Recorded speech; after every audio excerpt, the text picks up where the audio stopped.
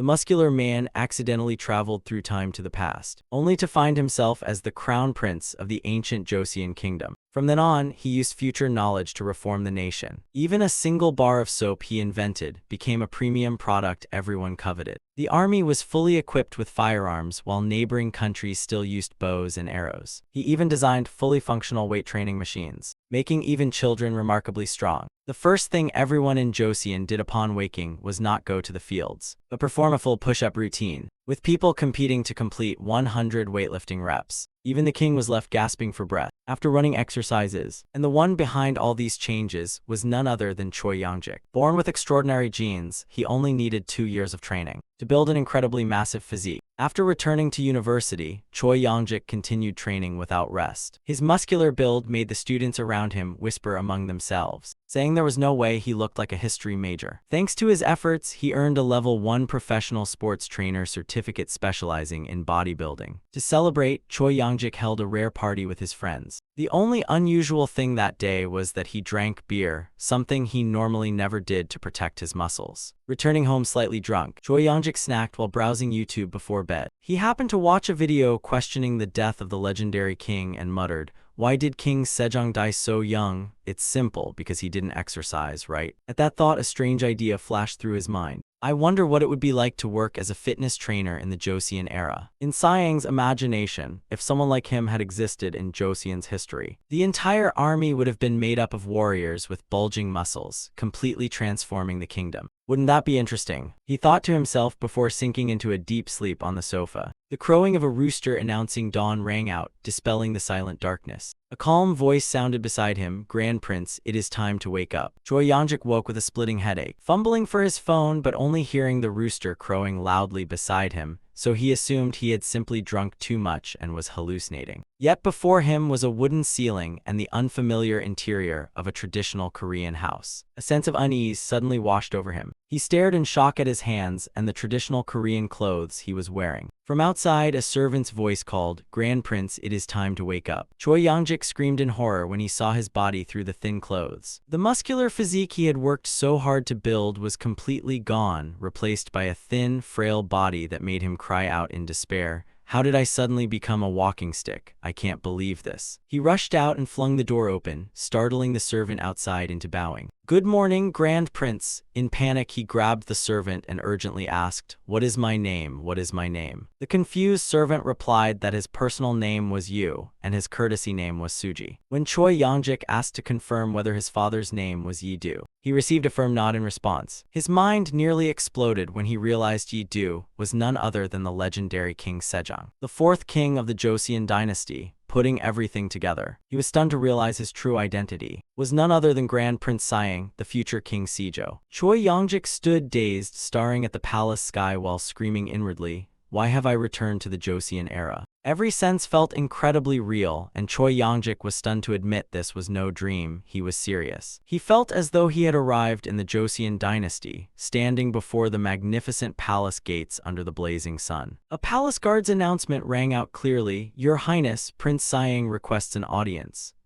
Still called Prince Saeng, he guessed this was likely before 1445, and in this unfamiliar situation, anxiety began to rise within him. His heart pounding at the thought of meeting the historical figure most revered by the people of Korea. Choi Yongjik could not believe he would meet King Sejong the Great in person, and for a history student like him, this was the most moving moment of his life. As soon as he entered, the king spoke softly, "Oh, you've arrived." His voice was captivating, but Choi Yongjik suddenly froze when he heard heavy breathing. Before him was not a majestic, otherworldly king, but a man with an enormous body, a round, chubby face, and sweat pouring down him.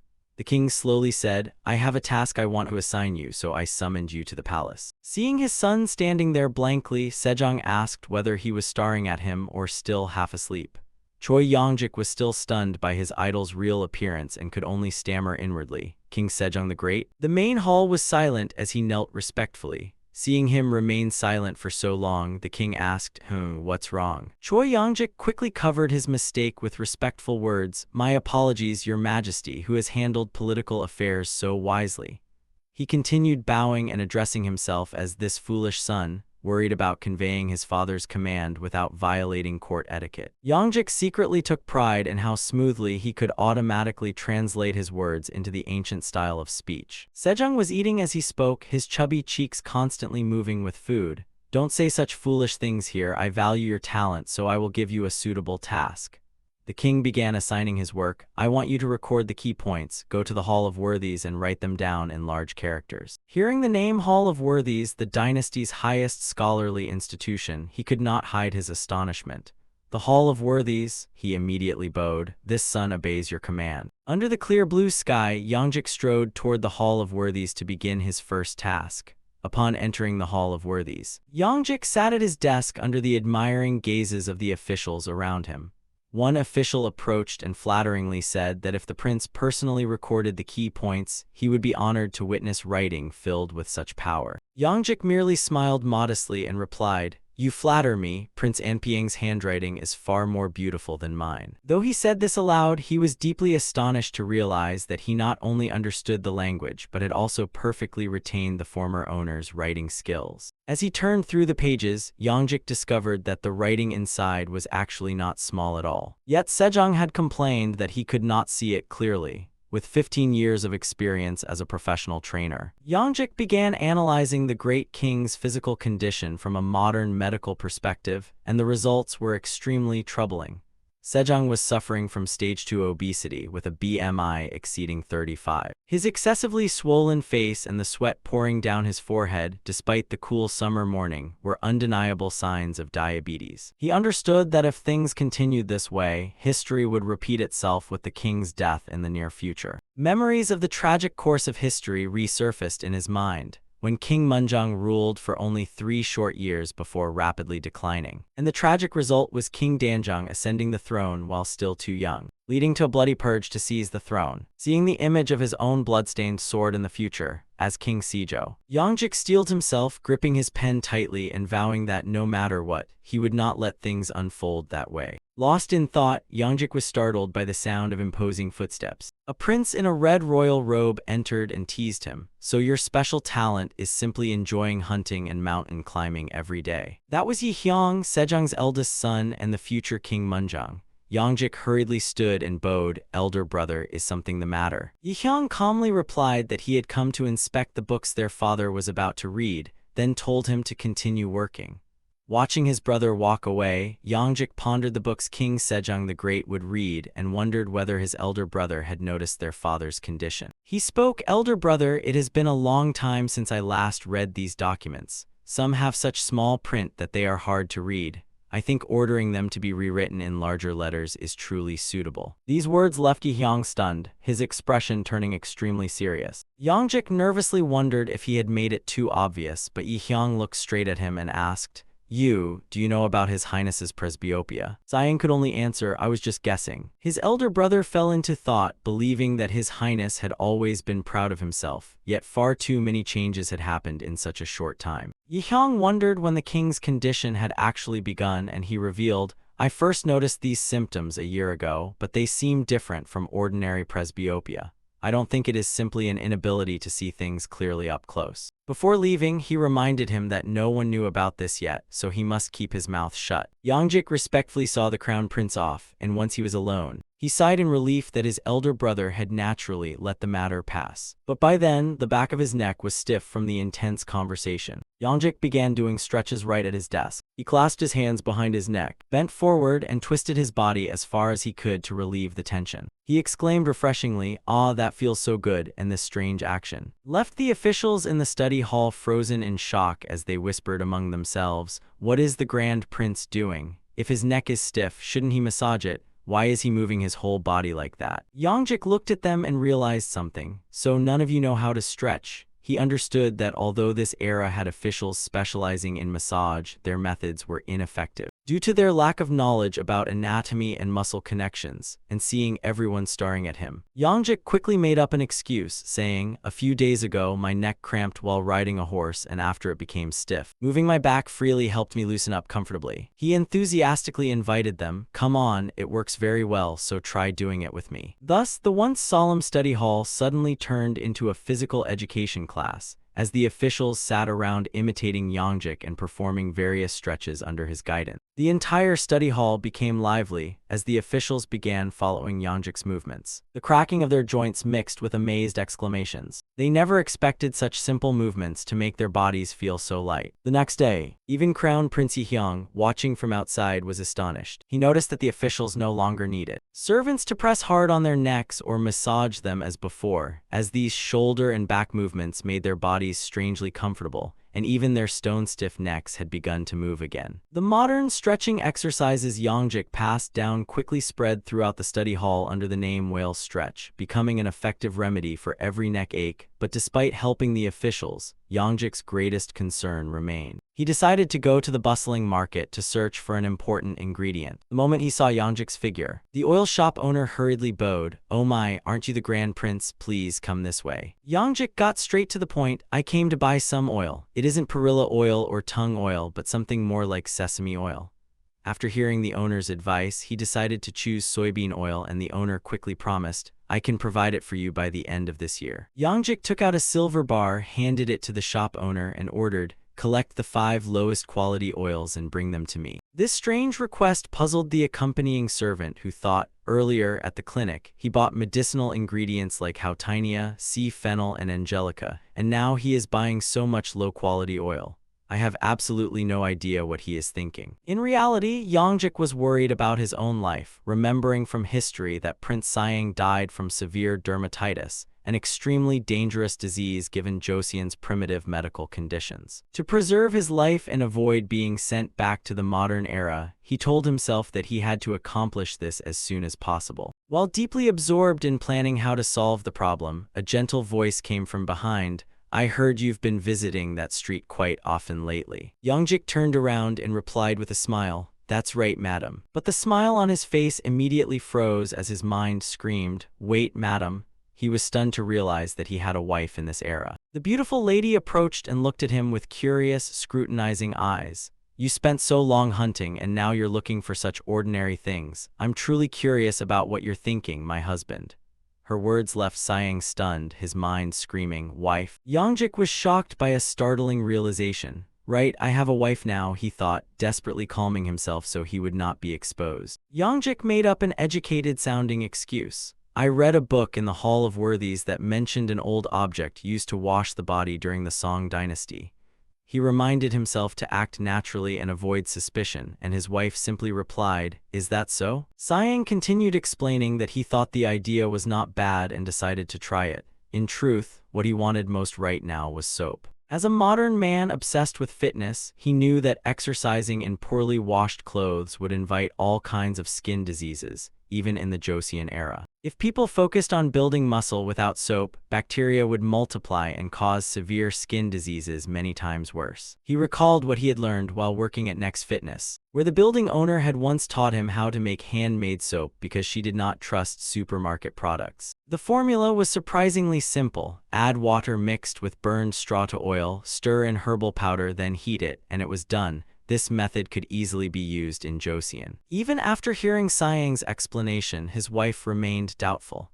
"I never imagined that the ingredient used to wash the body would be oil. Even in my dreams, if oil gets on the body, it will become very dirty." Sayang hurriedly insisted that the book stated it would completely remove all dirt stuck to the collar, and that he planned to conduct many experiments. His wife looked at him and asked, "They say it removes old stains, so just how good is this thing?" Faced with Sayang's silence, his wife turned away, leaving only a cold remark, "I truly hope it works as you said." Sayang watched his wife's retreating figure, and wondered blankly whether this couple's relationship was really all right. However, he quickly dismissed the thought and focused on the mixture boiling fiercely over the fire. Seeing the saponification reaction proceed as expected, Sayang smiled with satisfaction. To find the perfect ratio, he knew he would have to keep experimenting for some time. Looking at the golden mixture boiling on the stove, Sayang thought to himself, "Ignoring its appearance, it isn't too bad, but what matters most is how well it actually cleans." To test it, He decided to try it himself that night, soaking in warm water scattered with flower petals while rubbing the homemade soap over his body. Though there were still some flaws, he was extremely satisfied with its cleaning power. The scent of sesame oil was more pleasant than he expected, and once he solved the odor problem completely, mass production and large-scale sales for profit would be within reach. However, the biggest problem now was the health of King Sejong.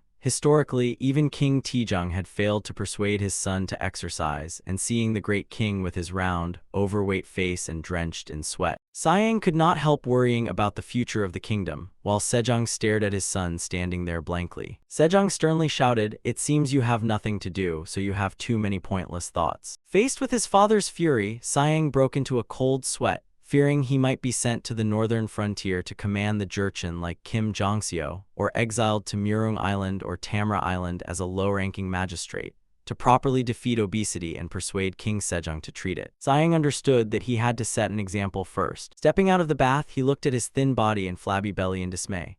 "The problem is this body of mine. I can't teach fitness with this body. Even a passing dog has more muscle than I do." To make himself more convincing, he set the ultimate goal of reaching a total lift of 400 kg, about 670 traditional weight units, across 3 basic bodybuilding exercises. The image of a warrior with perfectly bulging muscles appeared before him as a goal he had to reach at all costs. Yongjik began flexing and striking excited poses on the spot, leaving the servants staring at him in confusion, unable to understand what strange thing the prince was doing.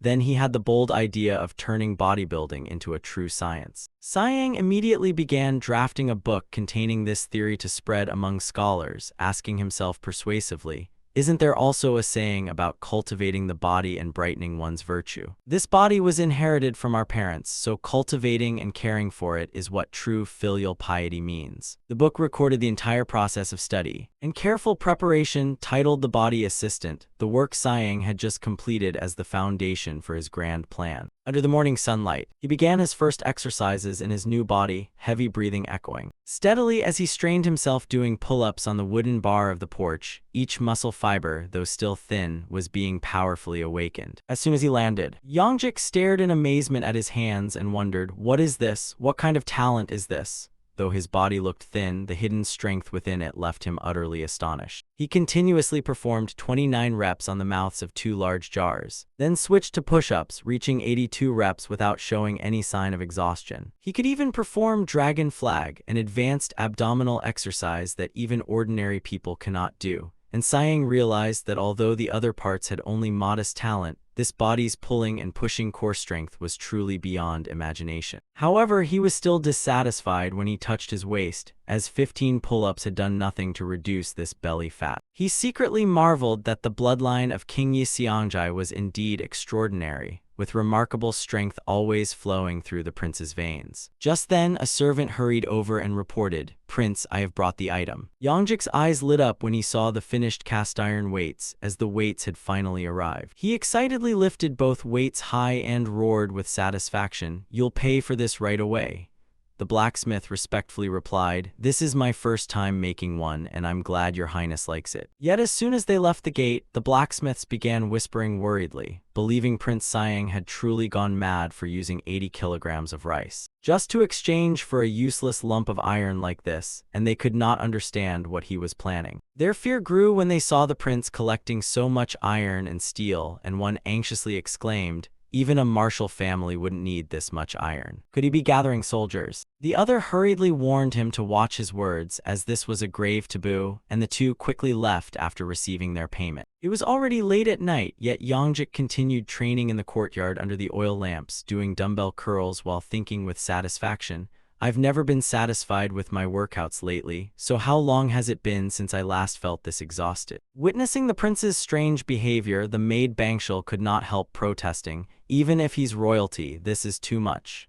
She turned to her mistress and asked worriedly, "Are you just going to sit there and watch, my lady?" Faced with her servant's complaints, the tired lady closed her eyes and ordered, "All right, Bangshul, stop." Yet Bangshul still could not calm down as she listed Sejong's supposedly crazy deeds, from bathing with oil to wasting 80 kilograms of rice, enough to support a farmer for several years, just to obtain useless pieces of metal. In the lady's mind, she recalled the Siang of the past, who did nothing but devote himself to hunting. She fell into thought as she saw her husband now beginning to seek out strange objects. Seeing Bangsha lament her miserable fate, the lady snapped, "I told you to stop already." The atmosphere in the residence suddenly became strangely silent. The lady quietly used scissors to trim the flower branches, her sorrowful eyes watching the petals fall, recalling an afternoon beneath a cherry tree, when Siang smiled and gave her a brilliant flower. The memory suddenly came rushing back, leaving her heart even more troubled. The lady put down the scissors and tiredly ordered, "I want to retire early tonight, so don't attend to me, I want to be alone." She went to a warm bath filled with flower petals to wash away her wandering thoughts. Her eyes suddenly stopped at a strange rectangular object neatly placed on the wooden shelf,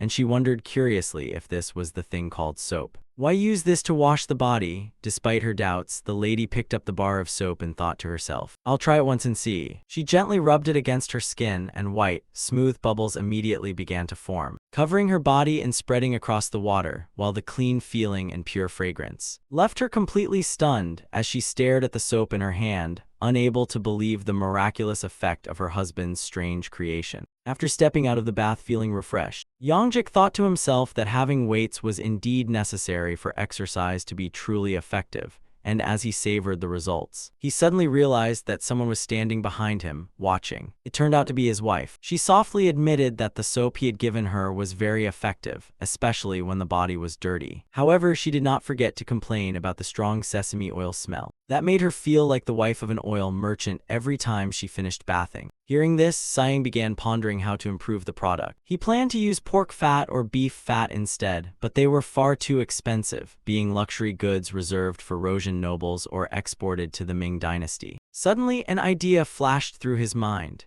He realized that mixing tung oil with camellia oil would smell better and be much easier to find than sesame oil. Overjoyed at finding a solution, Siang tightly held his wife's hand and thanked her, making her blush and respond shyly. After leaving the palace, Siang went to a poor village to carry out his next plan. The moment he appeared, a hunter was astonished, unable to understand why a noble prince had come to such a miserable place. Siang still clearly remembered this man's face, as he had joined last winter's hunt and worked hard to chase deer for him. Understanding the hardship the villagers endured, he decided to unexpectedly grant them a favor, declaring that on every full moon he would reward them. He would provide sesame oil, rice, eggs, and chicken to the hunter's family. Seeing the man move to tears with gratitude, Siang gave him only one condition: he would personally check the children's height and weight every month. In fact, he planned to provide food to 20 families for a nutritional experiment, using a carefully calculated balance of protein, fat, and carbohydrates to track the children's physical growth and record changes in their bodies and mobility as the foundation for his grand plan. Yet in King Sejong's eyes, these actions were nothing more than the meaningless words of a playful son, so Siang did not give up and went to the crown prince, pleading, "Father, please look at these records." Unlike the king's strictness, Crown Prince Yi Hyang was completely convinced by his younger brother's brilliant idea, believing these records could greatly improve their father's dangerously poor diet. To bring his training equipment to life, Siang went to a forge with a strange blueprint. Though the blacksmith could not read, he could understand the prince's intention from the drawing. He wondered about the different weights of the 3 round iron blocks and how to attach them to the iron bar, and Siang nodded, confirming, "Just as you see." When the blacksmith calculated that attaching 8 to each side would make the total weight 240 units, or 144 kg, Siang was still dissatisfied. He looked directly at the blacksmith and demanded an even heavier weight, saying,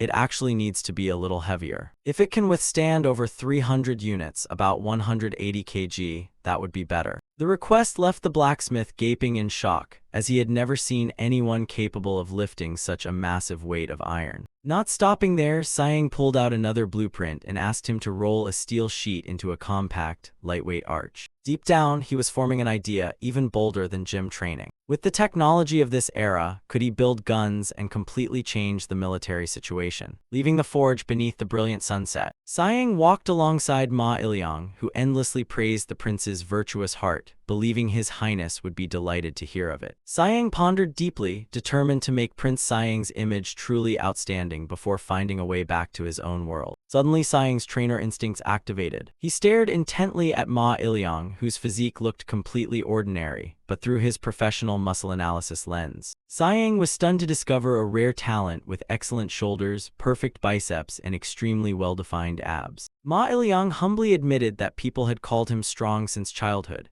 and although he could never become an official because he was an illegitimate child, Sayang saw a different future for him, smiling brightly as he declared that he wanted to teach him his health training methods and make Ma Iliang his first disciple, promising to turn him into a warrior with a physique no one in Joseon could match. Deeply moved by Yangjik's offer, Ma Iliang choked up and asked how he could ever repay such a great favor, while Yangjik simply laughed heartily and told his disciple to trust him. Yet poor Ma Iliang could never imagine the brutal exercises his master was preparing for him in the near future. After leaving, Sayang went to meet Crown Prince Yi Hyang, who immediately noticed a clear change in his younger brother. His figure seemed slimmer, yet his upper body was extremely muscular, and his eyes looked much sharper than before. Sayang explained that instead of hunting, he had trained using a new method that improved his appearance and vitality, while also bringing along a special gift. He respectfully presented a small box and introduced it. "This is soap. I hope the Crown Prince will try it once." As soon as he tried it, Yi Hyang was completely astonished to see every stain on his hands easily washed away. He called it a miraculous object, but worried when he learned it contained camellia oil, an extremely expensive ingredient. Sayang immediately explained that using pure camellia oil would make it expensive, but thanks to his clever formula, each bar of soap now cost less than 2 sacks of rice. Seeing its effectiveness and affordability, Crown Prince Yi Hyang became extremely excited. He immediately sat down to write an order requiring officials and ministers to wash their hands with soap every morning and evening for hygiene. Yi Hyang calculated that although the price was somewhat high, wealthy people could still afford it, but fearing people would not buy it without knowing its benefits. He came up with the idea of having officials try it first to promote it. Witnessing his brother's quick thinking, Sayang secretly admired him,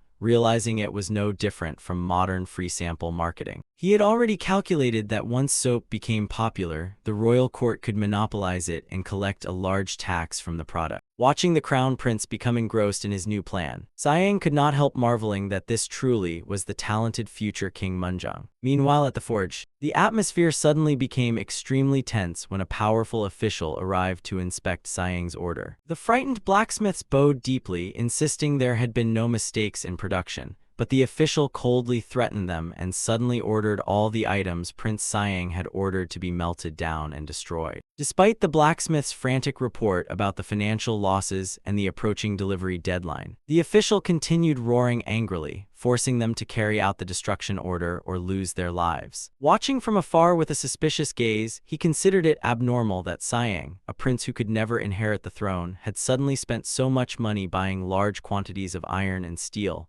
and dark thoughts arose in his mind, believing that Sayang's endless physical training was merely a cover for his ambition to seize the throne. Rumors about a strange pink stone capable of removing every stain spread throughout the capital, causing everyone to buzz with excitement. Have you heard the news? From stubborn ink stains to greasy dog fat, even the shiny oil on one's face disappeared instantly after washing with the thing called soap, and the astonishment peaked when its creator was revealed to be Prince Sayang. No one could believe that someone considered a troublemaker who was only good at trivial tasks could create such a miraculous object, while Sayang ignored all the gossip outside and continued burying himself in brutal workouts, the counting ringing out clearly with each press: 6, 7, 8, 9, 10. Under the 1,000-pound weight of the barbell, his chest and arm muscles bulged as sweat streamed down his face, distorted by exertion and with such brutal training. Sayang could clearly feel that his former reed-like body had become stronger and more muscular than ever. After firmly placing the barbell back on the rack, he calmly sat up, revealing a bare chest covered in rock-hard muscles. Sayang thought that training the body was also a form of filial piety toward one's parents, then gently wiped away his sweat with a meaningful smile,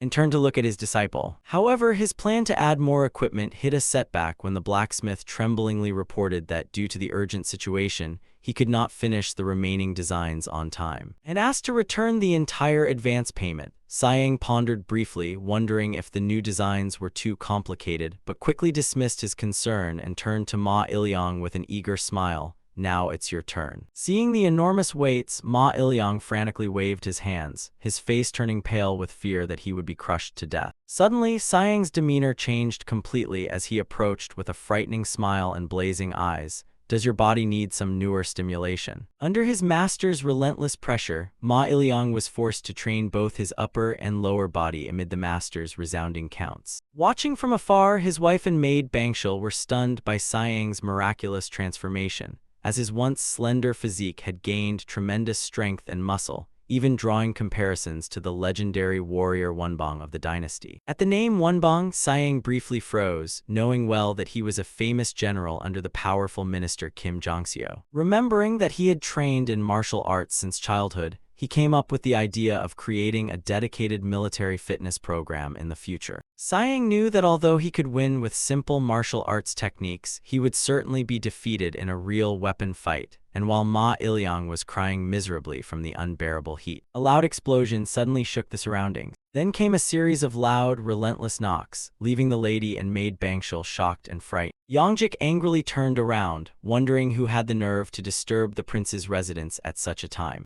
The main gate was violently smashed open, and a group of fierce soldiers led by a stern official stormed inside. Seeing this disrespectful scene, the lady angrily shouted, "How dare you do this when you know this is Prince Jinyang's residence?" The official remained unfazed and coldly replied that it was precisely because he knew that he had to act. He ordered the lady and the prince separated, then slowly approached her, making her tremble with fear. Her anger erupted, and the lady screamed in terror when the official dared to approach and touch her. Unable to stand by any longer, Sighing rushed forward like an arrow and used his extraordinary muscular strength to send the official flying. The man was utterly shocked, unable to believe that a once-weak prince could overpower and throw him aside so easily. Yongjik roared menacingly, "How dare you mock me with that filthy mouth of yours?" Immediately, all the surrounding soldiers drew their swords, creating a suffocatingly tense atmosphere. The official gave a sinister smirk and brought up their meeting during last year's hunting trip, breaking the stifling silence. Sighing realized that the man before him was senior official Yi Suk-chai. He demanded the purpose of this unwanted visit in a harsh voice, and with blazing eyes, Sighing warned,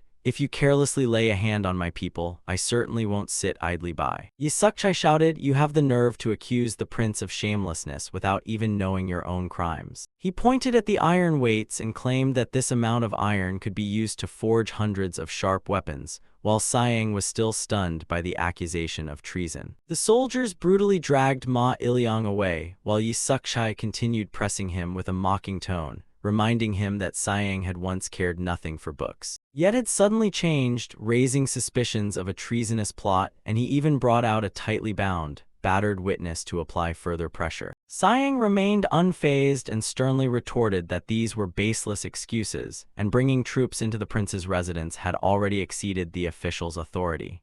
In response to his firmness, Yi Suk-chai merely gave a sinister smile and asserted that within the royal court, sometimes rumors alone were enough to expose what was called the truth. He threatened that the interrogation of everyone around the prince would never end until everything was brought to light. Watching his subordinate being brutally tortured under the dim moonlight, Sighing began sweating nervously with worry. He realized this was a targeted investigation, and even if he denied everything, they would not stop. Deep down, Sighing anxiously wondered whether, before he entered this body, there had been some conflict between the real Prince Sighing and Yi Suk-chai that he knew nothing about. Sighing tightly closed his eyes, trying to find a way out of this dire situation. Just as he was about to step forward, a majestic voice rang out, shattering the suffocating atmosphere. What on earth is happening here?" Everyone's eyes turned toward the gate, where Crown Prince Yi Hyang had personally appeared after hearing the false rumors about his younger brother. The Crown Prince's sudden presence left the soldiers and even Yi Suk-chai utterly stunned. Yi Hyang slowly approached the strange training equipment, confident that they were merely physical training methods his younger brother had prepared,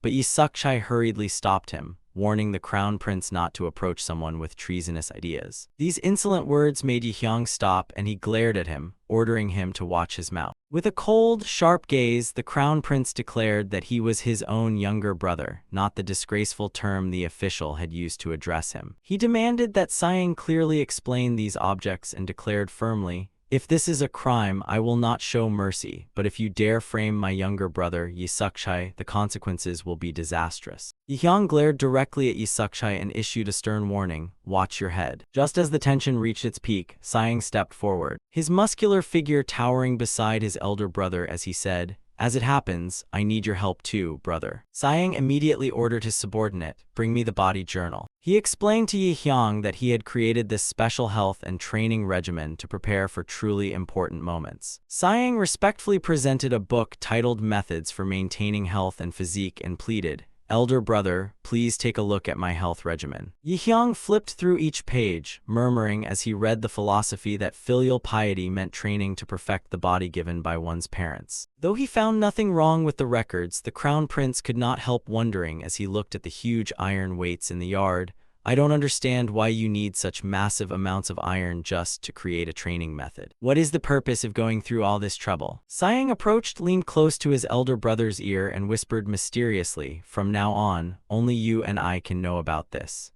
He looked straight into Yi Hyang's eyes, reminding him of their father's worsening health, and firmly stated that His Majesty was suffering from a serious illness, not merely signs of old age. He began listing the worrying symptoms. "Recently, father's body temperature has been rising, and even when the weather is not hot, he sweats profusely." Siang presented a detailed analysis of King Sejong's body measurements, from weight to body fat, all of which were at dangerously high levels. Lowering his voice, he gave a shocking diagnosis, "But I suspect it is diabetes, a disease that, according to Siang, was caused by excessive accumulation of vital heat." He pointed out that their father consumed too many nourishing royal dishes while doing no exercise at all, leaving the excess vital heat with no way to escape, and this buildup was damaging his eyes and worsening his presbyopia, severely reducing his vision. Meanwhile, the officials behind them began whispering about secretly giving food to the children and recording their changes, wondering whether this had anything to do with the prince. Siang continued persuading his elder brother, emphasizing that even a spoonful of rice or a little egg could cause weight gain,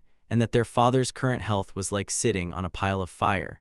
He insisted that all meal and training data had been carefully recorded in the body journal for their father to examine himself. After hearing his brother's reasonable explanations and seeing his dedication, Crown Prince Yi Hyang was completely convinced. He turned and firmly ordered Yi Sukchai to withdraw his men, while looking at Siang with trust and silently concluding that Prince Siang truly had no ill intentions. Yi Sukchai stepped forward decisively, insisting that the matter could not be dismissed so easily, and loudly declared that the Office of Inspector General was responsible for discussing state affairs, investigating officials, and impeaching corrupt or wrongful conduct. With a sharp gaze beneath his official hat, he declared that the Office of Inspector General was being threatened by unreasonable power and could not simply bow and withdraw because of the Crown Prince's order without knowing the reason. With the same sharp gaze beneath his official hat, he declared that the Office of Inspector General was being threatened by unreasonable power and could not simply bow and withdraw because of the Crown Prince's order without knowing the reason. Proud of his position as Chief Inspector, the head of the Office of Inspector General, Yi Sukchai, challenged the Crown Prince. "If your Highness wants me to give up this position, defeat me first."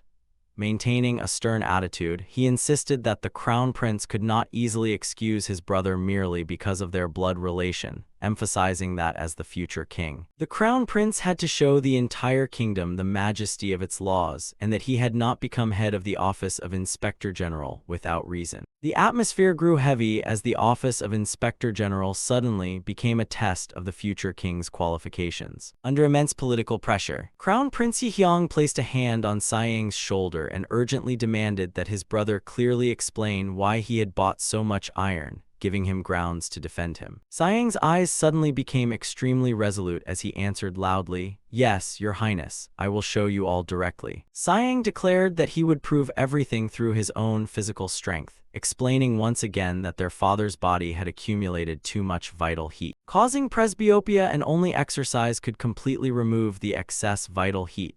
Although he knew their father hated exercise, Siang believed that displaying extraordinary strength unlike anything ever seen would surely make him pay attention. He took the legendary muscular General Xiang Yu as his model, insisting that if he could not convince the officials through real physical strength, their father would never understand. Hearing this, Crown Prince Yihyang nodded slightly, signaling that he understood his younger brother's intentions. Crown Prince Yihyang loudly announced before the crowd, "Listen, Prince Siang has developed physical training methods for the people's health, and those iron objects are also inventions made for father." Yi Sukchai remained skeptical and sneered as he asked whether those iron blocks heavier than a cooking pot could really be used for training, and Yi Hyang made an offer if Siang could prove the true purpose of the iron weights. The Office of Inspector General would testify on his behalf and clear his brother of all charges. Immediately, a muscular general under Yi Sukchai stepped forward confidently. "Let me compete with your highness.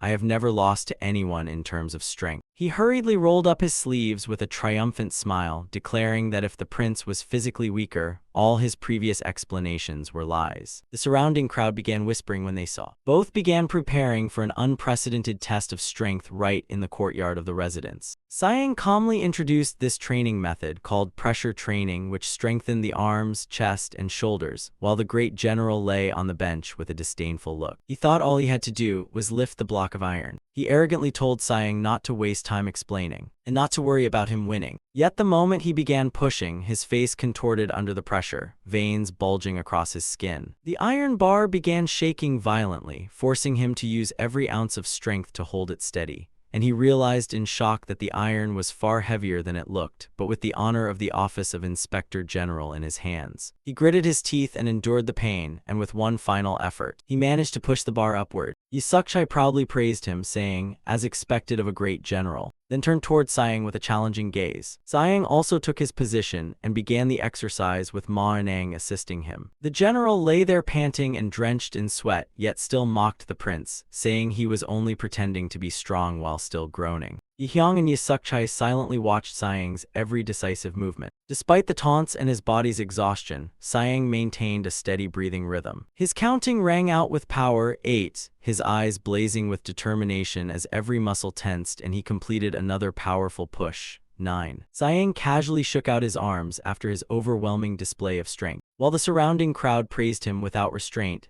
"Amazing, Your Highness." The great general was still stunned, veins bulging across his face as he could not believe he had suffered such a humiliating defeat against someone considered weak. Siang calmly explained that in physical training, the number of repetitions varies according to the training goal, and confidently stated that he could lift 175 kilograms in a single rep. This terrifying number made Yi Sukchai and everyone watching shudder in disbelief and exclaim, "What?" The great general screamed desperately, refusing to accept the truth and calling it ridiculous. However, Yi Sukchai firmly ordered his men to stop and leave, while asking the crown prince for permission to end the investigation there. Although withdrawing, his eyes remained suspicious, thinking his doubts about the prince would never completely disappear and that he would continue doing his duty to keep him under surveillance. Standing beside his wife and the crown prince, Siang understood that he had officially fallen under the scrutiny of the Office of Inspector General. Once the turmoil had temporarily passed, Siang felt relieved that the immediate obstacle had been resolved. More importantly, his elder brother now knew about King Sejong's illness. Crown Prince Yihyang said goodbye and left, promising to help his younger brother add more content to his training handbook. Siang smiled as he saw his brother off, secretly pleased that he had turned the crisis into a perfect opportunity to approach his father. He gently apologized to his wife for frightening her, while she bowed slightly in regret, realizing too late the greater meaning behind her husband's actions. Just as Siang vowed not to let something like this happen again, his legs suddenly gave way, completely drained of strength from overtraining. He collapsed and hugged his wife tightly, making her blush with embarrassment at the sudden intimacy. Seeing the servants staring wide-eyed, his wife awkwardly pushed him away and reminded him not to do such things in broad daylight because it was embarrassing. Siang's head spun from exhaustion, and he could only stagger back to his room to rest at his wife's urging. Yi Sukchai and his troops withdrew from the prince's residence as the sunset gradually faded. One subordinate bowed his head and blamed himself for this failure, but Yi Sukchai calmly replied, "It's fine, it's not as if we gained nothing."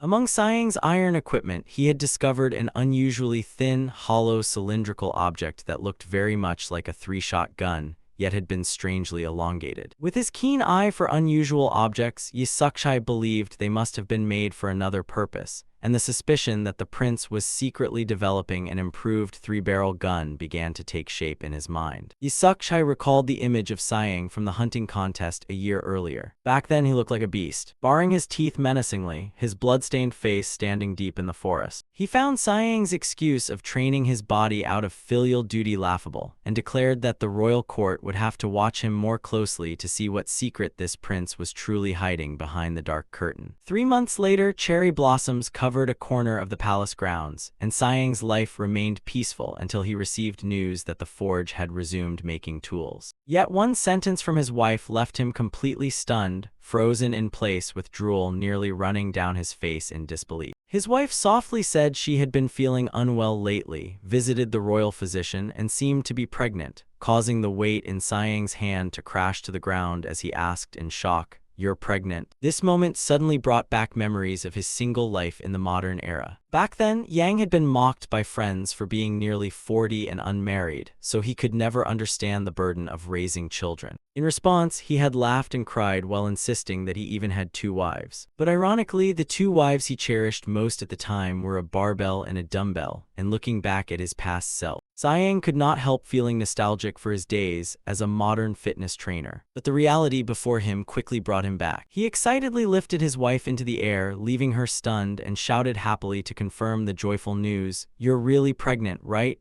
His wife shyly called him husband, while Siang felt his heart ready to burst from his chest. And he secretly decided to report the good news to His Highness immediately, then gently suggested, "Soon or later, let's go together to offer incense and pray." In response to his concern, his wife also expressed a desire to learn fitness exercises to strengthen her health for childbirth. Siang smiled and agreed, reminding her to start only with the simplest movements to avoid overexertion. Beneath the cherry blossoms, the couple practiced deep breathing and gentle stretching together. However, deep down, Siang was extremely worried, knowing that in this era, maternal and infant deaths from postpartum infections were terribly common. To ensure the safety of his wife and child, exercise alone was not enough. He needed something more important: alcohol for disinfection. Siang immediately began working on a new invention, and when the craftsman arrived, he was astonished by the strange object the prince called a distilling vessel. Siang confidently explained how this copper distillation apparatus worked. Pointing to its long, narrow tube, he explained that it would cool the alcohol vapor, causing the alcohol to condense into the purest drops. Siang ordered the servants to bring out all the soju being fermented in the house. Smoke began billowing from the distillation furnace day and night. When the first drops of liquid emerged, Siang carefully collected them to test their purity. He took 2 balls of equal weight, filled one with water and the other with freshly distilled alcohol to compare their densities. Under the nervous gaze of the old craftsman, the scale began to sway before gradually settling into perfect balance. Siang and the craftsman cheered when the density reached the expected 0.8,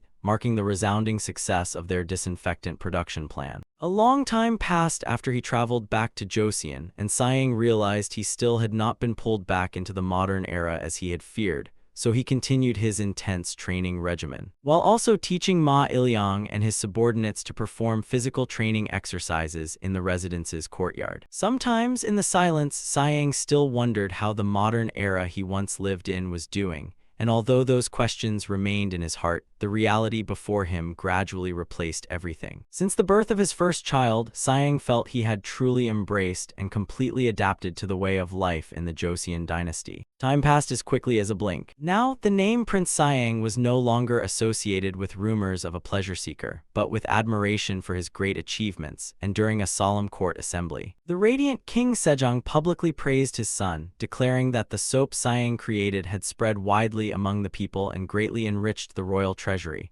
while also specially mentioning the strong liquor Siang developed, which had greatly aided in treating wounds. Standing before his father's praise and the assembled officials, Siang respectfully bowed and replied, "It is my honor, Your Highness." Though he still thought he had many shortcomings, his demeanor was remarkably dignified. Sejong laughed heartily, telling him not to be overly modest, then immediately rewarded him with 200 silver units to continue producing soap and replenish his depleted assets. Amid the joyful atmosphere, only Yi Suk-chai remained cold-faced, letting out a skeptical snort. However, the effectiveness of Siang's inventions was undeniable, and shortly after the royal family received the happy news of Siang's first child, Crown Prince Yun was able to stand up healthy after just 1 week thanks to alcohol's miraculous disinfecting effect. Witnessing this miracle, King Sejong firmly issued a royal decree that from then on, alcohol should be widely used to treat children and mothers. Sayang obediently accepted the order, earning the admiration of all the ministers. The officials began whispering, never expecting the prince they once regarded as a troublesome thorn to have quietly grown into such an influential figure, and the buzz throughout the main hall signaled Sayang's new position at court. Yet just as the kingdom was at its most prosperous, a terrifying disaster suddenly struck with desperate cries of Your Majesty, echoing through the palace in the darkness as fate was marked by a deafening crash that shattered the silence. In March 1438, King Sejong suddenly collapsed in the corridor of the High Hall, and amid the chaos, the palace guards rushed to support his unconscious body and shouted, "Quick, call the royal physician." Yi Hyang poured a cup of wine, his face filled with sorrow as he announced that their father's condition was worsening. Although the king soon regained consciousness, symptoms such as constant thirst and declining eyesight, leaving him able to read only books held directly before his eyes, deeply worried him. Sayang pondered and asked, did father ever mention these symptoms before, silently confirming his suspicion. These were exactly the typical complications of the diabetes his grandfather had suffered from in the modern era. Though he tried to reassure his elder brother that it might simply be from overwork, Sayang was deeply uneasy, knowing from history that in just 1 year, King Sejong would completely lose his eyesight due to irreversible complications in this era. Sayang clenched his fists, his eyes burning with determination as he thought of his father's birthday the following September. He told himself that this was his only chance to change fate and save the great king. Seeing Sayang so focused, Yi Hyang curiously asked about his younger brother's plan for the upcoming royal celebration. Sayang readily introduced 3 fundamental strength exercises. The ultimate trio of strength exercises consisted of squats, bench presses, and deadlifts. He boldly declared that he would reach a total weight of 1,000 units at the upcoming grand celebration to prove the unmatched power of this training method. The figure of 1,000 units left Yi Hyang stunned, as he considered it completely unreasonable and impossible. He recalled once ordering a guard from the royal guards, considered the strongest soldiers, to perform these 3 exercises with only 600 units, but the man had failed miserably. The image of the guard straining until his face turned red, tears streaming down while the weights did not move even slightly, remained vivid, and Sayang calmly said while chewing a chicken leg, "Right now, I can only handle 900 units. Sayang casually declared the total weight he was currently lifting. Yi Hyang immediately tried to stop him, believing that 1,000 units was impossible even if his younger brother gave it everything he had. Yet Sayang remained determined, firmly insisting that he would reach the goal for his mother, and seeing his resolve, Yi Hyang finally relented. "If that is what you want, I will do my best to help." Seizing the opportunity, Sayang came up with an idea to elevate his physical training guide by asking his elder brother to focus intensely on scholarly studies, and Yi Hyang asked in confusion, "You want me to focus on studying? Didn't you write that book out of filial piety?" Sayang explained that for the book to have real value, it had to contain at least the entire 13 classics, and as its author, Yi Hyang needed to study them thoroughly. While Sayang smugly looked forward to shifting the heavy intellectual workload onto his brother, Yi Hyang fell into a deep crisis upon realizing that the difficulty of his studies had skyrocketed. Even so, for the sake of saving King Sejong, he could only sigh and accept. "I'll trust you, brothers, huh?" Sayang smiled meaningfully, promising that his elder brother would soon experience a well-balanced body with truly developed muscles. For their mother's health, the two raised their cups and chicken legs to celebrate their new plan. However, as night fell, Sayang began facing the insane reality he had just set for himself, as adding 100 units of strength within 6 months was an extreme challenge even he was unsure he could accomplish. He told himself that even if he succeeded, his words would carry no weight in persuading Sejong while his body was still covered in fat. Squeezing his still thick belly, Sayang calculated that he needed to lose about 8 more kilograms before he could truly show off his muscle. The best way to burn calories in this era was mountain climbing. Sayang and Ma Ilyang began grueling cross-country runs before dawn. He had high hopes for this body's potential and devoted himself completely to a special training regimen. Meanwhile, Yi Hyang was going through equally miserable days. He had to hike early in the morning before throwing himself into physical training, leaving him so exhausted that he had no strength to turn the pages. his mind completely blank despite desperately wanting to memorize the knowledge. Seeing his elder brother exhausted from studying and training, Sayang cheerfully appeared behind him and encouraged him, saying that someone as outstanding as him only needed a week of training. Yihyang looked at Sayang with a meaningful smile. I suppose you won't complain, will you, Yui? Before Sayang was an extremely meager tray of food containing cabbage, cucumber, sesame meat, red beans, and a tiny bowl of oatmeal. Looking at the nutrient-poor meal, Sayang could not help wondering why it was so meager. He told himself that oatmeal was the only thing here that could fill him up, but with the grand ceremony approaching, he had no choice but to accept it. Sayang warned himself, on father's birthday, I must show my filial piety by displaying a healthy body. It would be terrible if my body were still full of excess fat. So my determination burns fiercely.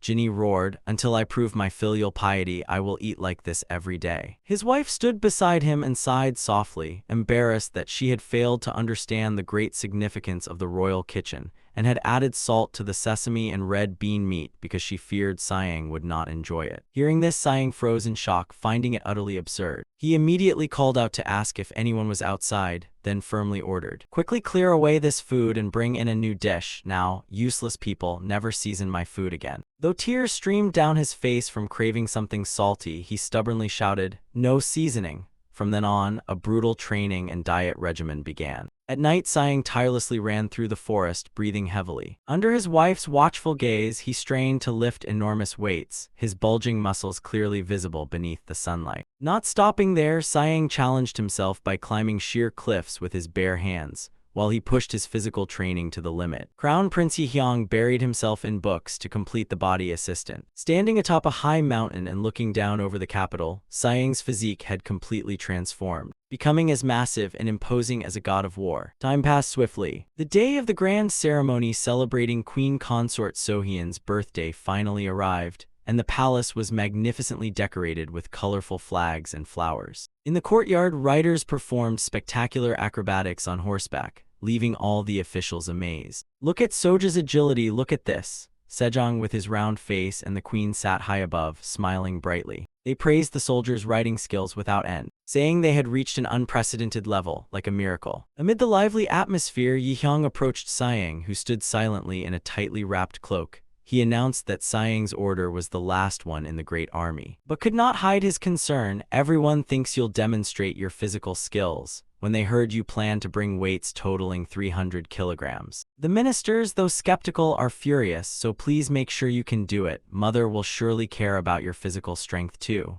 Sayang merely replied coldly and decisively, Yihyang looked at his younger brother and offered one final encouragement, all right. Beneath the loose cloak, Sayang revealed veined hands and astonishingly broad shoulders, ready to step out and shake the entire court with his true strength. Cheers echoed throughout the palace as the announcer loudly declared, next is Prince Sayang. In the courtyard glowing with lantern light, a figure wrapped tightly in a brown cloak slowly walked out, completely concealing his appearance. Facing his father and mother seated majestically above, he respectfully bowed, your son wishes mother a happy birthday. Amid the hurried footsteps of servants carrying ceremonial offerings, Sayang began his deeply moving speech. My existence in this world is entirely thanks to the grace of your highness and the queen. Because of this, I trained my body, or rather, I created a physical training method for health and longevity. Behind him, Ma Ilyang was struggling to carry a heavy iron bar. Seeing this strange scene, King Sejong spoke in astonishment. Behind you is a giant block of iron. What exactly are you planning to show me? Sayang smirked slightly, his eyes burning with determination.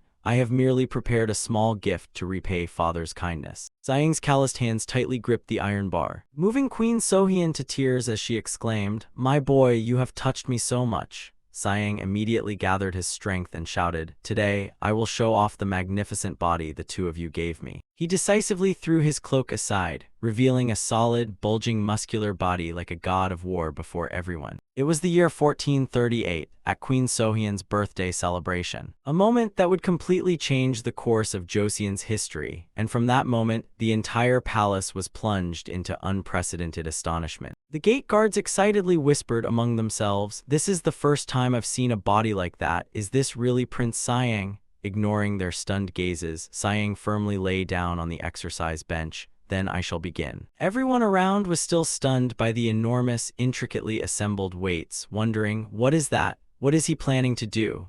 Sighing took a deep breath, his bulging arms gripping the barbell tightly, ready to unleash a heaven-shaking display of strength. As he tensed his body and lowered the barbell toward his chest, his massive chest muscles tightening under the strain. Witnessing this scene, the general standing nearby was stunned to realize that the weights were far heavier than those Sighing had used when fighting him. With a loud roar, Sighing poured all his strength into pushing the iron bar straight upward, leaving every soldier utterly stunned. The crowd around him began buzzing, unable to believe their eyes and wondering where he had gained such terrifying strength. After firmly placing the barbell back on the rack, Sighing sat up, breathing heavily but powerfully, and explained that the bench press was one of the most important exercises for training the chest, shoulders, and arms. Witnessing the performance, Queen Sohyun could only smile brightly and exclaim that she could not believe what she was seeing. And when Sejong asked about the weight, the figure of 168 kg left both the king and queen utterly astonished. Immediately afterward, Sighing moved on to the next challenge, called the squat, while the servants struggled and sweated just to carry the enormous iron plates. Sighing was already ready to take his position. He explained that this exercise involved placing weights on the shoulders and repeatedly standing and sitting to strengthen the legs, glutes, and lower back. Every thigh muscle bulged with powerful veins standing out under the tremendous weight, and seeing how heavy the load was, Queen Sohyun panicked and shouted for her son to stop because it was too dangerous. However, Sighing remained determined to squat with a load of 340 units, equivalent to more than 200 kg. With his face contorted from exertion and his eyes blazing, he let out a thunderous roar and slowly lowered his center of gravity. The courtyard seemed to shake beneath the tremendous weight as Sighing focused his entire mind on completing the exercise. He shouted loudly as he poured all his strength into his legs and began standing up. Sighing strained himself, every thigh muscle swelling under the tremendous weight, and with another thunderous roar, he used all his strength to stand and complete the 340-unit load, equivalent to 204 kg. The entire palace erupted in cheers, and witnessing this unbelievable feat, King Sejong hurriedly summoned the royal physician Yang Hongsu. The royal physician quickly bowed and replied, "Yes, Your Highness."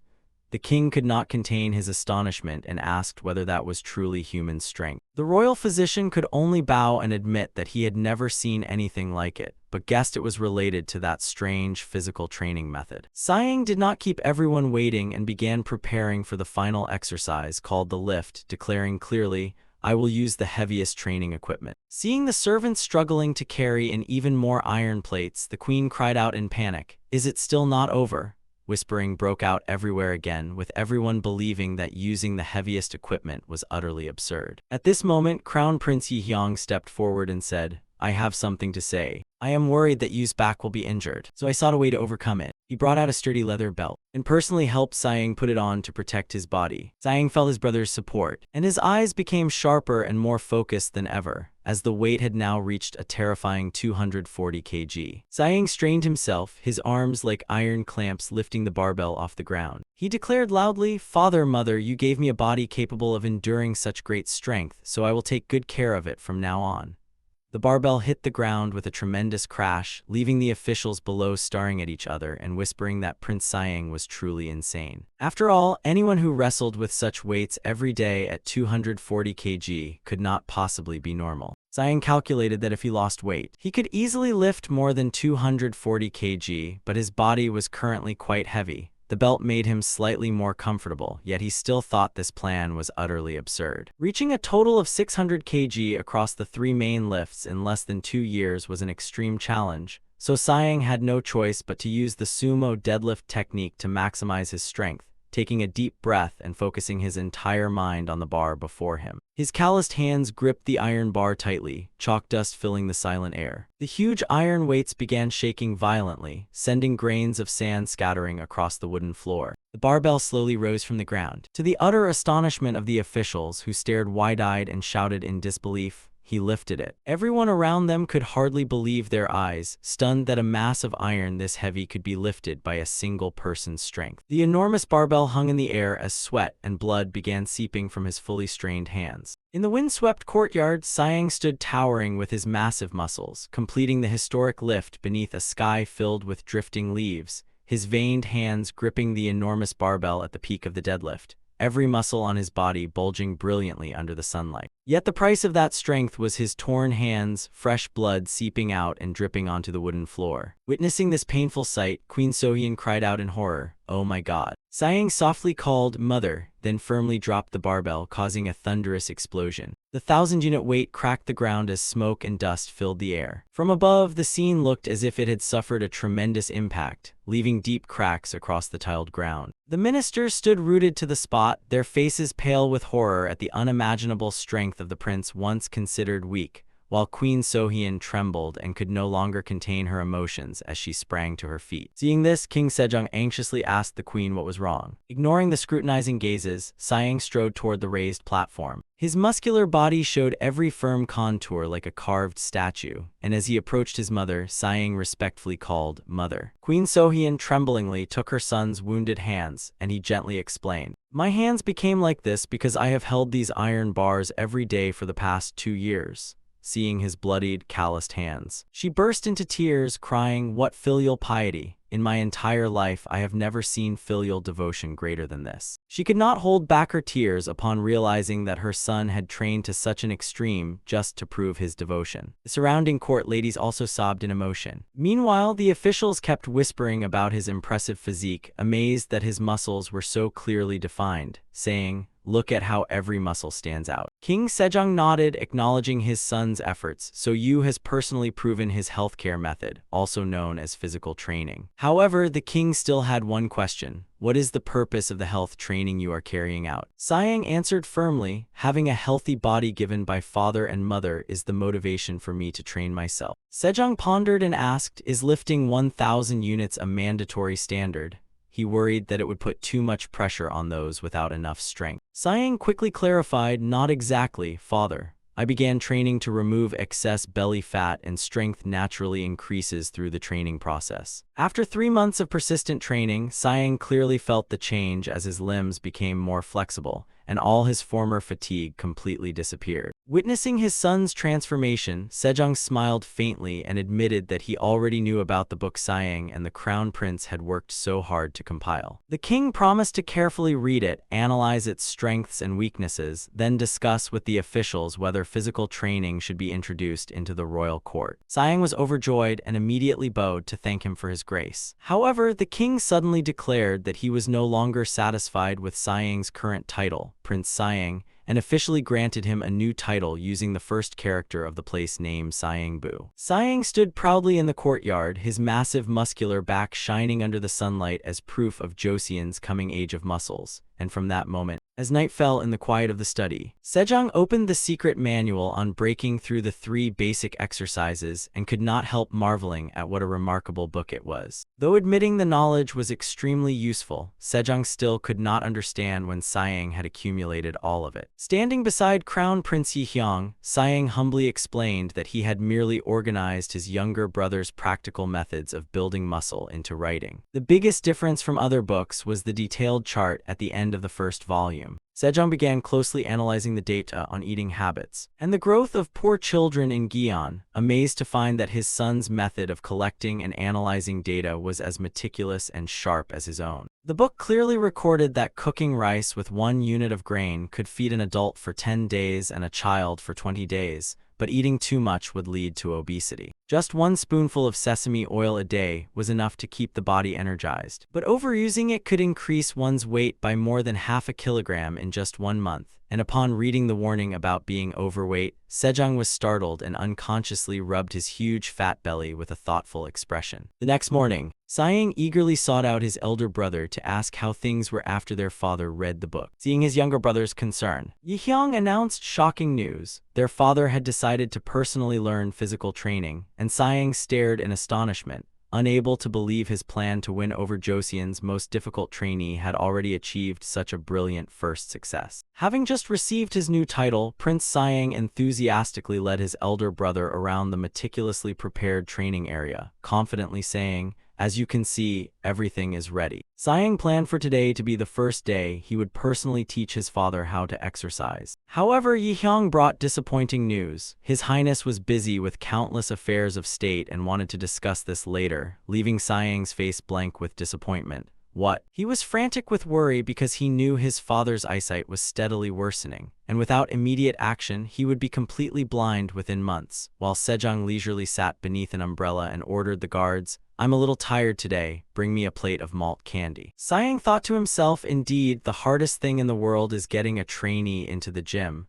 He made a bold decision. If King Sejong will not come, then I will go to him. Despite Yihyang's panicked calls, Siang carried an iron bar and charged straight toward the main hall. His action was immediately stopped by the guards, who loudly warned him that there were things absolutely forbidden inside the palace. However, Siang suddenly tore off his clothes, revealing an overwhelmingly muscular physique that left the guards speechless, then roared challengingly, "If you can force me out by strength, then do it." Siang dropped to his knees in the middle of the passage, and despite the guards desperately pulling him away, he stubbornly waited for his father. Just then, a majestic voice rang out, cutting through the chaos. "What is all this noise about?" King Sejong appeared with an irritated expression and shouted in broad daylight, "Why is there such a commotion in the palace? Don't you people have any sense of dignity?" Seeing his father, Siang promptly reported, "Father, I have something to tell you." The king sighed, saying he had read through the physical training book and promised to try it when he had time. However, Siang still refused to give up, emphasizing that in training, starting today and exercising consistently were extremely important. Siang continued pressing him, demanding that his father start immediately, making Sejong angry because he felt forced into it. The king glared and asked, "Do you suspect that I am ill, so you are forcing me to exercise right away?" Siang calmly replied that he had noticed abnormal signs and wanted to prevent illness rather than treat it after the fact, and deal with it accordingly, so Sejong immediately summoned royal physician Hongsu for an examination,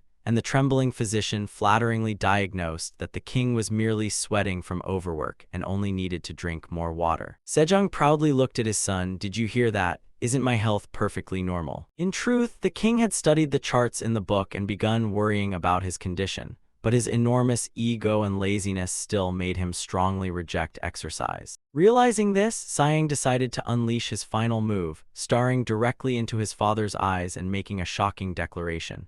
"I believe father's illness is Sogan disease." To make it more convincing, Siang claimed that he had deliberately made his own body enter a state similar to that of someone suffering from diabetes. These words left both Sejong and the royal physician staring in shock.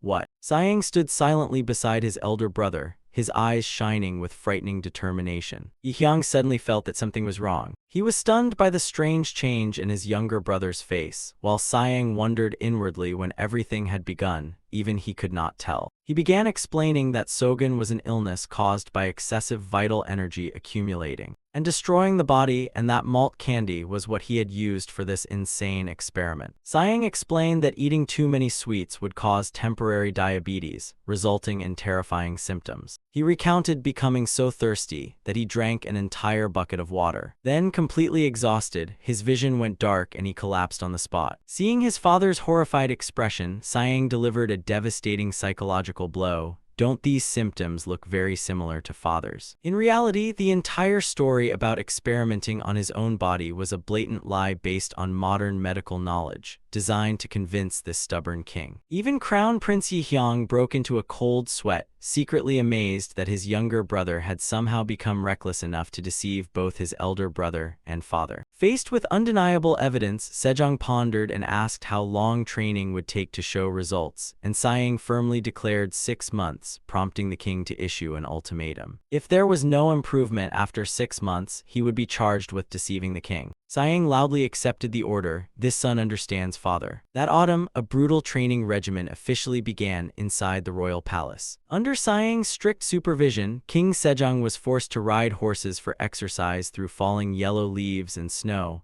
panting heavily as he complained that his body would fall apart if he had to run this fast. Whenever he bent forward slightly from exhaustion, Siang immediately appeared behind him and sternly reminded him, "Father, you must not bend down."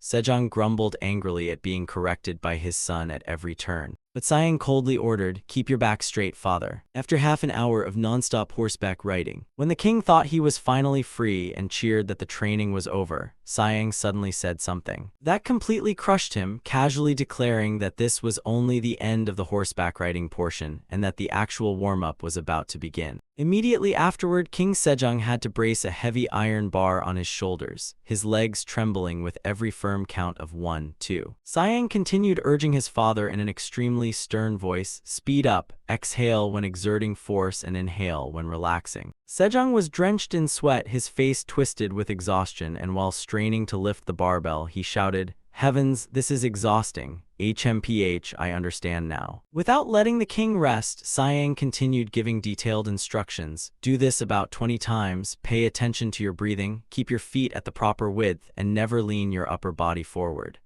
The clattering of wheels signaled that the rare break had finally arrived. A minor official approached respectfully. "Your Highness, it is time for your meal." Hearing this, Sejong was overjoyed and immediately ordered the food brought in. However, when he looked at the royal meal, the king's smile instantly froze, as there was only a dry bowl of brown rice, a small piece of fish, and a few plain vegetables before him. As soon as he put a bite of rice into his mouth, Sejong frowned in astonishment and exclaimed, "The texture of this rice, what is this? It crackles like straw. Is this horse food?" Furious, Sejong slammed his spoon into the bowl and shouted, "Damn it, is anyone outside? Call the chief officer here at once." When the trembling official in charge of the kitchen entered, the king roared angrily, ordering him to clear away this horse food and bring his usual royal dishes, unable to accept a soup containing only tofu and a few slices of radish, while the meat was dry and completely fat-free. While Sejong angrily demanded that all the food be thrown away out of embarrassment, a cold voice suddenly came from behind the door. "You don't like the rice, father?" Sejong jumped when Sejong appeared, calmly walking over and explaining that he had personally prepared these royal dishes, emphasizing, "To control your blood sugar, I completely removed malt and honey. Trust me, you won't gain weight." He continued persuading him that brown rice would keep the king full longer, while tofu was an excellent substitute for fatty meat. Hearing this, Sejong became so furious that he seemed ready to breathe fire, shouting why his son dared remove the most important seasonings from his food. Sejong remained firm, looking straight into his father's eyes and reminding him of their old agreement. "Father, didn't we agree that you would completely follow my instructions for 6 months?" He even brought up the classics to pressure him, reminding the king that a gentleman must value his word as much as his life. Sejong even declared that he was willing to exile his entire family if the training showed no results after 6 months. Faced with his son's determination and frightening expression, Sejong reluctantly accepted reality,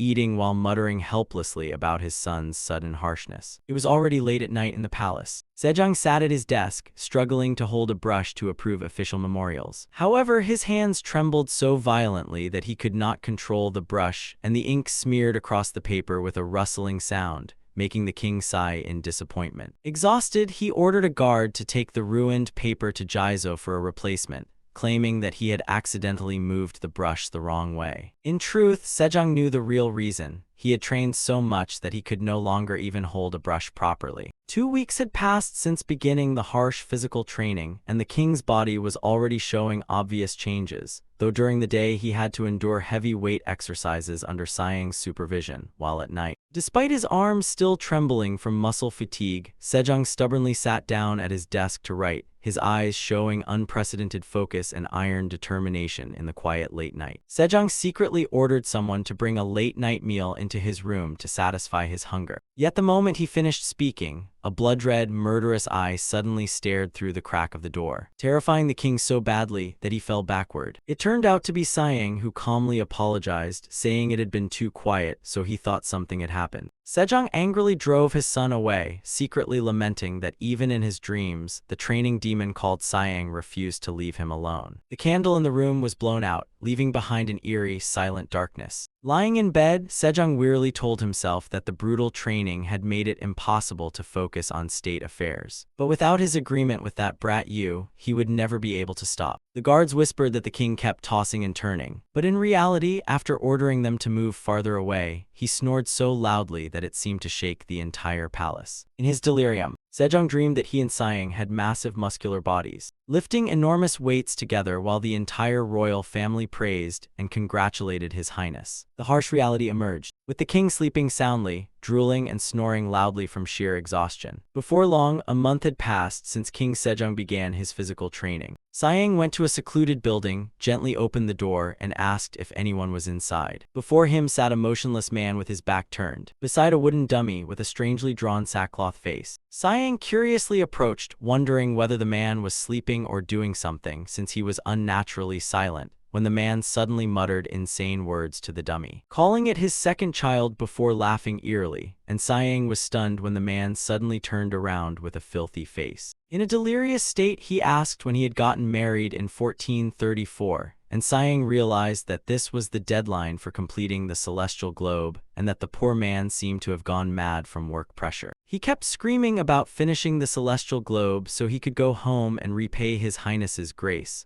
all while wearing a deranged smile and starring eyes that made anyone facing him shudder. Witnessing this horrifying scene, Siang could only stand frozen, wondering where his life had gone wrong for him to keep meeting such strange people. He cleared his throat loudly to break the gloomy atmosphere. The man jolted upright, hurriedly apologized for letting the prince witness such an unpleasant sight, and warmly asked about the purpose of Siang's visit. This was Jang Yuangshil, the great scientist who had become so exhausted that he was now delirious. Jang Yuangshil was a true genius from a peasant background who rose to become a third-rank official through great inventions that contributed to the development of the Joseon dynasty. Even in the modern era, later generations honored him as one of the greatest inventors in history. However, seeing him in person, Siang was stunned because his appearance was completely different from what he had imagined, secretly wondering if all inventors had such strange manners. He then slowly pulled out a scroll of documents and declared, "I want to create a machine." As soon as he saw Siang present the royal decree, Jang Yuangshil began mumbling deliriously, "A decree, a decree." Then he suddenly screamed miserably and burst into tears, startling Siang into wondering what he had said wrong. He quickly reassured him, "Now, calm down, I haven't even gotten to the main point yet." Once Jang Yuangshil calmed down, Siang began introducing bodyweight training. He recalled himself with bulging muscles shining under the sunlight, a vivid testament to the physical strength he wanted to impart. Witnessing the prince's dedication, Jang Yuangshil exclaimed in admiration, "It truly is amazing." Siang quickly got to the point, explaining that His Highness was diligently training his physique, but the coming winter cold would make outdoor exercise difficult. To solve this, he presented a drawing of a walking machine that would let people walk across a field inside the warmth of their own room, and Jang Yuangshil carefully studied the unfamiliar design, but since such a device had never existed, he said he needed a great deal of time to research it and might need several years to complete it because his backlog of work was enormous. Siang understood that recreating a modern treadmill was an extremely difficult challenge, even for a genius like Jang Yuangshil, and sighed at the long estimate, telling himself he had to find a better solution. He recalled the terrible pain from overworking his limbs and worried that his father would suffer the same torment.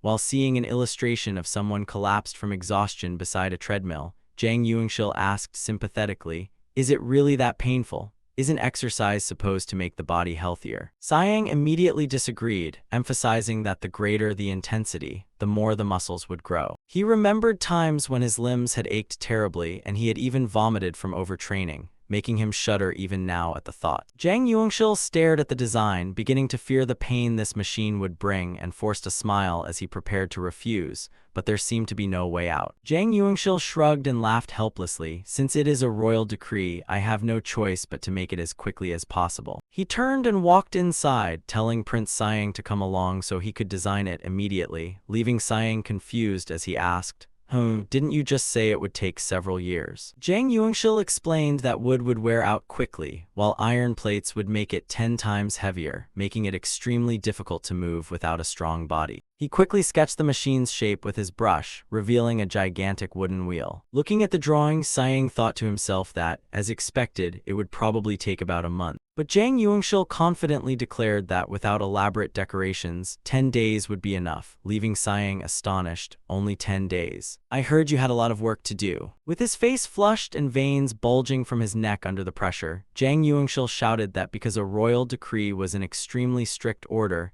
he had to give it his all, then laughed excitedly as Siang could only place his full trust in the genius and leave everything to him. Exactly 10 days later, the machine was completed and stood in the palace courtyard as Siang and Crown Prince Yi Hyang watched, and he introduced it, so this is called a treadmill. Yi Hyang felt fortunate that this machine would allow his father to continue physical training inside the palace even during the freezing winter, but he was still uneasy because it would be his father's first time using it. Sayang quickly reassured him, "Don't worry, elder brother, I tested it first and there are no problems with its functions." As an image of Sayang laboring inside the wooden wheel with his bulging muscles appeared like a testament of strength. Yi Hyang secretly wished everyone could be as healthy as his younger brother, but since his father had only recently started training, he was still worried, thinking he would feel more reassured if an ordinary person who rarely exercised tried it first. Hearing this, Sayang exclaimed, "Perfect, I just thought of someone who is very suitable for it." Yi Hyang smiled brightly and asked, "Could you possibly mean me? Don't joke like that," frowning as he insisted that, like his father, he disliked sports and knew nothing about them. But Sayang merely called softly, "You," with a calculating smile. Moments later, Crown Prince Yi Hyang was shoved into the wooden wheel, running desperately until tears streamed down his face as he cried out, "Hey, can I stop now? It feels like an hour and a half has passed since I got on here." Sayang coldly checked the timer and announced, "Only the first 15 minutes have passed, there are 15 minutes left."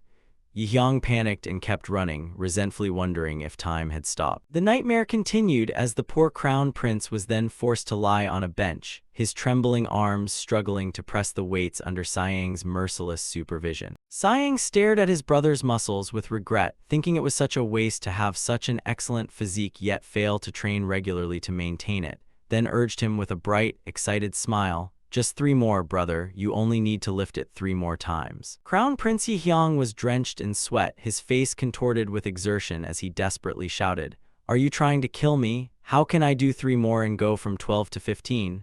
Despite his complaints, Sayang firmly watched his brother's trembling muscles and declared, "Your muscles are telling you that you can do 3 more. Yi Hyang shouted in frustration, threatening to send 4 officials down from the mountain to teach his younger brother how to count. He demanded that Sayang be honest, since the prince had clearly set 12 as the target earlier but was now increasing the number again just like during the weight-pressing exercise. Sayang laughed heartily and explained that his calculations were based on changes in the muscles, and if the form was correct, the number would absolutely not increase, leaving Yi Hyang stunned and unable to understand where such absurd logic came from. Seeing his elder brother's knees beginning to buckle, Sayang immediately corrected him, "Come on, straighten up." The crown prince staggered, his back leaning too far forward, prompting Sayang to shout for him to start over. Exhausted, Yi Hyang sobbed and begged his younger brother to return to the gentle person he used to be. But Sayang suddenly became a true demon, his eyes blazing with terrifying determination, roaring that for his brother's health, he was willing to become a cruel man, then sinisterly declaring that Yi Hyang was now qualified to train with him. The steady clatter of cast-iron weights echoed through the palace courtyard. Sayang stood with his arms crossed, supervising his father running tirelessly inside a giant wooden wheel, and announced, "There are only 15 minutes left."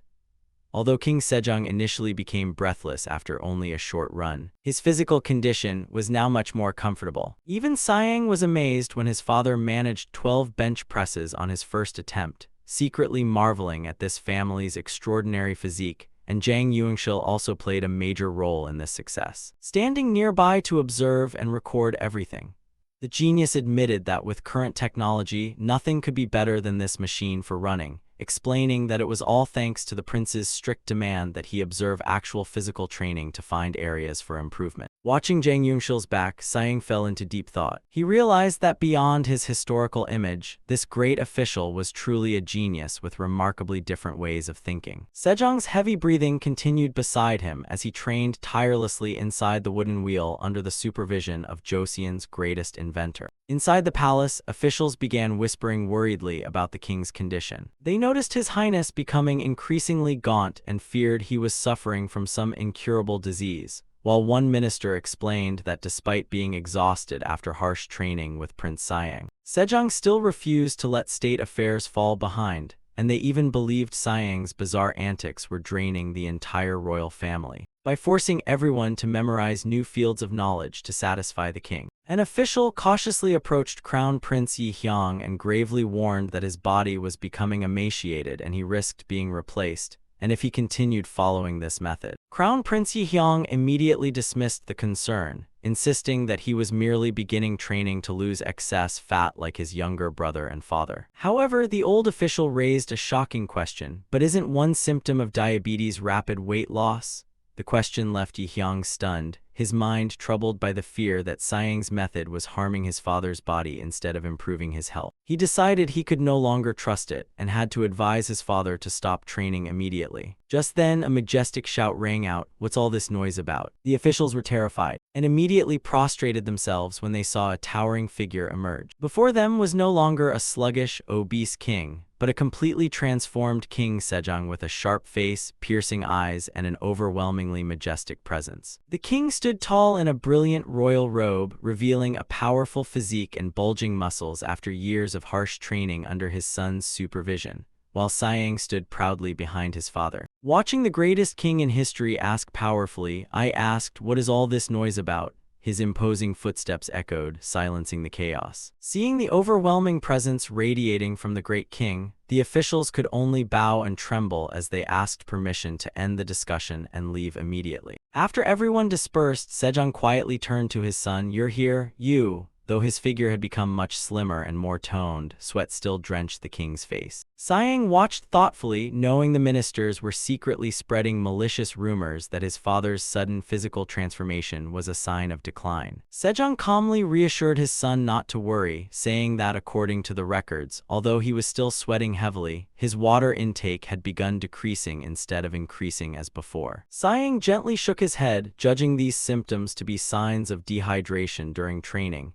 and reminded himself that they were only halfway through the challenging 6-month plan. Watching his father's broad back walk beneath the sunlight, Siang firmly believed that muscles never lied and would never betray one's efforts. Time passed swiftly, and the bitter winter had covered the entire Joseon capital. Snow blanketed the palace rooftops in white, filling the surroundings with pure whiteness, and Siang looked at his hands, marveling that time had passed so quickly that his modern life now felt like a dream he had just experienced. Lost in thought, a voice from behind broke the silence. "Aren't you the Grand Prince?" Siang turned and saw Ambassador Yi Sukchai waiting in the cold snow, remarking that the prince had arrived unusually early today, even before the rooster crowed, before the first rays of dawn had appeared. Du Jiang smiled and greeted him. "Ambassador, you're here early, despite having so many affairs to handle." Yi Sukchai readily mentioned that His Highness seemed to complain less about the fatigue of governing lately, and claimed that he had come to find a way to ease the king's burden. Siang laughed heartily, saying that their dedication to protecting the king's health was remarkably similar. He suddenly looked Yi Sukchai straight in the eyes with a provocative gaze. "Would you like to train with me?" Yi Sukchai's eyes immediately sharpened, and he coldly refused, saying he had many important duties, while mocking Siang for thinking only of his own interests instead of worrying about the fate of the nation. Siang was not angry at all, calmly replying as he walked through the snow, "If you spend 1 hour a day on physical checks, the remaining 11 hours will be far more productive." Siang added sharply, "It could also be the opposite, because 1 hour could ruin the work of the other 11. Yi Sukchai stood silently in the snow and spoke meaningfully, "I only hope your highness will remain firm." It was nearly dawn, and after the adult army had departed, the atmosphere at the government office responsible for investigating officials' misconduct had become more tense than ever, with hurried footsteps echoing along the wooden corridor. Throughout Joseon, as even unverified rumors could carry enough weight to accuse any high-ranking official, the office of Inspector General, bound by harsh principles and strict laws, had become a feared presence among government officials. Yi Sukchai stared ahead coldly and resolved, "Tomorrow is an important milestone, so your majesty must stop this decision now." Yi Sukchai led the officials as they knelt in the courtyard and shouted, "Your Highness." Sejong was still tirelessly lifting weights, wiping the sweat from his face as he casually asked, "Why have you come here in such a hurry?" Yi Sukchai got straight to the point, urgently demanding that the king stop training immediately, arguing that unlike scholarly studies requiring years to master, politics was the most important matter, while exercise was merely an insignificant distraction. Sejong coldly replied that he had never neglected state affairs because of training, and that a monarch must always set an example for all officials. Yisaksha roared angrily. This strange and disorderly learning goes against principle. The space suddenly fell into terrifying silence, with only the wind rustling through the red leaves. Sejong looked directly at the official below and declared that it was precisely those rotten principles that were his problem. The king emphasized that sometimes having too many principles was merely a way to show sincerity, and could even become a challenge to the monarch. Standing beneath a majestic red umbrella, Sejong loudly declared that the true reason he had to learn training was to care for his body and become a proper example during important ceremonies. Yisaksha could only open and close his mouth, speechless before the king's determination. The officials visibly panicked and surrounded him to protest, believing it was far too dangerous. "You can't, it's too dangerous, my heart is about to jump out." They even invoked the laws established by the founder king to pressure him,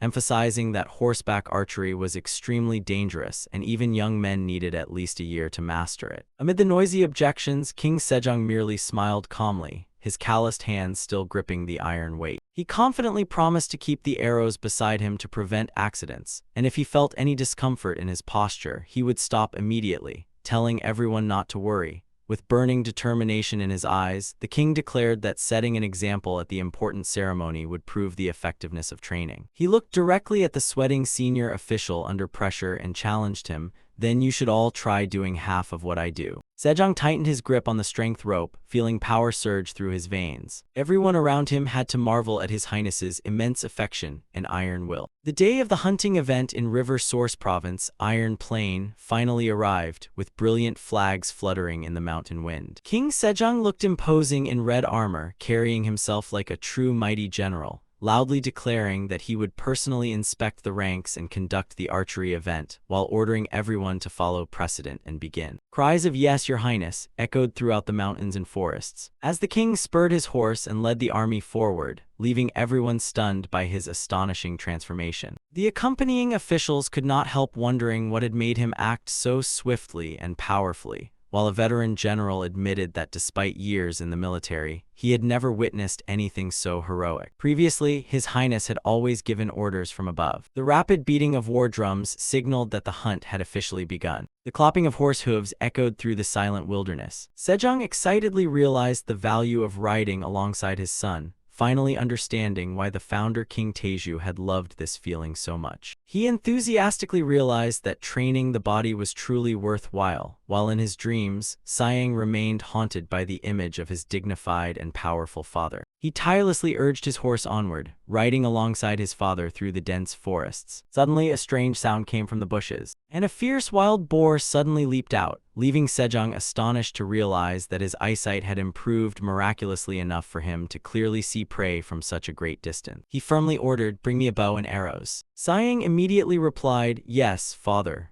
Behind them, a curious official asked why Ambassador Yisaksha was not hunting with His Highness. He coldly replied that he had prey of his own waiting for its turn and told the other man to go ahead, while Yisaksha's eyes grew sharp and calculating as he watched Prince Sayang's retreating figure. He thought to himself that no matter how hard Sayang tried to hide the decisive nature he once possessed, he still appeared like a mysterious and dangerous ghost. Yisaksha insisted he would never forget the cruel nature he believed Sayang possessed and saw him as the seed of chaos that would harm His Highness. In the minister's mind, this training was actually preparation for war, and in war, anything could happen. Sayang continued charging forward on horseback, his eyes blazing with determination to overcome every obstacle, no matter what happened. Yisaksha thought that Sayang's army was the source of disorder that could cause trouble for His Highness, and a cold, murderous glint flashed in his eyes as he made up his mind. In that case, his hand tightened around the bow as he began drawing it, aiming straight at his target in the middle of the hunt. In the distance, Sejong was still enthusiastically riding along the steep cliffside trail, completely unaware that someone behind him was itching to strike. Suddenly, a loud cheer shattered the tense atmosphere. "We got it!"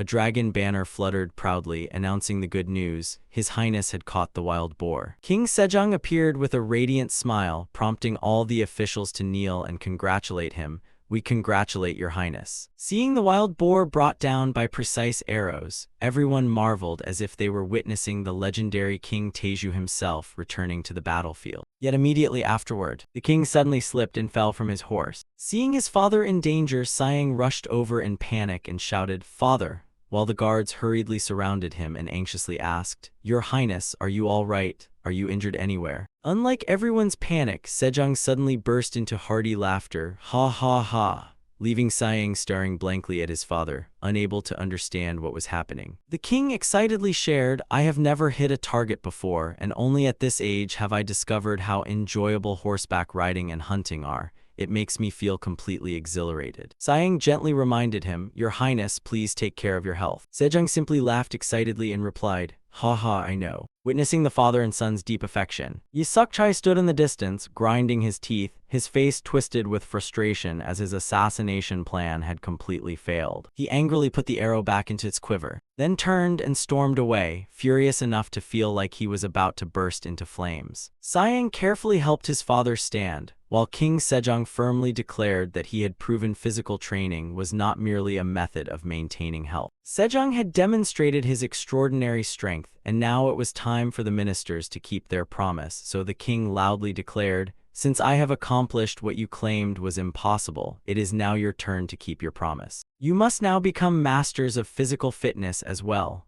Before the king's authority, all the officials knelt and shouted in unison, "We obey your command, your highness." Soon afterward, a strange wooden training device with pulleys was introduced, known as a lat pulda machine, designed to build powerful back muscles. The moment Prince Siang saw the new equipment, he became extremely excited, tore off his clothes to reveal his bulging muscles, and began warming up. Siang gripped the bar tightly and strained his body, performing powerful pulls while shouting with force. Every muscle in his back bulged visibly, astonishing Jang Yungshil. After finishing the exercise, Siang exclaimed refreshed, "Hugh, it's been a long time since I trained my back." When Jang Yungshil asked what he thought of it, Siang quickly covered himself, "I only meant to test it, but today happens to be back training day, and at this level, strong back muscles are quite useful for training. It's not like I was eager to use it." Jang Yungshil humbly admitted that he had learned a great deal from the prince, especially how to use moving pulley systems and other equipment, leaving Siang astonished that Josian's greatest genius was learning from his modern knowledge. However, Jang Yungshil could not hide his fear when recalling his test of the device, saying it felt as if his armpits were about to tear apart from the tremendous weight. He shuddered at the thought of King Sejong having to endure the same torture. And indeed, inside the training room, the king was drenched in sweat, painfully straining to lift weights, while Siang stood behind him, coldly supervising and ordering, "Lower it, lower it."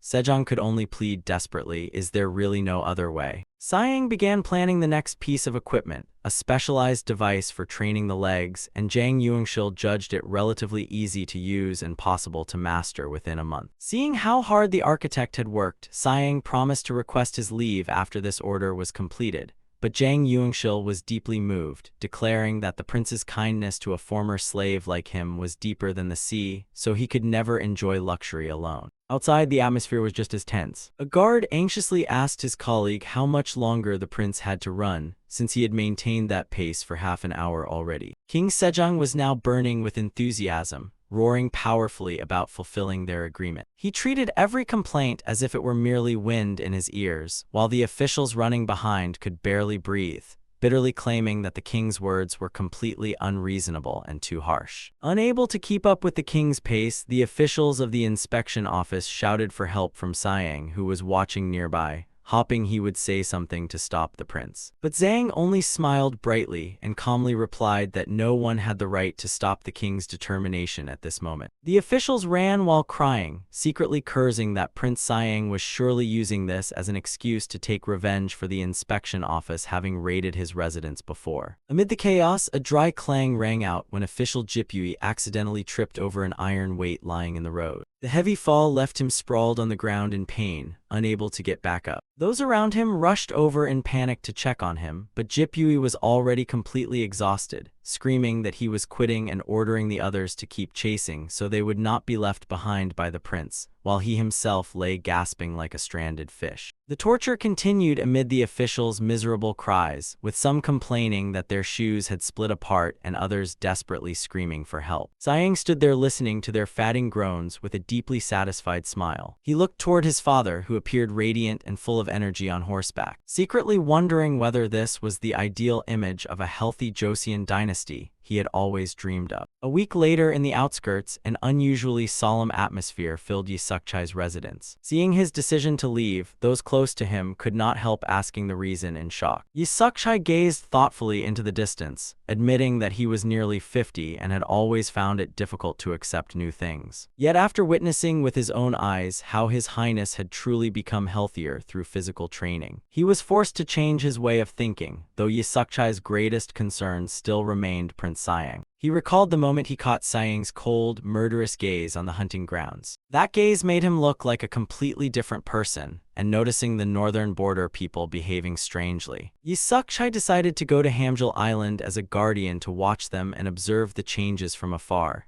And before leaving, he did not forget to leave a stern warning. He warned Prince Sayang to be careful about the visit of Wang Shen, an eunuch of the Ming royal family. After trying the soap made by Sayang, the eunuch had immediately ordered 100 bars. Those goods had now fallen into the hands of Wang Shen, a man notorious as a devil obsessed with power and money. In a distant place, Wang Shen leisurely sat on a throne, laughing as if he had found treasure while holding a bar of soap, while Shen Zia resolved to someday find a way to approach and confront Prince Sayang. On modern television, a special program posed a shocking question: could Prince Sayang have been a time traveler? Images of families gathering during the Mid-Autumn Festival and enthusiastically playing the deadlift game together had become a distinctive cultural tradition of the country. Muscle Joseon originated with Prince Sayang, the second son of King Sejong the Great, who not only developed the popular game, but was also the first to create soap and alcohol, leading later generations to argue that he was truly a time traveler. I.M., director of the Joseon Historical Archives, stated that Muscle Joseon was founded around a fitness discipline similar to modern bodybuilding. However, he was criticized for becoming increasingly lazy later on, preventing the discipline from spreading throughout the world, and leaving it as nothing more than a pastime in local villages. A loud explosion suddenly rang out, startling Sayang awake as he gasped for breath in the study filled with books, and seeing his younger brother dazed. Crown Prince Yihyang, sitting beside a pile of memorials, worriedly asked, "What did you dream about to be so terrified? Your face is completely pale, you should read less." Sayang was still shaken, fearing the dream was an omen that his time traveler identity would be exposed in the future,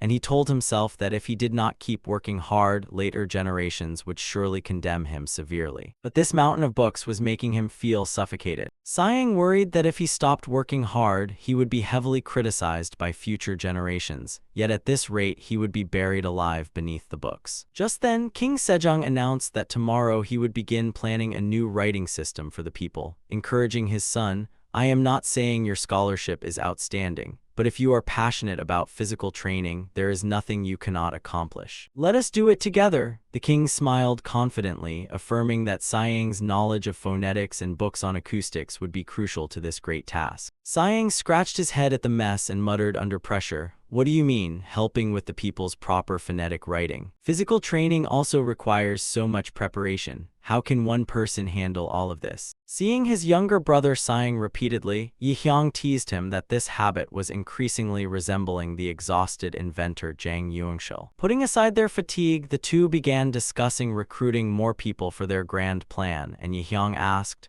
"What do you think about taking on disciples? Didn't you say you needed commanders or assistants to support the trainers?" Sayang immediately thought of Ma Ilyang, an exceptionally talented man who had never been promoted, but he realized that for physical training to gain a firm foothold in the Eastern Palace, they needed people of higher status, specifically royal relatives. Sayang pondered that he had someone in mind among the royal relatives, but he was unsure whether that person would willingly enter this muscle-building furnace. That person was Seosin, the third son of Yangyong, the deposed crown prince. Mentioning Yangyong, there was no one in the entire dynasty who did not know the infamous deposed crown prince, whose scandalous affairs had led to Sejong being placed on the throne. Sayang worried that Seosin would take after his father, as rumors claimed he had grown up committing the same wicked acts. Yet when Siasen actually appeared, Siang was completely stunned, as contrary to the rumors. Siasen looked bright and polite, greeting him with a radiant smile. "Cousin, why did you call me here?" Siang secretly judged this younger cousin to be quite gentle. He suddenly remembered that history said Siasen went mad because his father humiliated his wife. But it seemed that painful event had not happened yet, so Siang got straight to the point. "Have you ever heard of physical training?" Siasen respectfully replied that he knew it was a discipline created by his cousin and introduced to the office of Inspector General by the king. Seizing the opportunity, Siang proposed, "I intend to take you as my disciple and pass this discipline on to you. What do you think?"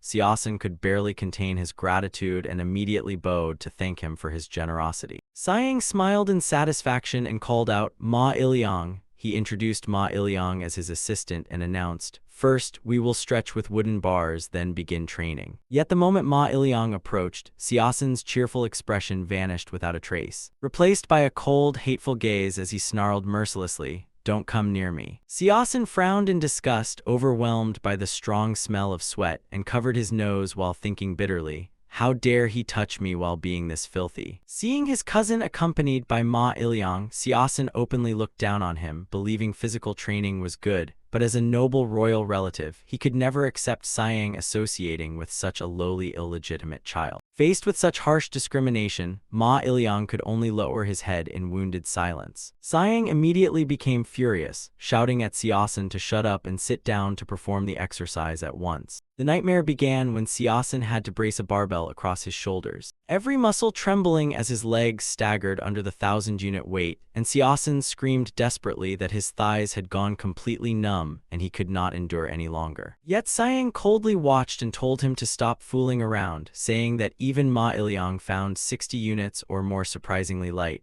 and to prove it, Ma Iliang casually lifted the enormous weight with a radiant smile. Siasen's face contorted as he wept and begged, "Cousin, please reduce the weight, I really was wrong." Indeed, every answer to his arrogance lay in those heavy weights. Siasen collapsed onto the floor, barely breathing as if he were about to die after the brutal ordeal. Siang approached, looked directly at his cousin, and began a stern lecture, reminding him that as the son of a deposed man, Siasen must have lived through and endured many injustices. Yet that very injustice had caused him to treat people of lower status, such as Ma Iliang, so poorly. Siang sternly asked why Siasen chose to treat others unfairly in the same way the world had once treated him. Siang placed a hand on Siasen's shoulder in sympathy, but he cried out in pain, saying that without doing so, he could not survive. Siasen bitterly recounted how painful it was to always be compared with brothers who were more accomplished in their studies, and how no matter how hard he tried to participate in state affairs, he could never be promoted. He had to live under lifelong surveillance because of baseless suspicions that he would seize the throne, and the suffocating anxiety left Siasen desperate,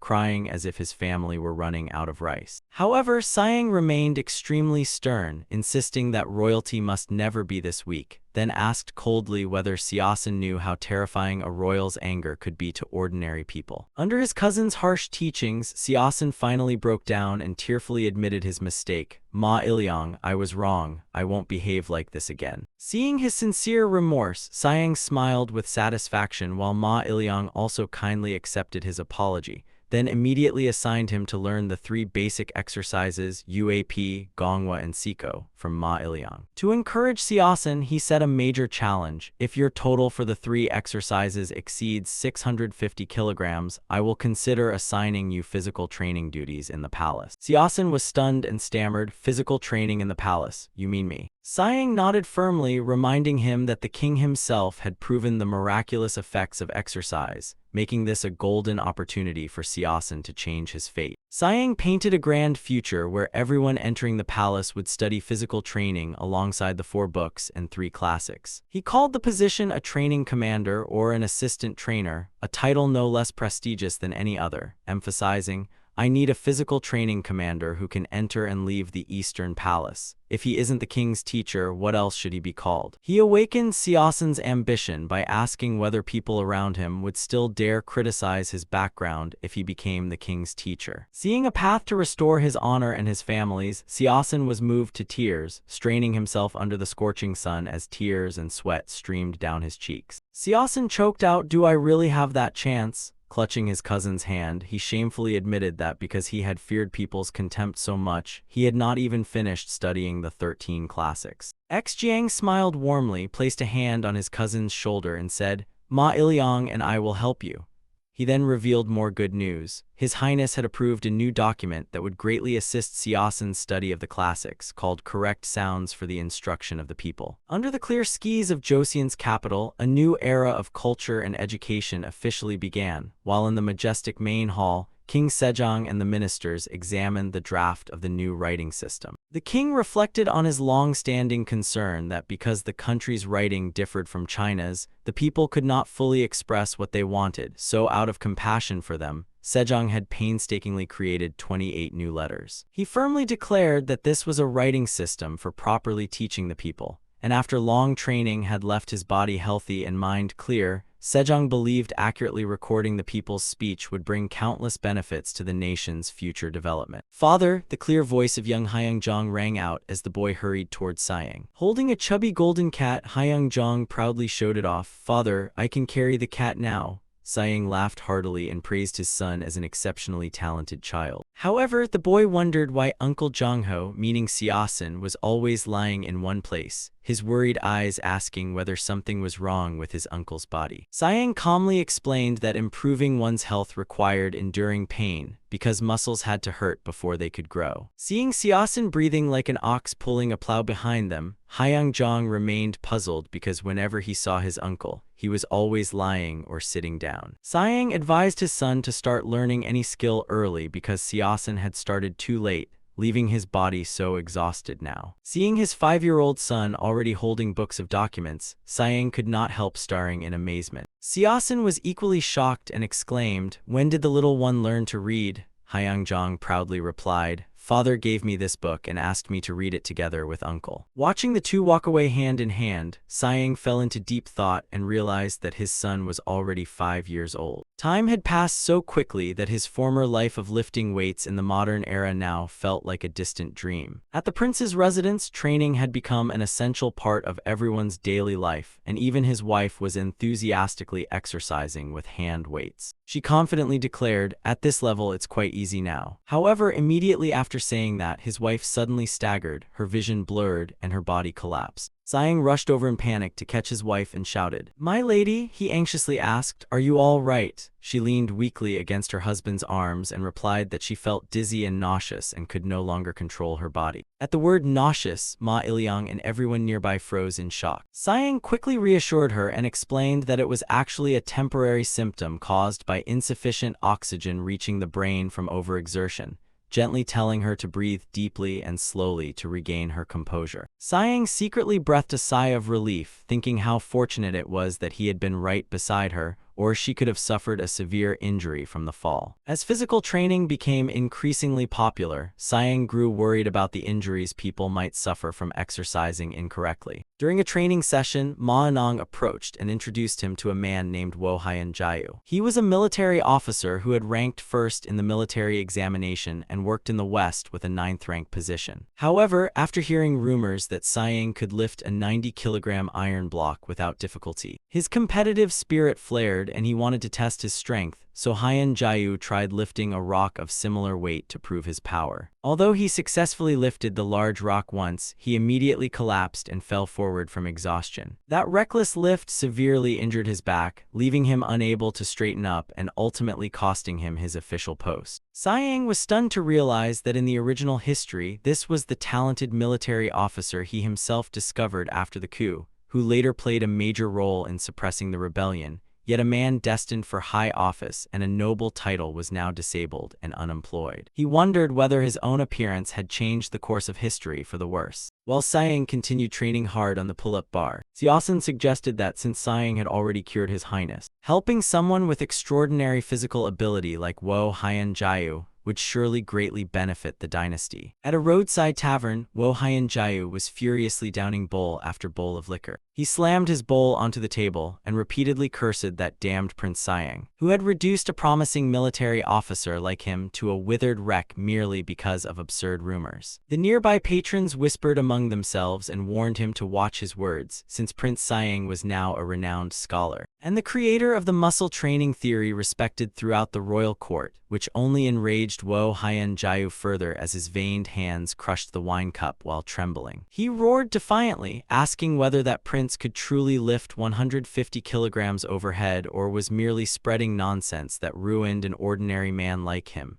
then insulted Siang as being dumber than a street dog. Siang suddenly appeared behind him with a mysterious smile, leaned close, and calmly corrected him that it was not 150 kilograms, but only 90. Siang's sudden appearance and intimidating aura terrified Wo Hyun-jae so badly that he could only let out a horrified scream. "You're Wo Hyun-jae, right? Come talk with me," Siang said before examining him and realizing the problem was worse than expected. It seemed that overeating to recover after his injury had caused Wo Hyun-jae's weight to soar while his core weakened enough to hunch his shoulders, and Siang concluded that the added weight combined with constant horseback riding had made his condition nearly irreversible. Siang frankly said that with such an injury, excessive strength training was a bad idea that would only worsen things, prompting Wo Hyun-jae to desperately ask whether there was any cure. Siang smiled confidently and said, "I have a method, though I cannot promise a full recovery, so just trust me and follow my instructions." Siang began teaching him forward lunges and the many exercises to stretch his back muscles. He told him to keep training this way, and when Wo Hyun-jae questioned such simple muscle movements, Siang gave him an apologetic answer. He stated that even if the training succeeded, Wo Hyun-jae would never be able to lift heavy objects again. Since his back injury had persisted for over a year, achieving a complete recovery would be extremely difficult. The news struck Wo Hyun-jae like lightning, and he wailed in despair,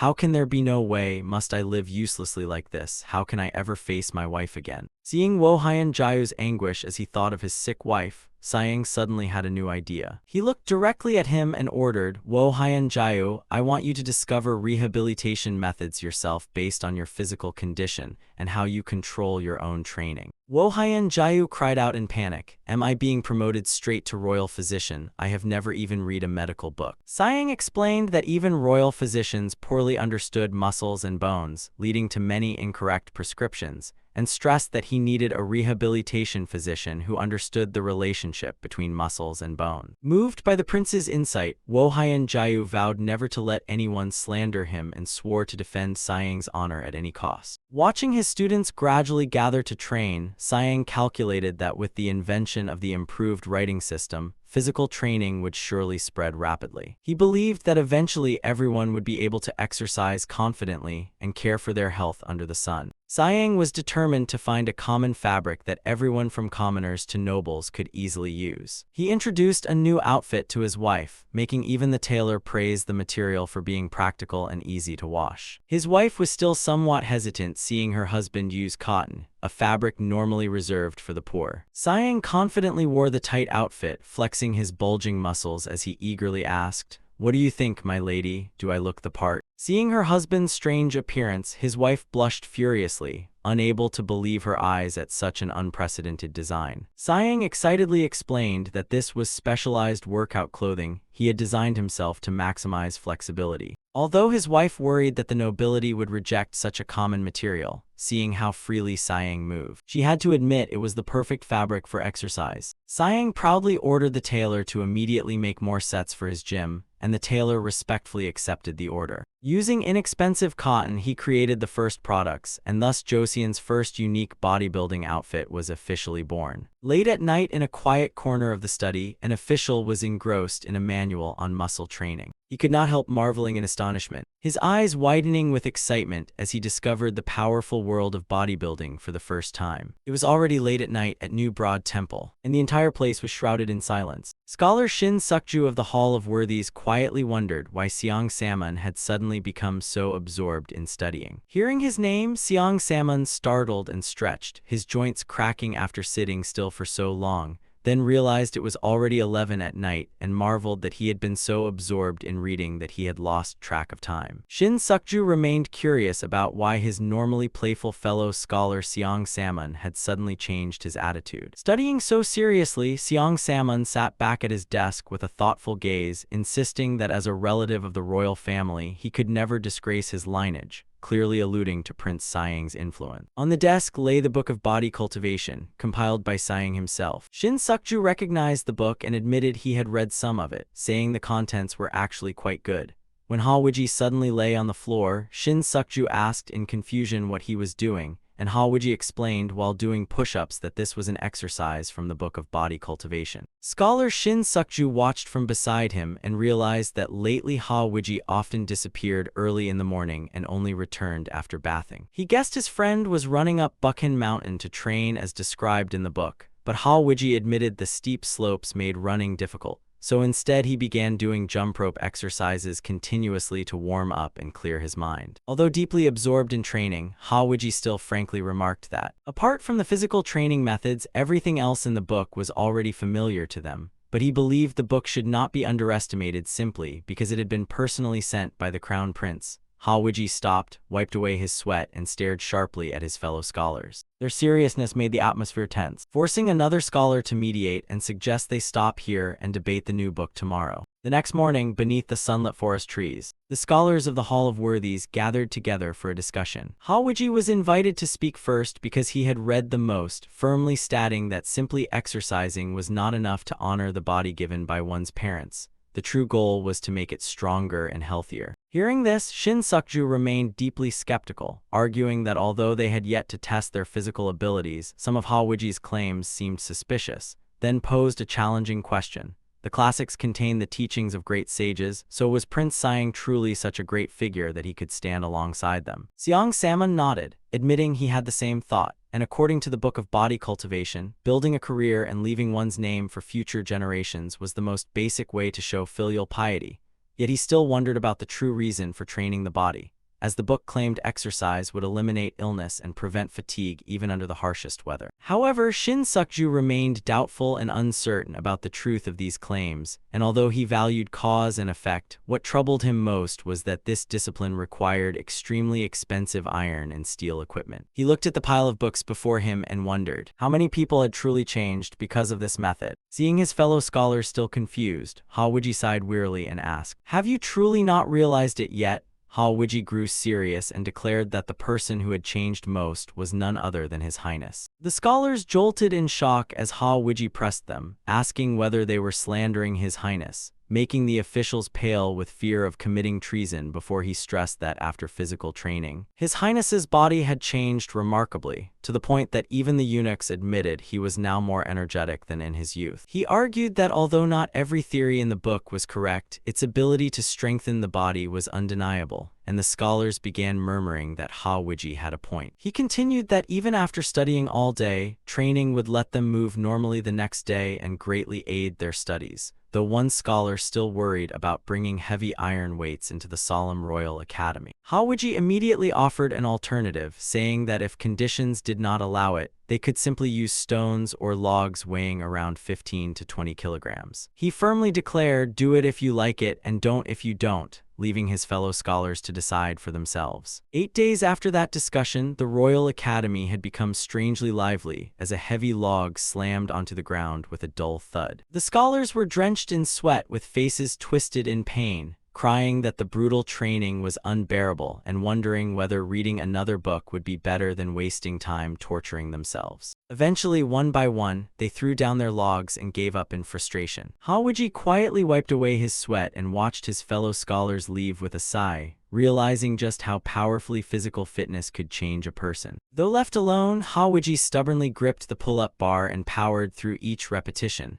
believing regular physical training would eventually take him to another level. In August 1441, beneath the brilliant sunset, Siang approached Zhang Yuanshil, patted his shoulder, and praised him for his hard work. Although machines like the bag and jammin had once seemed extremely difficult to build, the genius's tireless efforts day and night had brought everything to an unbelievable level of completion. Zhang Yuanshil now looked completely obsessed, grinning sinisterly as he flipped through his notebook and conceived a crazy idea. He wanted to add even more weight to the equipment to test the limits of the soldiers already screaming in pain. Zhang Yuanshil humbly replied that it was simply the duty of a subject paid by the royal court. Even the strong young men of the Inspector General's office had worked tirelessly, personally using their bodies to test the durability and safety of the new equipment. Just then, Crown Prince Yihyang appeared, eagerly wanting to see his younger brother's newly completed creations with his own eyes. The training soldiers immediately sprang up in alarm and respectfully bowed. They all lowered their heads and earnestly assured the Crown Prince that he could train without worry because they had thoroughly verified the equipment's safety. Looking at his brother's shoulders, Siang mischievously decided to immediately test his strength across the 3 main lifts and pushed Yihyang straight into the bench press before he could react. He kept urging, "Royal brother, a little more, use more strength." Under the tremendous pressure, Yihyang strained until his face turned crimson. His hands trembled violently, yet he kept pushing the barbell upward with a thunderous yell until he succeeded,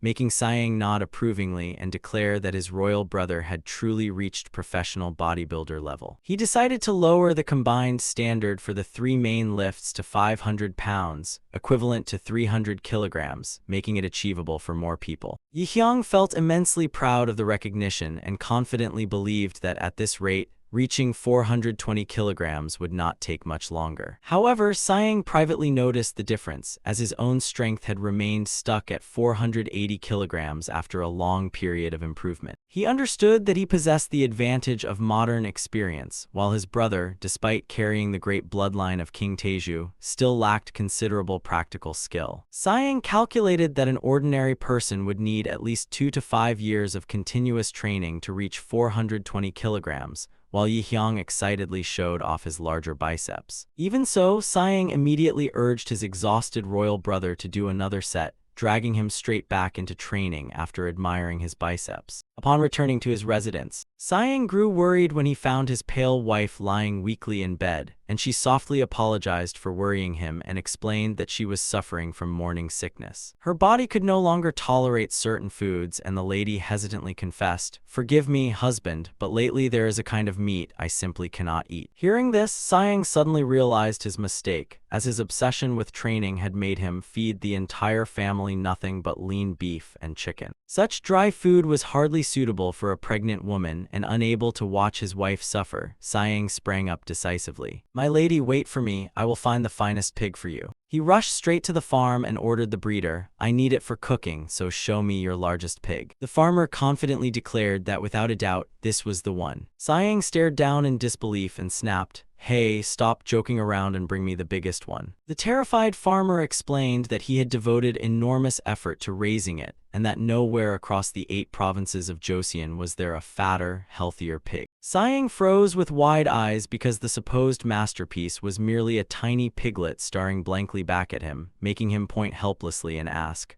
"Are you serious?" The farmer proudly insisted he had worked tirelessly to raise it and boldly claimed that no healthier or finer pig could be found anywhere across the 8 provinces of Joseon, leaving Siang frozen before the tiny black piglet. Sweat poured down Siang's face in disbelief as he stammered helplessly, "This is your prize pig, seriously." Looking at the slim little animal that resembled a pet, Siang resolved that this could not continue and vowed to find the finest pork for his wife at any cost. Meanwhile, inside the magnificent lanternlit palace, a major event unfolded as Minister Kim Jong-seo returned from the northern battlefield, knelt in the courtyard, and announced, "Your Majesty, our forces have defeated the northern enemy and are returning to the capital." Seated above, the healthy and sharp-minded King Sejong sincerely praised the veteran general, nodding that approaching winter would hinder the enemy's movements and thanking Kim Jong-seo for his hard work. Deeply moved, the minister bowed and thanked His Majesty for his immense grace. That night, the victory banquet unfolded amid a joyful atmosphere filled with lively laughter. Siang approached with a wine flask and politely asked, "May I pour you a cup on His Majesty's behalf?"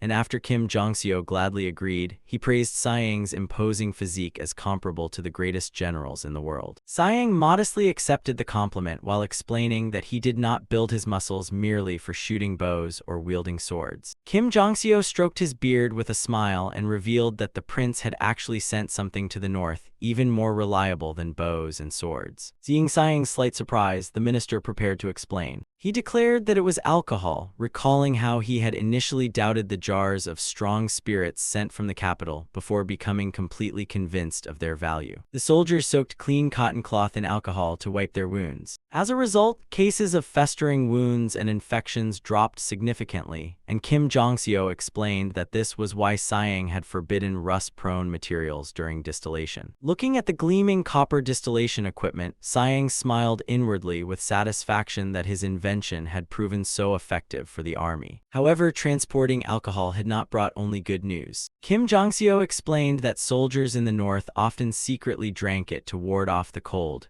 causing considerable trouble for the army. To solve this, he devised a vicious trick by adding motherwort, an extremely bitter herb, to the alcohol. No matter how badly the soldiers craved liquor, one secret sip made them immediately spit it out, and Kim Jong-seo laughed heartily at his own cunning because of its horrific bitterness. Just then, Kim Jong-seo called over a man named Lee Wonbong to share a drink. Hearing the name, Saeng suddenly realized this was Yi Wonbong, the renowned fierce general serving under Kim Jong-seo. In Saeng's historical memories, Lee Wonbong possessed extraordinary strength and earned great merit driving back the northern enemy with his powerful swordsmanship. Despite Kim Jong-seo's praise, Lee Wonbong maintained a stern expression. He modestly replied that he was merely devoting all his strength to serving His Majesty before the two walked away together. Saeng's trainer eyes suddenly activated and scanned the general's entire body, astonishing him with rock-hard muscles and perfect muscular balance, making him realize this was the first person he had seen since arriving in Joseon whose physique could rival his own. Yet his heart suddenly tightened as he remembered the bloodstained pages of history. Lee Wonbong would later rebel against Saeng after he ascended the throne,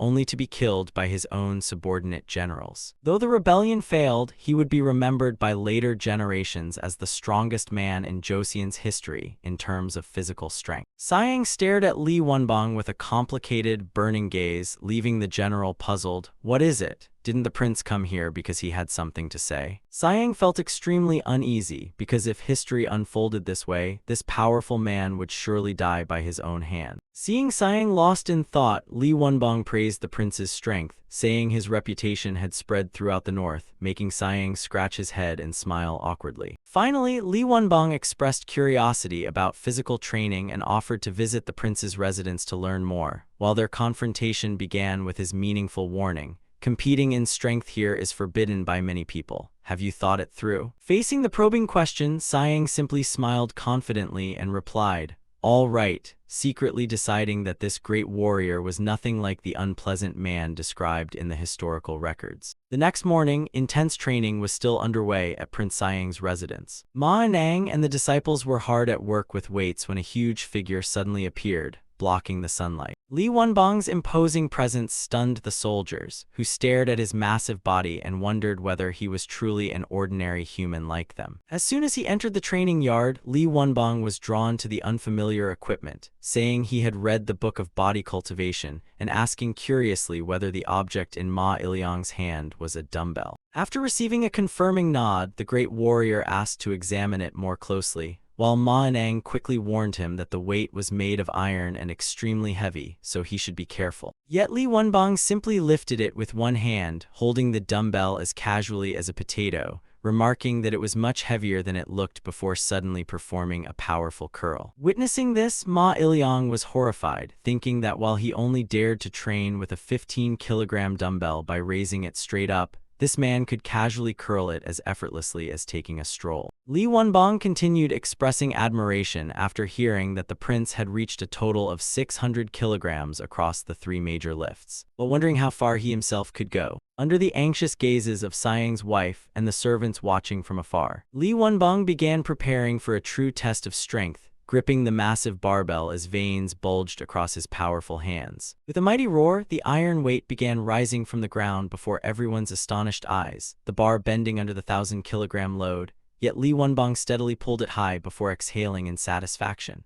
Ma Anang stood frozen, unable to believe that a weight he had trained 6 months to reach but never dared dream of had been conquered so easily. Siang was equally stunned when Li Wenbong reached 414 kilograms on his very first attempt, secretly thinking that in this era his strength could truly be called godlike. Seeing the great warrior standing silently, Siang quietly asked whether he was dissatisfied. Li Wenbong turned back and said he had learned many valuable things about training the body, while Siang gestured for him to speak honestly, understanding that research conducted alone would inevitably have flaws. Earlier, King Sejong had stated that Prince Siang's method of perfecting the body could be widely applied to the military. However, Li Wenbong hesitated and frankly asked whether this physical training might be too difficult to introduce to ordinary soldiers. Siang admitted that the method mainly aimed to increase muscle mass, but the specialized muscles needed to wield weapons did not seem to be trained properly, making him ponder creating a separate training system for those who regularly used swords and blades. Siang told himself he had heard too many criticisms that muscles and an impressive physique were merely for appearance, while Li Wenbong nodded in agreement with these thought-provoking remarks and encouraged him to continue. Siang pointed out a practical problem. The book stated that training had to be accompanied by a regular meat-based diet, but could ordinary soldiers who were not generals afford to eat meat every day? He realized that the gap between academic theory and military reality made physical training seem impractical for most soldiers at present. Anger flared within Siang at having his military knowledge questioned, and he inwardly roared, "Did he just say I know nothing about the military?" Although Prince Siang was not currently a soldier, the soul within him belonged to an experienced reserve sergeant, and he remembered first discovering bodybuilding amid the harsh military environment and intense training sessions with his comrade. With a soldier's pride, Siang resolved to create within 3 years the most effective physical training program specifically for Joseon soldiers. Meanwhile, at the royal palace, King Sejong was carefully examining an important letter. Seeing his father deep in thought, Crown Prince Yehyung approached and asked, "It is a letter from the Ming dynasty asking to purchase about 100 bars of soap," the king explained, and Yehyung welcomed the news since the main ingredient, soapberry trees, grew widely, while Sejong added that the Ming court was curious to meet Prince Siang, creator of this miraculous soap. Looking at the chest filled with golden bars of soap, the king began calculating the details of a diplomatic mission. Yehyung noted that although the Confucian scholars were not particularly enthusiastic about relations with the Ming dynasty, he had heard that the official handling matters there was a powerful eunuch from the Bureau of Astronomy. Recognizing a great opportunity, Yehyung proposed, "Among our royal family, Yu has greater foresight than anyone, so why not send him to the Ming dynasty as the winter solstice envoy, father?" While the diplomatic plan was being discussed, Siang was still training tirelessly at his residence with enormous weights, drenched in sweat and grimacing as he poured all his strength into every breath. Metal clanged loudly as Siasen exerted every ounce of strength to complete the bench press. Watching beside him, Siang nodded approvingly at his cousin's remarkable progress, as after just over a year of training, Siasen could already lift up to 300 kilograms. Siang concluded that at this rate, having Siasen teach others next year was entirely feasible. However, Siasen still lacked confidence and, while panting heavily, admitted that merely catching up with the crown prince's strength was already an enormous challenge. After training, Siasen hesitantly brought up his earlier plan to take a concubine, explaining that although he had abandoned it to focus on training,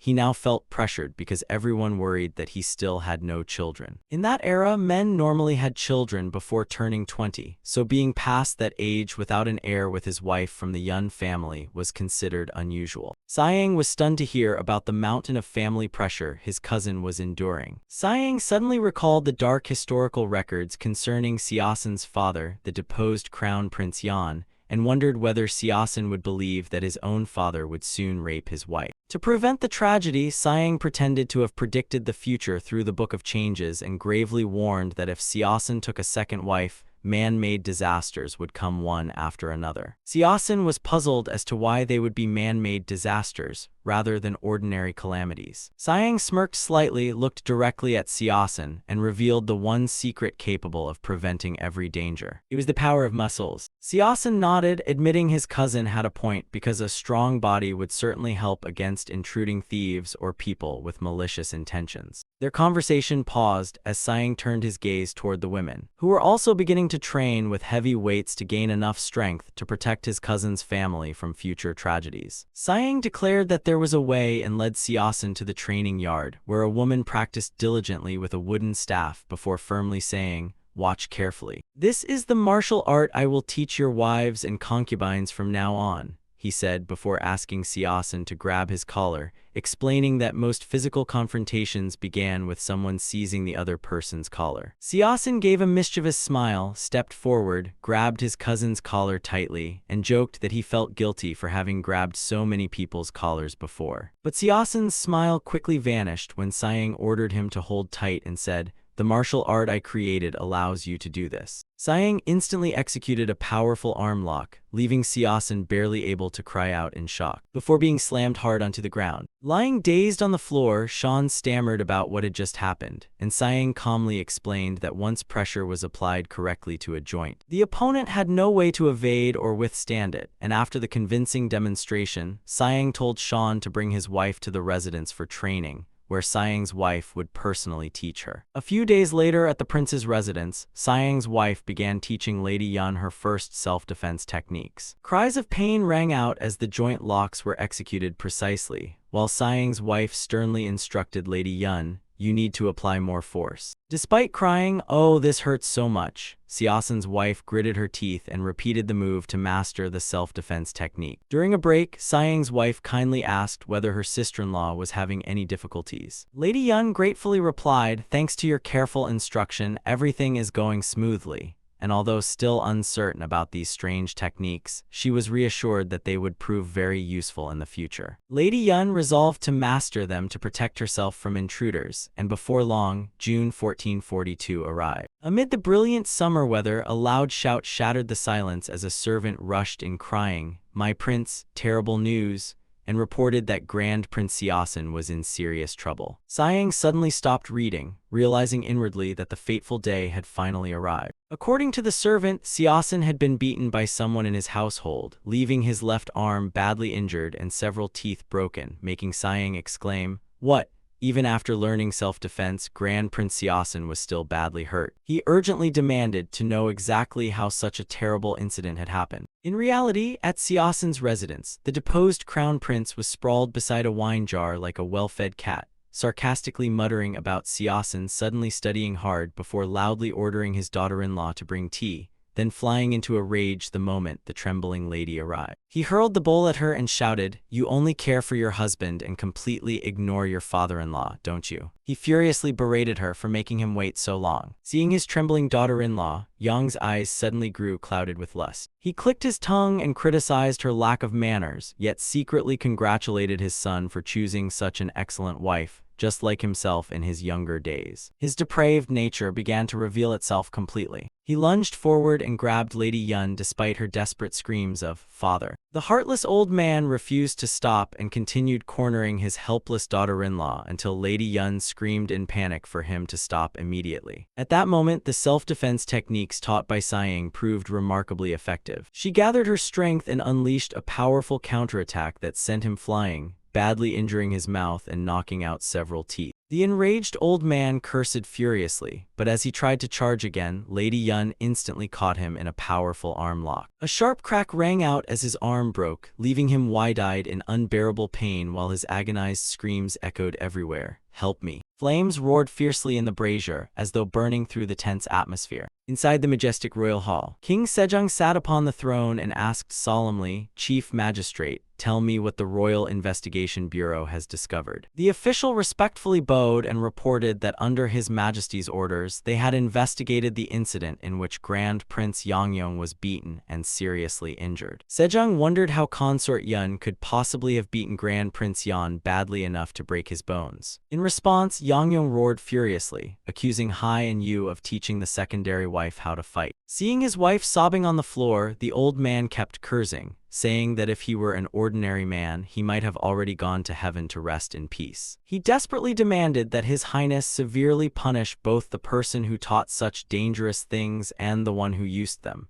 bitterly complaining that Siang once treated him as his beloved uncle but now treated him like a stranger. Facing the accusation, Siang remained calm and firmly stated that he had only taught her self-defense. At that moment, Sejong interrupted, saying he had heard the entire story from beginning to end without missing a word. The king judged that the method Zhang had invented was not meant to hurt people, but simply to defend oneself. Sejong's gaze turned sharp as he asked the officials, "What do you think? Who do you believe is at fault?" Chief State Councilor Huang Hui slowly spoke up. He believed that based on Yang Yong's usual behavior, the old man had likely tried to assault secondary wife Yun and was beaten in self-defense. The Minister of Justice agreed, declaring that Yang Yong's actions constituted attempted rape. Hearing this, Sejong covered his face in shame, saying, "How disgraceful," despite knowing exactly what his elder brother had done. Yet the king insisted that the country must have laws and that anyone guilty of rape would face punishment as severe as treason. In the suffocating silence of the main hall, Sejong firmly announced the final verdict, which in other words was the death penalty. Secondary wife Yun knelt on the floor as the great king delivered his harshest judgment against the perpetrator of the crime,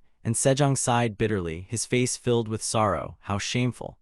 Though it pained him to uphold the law, the king ordered secondary wife Yun to receive 20 lashes and commanded the punishment to begin immediately. A loud reply echoed through the quiet night, while in the courtyard, Yun was tightly tied to a wooden bench, trembling as she awaited the harsh punishment about to fall. The wooden rod whistled through the air, making Yun cry out in panic. "Ah!" Yet instead of a devastating blow, the guard merely touched the rod lightly against her back in a meaningful gesture. Seeing Yun stare back in confusion, he cleared his throat and signaled, allowing her to immediately understand that this was a staged performance meant to save her. Yun quickly played along, beginning to cry out desperately, "Oh heavens." This convincing fake scream immediately enraged Yangyong, who was standing nearby. The old man roared furiously, "Hey you, what are you doing? Hit her harder."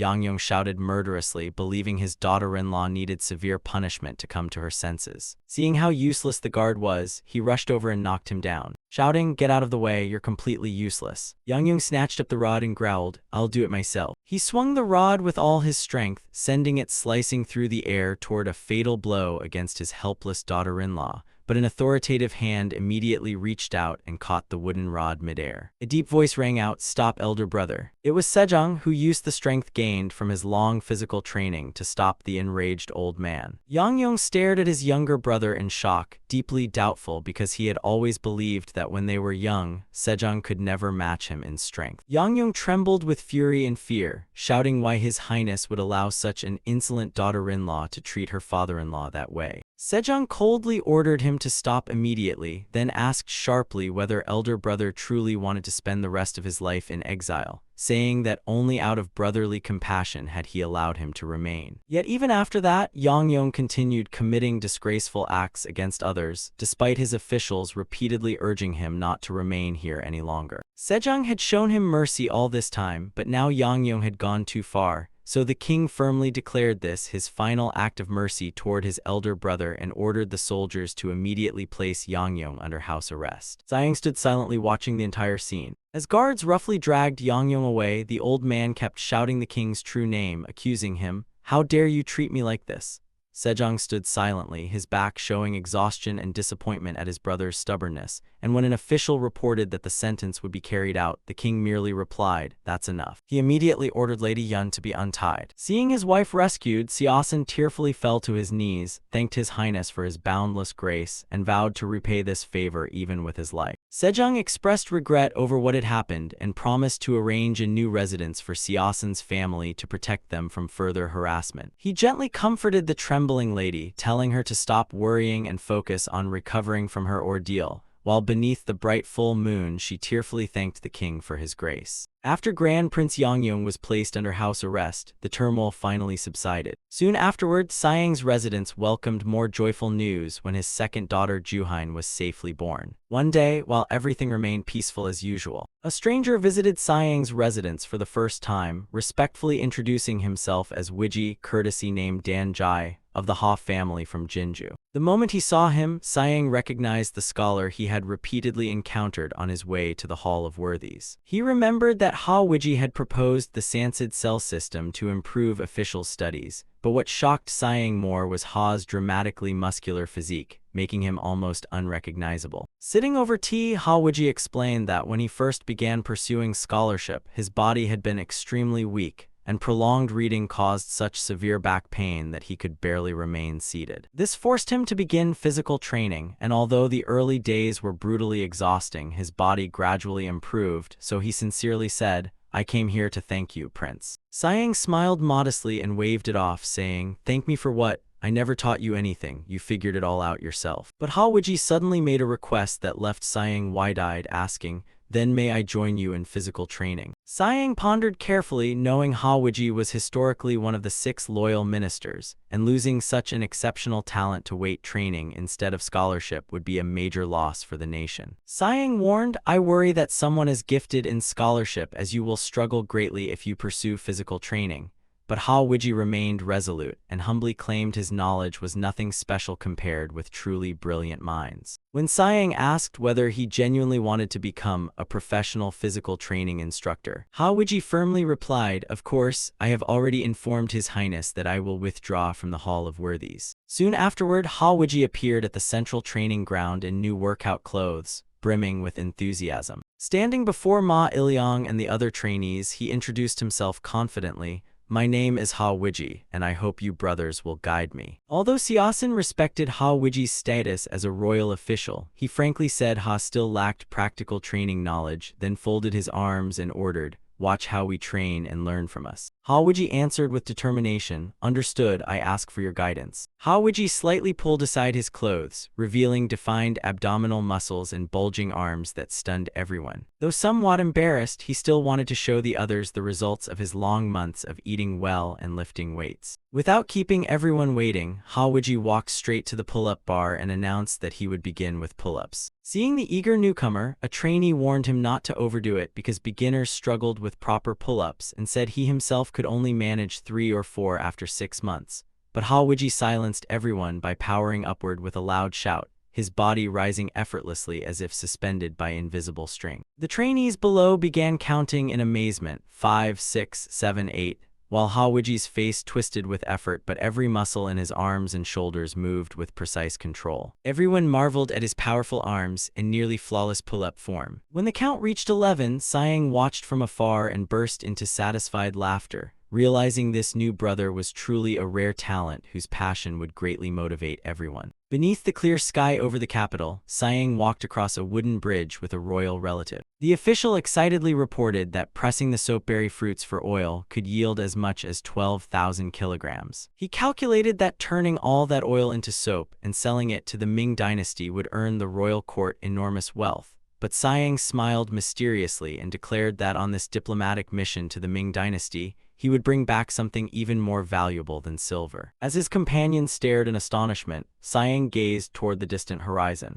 He firmly declared that the most precious thing was the future of their country. At the palace, the king lavishly praised Siang after hearing he had cured Wo Haiyan Jiao's back pain through physical training, while even the king's diabetes had improved thanks to his talents. To reward this achievement, he gave Siang a new mission. He was to visit Chief State Councilor Huang Hui, who had just requested retirement because his back was increasingly hunched and his eyesight was failing. Siang immediately departed for the senior minister's residence. Seeing the prince arrive, the servants hurriedly urged one another to welcome him. Entering the residence, Siang immediately sensed something unusual in the atmosphere. Chief State Councilor Huang Hui, now 79 years old, lay bedridden and coughing heavily. Embarrassed, he apologized for being too weak to receive Siang properly and lamented that his back had become severely hunched after turning 70. His limbs had weakened so badly that he had almost lost all hope in seeing his condition. Siang worried that despite the king's command, he had no idea how to treat a body already so frail. His gaze happened to fall upon the Go board in the room. He thought such a fine Go board was wasted if the chief state counselor could not sit comfortably to play, perhaps suiting his eldest son Hwa Chisen better, but when he touched it, Siang was surprised to find the wood still quite warm and became certain someone had just been playing there. Meanwhile, the chief state counselor continued lamenting that his aged body was beyond recovery. Siang suddenly smiled confidently and declared, "Rather than treating you, I have a way to help your body maintain its balance." The elderly chief state counselor kept coughing violently and helplessly said he had done everything possible for his aging body. Unfortunately, his frail body could no longer keep up. Lying sick in bed, Chief State Counselor Hwang Hui coughed painfully and said,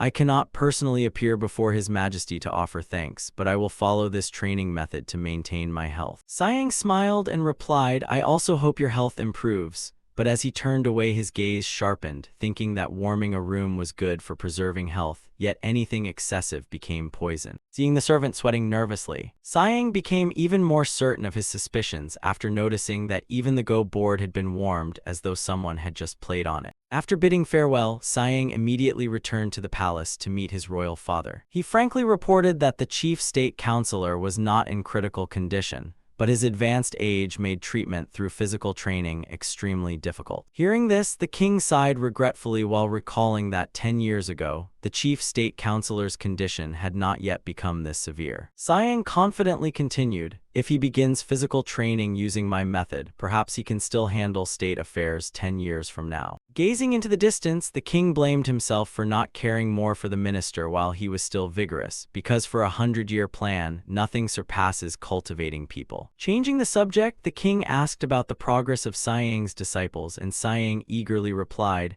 "I have gathered the finest disciples and am gradually seeing results, as young men trained vigorously with weights to build powerful muscle." The king nodded approvingly and mentioned Kim Jong-seo, the general who had just returned from the north and wanted the frontier soldiers to develop equally strong bodies. Finally, he asked about the plans for the upcoming diplomatic mission to the Ming dynasty. When Siang confirmed the route from Beijing south to Henan and then by ship to Hangzhou, the king realized his son's true intention was to travel across half of Ming territory. Siang frankly told his royal father, "My greatest objective is to study livestock." He explained that pigs in this era were too small, whereas Ming breeds were easy to raise, fattened quickly, and provided valuable protein for people regardless of social status. He even emphasized that in Chinese, meat commonly meant pork to demonstrate its importance, but seeing his son's determined gaze, the king realized Siang certainly had another purpose beyond seeking livestock, and as a father, being separated from his son for an entire year would not be easy. Yet Siang continued explaining Ming's abundance, noting its vast territory and highly developed techniques for cultivating vegetables and grains. He planned to collect these crop varieties and travel deeper south to Nanjing in search of rare documents preserved from earlier times, prompting the king to suggest seeking help from a eunuch of the Directorate of Ceremonial. That eunuch already viewed Siang favorably and could make his journey much smoother. The king also carefully warned him about Wang Zhen. He wielded such overwhelming power within the Ming court that even high officials had to address him as Elder Lord. Although willing to help whenever he saw an advantage, he was also notorious for being aggressive and extremely dangerous. Siang respectfully replied, "Yes, Your Highness."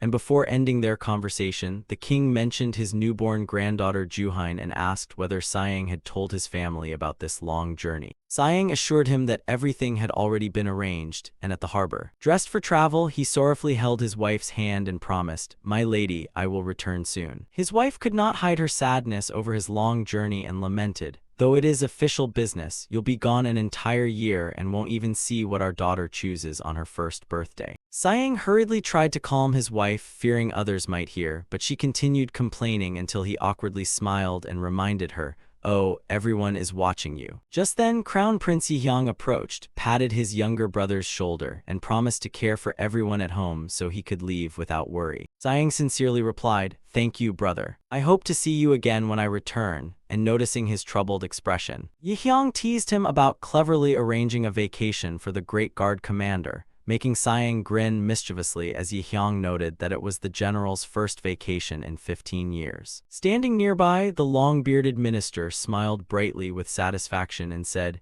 "It is all thanks to the prince personally asking his highness on my behalf." Amid the farewells, his young son Hyang-jong excitedly ran over to show his training progress, saying, "Father, look," and seeing him easily lift the weight. Sayang happily lifted the boy into his arms and said, "Really? Hyang-jong, when father returns, we'll try lifting it together." Determination filled Sayang's eyes as he recalled his private conversation with his father before departing. When the king had curiously asked about his true intentions behind seeking livestock breeds and documents, Sayang had honestly revealed his modest wish. He longed to protect everyone living on this land so that no one could ever look down on their dynasty. Burning with determination, Sayang firmly declared his greatest goal: "Your son wants to make our dynasty truly powerful." Aboard the ship cutting through the waves, Shin Sukju repeatedly sneezed, making Sayang wonder. Strange, heavyset people usually don't catch colds so easily from chilly wind. The deputy scholar of the Hall of Worthies trembled and replied shamefully,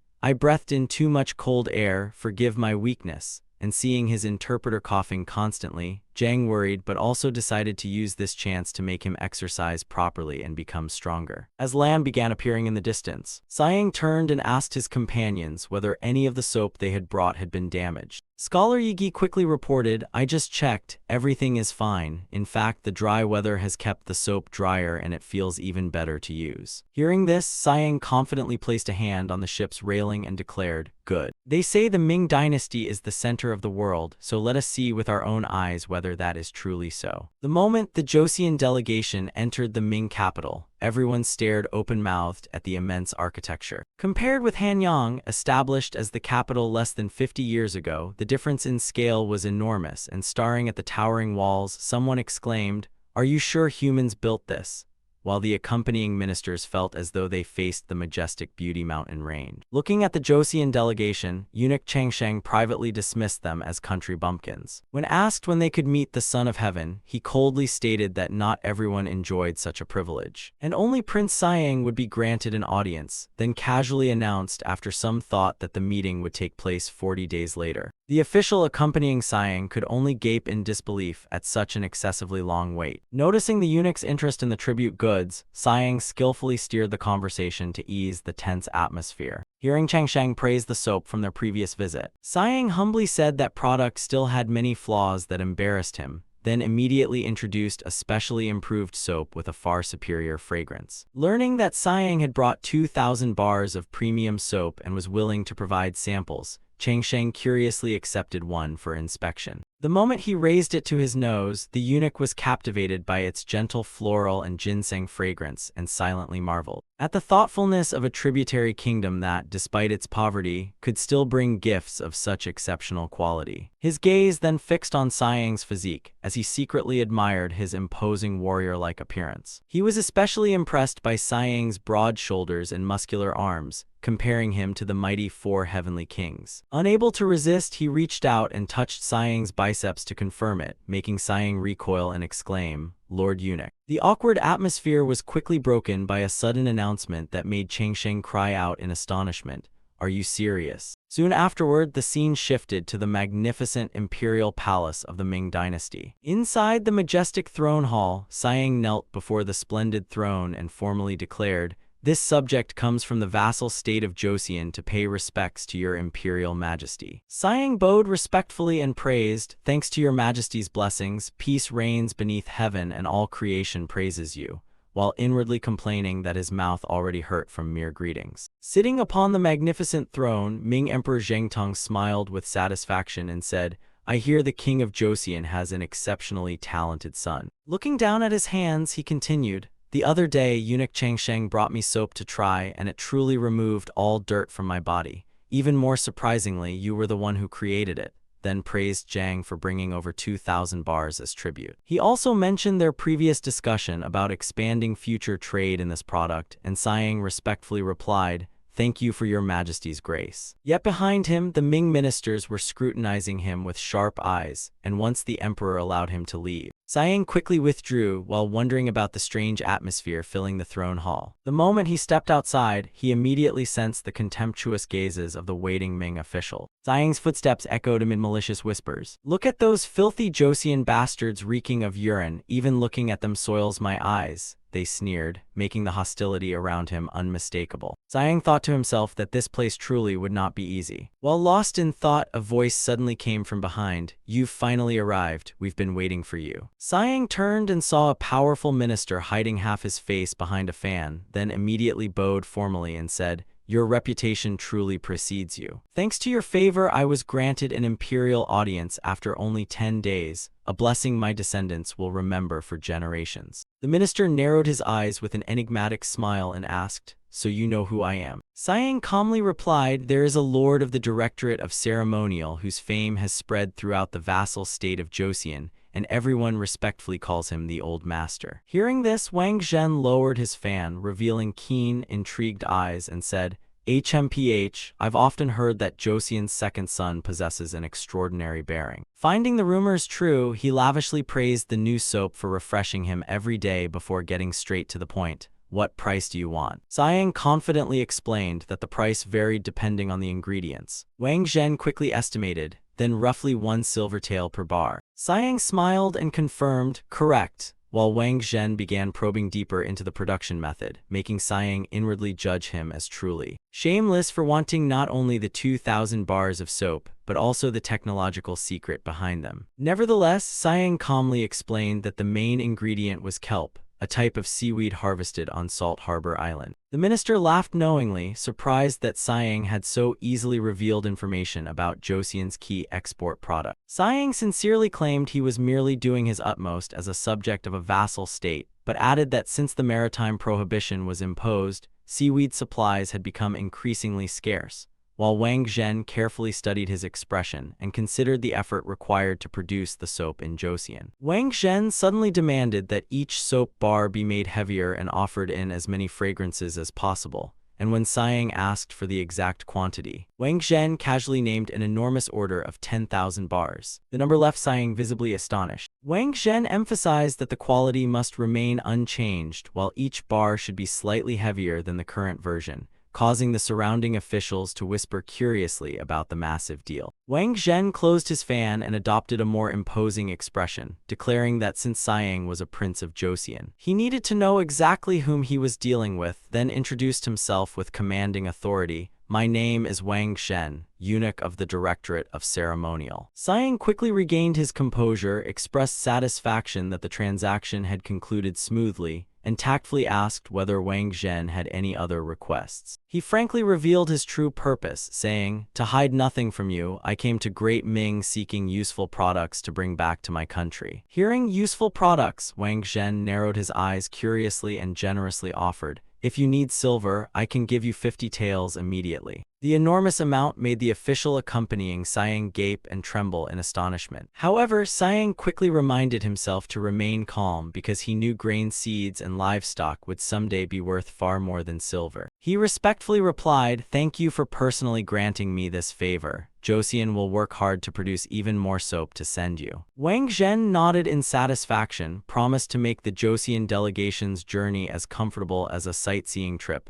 then departed with his attendants. Watching the powerful eunuch disappear into the distance, the official accompanying Siang suddenly exclaimed, "Now I understand why the eunuchs are so obsessed with scented soap," leaving the prince puzzled. He explained that men in Joseon still kept that part, while Ming eunuchs had everything completely removed, and seeing his subordinates' crude gestures, Zhang silently cursed him as a pervert. The official continued, explaining that losing their masculinity prevented them from building muscle and, more importantly, often caused urinary incontinence that left them constantly smelling of urine. Neither fragrance pouches nor absorbent cloth could remove the unpleasant odor, which was why they desperately wanted so much soap. The next day, beneath the clear skies of the Ming capital, the carriage carrying the Joseon delegation began moving, continuing their journey through this unfamiliar land. "You are the guests from Joseon, correct?" A Ming official approached and warmly welcomed the delegation. He explained that the chief eunuch of the Directorate of Ceremonial had personally ordered special care to ensure their journey encountered no obstacles. Before Jang stood an enormous, brilliantly decorated carriage that left him astonished. "Isn't such a magnificent carriage reserved for royalty? Can we really use it?"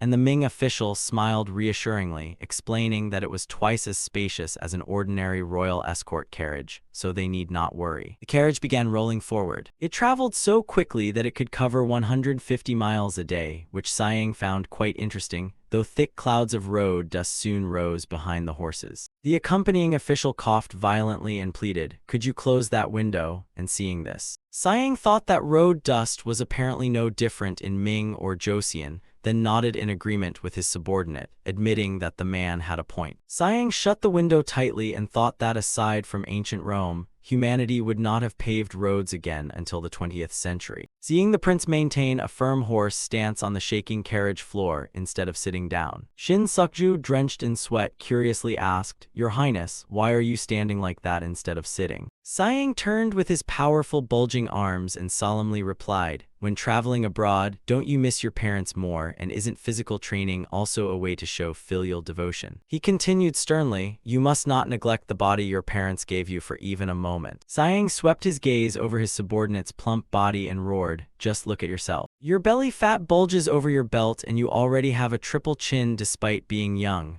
He bluntly exposed the man's weakness, noting that aboard ship he constantly suffered from coughing. Once ashore, his knees hurt so badly that he could not walk for long. Siang harshly demanded, "You sweat and gasp after walking only a little. Don't you think you need to improve your body?" Leaving Shin Sukju trembling beneath the prince's stern lecture. Shin Sukju finally collapsed after reaching the limit of his endurance. Looking at his subordinate sprawled on the floor, Niang suddenly smiled meaningfully and declared, "Well, I prepared something for you," while Chang'an was still 1,500 miles away. Siang resolved to transform his subordinate's physique in just 12 days, flexing his powerful arms and confidently declaring they would succeed, while Shin Sukju trembled and wept in despair. Beneath the sunset, the poor subordinate's screams of "no" echoed through the air as he was dragged into the muscle-obsessed prince's torturous training regimen. 12 days later, the exhausted delegation finally reached Chang'an. Shin Sukju alone looked utterly haggard, as if he had endured forced labor, while local officials warmly welcomed them. Siang sincerely expressed gratitude for their thoughtful reception, but the Ming official humbly replied that he was merely following Chief Eunuch Wang Zhen's orders. Soon afterward, the governor of Chang'an appeared with a dignified bearing and long beard. He personally invited the entire delegation to dine and recover from their exhausting journey. A lavish feast was quickly served, filled with unusual dishes the Joseon delegation had never encountered before.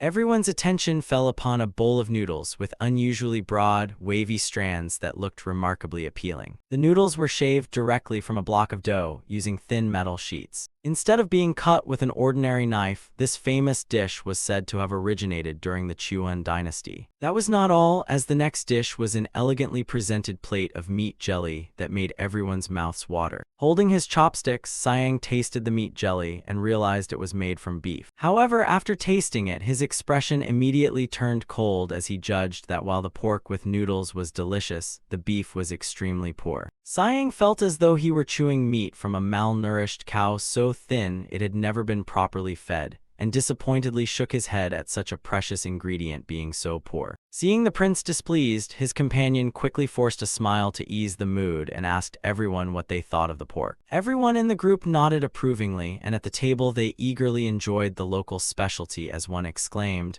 "I could eat these pork noodles every day without getting tired of them." Meanwhile, night descended over the magnificent palaces of the great Ming capital, Beijing. Inside the powerful eunuch's residence, a subordinate respectfully knelt and reported, "News has arrived from the governor of Chang'an. They treated the delegation sincerely and ask you to convey their message to His Majesty." Seeing his master so interested in the delegation from the tributary state, a nearby eunuch curiously asked, "Why do you care so much about people from that tiny country?" Gazing at the gleaming silver ingot in his hand, Wang Zhen recalled his impoverished past and murmured, Back then, I didn't own a single tael of silver, yet I became a eunuch. I once lived like that, but now that I stand at the pinnacle of power, I can casually give away 50 taels of silver." He then tossed the silver ingot out the window like worthless trash to flaunt his immense wealth. His eyes revealed terrifying ambition and patience as he said, "I knew how to wait," reclining in his chair with the bearing of a man holding immense power. Wang Zhen toyed with the soap box in his hand, narrowing his eyes thoughtfully as he considered the true value of the Joseon prince, wondering,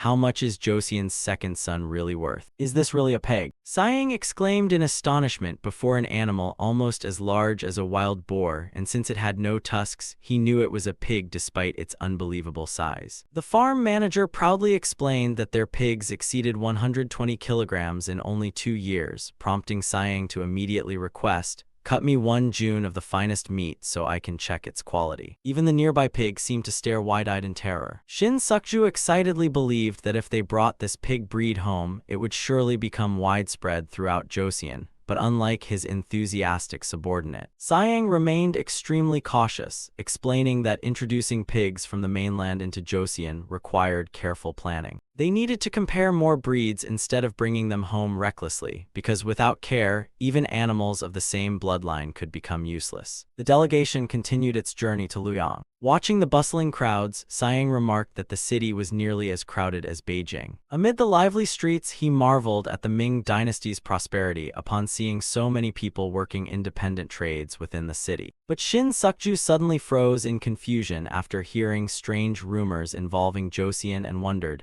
what exactly are they talking about? Curious, Sighing watched Shin Sukju listen closely before reporting in alarm, "Are they selling you, my lord?"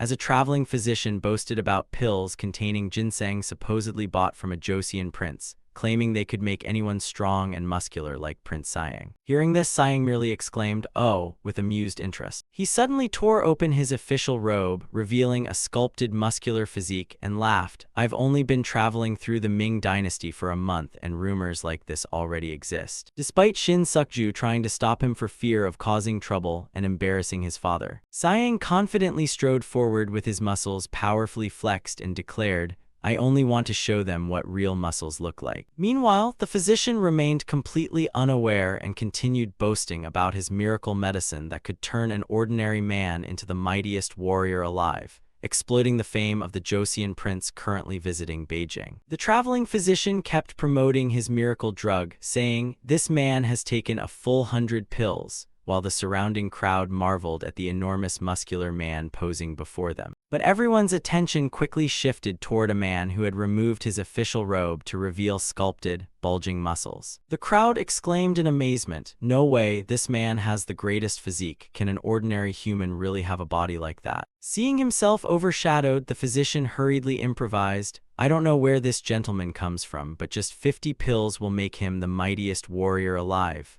only for Sighing to coldly reply, "I don't need that medicine. I came only to test my strength against the man you call the mightiest warrior alive." The traveling physician turned pale and sweated heavily while trying to remain calm, asking, "So you truly refuse to use this medicine, sir?" Sighing sneered contemptuously, "Made with ginseng obtained from a Joseon prince, you say?" Then demanded, "How bold of you, do you not even recognize who I am?" Before the bewildered physician, Sighing flexed with overwhelming presence as his muscles rippled and declared, "I am Prince Sighing of Joseon," leaving the physician gaping in horror as though struck by lightning. Feeling humiliated, the physician furiously ordered his hulking fighter, "Brother, deal with that man." The giant roared and charged straight at Sighing. The two immediately locked hands in a fierce clash. Despite being much larger, the strong man began trembling because he could not overpower the terrifying strength in the prince's hands. He shouted helplessly, "I'm bigger than you, so how can I possibly be weaker?" Sighing calmly stared into his eyes and replied, "Because I have more muscle." With that, Sighing used overwhelming strength to slam the giant to the ground with an impact that shook the entire neighborhood. The strong man managed only a muffled groan before lying motionless, while Sighing rose and exhaled with satisfaction. Looking down at the terrified men, he declared, "Complete 1,000 June in all 3 major lifts before you're qualified to discuss the title of world's strongest man with me." Witnessing this, the physician clutched his head and wailed as his disciple was utterly defeated by the prince's terrifying strength. Horrified, the wandering physician fled for his life while repeatedly screaming, I was wrong. Sayang gave a triumphant smile. He flexed his bulging muscles, gleaming beneath the sunlight, and proudly declared, "These are the muscles of Joseon." The surrounding crowd was completely captivated by his majestic physique. An elderly scholar hurriedly asked for paper and ink to sketch Sayang's body as a sculpting model for a new Buddha statue at Dragon Gate Grotto, believing this appearance radiated extraordinary majesty. Amid the praise, the accompanying official anxiously urged, "Prince, the weather is cold. Please stop now." And after everything was settled, the disciples and scholars came to report, asking, "Prince, have you found anything useful yet?" Still busy showing off his physique, Sayang said it was too early to choose a pig breed and then asked everyone about their results. A scholar reported finding several precious ancient books, but because they were deteriorating, he planned to send them home first for preservation. They had also collected many kinds of seeds, though they remained concerned about how long the seeds would stay viable. Sayang was deeply moved by everyone's dedication, but a book in his subordinate's hand caught his eye and made him exclaim, "Isn't this book from Beeksh?" before laughing happily at their excellent find and eagerly demanding to see a newly published work by the famous calligrapher Suiliang of the Zhou dynasty. Standing nearby, a young scholar inwardly marveled at the difference between those pursuing literary and martial paths. Opening another book by chance, he discovered it was a biography of the renowned Zhou dynasty general Han Xin, making Sayang immediately order, "Quickly, let me see it." After gaining considerable rewards in river sunlight, the group continued toward their next destination. Time quickly passed until May 11, 1443, when an enormous ship appeared on the waters of flooded Marsh Lake, a stop along the Grand Canal. The Joseon delegation stared in shock as a subordinate exclaimed, "Is that a ship or a fortress?" For before them stood the world's largest ship of its era, a maritime masterpiece of which even Ming possessed only one. It was the legendary vessel once used by a Ming emperor for a massive expedition led by eunuch Zheng, making Zhang's eyes shine as he vowed to visit the shipyard that built it once they reached southern capital. The accompanying official suddenly realized 3 months had passed since their journey began, surprising even Sayang at how quickly time had flown. While Sayang remained busy traveling through the Ming dynasty, back in Joseon, the atmosphere inside the palace was equally solemn. Standing before the samples on the table, the king thoughtfully asked, "Crown Prince, is this the small cannon currently being researched?" And Yi Hyang respectfully confirmed it, though the king seemed unimpressed. He privately judged that this small cannon was merely useful for frightening enemies, and that researching it was little more than wasting time on something useless. Understanding his father's concern, Yi Hyang quickly explained, "No, your majesty, instead of carrying this cannon as it is, we only need to lengthen it and fire straight ahead." He emphasized that if a soldier could personally carry such a weapon, he could freely strike down enemies on the battlefield. The king remained hesitant and recalled an incident in the north where an enemy struck by an arrow remained unharmed and even killed his attacker. The reason was his extremely thick leather armor that stopped small arrows, so the king believed only a lead projectile fired with tremendous force could penetrate such protection. Taking his father's words to heart, Yi Hyang resolved to find a new breakthrough for the weapon Sayang had suggested. Holding a long metal rod, he felt the wind flowing through his hair. With sharply focused eyes, Yi Hyang raised the metal rod to eye level and assumed a precise aiming posture toward the distance. Meanwhile, Chief Military Commander Jang Yongshil was enjoying a rare vacation at a roadside tavern. Despite being on leave, his mind remained preoccupied with affairs of state. He thought, "I finally have a rare vacation, yet I still can't stop thinking about His Majesty," while sitting alone at the drinking table. He even muttered to a wooden doll with a stone for a head, "Tell me, what should I do to satisfy His Majesty?" Watching the high official talk to himself and laugh delightedly, "You're taking the joke too far, ha ha ha." The tavern owner worried that he might have some mental issues. Seeing Jang Yuangshil still offering wine to the doll, the owner approached and greeted him. "Oh, isn't this Grand Commander Jang? What brings you here?" Being easygoing by nature, he waved dismissively and replied, "Why call me Grand Commander Jang when it's just us? Grill me a nice herring and bring it over." However, after tasting the fish, Jang Yuangshil frowned at its strange flavor and said, "This herring seems spoiled, it tastes odd," while the embarrassed owner explained that he had salted it too late and offered to bring another vegetable dish as an apology. The word "salted too late" suddenly made Jang Yongshil freeze. He immediately recalled Prince Sayang's old medical teachings about using alcohol to disinfect wounds so they healed faster, though after 2 days even alcohol became ineffective, and the similarity between treating wounds and preserving food sparked a brilliant idea. He hurriedly asked the owner, "How many days have you kept this herring?" and learned that the fish had remained in the ship's hold for 2 days before being prepared. Zhang Yuanshil immediately began devising a new preservation method that would process the fish while still fresh. He quickly envisioned a large-scale maritime operation. Enormous ships, they would use pulley and crane systems to quickly haul aboard nets overflowing with fish. Zhang Yuanshil excitedly imagined directing those at the rear to operate the ship while those in front gutted and salted the fish, creating a continuous process that preserved maximum freshness. Returning to the palace, he excitedly presented the king with a new invention improved from a movable pulley system, a muscle training device designed to strengthen soldiers' backs and lats. With nets overflowing with fish, the fishermen eagerly followed the new preservation process, and one asked while rapidly sprinkling salt, "My lord, if we salt these herring immediately, will they last half a month?" Zhang Yuanshil smiled and confirmed, "That's right." The fisherman could barely contain his excitement, explaining that this was their largest catch in over 30 years, since normally 100 fish filled the hold, but this time they had caught over 1,000, and seeing this remarkable result, Zhang Yuanshil began calculating how much the storage facilities needed expanding, believing that if done properly, the people could enjoy not only dried fish but also delicious salted fish. His gaze drifted across the ocean. He thought how wonderful it would be to have larger fishing vessels capable of reaching distant waters, and resolved to immediately send Prince Siang a letter about the idea. Meanwhile, an unexpected royal decree was issued in the capital. Standing before the residence, the herald loudly proclaimed, "Prince Siang's disciple Ma Iliang received the royal decree, announcing that the court would soon construct a large physical training ground." As the prince's first disciple, Ma Iliang was ordered to train 20 students from noble and wealthy families who had just failed the provincial civil service examination. Hearing there would be 20 students, Ma Iliang's jaw dropped in horror. He screamed in despair upon being ordered to immediately teach them physical training. 1 month later at the training ground, an exhausted Ma Iliang muttered,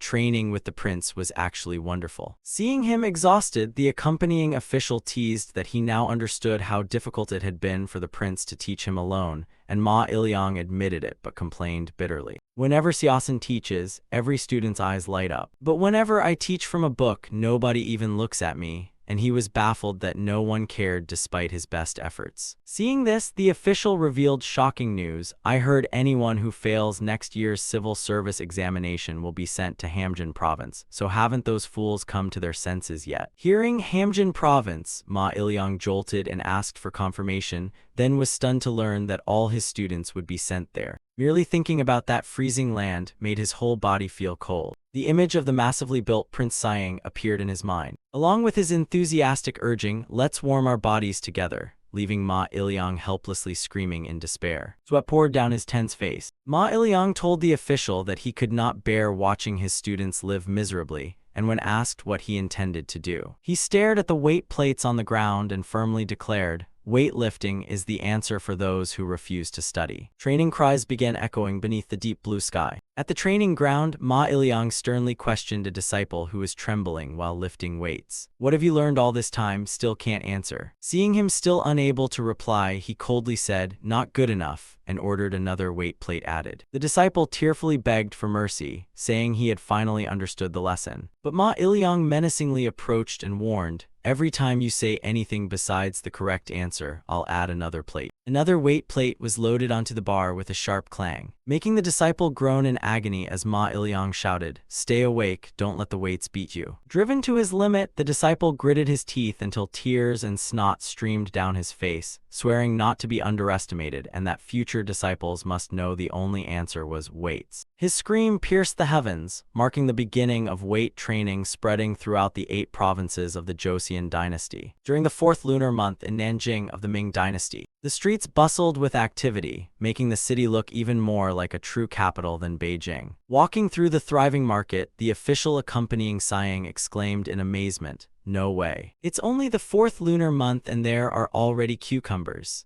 He wondered how rice could be grown during cucumber season and realized other vegetables could earn far more money than rice, a striking difference for a country that had always prioritized rice cultivation to solve immediate food shortages. Joseon had been founded on lands devastated by Japanese pirates and the Red Turban armies, leaving it little choice but to focus on state-directed food production. Yet seeing the prosperity here, Sayang dreamed of his own country's future progress, imagining strong farmers training their bodies while working in the fields. Upon reaching the Jiangnan region, he excitedly shouted, "Now that we're in the southern Yangtze region, we must fill our stomachs with its local specialties. Everyone follow me." He boldly tossed silver ingots onto the table and ordered, "I want as much food as this silver can buy, so bring whatever you think is best." Seeing the enormous amount of silver, the servants could only gape in astonishment, before quickly serving their finest dishes. First came fragrant fried carp with the warning, "Please be careful not to touch the fish's head." Next came a rich plate of completely deboned roast pork, so the honored guests could enjoy it without concern. Then a nourishing bowl of stewed sea turtle soup was brought out for the delegation. After the lavish feast, everyone was so full they groaned contentedly, and an accompanying official exclaimed, "So this is the taste of the great Ming, there are so many incredible ingredients." Looking at their companions sprawled out from overeating, they marveled that this was the flavor of the continent that ordinary Joseon people could scarcely imagine. Sayang leaned back comfortably inside, we're completely stuffed. However, his expression quickly turned serious as he announced their next plan. "There is someone you absolutely must meet." In Nanjing, Sayang visited a shipyard and called loudly, "Is anyone there? I came to ask something," and a middle-aged craftsman with a gray beard turned toward him in surprise. Seeing Sayang's muscular build, the man privately wondered, "HMPH, is this the new porter? With that body he could probably carry an entire ship." Sayang calmly introduced himself, "I am Prince Sayang, an envoy from Joseon." Realizing he had been rude to royalty, the craftsman hurriedly bowed and apologized. "I nearly made a terrible mistake," but Sayang ignored it and asked directly, "I heard you designed the ships used on eunuch Shanghi's expeditions." The shipwright Fang Jiju proudly confirmed it and nostalgically recalled those glorious years, when enormous ships sailed out one after another, describing a 2,000 liao vessel displacing 280 tons that he had built to protect the expedition fleet, before bitterly admitting that once the voyages ended, those magnificent ships became useless. Now Fang Jiju could only scrape by building shabby little merchant vessels. Lowering his head bitterly, he said, "As a man, of course I want to build enormous ships." Seeing that his passion remained, Sayang asked whether he had ever built other types of ships. Fang Jiju said he had learned extensively from Fujian ships, Guangdong ships, and even the bird-shaped ships of Zhejiang. Sayang looked deeply into his eyes and said seriously, "Those are good too, but have you ever considered building an entirely new ship? Aren't you wasting your talent?" Fang Jiju asked in surprise, "Does your highness mean you want me to go to Joseon and build ships?" The old man flexed and declared that building great ships to conquer the oceans was a man's lifelong dream. Sayang smiled knowingly and took out a blueprint, saying, "Then take a look at this drawing." Fang Jiju took the blueprint and initially looked doubtful because it had only one mast and oars, asking, "Isn't this just a small fishing boat?" But after examining its layered structure and unusual design, Fang Jiju stared in amazement, pointed at the pulley detail on the blueprint, and asked what it was for. Sayang calmly explained that this boat could catch 4 times as many fish as other vessels of the same size. The shipbuilder realized that using pulleys to haul fish aboard required another sturdy mast, and although he did not yet understand the entire vessel, Fang Jiju confidently said he could build its equipment. He thought that creating a small vessel with capabilities surpassing a large ship would be incredibly meaningful for a shipbuilder. Sayang smiled encouragingly and said, "Think carefully before we return to Joseon, and if you agree, visit us in 10 days. The delegation's next destination was a farm outside southern capital, where endless fields of Napa cabbage stretched into the distance. Standing amid the lush vegetables, Sayang marveled at the unusually large, firm, fresh cabbages and thought that properly salted,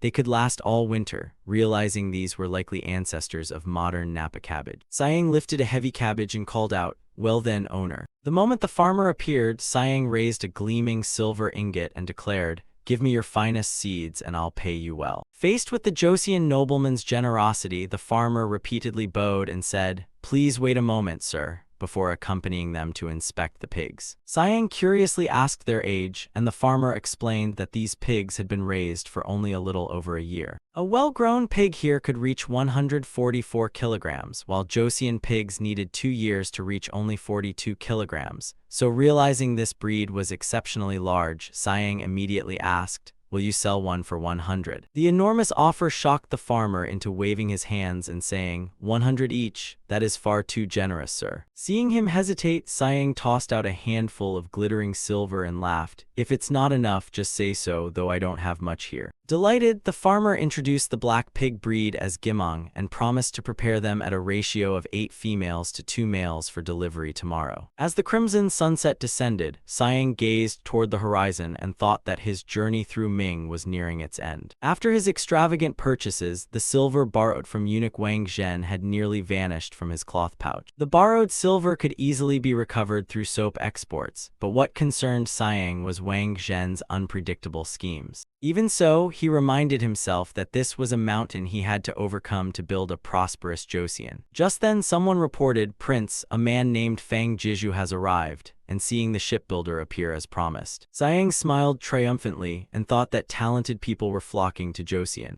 At the harbor, more than 400 precious books had been prepared for transport home. Looking at the enormous luggage, the accompanying official worried about the difficult journey from Beijing back to Hanyang. He even wondered how they could possibly read so much material. Siang confidently reassured him, "There are plenty of scholars in the Hall of Worthies, so don't worry." Meanwhile, back in Joseon, an official rushed into the palace shouting, "Your Majesty, something terrible has happened." King Sejong, who had been resting, suddenly sat up in irritation. He had just been about to break his deadlift record when they interrupted him, so he sternly growled, "If this isn't serious, don't blame me for what happens. What is it?" Hearing there was chaos outside, the king wondered whether a tiger had appeared. The trembling official explained that the pigs brought back from Ming had escaped and were rampaging throughout the area. At first, the king casually dismissed them as mere piglets, but when his subordinate insisted they weighed as much as 72 kilograms, the king stared in astonishment and exclaimed, "What did you say?" At the scene, complete chaos had erupted. Cries of "Catch it" echoed everywhere. The soldiers chased helplessly after the enormously powerful pigs as one officer clung tightly to a pig and lamented that he could not understand how they were so strong. The pigs even grew more ferocious when they saw their companions captured, and one sow squealed for her mate back, terrifying the soldiers. A soldier screamed in horror as the crazed pig was about to attack him. At that critical moment, a powerful hand suddenly seized the pig's hind leg, making it squeal in terror. Siang had returned and boldly declared, "It has been a year since I came to Joseon, so if I cannot handle this, what dignity would I have left?" Before effortlessly subduing them with his unmatched strength. He hoisted the enormous pigs onto his shoulders before everyone's astonished eyes. Watching the huge black pigs rooting through the ground, the king marveled, "Ha, look at them, from their fierce nature to their appearance, they resemble wild boars." He approached the pig pen carrying a bundle of dry grass and gently said, "Well, you have worked hard, coming all this way to Joseon and seeing a pig approach and devour the grass." The king laughed heartily, "Haha, this one seems very hungry." He happily concluded that with such large and healthy pigs, Joseon would no longer worry much about food supplies, while even the pigs seemed subdued by his presence and thought this large man looked strangely trustworthy and much like them. The king enthusiastically ordered the soldiers, "Choose the healthiest one among them for a celebratory feast." Walking with his royal father, Siang reported on the treasures of knowledge he had brought back, including lost publications from the Qin era and many works on produce and agriculture that would keep the Ministry of Public Works and Ministry of Revenue very busy. Seeing his son's great achievement, the king warmly asked, "You have worked hard, do you have any requests?"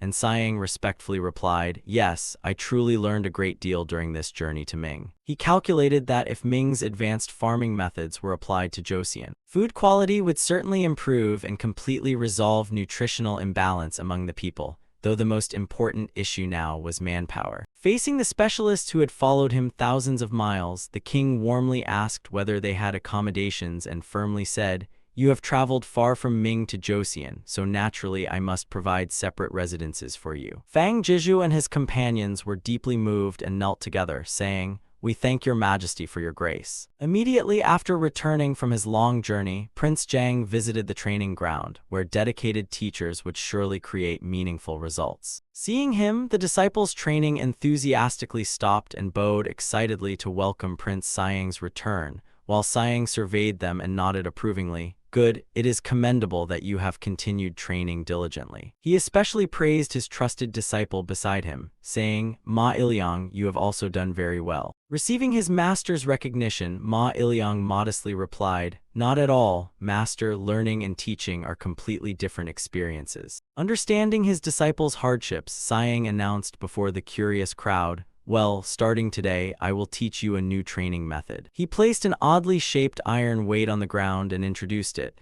"This is called CrossFit training," leaving everyone puzzled. He explained that he had heard complaints about repeatedly performing the same boring movements, so varying the exercises would improve concentration, then said, "Watch carefully and follow me." He demonstrated the first exercise called BPY, a continuous jumping sequence he claimed to have invented while in Ming, and seeing that the new exercise required no weights. The disciples whispered excitedly, "It doesn't look like carrying anything heavy. I could do 100 repetitions." After completing 20 BPYs, Siang immediately crouched and jumped over a large waist-high log 20 times, demonstrating the exercise called box jumps. Without resting, he grabbed a 20 June weight and performed 20 consecutive swings. The grueling routine continued as Siang rapidly performed another 20 bodyweight squats, instructing the disciples to complete 2 rounds, rest briefly, then perform 2 more. Hearing this, a sweating disciple hopefully asked, "Does today's training end after that?" Siang smiled brightly and confirmed, "That's right, once you finish, you will surge with the force of a raging storm." The disciple stared in horror and stammered, A raging storm." Agonized screams echoed across the training ground as the disciples were pushed to complete exhaustion, with one gasping desperately, "I cannot continue," while another had already collapsed and was vomiting from the brutal intensity. Seeing this, Siang merely asked in confusion, "You're vomiting?" Instead of showing sympathy, he gave a terrifying, sinister smile and ordered,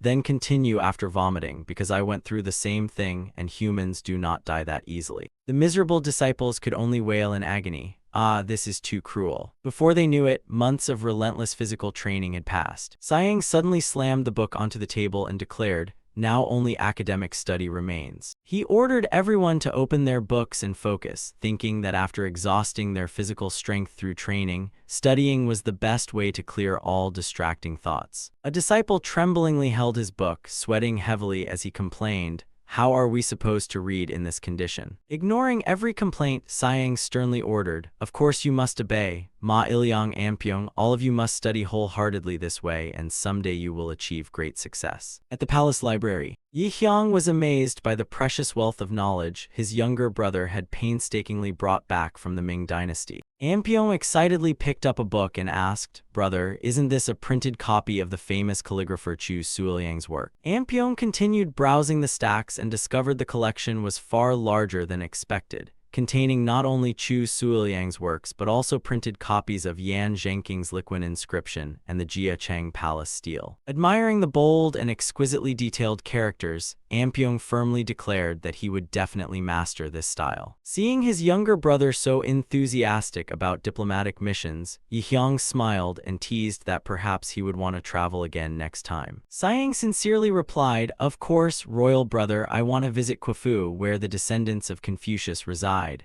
then excitedly told Crown Prince Yi Hyang that their father was very pleased with the recent mission. Thus he intended to seek permission for another journey, while Yi Hyang curiously wondered why everyone had changed so much after the trip, especially deputy scholar Shin Sukju, whose physique had been completely transformed. Siang smiled meaningfully and warned that the journey had actually been extremely grueling, so with royal brother's current physique, he might struggle to endure it. Yi Hyang nodded in agreement, admitting that traveling to a distant country truly required excellent physical fitness. Yet inwardly he lamented that his current arm strength could not lift that heavy iron weight, while the brothers faced each other with fierce determination as Siang teased, "So royal brother still doesn't know how to properly lift that weight." He laughed loudly, reminding him that he had never been interested in this art from the beginning, and as his younger brother kept teasing him. Ampyong snapped, telling him to stop talking nonsense and come over, insisting this was important for strengthening their brotherly bond. Soon afterward, a miserable scream erupted from the training ground, shattering the peaceful atmosphere. Amid the smoke and dust, Yihyang suddenly introduced a newly crafted weapon,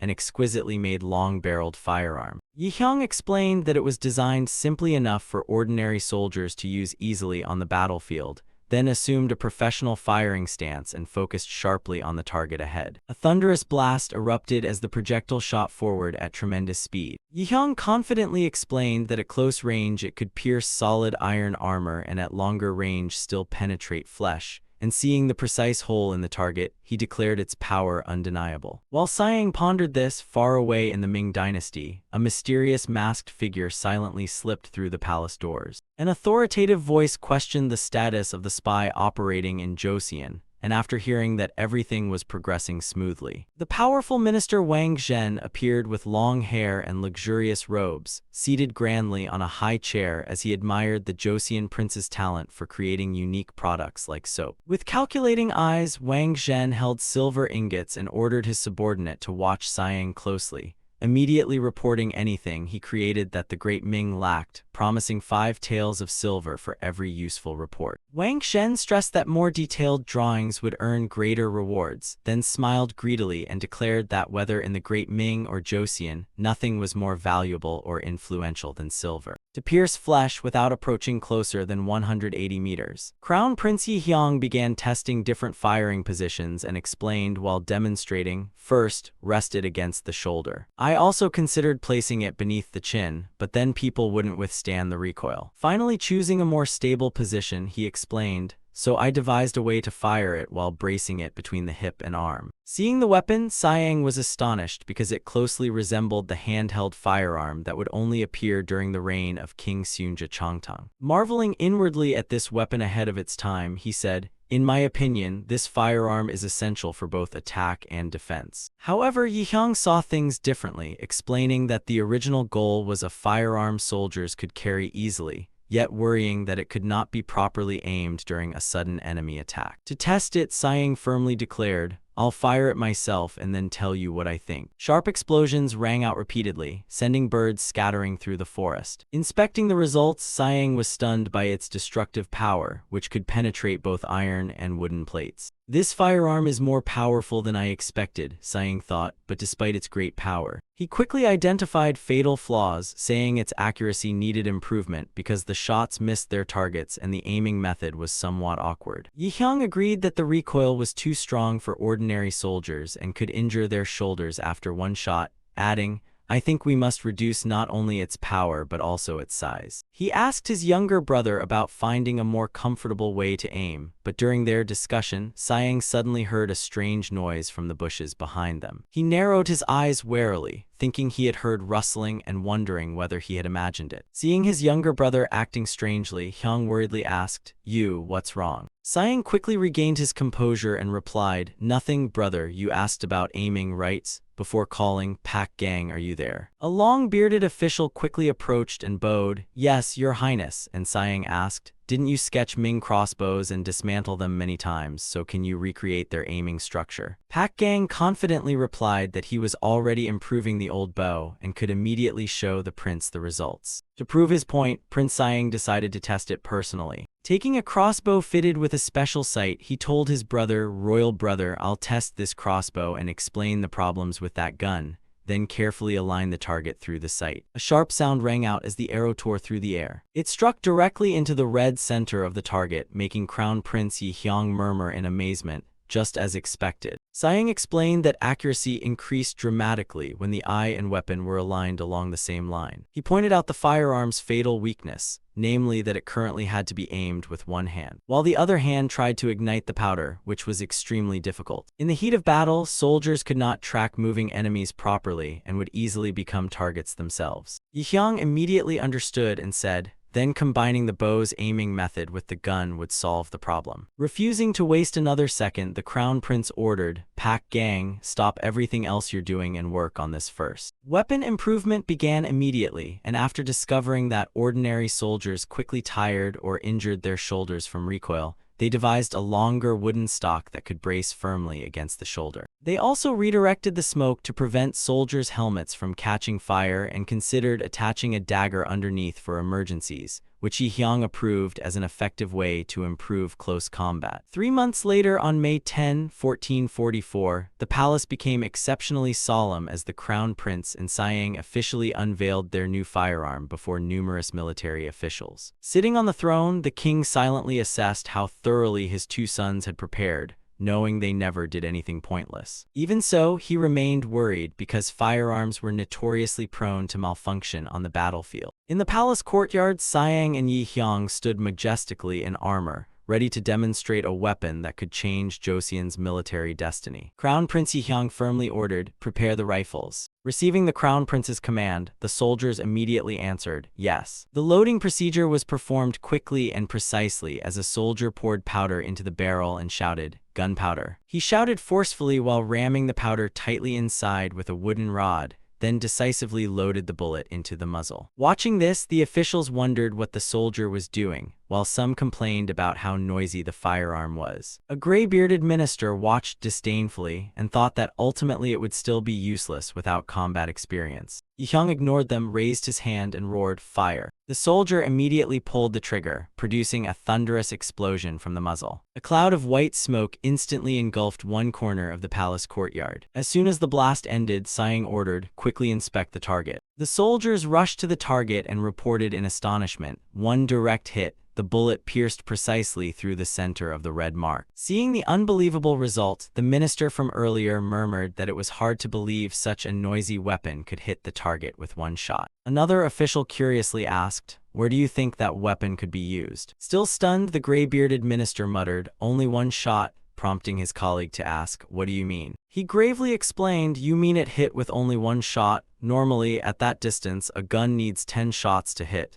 But the demonstration continued as Yi Hyang ordered, "Next, prepare the hand cannon." A soldier shouldered the newly developed heavy weapon with superior firepower and range as the command, "Prepare to fire," rang across the courtyard, making the officials wonder whether an ordinary person could handle such a weapon and its special ammunition. A soldier pulled the trigger, producing another deafening explosion. Immediately, an excited report rang out, 2 shots hit the target. Even the greatest skeptics had to admit that the handgun was at least useful in some ways, though malicious criticism continued because reloading still took time. While a gun fired once, skilled archers could loose 3 arrows, so the officials mocked it as a weapon suited only for hiding, firing 1 shot, then fleeing. Some even sarcastically said one could simply preload the gunpowder and wait for the right moment, while the king remained silent before turning toward Crown Prince Yi Hyang. He remarked that the first gun would be difficult to use as artillery, while the second gun fired far too slowly compared with bows, leaving Crown Prince Yi Hyang wondering how to use them effectively when his royal father insisted guns could not replace bows. However, Yi Hyang soon gave a convincing answer, "Royal father, it takes 10 years to become a skilled archer. But these men have trained for only 15 days. The king exclaimed, "15 days? You mean they reached that level in only 15 days? And Yi Hyang firmly replied that in 15 days one could barely learn to hold a bow, while accurately hitting targets required 6 months. Yi Hyang boldly declared, "Therefore, Your Majesty, the shooters you have seen so far have only trained for 15 days. He stared ahead confidently and shouted, "Now, I will show you a performance by skilled musketeers." A squad of musketeers wearing specialized eye protection immediately stepped forward and firmly raised their guns to their shoulders, ready to fire. Crown Prince Yi Hyang continued persuading his royal father about the effectiveness of the new weapon. He stressed that the musketeers before them had trained for merely 15 days and boldly promised everyone an unprecedented display of skill. The soldiers immediately raised their guns to their shoulders and professionally assumed firing positions at their commander's order. The moment Yi Hyang shouted "Fire," white smoke and sparks simultaneously erupted from the soldiers' gun barrels. The result astonished everyone, with 19 of 60 shots hitting their targets, roughly 30% accuracy at a distance of 100 meters. Seeing this, the officials began murmuring after noticing that the soldiers could now reload and prepare their guns far faster than before. The king could not hide his surprise and laughed approvingly, amazed that they had achieved such proficiency in so little time. Yi Hyang respectfully explained that with a musket, even an ordinary person could train for 2 months and gain firepower comparable to an archer trained for years. Finally, he introduced the last weapon, the medium cannon, and asked whether his younger brother was ready. Prince Siang answered loudly and approached a large cannon mounted on a wheeled wooden carriage, making the surrounding officials murmur. It seemed unusually small compared with a conventional cannon, prompting the king to ask what ammunition it used. Yi Hyang confidently explained that the medium cannon fired iron projectiles and promised to demonstrate its true destructive power. The instant he finished speaking, a thunderous explosion erupted as the cannon unleashed tremendous firepower directly toward the target. In the distance, a massive explosion erupted, blasting everything away and sending up a towering column of fire and smoke. The watching officials and soldiers stared in shock, while the ministers could only exclaim, "Oh!" The king was delighted and lavishly praised them. "Wonderful, with the musket and medium cannon you invented, not only enemy troops but even the northern armies that once trampled our ancestors would be blown apart." Faced with his royal father's excitement, Yi Hyang modestly replied, "It merely frightens the enemy, your majesty." The king looked proudly toward Siang and declared that Yu's contribution this time had been tremendous. Meanwhile, at Wang Zhen's residence in Ming, the atmosphere was extremely solemn. A subordinate respectfully reported, "So they invented such a gun," and asked whether their spy should copy the blueprints, but Wang Zhen immediately dismissed the idea. Holding 2 secret reports, the cunning Wang Zhen said, "No, accurately recreating it from drawings made by someone without expertise would be extremely difficult." Stroking his chin with a calculating smile, he declared, "Touching it directly is the best way." Back in Joseon, while walking with his son through a palace corridor, the king suddenly expressed concern. "If we mass-produce the muskets and handguns you and the crown prince created, problems may arise," leaving Siang puzzled. The king revealed a letter recently sent from Ming, saying they had heard rumors about items being made in Joseon. They demanded these items be immediately offered as tribute because the emperor was greatly interested in them, and hearing that the letter specifically named muskets and handguns, Siang was stunned and anxiously asked, how could they possibly know about the muskets and handguns? Although the letter only vaguely mentioned an item, the king judged the situation to be extremely complicated. He feared that if they sent something else when the Ming already knew about the firearm, the Ming dynasty would think Joseon was deliberately hiding the weapon, and Siang quickly realized this was Wang Zhen's cunning scheme to force Joseon to reveal its hand. To break the deadlock, he firmly proposed to his father, "Then we should send 2,000 bullets as tribute," making the king hesitate at such a huge number. "I think about 500 rounds each year would be more reasonable," but Siang remained firm in his plan. Looking directly at his father, he declared confidently, "No, father. We absolutely must send 2,000 rounds." News of this enormous amount of ammunition quickly reached Wang Zhen in the Forbidden City. He smirked knowingly and said, "Oh, 2,000 rounds." A subordinate added, "I heard Joseon's third prince will personally bring 500 rounds this year." As expected, small frontier states cannot resist the Great Ming, and when asked why the tribute letter had only vaguely requested an item, Wang Zhen explained that it was a cunning psychological trap, because if Joseon sent something else, he could accuse them of ulterior motives and pressure them for even more tribute. Although he respected the intelligence of Joseon's ruler, Wang Zhen had already prepared an even more ruthless move should they find the tribute too burdensome. He coldly revealed his true objective. "I will demand Joseon's second prince as a hostage." A murderous gleam appeared in his eyes. He calculated that if Joseon refused, he would not hesitate to use force and make them submit amid flames and destruction. While dark schemes gathered in the north, in a poor Joseon village, the steady sound of chopping wood continued as a man paused and asked his friend, "Hey, Yong-hae, did you see the new notice posted earlier?" Since it was written in the newly created correct sounds script, many people were still unfamiliar with reading it, so his friend explained that. Next February, the capital would recruit soldiers for a new central military camp called the Military Training Command. Yong-hae stared into the distance uneasily, fearing that one mistake might get him exiled to the remote northern frontier. Even so, his curiosity was stirred when his friend revealed a rumor that the camp's founder was none other than Prince Siang. Hearing about the recruitment, his woodcutting friend wondered whether being recruited in the capital meant becoming an elite soldier, while thinking that for someone of such low status, joining the regular army had always been unimaginable, yet the notice listed very strange requirements and mentioned nothing about horsemanship. It even said archery had been removed, as his axe struck decisively into the log. He paused to wipe the sweat from his forehead, hope mixing with doubt in his eyes as he learned the revolutionary requirements were merely proof of identity, a strong body, and an unyielding will. The notice firmly stated that they would not ask about the social status of anyone applying to the camp. Amid the snow-covered landscape, a poor young man knelt before the local lord and tremblingly asked for confirmation. "Will commoners joining the training really not be questioned about their families?"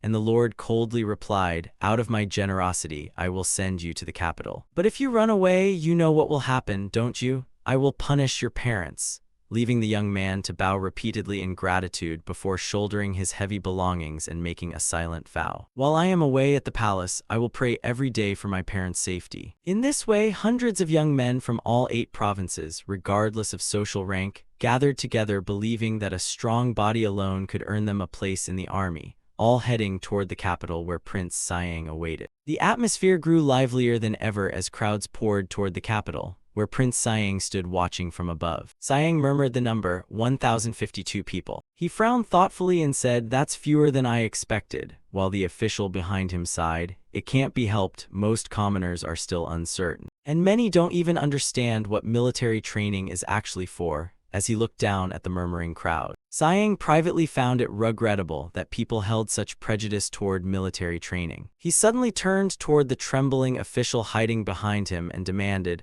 "Why do you keep hiding behind me?" making the old man flinch in alarm. Siang continued questioning him, "Isn't commanding the army the responsibility of the Minister of War?" Hearing this, Seona, a renowned calligrapher newly appointed to office, burst into tears, lamenting that he had only ever handled administration and writing. So why was he suddenly thrust into the stressful post of Minister of War? And though he knew His Majesty trusted a senior official to command well, he was still stunned. Siang cleared his throat lightly to regain his solemnity and said, "Well then, it seems we have enough people." He stepped onto the balcony and shouted so powerfully the entire courtyard shook, "Welcome, everyone who endured the winter cold to come here. I am Prince Siang. I am responsible for recruitment into the military training command by order of King Sejong," Siang declared, explaining that the military training command was an entirely new military force. It would use unprecedented training methods and rifles, so unfortunately not everyone would be chosen, only those who passed the examination. Only then could they join the military training command, making the crowd below swallow nervously. Siang suddenly announced, "However, the first test is quite simple." Running, then stared at the crowd and said, "You've come all the way to the capital. Your legs must be strong then," he declared, stressing that an infantryman's life depended on his legs and the military training command valued this above all else. Siang concluded sternly, "If your legs aren't strong, you're not a man." Siang loudly declared, "Now I'll lead you to the testing ground, so follow me." Pointing ahead, he ordered, "From here, you must run to the training officers waiting behind us, with Tanshan as your destination, so everyone get ready." Seeing the crowd ready, he roared, "The race begins now. Imagine the enemy is ahead and run as fast as you can."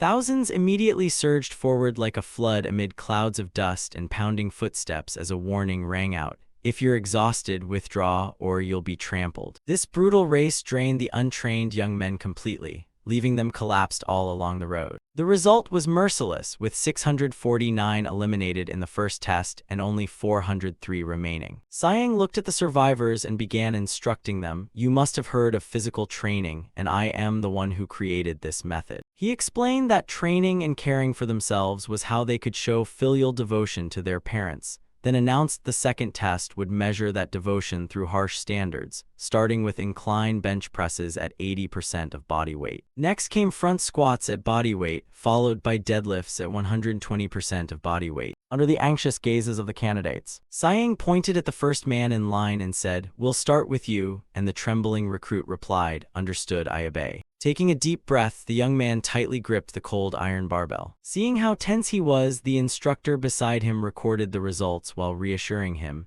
"If you feel you're about to collapse, it's fine to drop it, so just try." The young man gritted his teeth and resolved, "Understood, I'll try once," then roared with effort as he lifted the iron weight. But it was too heavy, causing the barbell to wobble before crashing to the ground as someone warned, don't push yourself too hard. Watching another candidate collapse, Siang thought that with his experienced disciples and instructors present, no one should suffer serious injuries, and by the end of the second test, another 182 candidates had been eliminated. Only 221 elite recruits remained, and after a full medical examination, they immediately moved to the new South Hansen training camp, which would become their home for the coming months. Beneath the silent night in the deep forest, rustling footsteps and flickering torches made the atmosphere even more tense. One recruit complained shakily, "My legs are still trembling, and if we have to sleep outdoors in the forest tonight, I'll freeze to death." In contrast, when asked what he thought, Hong, a sharp-eyed young man, casually replied, "I found the test far too easy. For me, I could easily pass even if they increased the weight. It seems the test at the next location will be easy too." As they arrived at the imposing Southampton fortress, Siang, dressed in official robes, declared, "Welcome to the Southampton training camp, built to respond to emergencies at any time and turn you into true recruits,"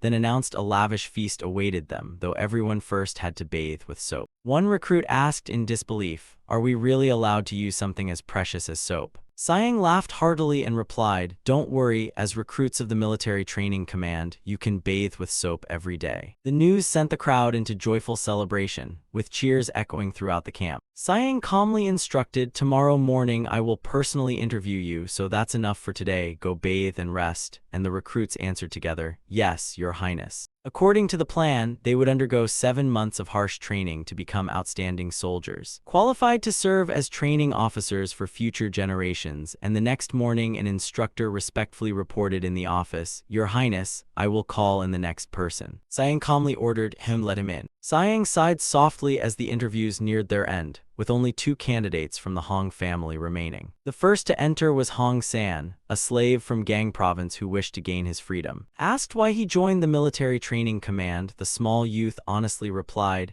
"Your Highness said that if I became a recruit, my parents would also be freed, so I decided to join." Looking at Hong San's short and somewhat underweight frame, Siang noted that he had not even reached the average height of people in that era. Even so, his determination to fulfill his filial duty and free his parents from slavery caught Siang's attention, and despite Hong San's insecurity over his disappointing training results, Siang smiled and encouraged him that his past training had indeed been difficult, while what awaited would be even harder. Yet seeing Hong San's unwavering resolve, he looked forward to seeing how the youth would transform under his training. After dismissing Hong San, Siang turned to the next page to examine the final candidate's information. His gaze suddenly froze and his pupils contracted in shock upon seeing the name Hong Yunseong, born in 1425. An image flashed through Siang's mind of a red-haired butcher wielding a blood-stained cleaver with murderous eyes, making him think in horror, "Wait, is that the butcher Hong Yunseong?" Just then, the final candidate entered the audience room and confidently introduced himself as coming from Chungcheong province. Despite possessing a physique second to none, his poor family could not afford riding lessons, so he joined the training with a fierce desire to make a name for himself,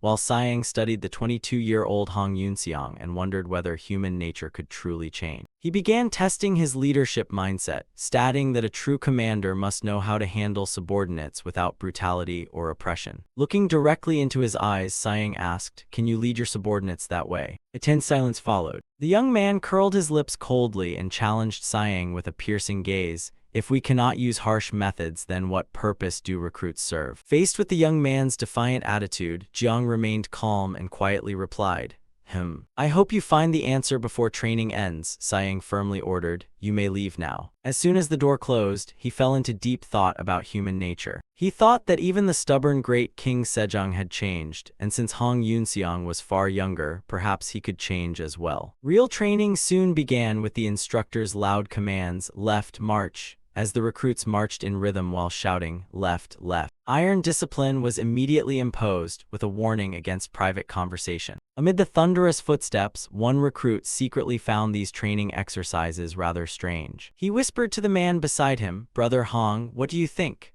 And Hong Yunseong coldly replied, "This is only basic training to build a better formation. insisting that nothing mattered more than faithfully obeying orders on a battlefield where men alive moments ago could soon become corpses. To unify command, Siang decided that all military orders would henceforth use the proper sound script. Standing before the alphabet, Siang sternly instructed, "You will lead soldiers in the future, so every one of you must master the proper sound script." The recruits devoted themselves to studying, struggling to learn how to read and write the new script. Seeing Hong Yunseong handle it so skillfully, an official asked in surprise, "You already know how to read and write?" He calmly thought that learning the proper sound script had presented him with no real difficulty so far. Watching from afar, Siang thought he had planned to reconsider Hong Yunseong if the man showed even the slightest resistance to this. Yet so far he was performing exceptionally well without any problems, making Siang conclude that if things continued this way, Hong Yunseong would rank first in the inaugural training class. Meanwhile, in the recruits' rest area, game pieces clicked against the board before someone sighed regretfully,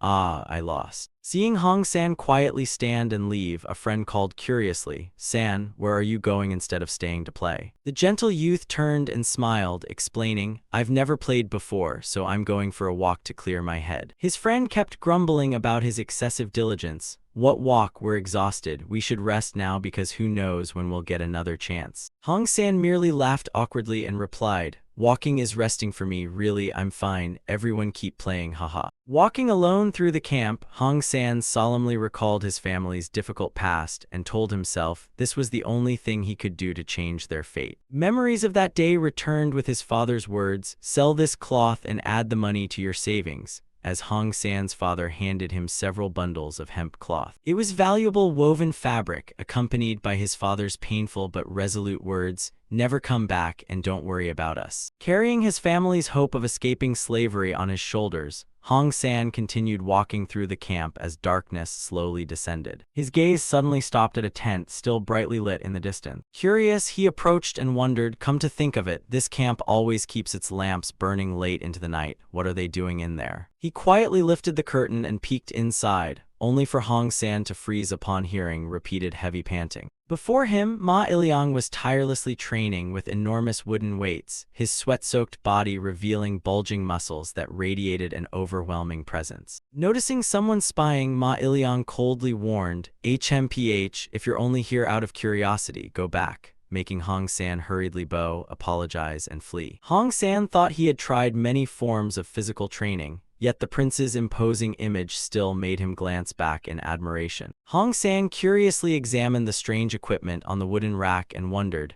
"What's that club 3 times bigger than the mallet used for?" A muscular man suddenly appeared, and when Hong San politely asked his court position, he firmly replied, "I am Ma Iliang, a court aide." Seeing the young man staring at the strange object, Ma Iliang gave a sinister smile and asked, "Curious about it? Then give it a try. I'll personally teach you," sending a chill down Hong San's spine as he was dragged into an unwanted challenge. Ma Iliang picked it up and introduced it as a wooden mace. He demonstrated how it improved grip strength and weapon handling by slowly rotating the wooden mace. It looked simple, but when Hong San tried holding it himself, he could only scream in agony at its tremendous weight. He collapsed onto the ground, sweating heavily as he gasped, "Who created this thing? I really want to see that person's face just once," and Ma Iliang casually replied, "Who else could it be? It was Prince Siang." At that same moment elsewhere, Siang suddenly paused and wondered whether someone was talking about him. Back at the camp, Ma Iliang explained that training would differ depending on the weapon they chose later,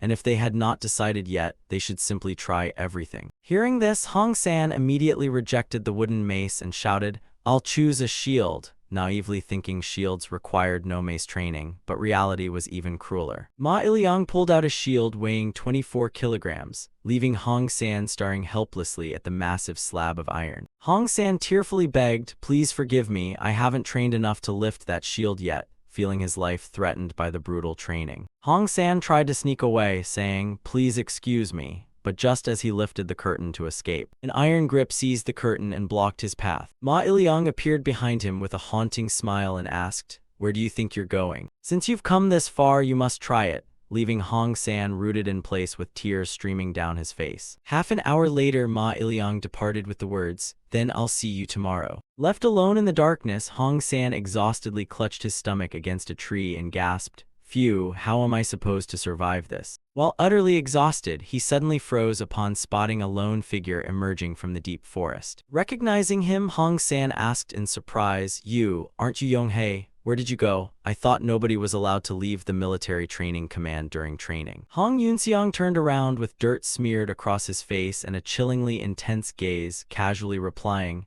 "Ah, training with those weaklings was too boring. So I just went outside to train a little and came back." Hong San pointed fearfully at the dark red stains on his arm and stammered, "Isn't that blood on your arm? Did you get hurt while training?" Hong Yunxiang coldly turned away, leaving him with a cryptic warning. "It seems you're the only one who saw me leave. Pretend you never saw me today." He quietly walked on, thinking that although he did not know why, Prince Siang seemed to be watching him closely, but he would keep pretending not to know anything, just as Hong San was doing now. Suddenly, Hong Yunxiang placed his bloodstained hand on Hong San's shoulder, making him tremble in fear. He then whispered with a faint smile, "It's not my blood, so don't worry." In the majestic palace courtyard, Ampyong lay on the training bench gripping the iron bar tightly and solemnly declared, "Thanks to Father and Mother, I have been blessed to reach this day. Now I wish to show Father and Mother the results of my training." Ampyong tensed his body and let out a thunderous shout. "Ha!" The heavy barbell rose high to everyone's astonishment as Yi Hyang sighed in relief. "Hugh, success." Sitting on the throne, the king smiled proudly. "Now no one can say your arms are only capable of lifting paper, brushes, and ink." Ampyong respectfully replied,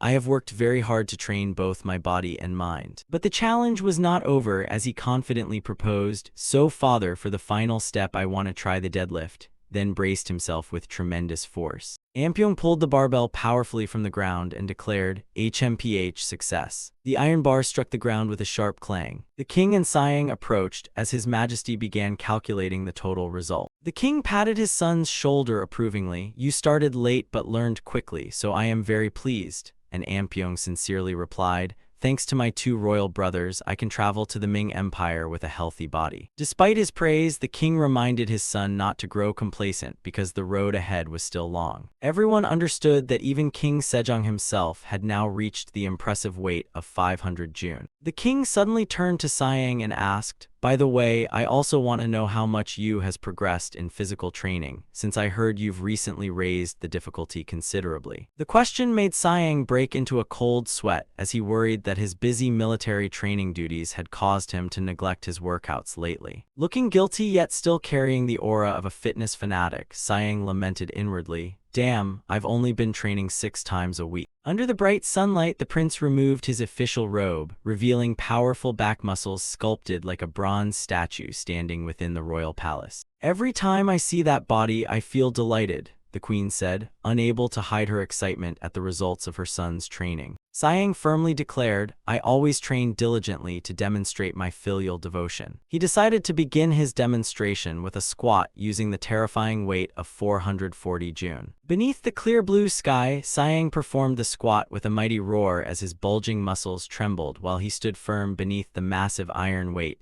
successfully completing 440 June. Immediately afterward, Siang conquered a 330 June bench press amid the king's astonished praise. Deep inside, he was amazed by the strength of his current body because he normally struggled to lift such heavy weights. Seeing his son's effort, the king gently said, "You can rest for a while." But Siang firmly replied, "No need, father, I've caught my breath." He announced that the final test would be the deadlift, and the atmosphere grew extremely tense as veins bulged across Siang's arms while he gripped the bar. Crown Prince Yi Hyang and the nearby soldiers could only watch silently in astonishment. With a decisive grunt, Siang pulled the weight upward and officially succeeded at 430 June. The king excitedly clenched both fists and cheered, "I'm so proud of you. The Crown Prince has only reached 700 June and Grand Prince Ampyong only 500 June, yet you've lifted as much as both combined. This is clearly a blessing from heaven," the king declared before ordering the painter Yang, "Before you leaves for Beijing, paint his physique on an 8-panel folding screen." His Majesty intended to place it in the training hall as an example for others, leaving Siang utterly dumbfounded. What? He shuddered at the thought of the training hall being filled with posters of his muscular body like a modern fitness center. Siang hurriedly protested, "Father, I'd be embarrassed if future generations saw my body." But the king rejected him. "No, you've lifted 1,200 June across the 3 main lifts, and achievement history must remember." and enthusiastically named this total the Siang Wait. Hearing the name Siang Wait, Siang froze and wondered whether he was leading Joseon down some bizarre path. Putting those thoughts aside, Siang focused on his duties at the military training camp. Standing before all the soldiers, he announced, "Starting today, we will divide the troops into different units and begin specialized training based on each unit's weapon." He reminded them that the marksman unit would use the new firearms invented by the Crown Prince, then ordered everyone to choose their own unit. All the soldiers shouted "Understood," in unison, shaking the entire camp. A while later, an aide reported the final assignments to Siang: 41 shield soldiers, 51 spearmen, 63 greatsword soldiers, and 66 soldiers who chose firearms. Looking at the roster, Siang thoughtfully noted that few had chosen firearms, guessing they were still unfamiliar with this new weapon. Though worried about redesigning the training program accordingly, he still had to begin immediately. Meanwhile, the shield soldiers stared in amazement at their enormous equipment and began murmuring among themselves. They said such a huge shield could surely withstand even a charging tiger, but seeing two soldiers still gawking, the instructor immediately shouted, "What are you two doing? Get into position and prepare." Both hurriedly apologized and joined formation, then at the instructor's command began rotating their shields in every direction,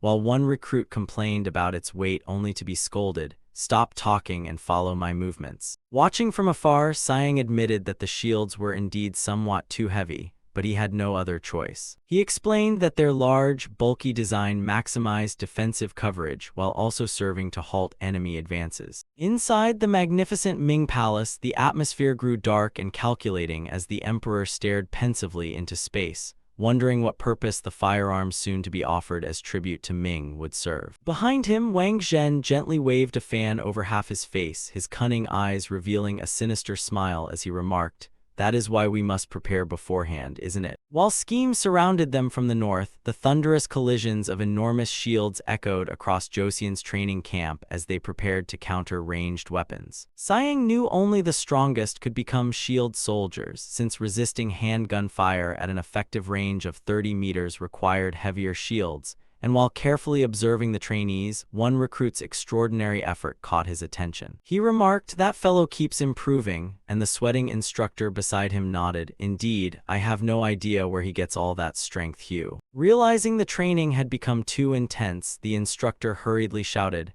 "That's enough, stop. Do you even remember how many times you've rotated that shield?" Hearing the call, Hong San abruptly stopped, breathing heavily as sweat streamed down his exhaustion-reddened face. Seeing this, Siang stared at the small youth and exclaimed in astonishment, "Huh." Despite being drenched in sweat and utterly exhausted, Hong San remained standing with unwavering determination, leaving even Siang amazed by the incredible will and hidden strength within his small body. Watching the gleaming great blade swing beneath the blue sky, a soldier curiously asked, "Is that a long saber?" The commander calmly explained, "You could call it that, but more precisely it is a dragon saber, a two-handed weapon reaching 2.4 meters in length. Weighing around 9 kilograms, wielding it required tremendous strength." A soldier swung the dragon saber fiercely, producing powerful cuts that tore through the air. 1 week had passed since training began, and as expected, each increase in difficulty caused more recruits to fail and drop out. Those remaining struggled to support their heavy shields under strict supervision. Time passed quickly, and a month and a half of grueling training finally ended. The results were obvious, as every soldier now possessed a powerful muscular physique comparable to seasoned physical training masters. During a break, one soldier devoured a huge rice ball while remarking, "No matter how exhausting the training is, eating is still the best." Seeing his companion eating voraciously, the man beside him asked, "Aren't you afraid of overeating?"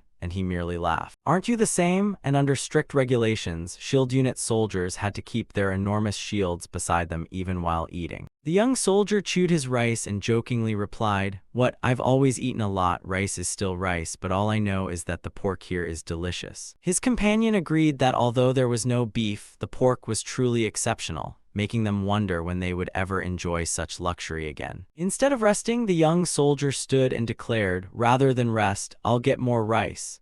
then explained to his astonished senior that the brutal training left him constantly hungry and promised to return immediately. Carrying the heavy shield on his shoulder, he walked away whistling and thought that since he was still growing, he needed plenty of energy. Standing before the orderly ranks, sighing loudly declared, "You are now true soldiers," emphasizing that after their grueling training, their lives depended entirely on their legs, then rewarding everyone with new socks and shoes before announcing, "We march in 2 days." Faced with a recruit's confusion about their upcoming mission, Siang smiled brightly but declared solemnly, "You will walk 100 miles through mountain roads from dawn until dusk," leaving the soldiers sweating in horror and thinking they must never go hungry if they wanted to survive. Exactly 2 days later, beneath torrential forest rain and enveloping darkness, the troops trudged deep into the forest carrying their gear, their splashing footsteps mingling with heavy gasps. One exhausted soldier admitted he wanted to flee home, but his companion immediately warned that abandoning the march midway and encountering the mountain spirit would surely cost him his life.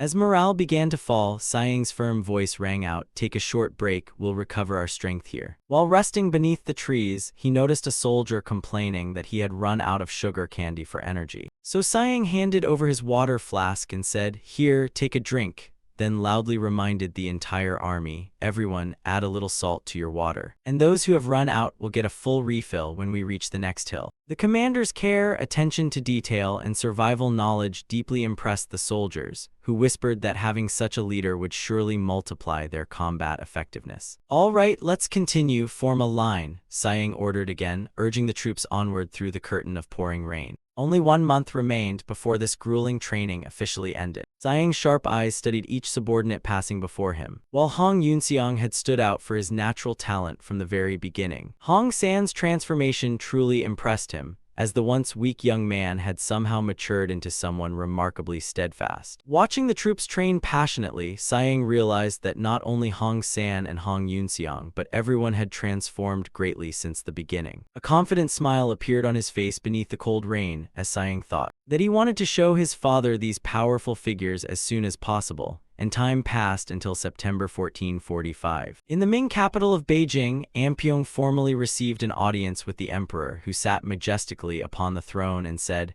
"Come forward, Sejong's third son. From the second prince to the third, I can see Joseon's passion for learning. I hear you are highly accomplished in calligraphy, so could you write a short passage for me?" Though slightly surprised, Ampyong asked, "Just a short passage," but quickly received the emperor's confirmation that this alone would satisfy him before the emperor shifted to the more important matter, saying, "Very well, let us discuss the tribute you brought." The emperor looked at the rifle ceremoniously placed inside its case and wondered why it had not been used in the battle against the Jurchen. Ampyong calmly explained, "As a tributary state, we always respect the greater power, so this is not something we can use casually." He tactfully compared a tributary state's duty to children honoring their parents, saying it was only proper, while the emperor remained skeptical of a weapon untested in battle. Ampyong firmly declared, "However, it is extremely powerful and can pierce armor, while our strongest warriors can master it within a month, after which the Ming dynasty will become unrivaled under heaven." Ampyong's confidence stirred the emperor's curiosity, and stroking his beard thoughtfully, he said,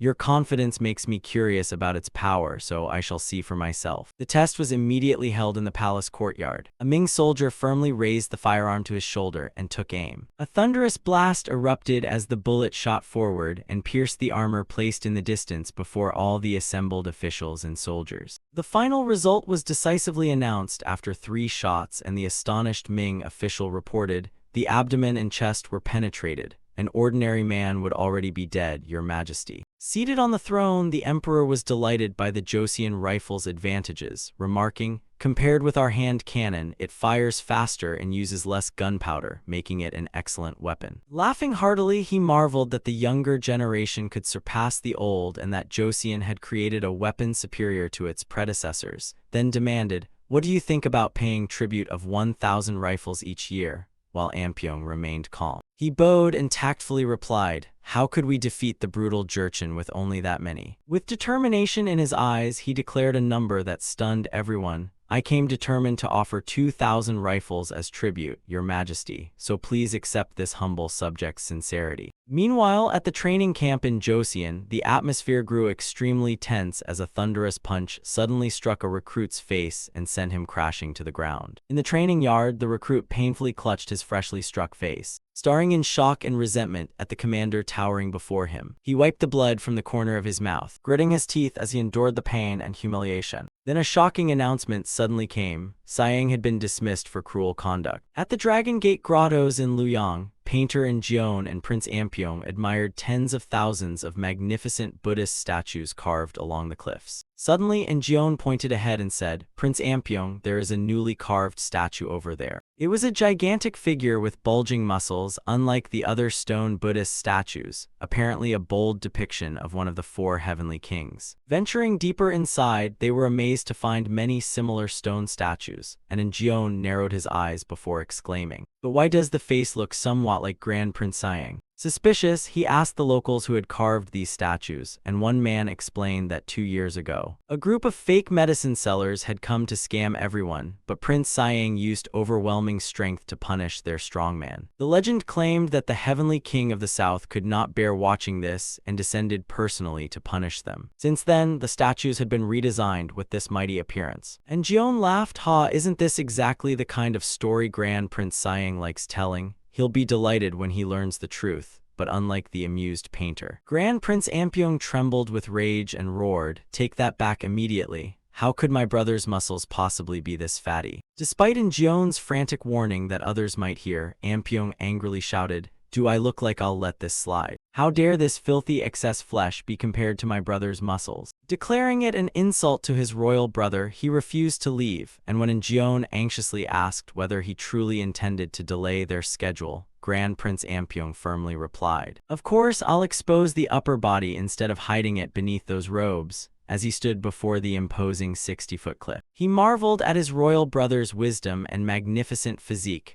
wishing to portray him in the likeness of the Bodhisattva of supreme wisdom. Several months later, a colossal statue with bulging muscles and a mighty flexing pose was completed on the cliff, making In Jeon sigh in relief. "The design is finally complete," In Jeon said, shuddering at how terrifyingly powerful it looked compared with the others, like a black dragon soaring skyward. And the work inspired many sculptors in Luoyang until the Ming Empire gained a new attraction called the muscular bodhisattva. Time passed until the 9th day of the 9th month. The double 9th festival was also graduation day for the training course in Joseon, and as sharp commands rang across the drill ground, all soldiers knelt together and solemnly shouted, "Greetings, Your Majesty." Hearing the soldiers loudly pledge loyalty, the king looked pleased and said, "Seeing you move as one, I can imagine how much hardship you have endured." He declared that they would become shining examples for the soldiers there and for future generations. Elite recruits such as Hong San and Hong Yunseong solemnly vowed, "To repay Your Majesty's grace, we will fight until our final breath." The king turned and instructed, "Crown Prince, step forward and confirm how thoroughly they have mastered military tactics." Crown Prince Yihyang respectfully answered, "Yes, father," then immediately commanded, "All troops deploy the defensive formation." Shouts of "Deploy" echoed across the drill ground as the soldiers rapidly took their positions. With shields and spears perfectly aligned, the troops obeyed the command to form ranks and moved enormous wooden blocks into place to establish a solid defensive formation. A soldier decisively cut the rope with his blade, sending enormous logs rolling down to test the formation as thunderous impacts echoed across the field. A sharp combat order rang out, "Shield unit, prepare for impact." The moment the logs slammed into the defensive line, the commander ordered, "Now, attack." The shield and axe infantry charged forward with fierce determination. The logs flying through the air were instantly hacked into pieces by razor-sharp blades. The crown prince immediately changed formations and ordered, "Next, spearmen,"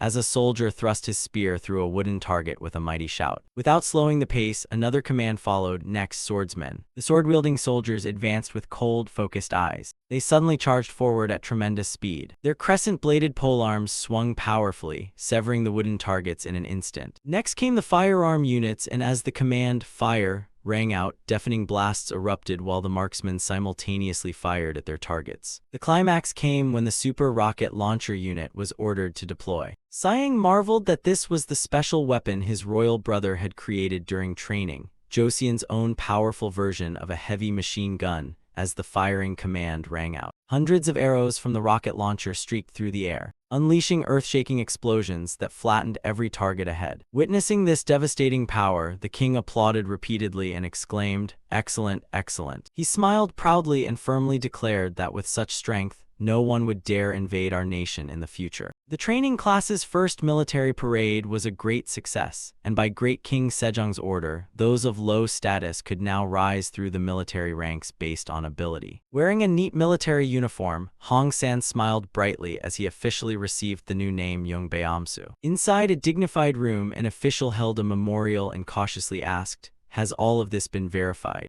The man opposite respectfully confirmed, "Yes, Great King Sejong personally inspected everything." Seated imposingly on a tiger skin, a powerful general thoughtfully read the letter and remarked, "If this letter is true, then they truly are talented men. Ordinary soldiers could never accomplish these things," and hearing they were all newcomers without combat experience, he looked toward the sword on its rack and coldly remarked, "I see." The accompanying official worried that no matter how strong or agile they were during training, they would flee once they reached a real battlefield. Hearing that the troops had never trained in the mountains during winter, the general stroked his chin thoughtfully and said, "The training camp was created to simulate the battlefield, so shouldn't they gain more practical experience?" The official hurriedly objected because winter on Mount Bakdalbong was extremely dangerous. Not only was the terrain high, but starving tigers roamed everywhere, yet the general insisted, "I don't mean everyone, 30 men are enough, and since their bodies are trained, they need practical experience." Seeing his subordinate still hesitate, he opened the door toward the snowy night and firmly promised to send local soldiers along so they would neither get lost nor freeze to death. Asked anxiously how they could face His Majesty if someone died, he still refused to change his mind. Standing amid the snow, the general coldly declared, "If that is all the training camp can produce, then I cannot entrust the North to such soldiers." With the bearing of a frontier tiger, Yi Chingok, the renowned general of the Joseon dynasty, revealed a piercing gaze filled with deadly intensity. On November 1 at Hamhung headquarters, the atmosphere turned solemn as the commander's stern voice rang out, "Salute the inspector," and all the soldiers gave a modern military salute while shouting, "Loyalty,"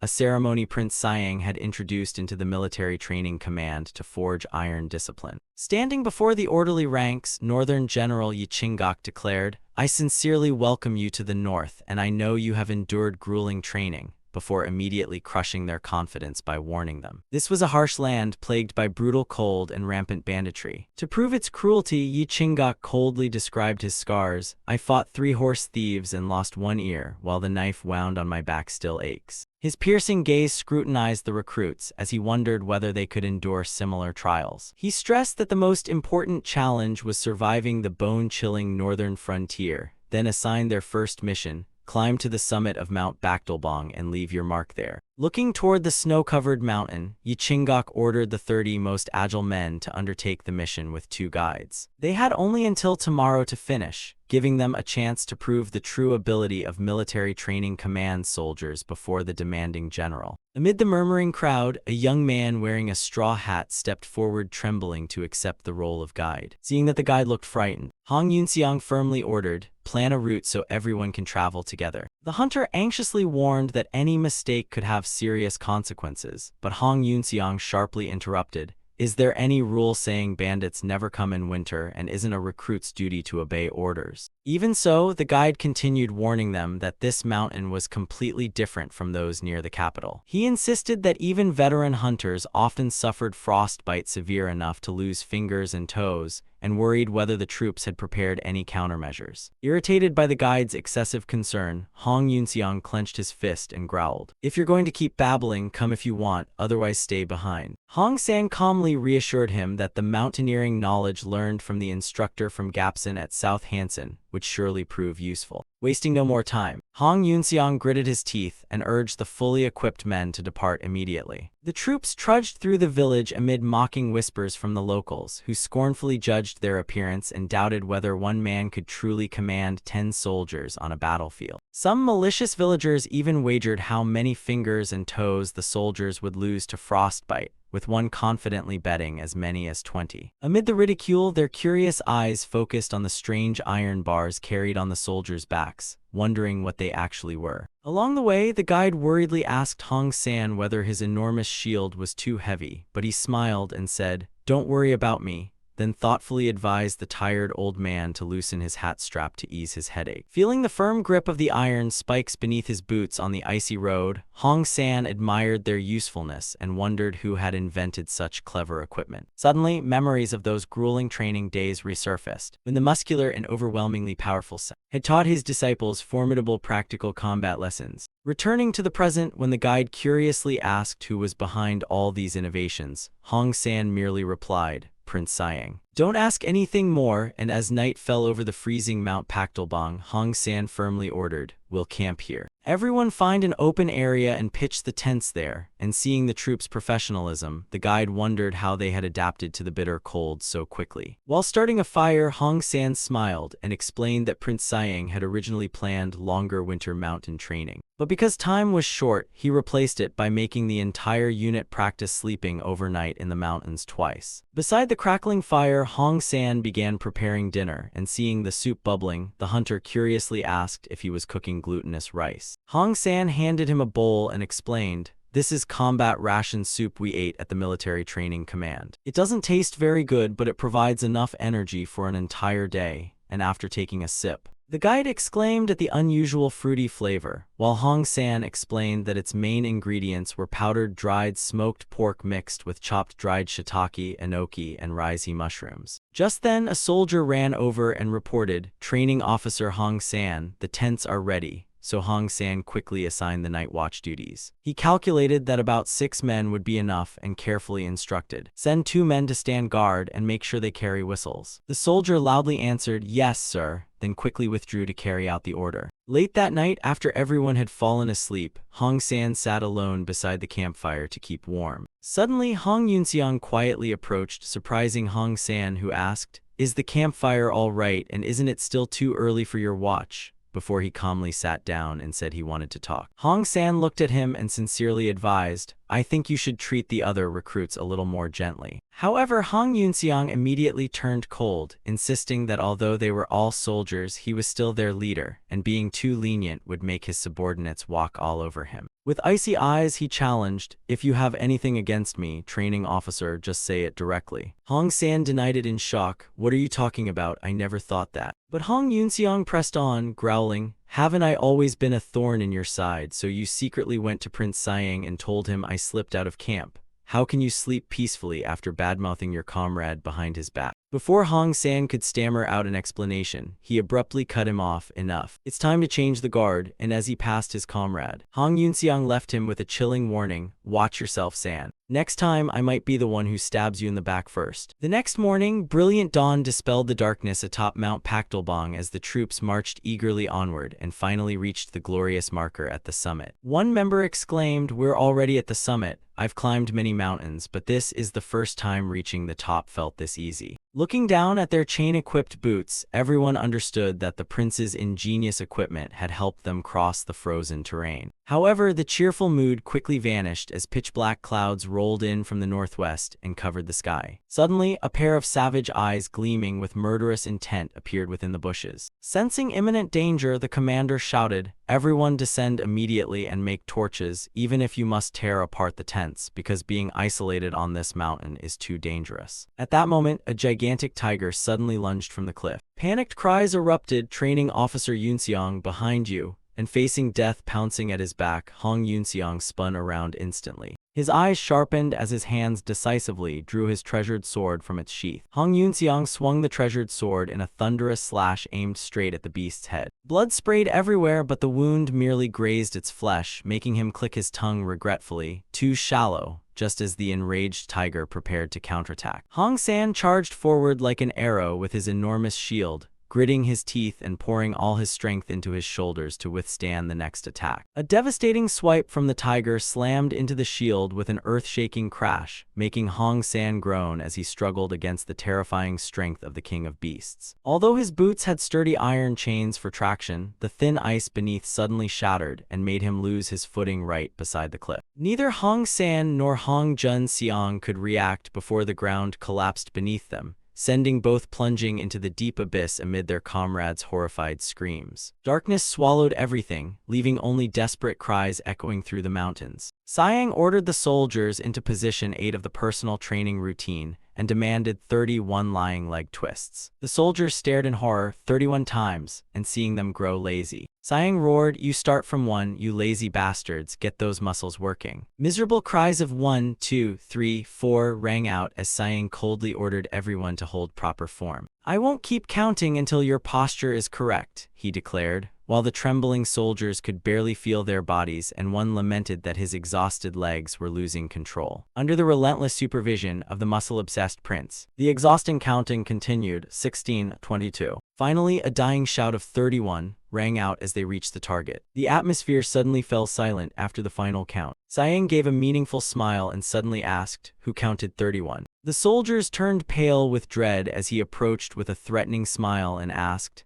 "How many repetitions does it take to reach the final count?" Faced with terrified silence, Siang leaned into his subordinate's face and roared, "Not answering, I asked how many repetitions." The soldiers tearfully screamed, 62, and Siang immediately ordered, "Position 8 of the personal training routine, 62 lying leg twists, begin," as anguished screams echoed throughout the camp at their doubled punishment. Back in the harsh present on the snowy mountain, a soldier gasped for breath as he struggled upright amid the frozen white landscape after the fateful fall. Hong San regained consciousness and was stunned to realize he had survived the terrifying plunge. Beside him, Hong Jun Seong lay buried in snow, deliriously muttering about the prince's brutal exercises. "Get up. 16 times, I know I can do it." Hong San hurriedly shook him and called, "Yunseong, wake up. Hey, are you awake?" as both struggled upright on the steep mountainside. Hong San explained that the tree branches and thick snow had saved them, then worriedly asked whether he could stand. Hong Yunseong reassured him that he was fine and wondered how much time had passed. He silently hoped it was not too late for them to return. As they began moving, Hong Yunseong suddenly stopped. His eyes widened in shock when he saw dark red blood staining the back of Hong San's clothes and exclaimed inwardly, "Hong San, you're injured." Amid the endless white snow and howling winds, 2 figures trudged onward, leaning on wooden staffs. Their heavy breathing broke the silence as trembling hands gripped the staffs tightly to keep from collapsing in the bone-chilling mountain cold. Hong San thought this could not continue, as they had to return to the training base within 8 days before the route to the outpost was sealed,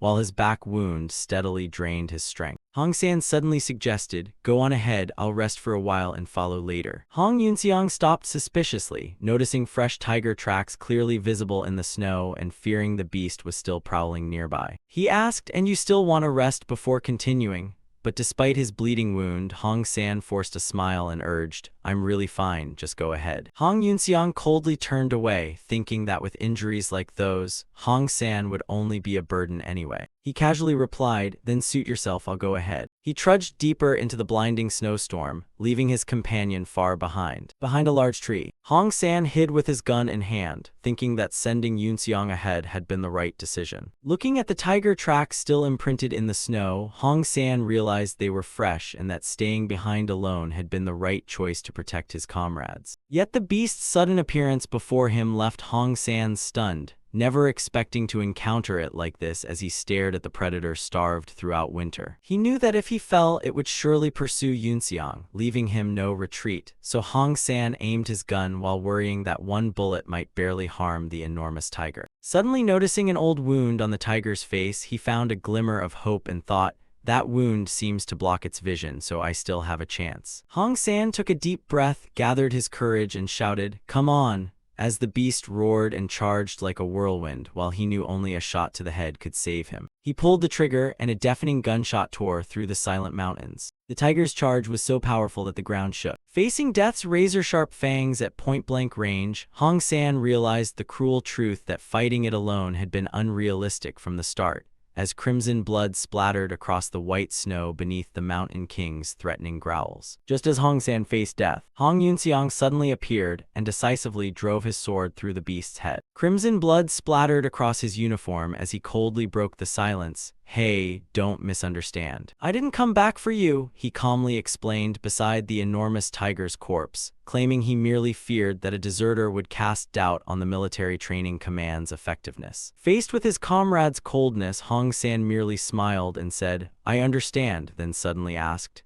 "Hey, do you still hate the Grand Prince?" Hong Yunxiang stared in surprise and asked, "What?" Meanwhile, at midnight in the camp, a shadowy figure secretly watched from afar, wondering which soldier dared leave camp despite the prohibition. The instructor hiding behind the curtain was shocked to see Hong San and Hong Yunxiang return. Hong San and Hong Yunxiang, why are they covered in blood? An emergency meeting was immediately held before the commander, where an official firmly demanded Hong Yunxiang's expulsion, accusing him of repeatedly leaving camp, impersonating an officer, and fighting other trainees. Such behavior would undoubtedly severely damage the military training command's reputation. Suddenly, a powerful punch slammed directly into Hong Yunxiang's face, sending blood spraying from the corner of his mouth. He wiped away the blood, still staring forward with a defiant expression. Standing opposite him was a muscular masked instructor, fists tightly clenched and ready to deliver further punishment. Ma Iliang anxiously asked Siang whether such harsh treatment was truly necessary, since his actions were shocking the entire military training command. Siang calculated that this would silence criticism aimed at Hong Yunxiang while giving him a chance to reflect,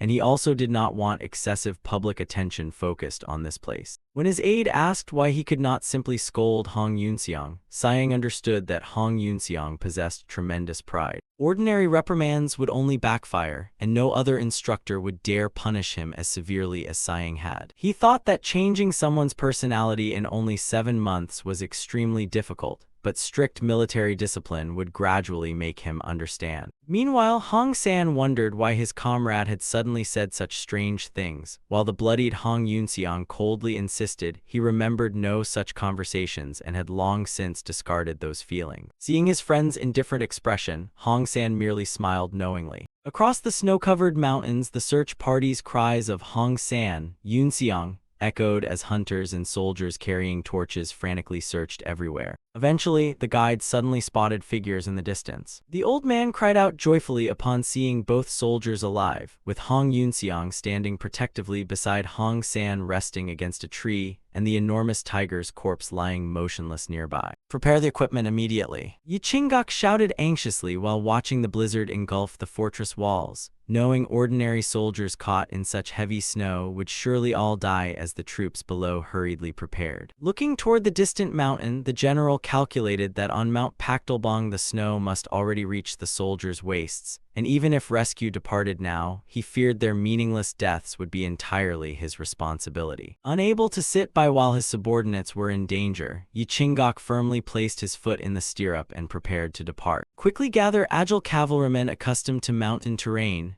Yi Qinggok roared from his black horse, ordering them to bring all 30 men back safely at any cost. Reaching the fortress gate, he loudly ordered, "Open the gate, we're leaving." The heavy fortress gate creaked slowly open, but the moment a gap appeared, Yi Qinggok suddenly froze and exclaimed, "Ha!" Amid the howling snowstorm beyond the gate, an unbelievable sight appeared that left him completely speechless. "You people!" Yin cried out in utter shock at the troops trudging toward the city gate through the white snow, led calmly by Hong Yunxiang, with Hong San and the other exhausted soldiers following in perfect formation. Seeing the commander, the entire unit snapped to attention and gave a solemn military salute, while Yi Qinggok, sweating heavily, stammered in disbelief, asking how they had returned in such brutal conditions. Hong Yunxiang calmly reported that they had marked the location and planted the flag on the mountain summit exactly as ordered. He signaled his comrades to carry over something heavy behind them and continued, "And on our way down, this tiger kept stalking us. So we had no choice but to catch it,"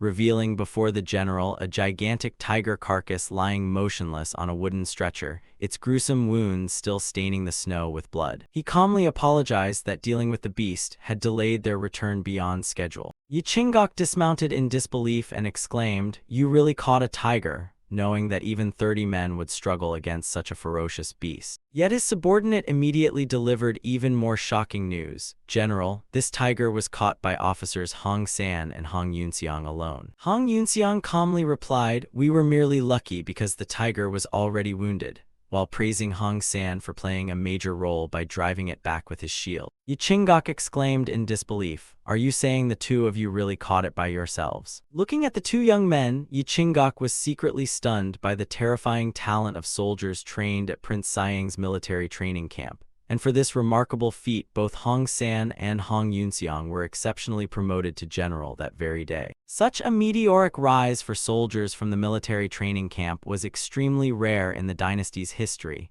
yet their promotion drew jealous whispers from veteran soldiers. At the barracks, one soldier mocked loudly, "Don't make me laugh, you really wandered all over Mount Pactelbong for 3 days like it was home," while another sneered, "I'd sooner believe pigs can fly, you're pretty good at lying." The crowd burst into laughter, refusing to believe 2 recruits had faced a fierce tiger, and mocking that anyone could catch a beast already starving to death in winter and call it a hunt. Amid the insults, Hong San quietly lowered his head, hiding his increasingly cold gaze, and introduced himself. "My name is Hong San, a round-shield soldier from the military training camp." As the atmosphere abruptly changed, Hong San coldly remarked, "Everyone seems lively this morning," and his overwhelming presence made the mocking soldier tremble with goosebumps despite his lowered voice. Hong San folded his arms imposingly and declared, "Now I'll begin training you, so don't worry, it isn't very difficult." Yet the stubborn soldiers kept mocking him as merely lucky, saying, "I think so too, what's so special about the military training camp that made catching that tiger easy?"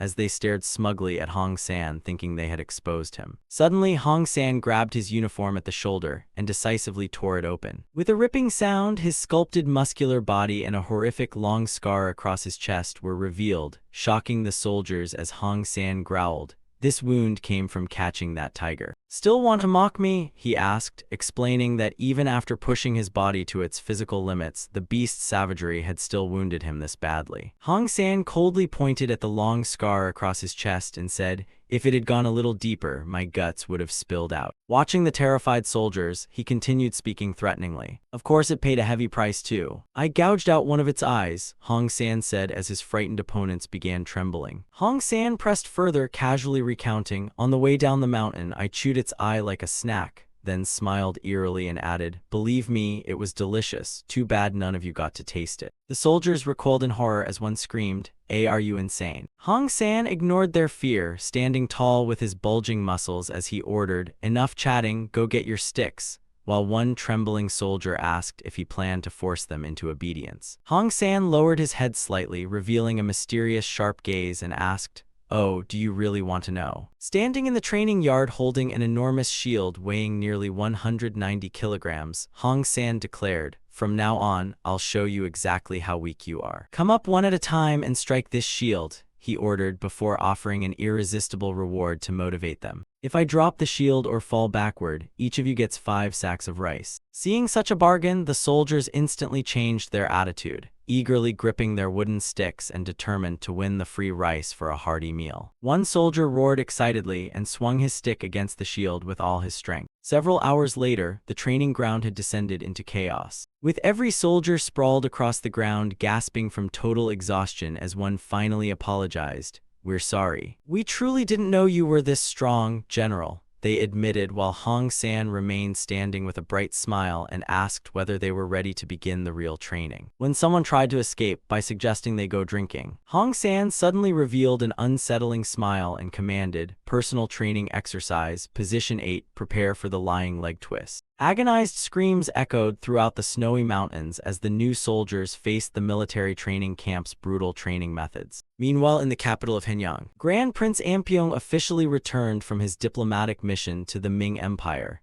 and because Joseon had offered firearms as tribute for the army. The king was delighted that the annual horse tribute had fallen considerably to only 2,000 and exclaimed with satisfaction, "Excellent." Upon seeing his royal brother, Ampyong warmly greeted him, "Yi Yang, is that you?" Siang happily returned the greeting and marveled at the obvious changes in his younger brother. "Your physique looks much better," Siang said, and when asked about the journey, Ampyong excitedly described discussing lessons on conduct and physical training with Confucius's descendants, joking, "They never imagined filial devotion could be extended so far." Ampyong then presented Siang with a special gift he had carefully prepared. Siang curiously opened the scroll and realized, "Oh, is this a depiction of the Longmen Grottos?" Ampyong insisted the statues there greatly resembled his royal brother and urged him to visit Luoyang someday, while Siang stared at the drawing of a Buddhist statue with bulging muscle. Before Siang recovered from his surprise, Ampyong continued, "I even made another statue,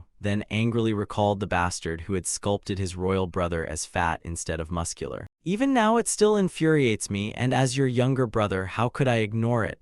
Ampyong said, making Sayang chuckle awkwardly at his extreme concern. Hugh, only you would care this much about my muscles. Thanks a lot, Yi Yang, Sayang said as they laughed heartily together, and Ampyong promised to take him to Luoyang someday. While Sayang was absorbed in training with enormous weights, a sudden announcement rang out, Grand Prince, someone has just arrived at the royal palace. He stopped in surprise and asked, who's visiting? Since he knew His Majesty had gone to the hot springs with the crown prince. When his subordinate confirmed this, he became even more puzzled and wondered why anyone had come before turning toward the entrance. Sayang froze when he saw Yi Hongwei, son of Grand Prince Munjang, standing there and sobbing. His eyes were filled with tears as he tightly clutched the curtain. All right, royal grandson, you're curious about my trip to the Ming Empire, aren't you? Sayang asked, and Yi Hongwei nodded, yes. Do people there use ships to cross mountains? The boy asked, and Sayang smiled as he explained that ships actually traveled along narrow rivers running through mountain valleys. Seeing that the boy was still curious about how such a wonder had been created, Sayang explained that the Grand Canal had been built by Emperor Yang of Sui and described the brutality behind the enormous project connecting the Yellow River and Yangtze River. The emperor exploited labor so ruthlessly that many people deliberately broke their own arms or legs to avoid being conscripted for forced labor. Just as the story reached its climax, Li Hajip suddenly appeared. The scholar of the Hall of Worthies sternly announced that it was time for the afternoon lesson and ordered the royal grandson to prepare. Seeing Yi Hongwei's miserable face as though he were about to cry, Sayang had an idea and negotiated with the scholar. The afternoon lesson? Why not let me teach the royal grandson instead? And after some hesitation, Li Hajip finally agreed, but limited the lesson to half an hour. Sayang happily accepted and told the royal grandson to wait while he prepared several important things. Despite the scholar pleading, royal grandson, please maintain your dignity, the boy eagerly ran after his uncle. Soon afterwards, Sayang appeared in the courtyard holding a racket and shuttlecock and announced, this is called badminton. He explained that training oneself to maintain both physical and mental clarity was extremely important. However, since children with developing bones could not handle heavy training, he had specially developed this new method so the royal grandson could exercise effectively. Sayang swung the racket and served the shuttlecock decisively before smiling. This counts as learning too, doesn't it? Immediately afterward, he leaped high into the and poured all the strength of his muscular arm into a devastating smash straight ahead. The strike was so powerful that the shuttlecock embedded itself in a stone pillar and spread cracks around it, making royal grandson Yi Hongwei turn pale and stammer, I don't think I can do that, uncle. Sayang realized he had accidentally used too much strength, just as he did while training with Ma Iliang. He coughed awkwardly and quickly corrected himself. Uncle got careless, so let's try that again. This time Sayang gently served the shuttle, so the crown grandson could get used to the pace. Little Yi Hongwei excitedly swung his racket to return it. The crisp sound of the shuttle hitting the racket rang out as he cheered. Amazing, the feathers seem to slow it down, but it still flies quite fast. While the uncle and nephew were engrossed in practice, scholar Li Hajip watched from afar with a cold, suspicious expression. Approaching the court, Li Hajip cleared his throat and questioned him. HMPH, what are you teaching the crown grandson instead of his afternoon lesson? Sayang understood what the scholar was worried about and knew that after returning from the hot spring, the crown prince would surely check Hongwei's study results. He calmly explained, physical education is also a form of learning. Training the body through badminton helps one master both body and mind. Hearing the prince's sharp reasoning, Li Hajip began to change his mind and realized this was truly a novel teaching method. The scholar bowed respectfully, yes, I understand. Sayang urged the crown grandson, Hong, try copying my movements. The boy eagerly replied, yes, uncle. Hiding behind the wall, Prince Dugo, Sayang's son, watched curiously as Sayang thought that skipping basic training was no different from trying to understand advanced scriptures without ever learning the fundamental. Noticing his son's curiosity, he smiled and invited him to join, making Dugo leap with excitement. Father, really? The shuttle began soaring through the bright sky as an exciting match unfolded between the two young princes. While crown grandson Hongwei moved swiftly, Dugo was no less impressive, striking with decisive swings, and the score was quickly announced. The crown grandson scored 9 points, while Prince Dugo scored 11, prompting stern-faced scholar Li Hajip to approach and remind him, "Your Highness, I think this is enough for today, so please return to the palace." Seeing how rigid the scholar was, Siang mischievously suggested, "Why don't you try badminton?" Lee Hajip immediately refused, "Absolutely not. I am here to assist the crown grandson, not to play." Siang pulled him along and persuaded him, "Come on, just once." The scholar struggled in alarm. "What are you doing?" He sternly told Siang to know his limits, warning that the crown prince would be very disappointed if he learned the crown grandson had skipped his afternoon lesson. Yet moments later, that dignified scholar was running all over the court with a racket, drenched in sweat and gasping for breath, while crown grandson Hongwei cheered enthusiastically from outside. Just then his wife appeared and reminded him, "Husband, our son. It is time for dinner." Siang quickly tempted his wife, "That's right, why don't you try badminton too? It's great for women as well." At first, she maintained her dignity and refused with her eyes closed, saying it was already dark and the family should go eat. However, the sport's charm was irresistible, and soon his wife became the most enthusiastic player on the court, wiping her sweat as she firmly declared, "The shuttle landed on the line, that point is mine, I clearly saw it." Siang could only smile awkwardly and find a way to get his wife home for dinner, as badminton fever seemed to be spreading throughout the royal palace. That evening, while walking with his son, Crown Prince Yihyang spoke thoughtfully, "I heard you often visit your royal uncle's residence." Crown Prince Yihyang sternly reminded his son about neglecting too many afternoon lessons, saying, "You should know I was going to scold you severely today." Yet moments later, he was the one drenched in sweat, gripping a badminton racket and urging, "Father, it is time for the afternoon lesson, isn't it? I haven't checked all the lessons yet, so hurry and serve." In his excitement, Yihyang secretly blamed his younger brother. "Dear you, when you invent new exercises, you should tell your elder brother first, for the sake of our brotherly bond." Badminton quickly became an addictive game in Joseon, starting with the nobles, who became trendsetters before the game gradually spread to the lower classes, and Joseon eventually created an entirely new folk game that drew everyone into physical training. Meanwhile, inside the Grand Palace Hall of the Ming Dynasty, the emperor asked Minister of War Quang Yi, "Very well, Minister Quang Yi, I shall ask you, how many cannons have been produced?" Quang Yi respectfully knelt and reported, "We received 3,000 cannons from Joseon, while 8,000 sets of molds have been produced." When asked about the quality of the molded cannons, he admitted they had equal power but were somewhat heavier, making the soldiers tire quickly. The emperor calmly offered a solution, saying that if the issue was weight, then large, strong soldiers could be assigned to use them. Then he suddenly ordered, "Indeed, when attacking and subjugating northern Yuan, use the cannons." Quang Yi was stunned by the order but still bowed and obeyed. "As you command, your majesty, I will have more produced." The mention of subjugating northern Yuan shocked eunuch Wang Zhen as well, and he exclaimed, "What, your majesty, did you just say subjugate?" The emperor affirmed firmly with a sharp, murderous gaze, "That's right. I will use this opportunity to wipe out the scum of northern Yuan once and for all." At the Military Supplies Bureau, King Sejong was extremely pleased to see the results of the improved hand cannon for infantry after many failed attempts. The official in charge respectfully affirmed, "It was all thanks to the great general. Without the great general's innovations, I could never have succeeded."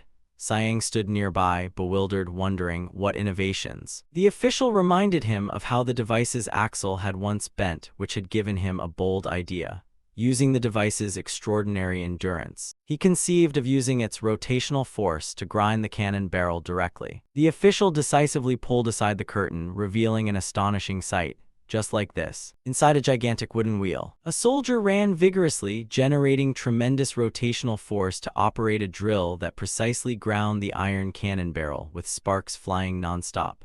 This was how the court could mass-produce hand cannons in a short time. Siang could only break into a cold sweat, never expecting his passion for fitness to be turned into a scheme to make soldiers exercise just so they could go home early. Siang wondered why they did not use the soft iron shaping method or join two semicircles as he had taught. The official explained that those methods made the cannons prone to breaking after only about 100 shots, so they had to use the narrow-bore method for maximum durability. Thanks to great General GM Sion's innovation, the Military Supplies Bureau could now easily produce 2,000 cannons a year. The king realized that the cannons made by the old steel disc coiling method would soon be completely phased out as planned. Although the old hand cannons had superior range and firepower, their manufacturing process was extremely complicated, requiring precise grooves to be carved inside the barrel. Moreover, they were valuable weapons that could only be made through the painstaking steel disc coiling method. Seeing that infantry hand cannons were cheaper to produce and offered greater mass production potential, the court planned to expand the narrowbore method on a large scale once the craftsmen became proficient. Listening to the technical reports, Siang understood the issue but was still puzzled. He turned to his father and asked, "I understand, father, but why are you paying so much attention to firearms?" King Sejong pondered for a long while before finally revealing gravely, "At the beginning of this year, the Ming dynasty sent us an imperial edict." The news left Siang utterly stunned. The king continued, saying the edict stated that the Ming dynasty would soon punish the Yuan forces in the north and wanted Joseon to cooperate by sending troops. Siang asked in shock, "Not the Jurchens but the Yuan forces, those who call themselves the Great Yuan?" The king nodded, confirming that the Ming dynasty had resolved to punish those who increasingly treated its authority with contempt. Faced with the request for military cooperation, Siang anxiously asked how many troops they were demanding. King Sejong sighed and said the Ming dynasty ordered Joseon to mobilize 20,000 cavalry and 80,000 infantry to station at Yuju and attack the Yuan forces from the rear. The enormous figure left Siang sweating in shock. He exclaimed, 80,000 regular soldiers doesn't even include the logistics troops. If we station 200,000 soldiers at Yuju, we'll run out of people in the country." The king placed a troubled hand on his son's shoulder. He said he had decided to invite those knowledgeable in military strategy to discuss the matter and required Siang to participate as well. Siang bowed and accepted the order. "Yes, father." Yet deep anxiety welled up inside him as he realized this opportunity was truly far from favorable. At the main hall, the atmosphere became more chaotic than ever as the ministers engaged in fierce arguments. One official slammed the table angrily. "Clearly, 500,000 is an exaggerated figure. Even if it's the Ming dynasty, can they really send 500,000 men?" Another minister was just as furious. "And then there's the 80,000 regular soldiers. To reach that number, we'd have to send nearly every soldier away except those guarding the capital." Amid the minister's vehement protests, King Sejong could only squeeze his eyes shut and rub his forehead in exhaustion under the suffocating pressure from the Ming dynasty. Amid the tense atmosphere of the main hall, King Sejong decisively issued an order. "Given our difficult situation, I hereby appoint Right State Councilor Kim Jong-seo as Minister of War to oversee the front line." Entrusted with the responsibility, Kim Jong-seo was stunned, sweat pouring down his face as he wondered if His Highness intended to send him north once again. Nevertheless, he respectfully accepted the order. "I will do my utmost to live up to your Highness's expectations." When the king asked about the current state of the border region, Kim Jong-seo reported that Yeoyin, Machang, and Ui had recently changed rulers, leaving the surrounding areas highly unstable. Though the front line defended by Yi Jinggok remained temporarily stable, he continued that Hamgyal district was still stable, but the barbarians across the 4 districts were much more violent, with half of them being bandits. The most worrying and strange matter now was the movements of the barbarians under Li Manju around the Pagio River. Under pressure from the north, the king worried, "We cannot refuse every request from the Ming dynasty. So how many troops can we send?" Kim Jong-seo estimated about 60,000 men, including regular soldiers and logistics troops. But he frankly warned that deploying such a large force could very likely cause the northern border to collapse. Kim Jong-seo was concerned that if the north fell now, the situation would become disastrous. The barbarian forces could gather and reach as many as 100,000 men. If Joseon sent troops to support the Ming dynasty, they would certainly seize the opportunity to occupy Azu. Then the Pyongyang region would soon become a wasteland. Red-eyed crows carrying blood-stained badges through the dark night appeared like an ominous warning of the coming disaster. As the court struggled over its military manpower shortage, Prince Siang suddenly stood and declared, "Father, I have an idea." Meanwhile, in the Forbidden City, the Ming Emperor arrogantly recalled how the uncivilized Joseon had suffered heavy losses to the northern Yuan forces during the Goryeo era. The report from Joseon was read aloud in the Grand Hall, stating that since the Ming Empire had declared its intention to stop tolerating the northern Yuan and punish them, Joseon would provide its full support. Hearing this, the Ming emperor stroked his beard and asked Minister of War Kwang Yi whether Joseon could send 60,000 troops. The minister bowed and admitted that for Joseon, this was already the greatest effort they could make. The emperor nodded and ordered the rest of the letter to be read, which emphasized that with the frontier tribes, including Li Manju, becoming increasingly unstable,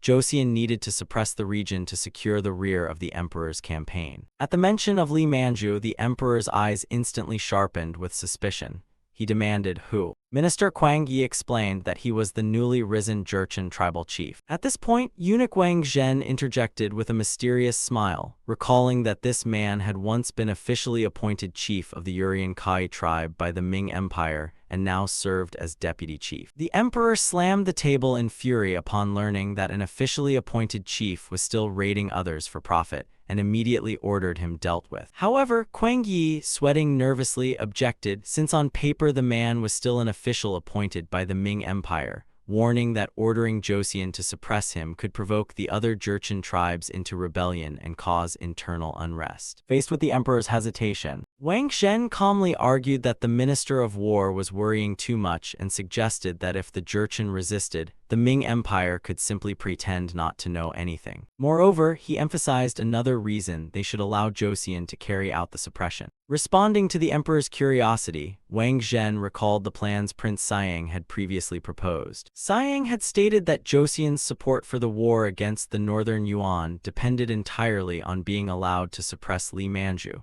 using the opportunity not only to stabilize the chaotic north, but also to test the combat ability of the soldiers at the training camp and the effectiveness of infantry firearms against the Jurchen in actual battle. Wang Zhen smirked cunningly and declared that this was precisely how they could confront the Northern Yuan without the Ming Empire having to intervene directly. Although the Ming founder had successfully suppressed the Yuan in the north, the Ming Empire still could not completely drive the nomads from its territory, so it eventually allowed the Yuan to trade goods through tribute exchanges, later known as the horse market. There, the Ming bought horses to limit the enemy's military strength while the Yuan exchanged horses for necessities, but strange things soon began happening at the market. A Ming merchant pressed him, "Last year you bought an even worse horse for 40 silver taels."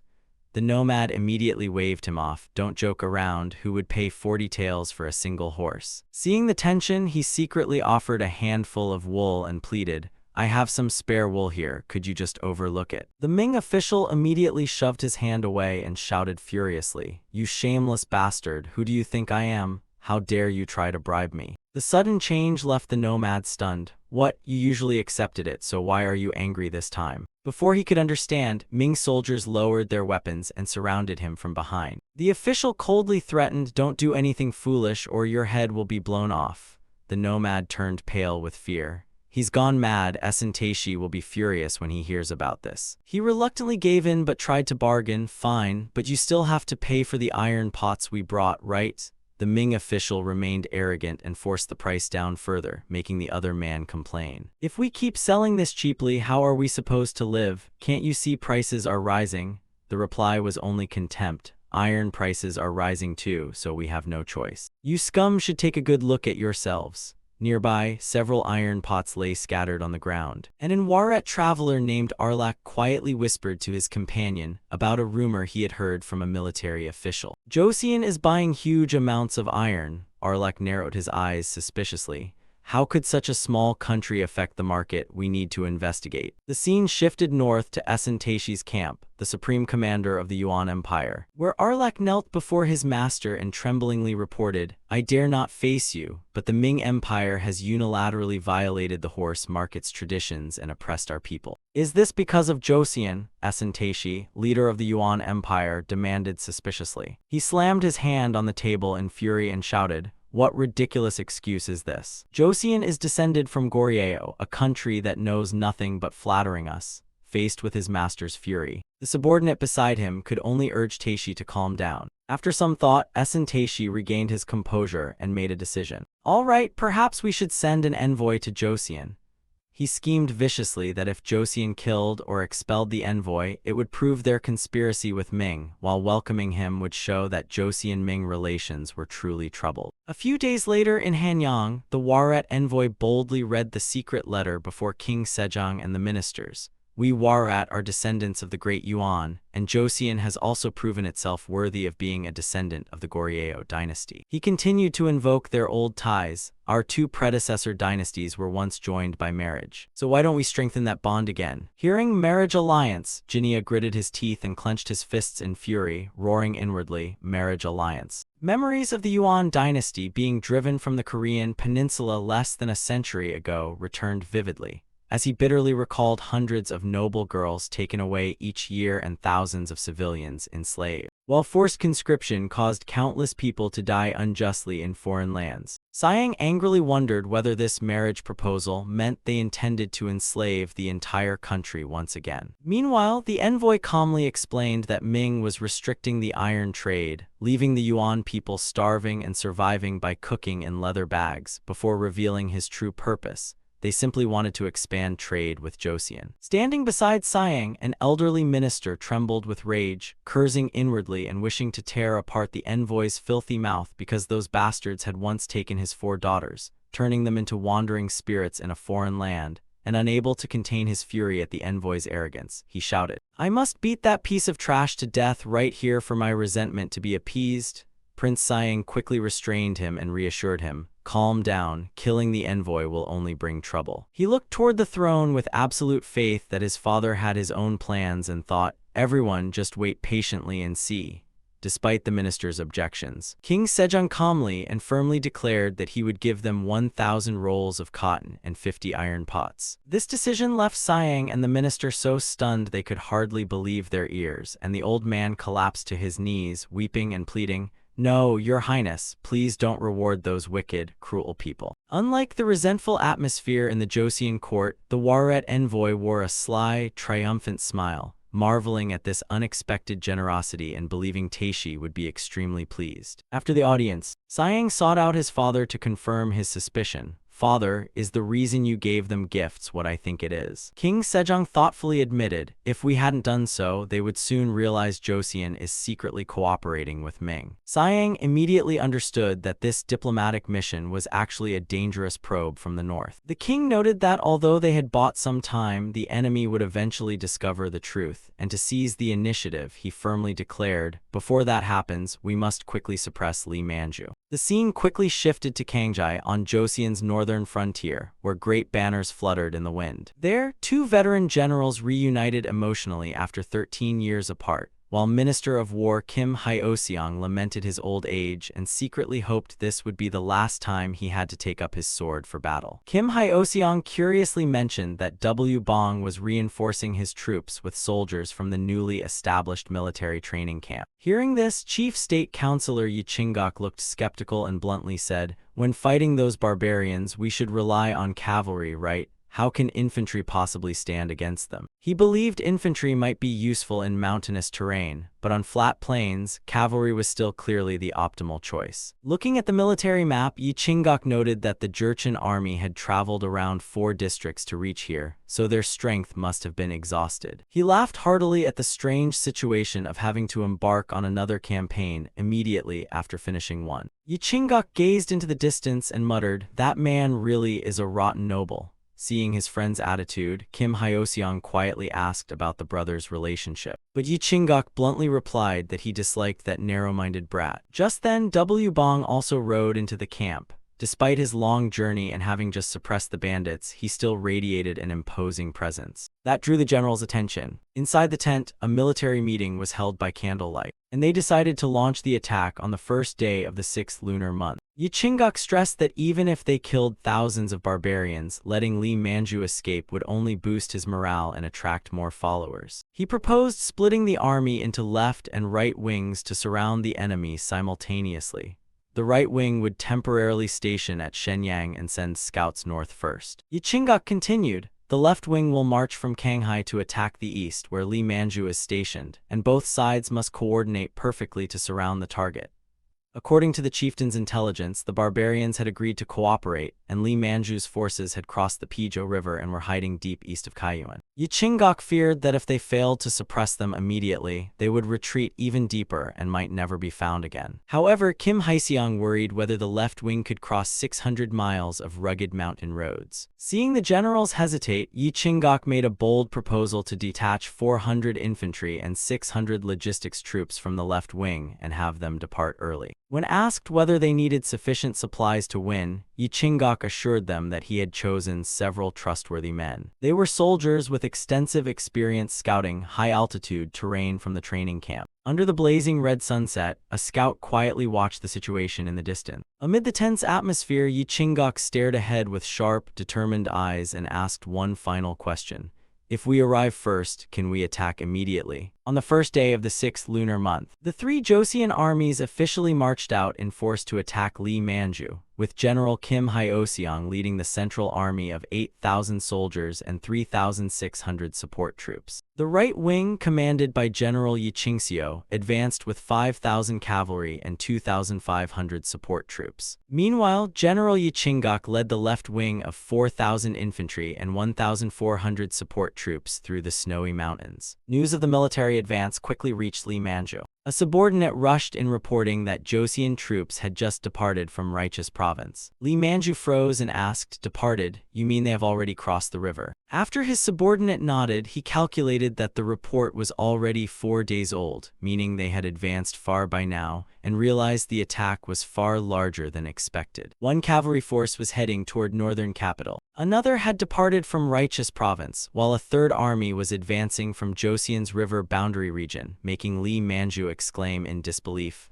What? He thought that in the past, no matter how much killing or plundering occurred, Joseon had never mobilized such a massive force against him. Staring into the distance, he bitterly realized the harsh truth. It seems the great Radiance dynasty has abandoned us. His frightened subordinate urged, "What? Then we should flee immediately." Li Manju instantly roared, "How could we ever show our faces again? If word spreads that we fled even from weaklings like Joseon, we will lose our standing entirely." Gritting his teeth, he decided that even if they fled, they first had to pretend to hold out for some time. His plan was to quickly absorb the scattered Jurchen people before Joseon's army found them. He believed that if they could defeat or stop the Joseon army even once, his forces would rapidly grow again. Seeing his subordinate still trembling at the thought of being surrounded if they remained in one place, Li Manju shouted, "Idiot, what is in front of you? Can't you see? From river boundary to here, there is nothing but endless towering mountains." Li Manju laughed delightedly after hearing the enemy's route and declared, "If they plan to march that way, we need not worry about those infantrymen climbing mountains like tourists." He insisted that the real threat was not the lunatics climbing all the way from river boundary, but Joseon's cavalry. Meanwhile, the Joseon infantry continued trudging through fields of grass taller than their heads. Wiping away his sweat, an eye-patched soldier grumbled, "That bastard Li Manju has made us cross mountains and rivers for 8 straight days. I'll cut him into 256 pieces," he said, prompting his companion to question the strange number. The soldier explained that thanks to the arithmetic lessons, he would keep dividing the tribal chief into 8 pieces each time. Hong San gave a cruel smile and replied, "I'm glad you enjoy arithmetic, but rather than cutting that bastard into 256 pieces, I'd rather grind him in a mill and taste his blood," making his companion shudder and mutter that he truly was a demon. Suddenly, an alarm shattered the atmosphere. Enemy attack from the northern mountainside. More than 300 mounted barbarians are charging down. The commander immediately ordered everyone to find cover and prepare for battle. Hidden behind the towering reeds, the Joseon soldiers silently watched their prey approach as Hong San noted that the enemy clearly had no idea how many troops were waiting, and their downhill charge made them perfect moving targets. The commander loudly ordered, "Don't kill them all, we need a few alive," then immediately gave the command. Fire at will. Deafening explosions erupted as the marksmen fired together, lead bullets tearing into the riders and sending the barbarian cavalry crashing painfully from their horses. One panicked rider shouted that the enemy had hand cannons and ordered his companions to scatter and circle around for another attack. Standing before his ranks, the Joseon commander shouted, "Idiots, our hand cannons can kill you from 300 paces away. declaring that their only target was their sworn enemy Li Manju and promising to spare them if they served as guides. However, the enemy leader merely sneered, swung his blade, and ordered his men to cut off every Joseon soldier's head while laughing. Hand cannons with a range of 300 paces, what a joke. The moment the leader finished threatening to take the Joseon soldiers' heads, a thunderous gunshot cut him off. The bullet struck him directly in the head, killing him instantly before his stunned followers. Witnessing that terrifying power, a surviving barbarian hurriedly dropped to his knees and begged, "I will guide you. We have no reason to plunder anyone except our sworn enemy Li Manju." After securing a guide, the Joseon commander carefully planned the route, and upon learning the main road took 3 days while the mountain path took 4, Yi Chingok remained extremely cautious. He knew the main road would expose them immediately, so hearing that the fastest soldiers could cross the mountains in only 2 days, he ordered the most agile men gathered. Sweating heavily, the guide smiled obsequiously and said the path was difficult, but for such an invincible army it would merely be a little stroll to stretch their legs. The commander firmly ordered, "Good, just 2 more days through the mountains and we will reach Li Manju's main camp. Pick up the pace," while meanwhile Yi Chingseo's right-wing army struggled desperately through the marshes. Horses neighed loudly as they stumbled unevenly through the murky water. A soldier anxiously reported, "Another horse has broken its leg." He thoughtfully realized the army could not move quickly under these conditions, yet reassured his men that there was no need to rush excessively. He believed that even if Li Manju fled, the mud would slow him so badly that he could move no faster than they could. Yi Chingok privately mocked that the left wing was probably doing no better. He believed tormenting themselves so pointlessly was not perseverance but sheer stubborn stupidity. 2 days later, in the Saifeng Mountains northwest of Xi'an, the Joseon troops were utterly exhausted. Seeing his men complain that they were about to die, the commander promised each man 5 extra handfuls of rice to raise their morale, and despite the delayed schedule, he decided to stop and wait for the right wing to join them, believing the enemy's lax guard meant they would not be discovered soon. However, a soldier suddenly rushed over with urgent news. "We have a serious problem. The barbarian we brought as our guide has disappeared." The grim truth became clear as the guide secretly fled with a triumphant grin, saying, "I fooled you, didn't I?" Realizing the traitor was surely running to warn Li Manju, the commander knew remaining there would mean simply waiting for trouble to arrive. His face hardened as he declared grimly, "Then we have no other choice." With that, he decisively drew the azure treasure sword from its sheath and ordered the entire army to prepare for an immediate attack. Realizing there was no longer any retreat, everyone prepared to advance, facing the danger of being surrounded. Li Manju hurriedly ordered his men, "Feed the horses well and pack the baggage so we can leave at any moment," then regretfully looked at the food stores and commanded, "It's a shame, but we must abandon the sorghum and barley," and his men answered together, "Yes, chief," as they prepared to withdraw. Suddenly, a strange sound from the bushes made Li Manju tense up in alarm. A scout rushed over with urgent news, "Chief, the Joseon troops are already on the mountain." Li Manju roared furiously, "Hey, you startled me. What are you saying? How the hell did their cavalry reach those high hills?" To his utter shock, the Joseon army's imposing formation had already appeared atop the high mountain. Grinding his teeth in rage, he cursed, "Those Joseon bastards," as he saw their orderly ranks occupying the high ground. Li Manju roared in astonishment, "What the hell is this? Damn it, everyone mount up now." He urged his troops forward, convinced the enemy must be utterly exhausted after climbing to the summit. However, one subordinate noticed something strange and anxiously asked, "But isn't there something odd about their formation? Why do they have a line of soldiers standing behind them?" Li Manju smirked confidently, "They must be archers. Joseon bows weaken in the rain and the march seems to have exhausted them, so they are staying behind to find cover." Before he could finish, a bullet suddenly tore through the air and splattered fresh blood across his face as deafening blasts erupted repeatedly and the barbarians collapsed in agony. Witnessing the horrific scene before him, Li Manju trembled in shock and cried, "Good heavens, those are firearms, not bows," as he stood frozen, watching his men fall in droves beneath the Joseon army's sudden hail of bullets. Amid the smoke and flames, Joseon soldiers hurried through the urgent reloading procedure as the commander's voice rang out, ordering them to reload quickly. Noticing the enemy's attack briefly pause, Li Manju roared for his troops to exploit this precious opening, shouting that the guns needed time to reload and would fire again unless they advanced now. But the Joseon army had already prepared for exactly this situation. Watching the enemy charge wildly forward, the commander firmly ordered the artillery into position, then roared as soon as they entered range. "Fire!" he shouted, and a deafening series of explosions erupted. Terrifying volleys tore through the barbarian cavalry formation, lead shot ripping through the air and sending riders and horses crashing painfully to the ground. In an instant, the battlefield became a gruesome scene of enemy corpses scattered everywhere in pools of blood as their elite force was slaughtered. Li Manju trembled in disbelief, grinding his teeth and muttering helplessly, "Impossible." Despite his fear, Li Manju tried to steady his wavering troops, shouting, "Don't panic, we've already closed much of the distance." He frantically ordered his men to use anything as cover, whether shields or weapons capable of blocking the shots, and screamed for them to keep advancing. In desperation, he revealed his sinister plan, saying he had secretly sent troops around the western flank and only needed to wait for them to return and shatter the Joseon formation. A flattering subordinate exclaimed, "As expected, your foresight is truly remarkable." Li Manju arrogantly claimed Joseon had only infantry and that one of his cavalrymen could crush 10-foot soldiers,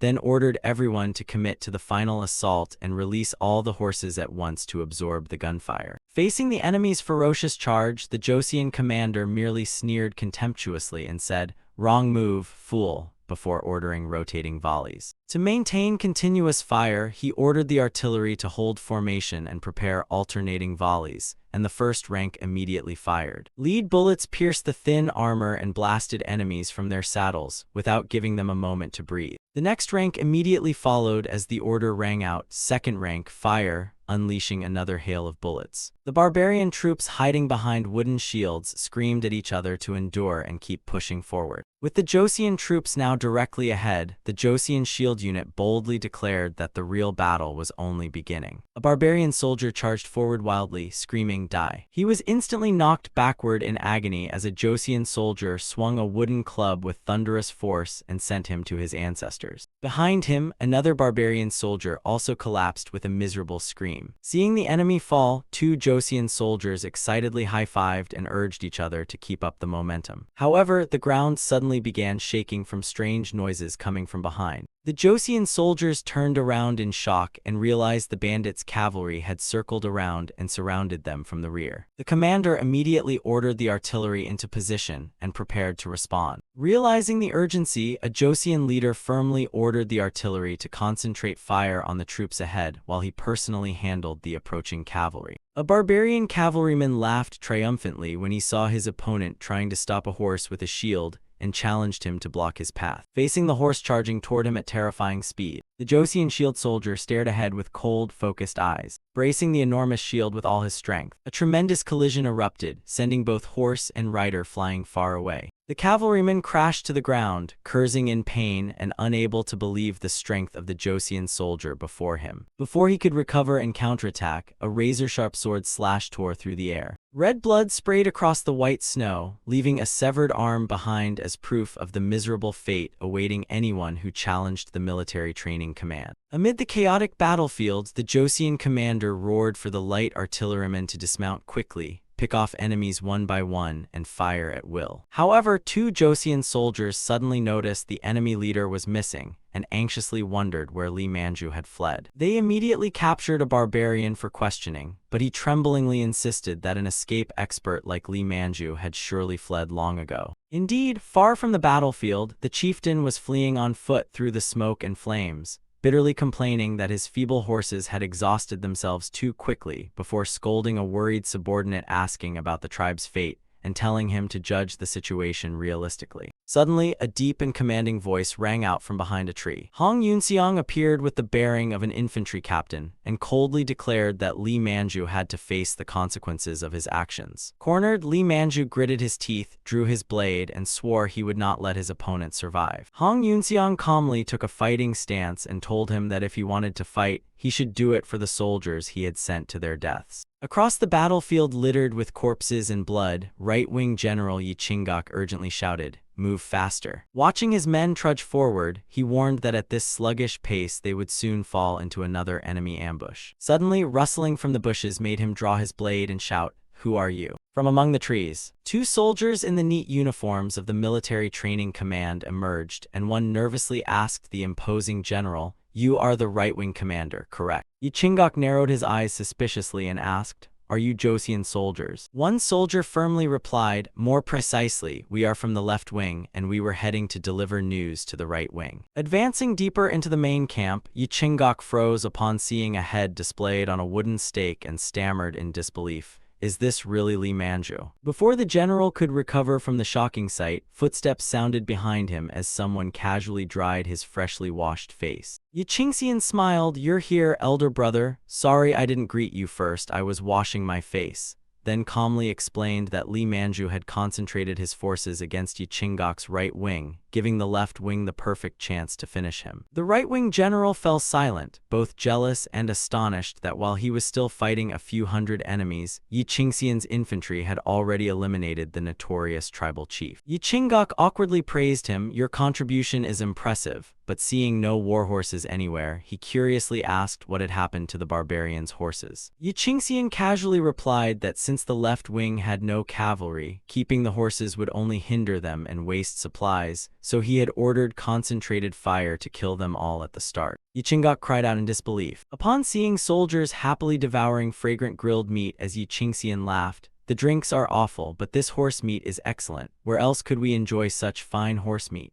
and casually explained that some dead horses became rations while the rest were gifted to cooperating barbarians to strengthen relations. Hearing that the valuable horses had become food and gifts, Yi Chingok's face darkened with rage as he demanded to know the fate of the captured Jurchens, only to hear that most had been handed over to the victimized villages to deal with themselves. Yi Chingok roared, "What? Capturing around 100 would have been enough," then glared furiously at his brother's waste of war spoils and shouted, "Do you even realize how valuable they and those horses were?" Feeling the murderous aura erupting, Yi Qingxian innocently turned and asked, "Is something wrong, elder brother?" leaving Yi Chingok even more irritated by his clueless expression. Yi Chingok could only grit his teeth until his face twisted, struggling fiercely to restrain himself. He finally forced a stiff smile and hissed, "No, nothing's wrong. How could anything be wrong?"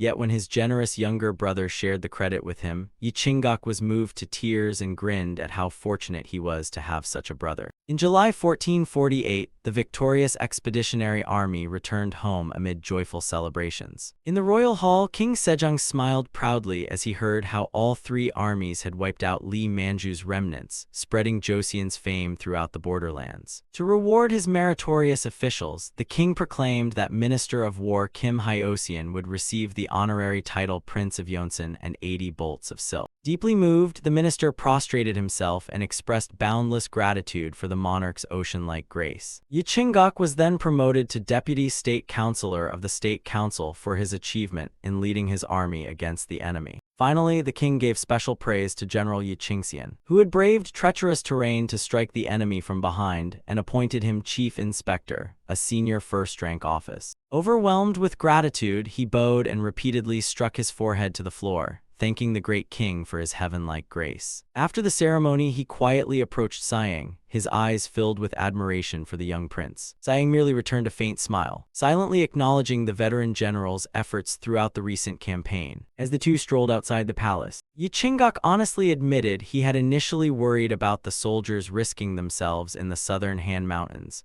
but was now fully convinced by the strength of this well-trained army. Turning to Siang, the general hesitantly made an unexpected request. He was dismayed that his elite guards had achieved far fewer merits than expected, solely because they had not been properly trained. Siang broke into a sweat and awkwardly asked whether he wanted him to personally train the entire royal guard as well. Yi Chingok worried that the cavalry garrison's land was gradually drying up, which would eventually reduce support and care for the soldiers, so he earnestly pleaded, "This is my sincere request." Siang pondered for a long while before quietly replying, "I understand." He reasoned that since the number of war horses paid as tribute to the Ming dynasty had decreased, this was the perfect time to convert more men into guards. History had seen countless renowned cavalry units such as dragoons, hussars, and cuirassiers that once swept across Europe, inspiring Siang to consider equipping the dynasty's cavalry with rifles or another suitable weapon. Meanwhile, inside the forbidden city of the Ming dynasty, the imperial cavalry paraded majestically. The bloodstained box containing Lee Manju's severed head was presented, making the emperor recoil in disgust. He waved his hand and ordered his servants to take the filthy thing away. After the servant respectfully obeyed, the emperor narrowed his eyes with satisfaction and remarked,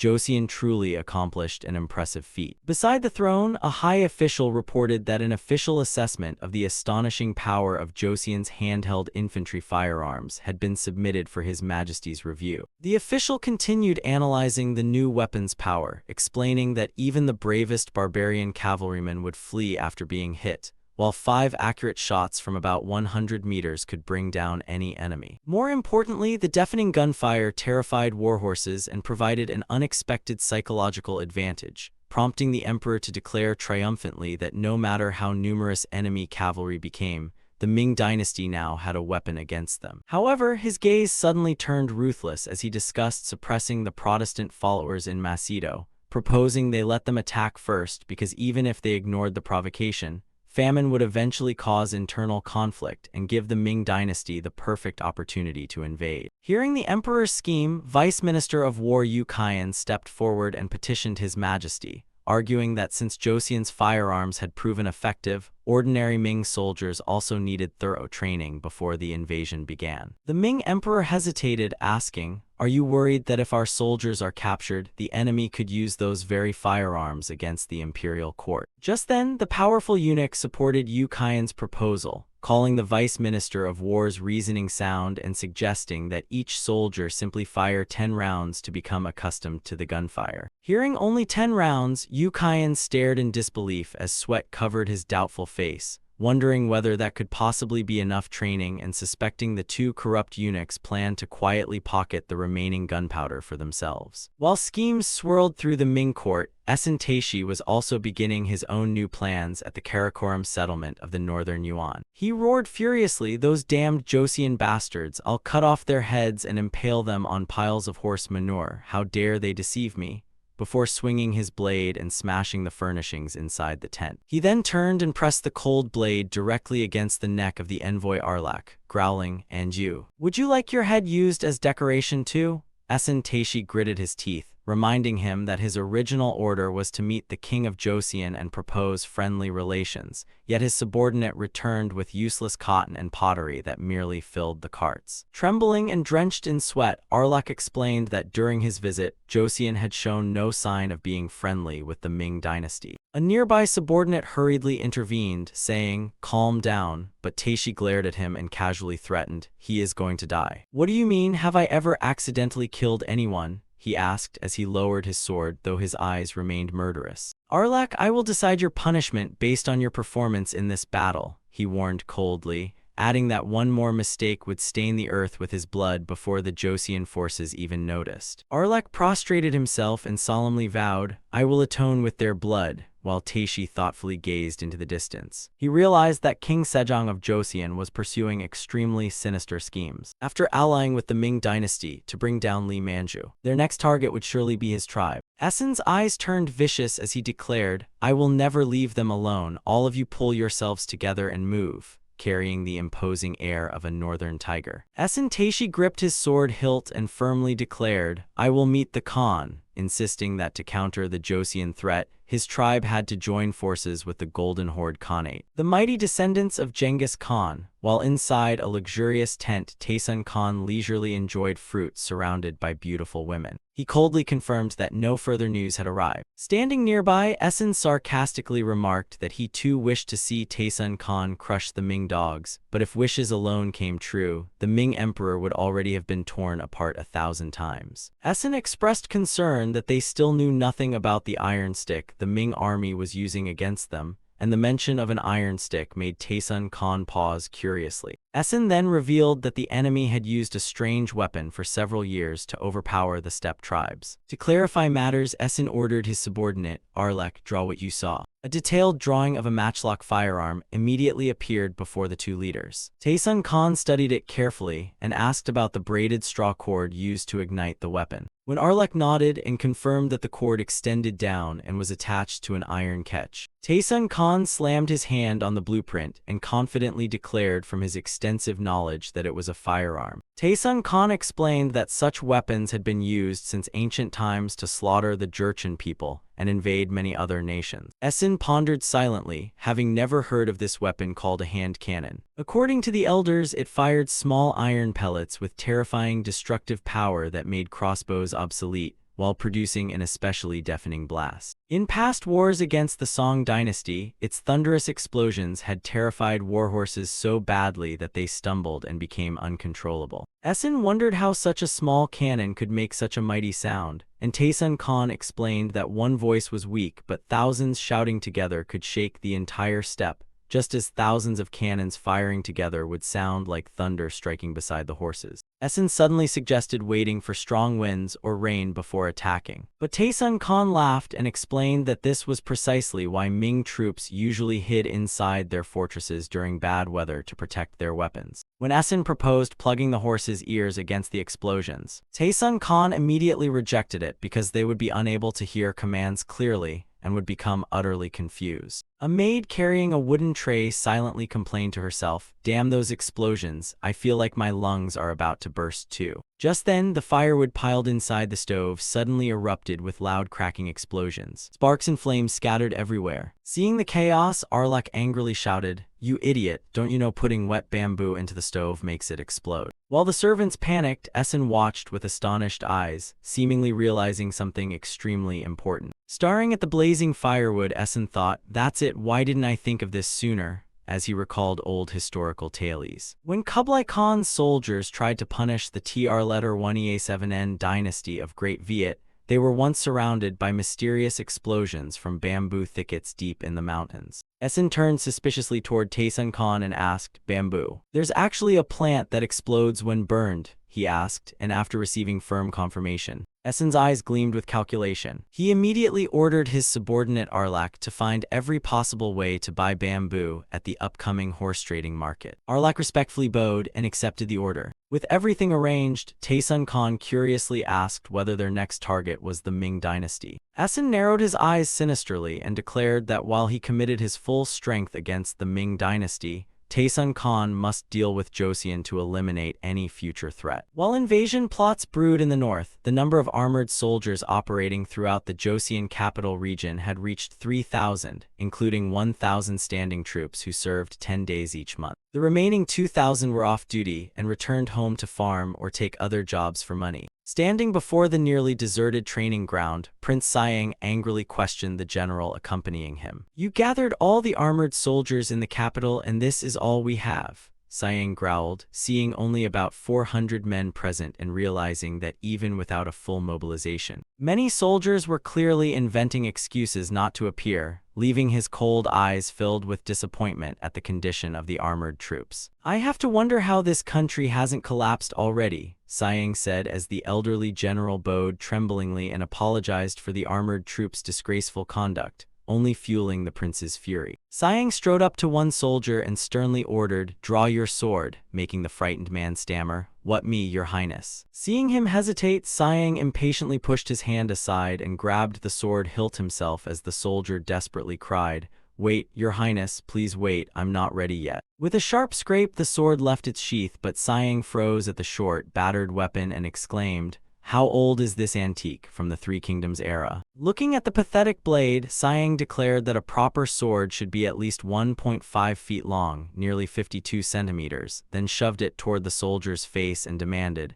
"Where did you find this knife?" Sweating heavily, the trembling soldier lowered his head and confessed, "Actually, it's the long kitchen knife from my house." The answer left Sayang and the general beside him speechless before the prince shouted incredulously, "A kitchen knife?" The soldier smiled ingratiatingly and explained that the general's sudden muster had forced him to use it temporarily. Sayang's rage finally reached its peak, as his hands trembled from gripping the blade so tightly. His eyes widened threateningly as he roared, "Are you mocking me? Which bastard told you people to bring this garbage here?" The prince's fury plunged the entire training ground into a deathly atmosphere. A stern declaration was issued, "This situation is absolutely unacceptable, and anyone lacking proper equipment and weapons will have their pay cut," with Grand Prince Sayang's approval. A brutal reform officially began to straighten out the lazy soldiers whose minds seemed half gone, and their screams echoed through hellish training, alongside the chilling threat that anyone falling behind would face quartering by 4 horses. The next day, a Joseon cavalry column trudged along the white sands of peaceful shore. While riding, Sayang turned to the Minister of War and asked who the barbarians waiting ahead were. The minister explained that they were northern tribes hostile to Lee Manju who had come to express gratitude for the recent victory,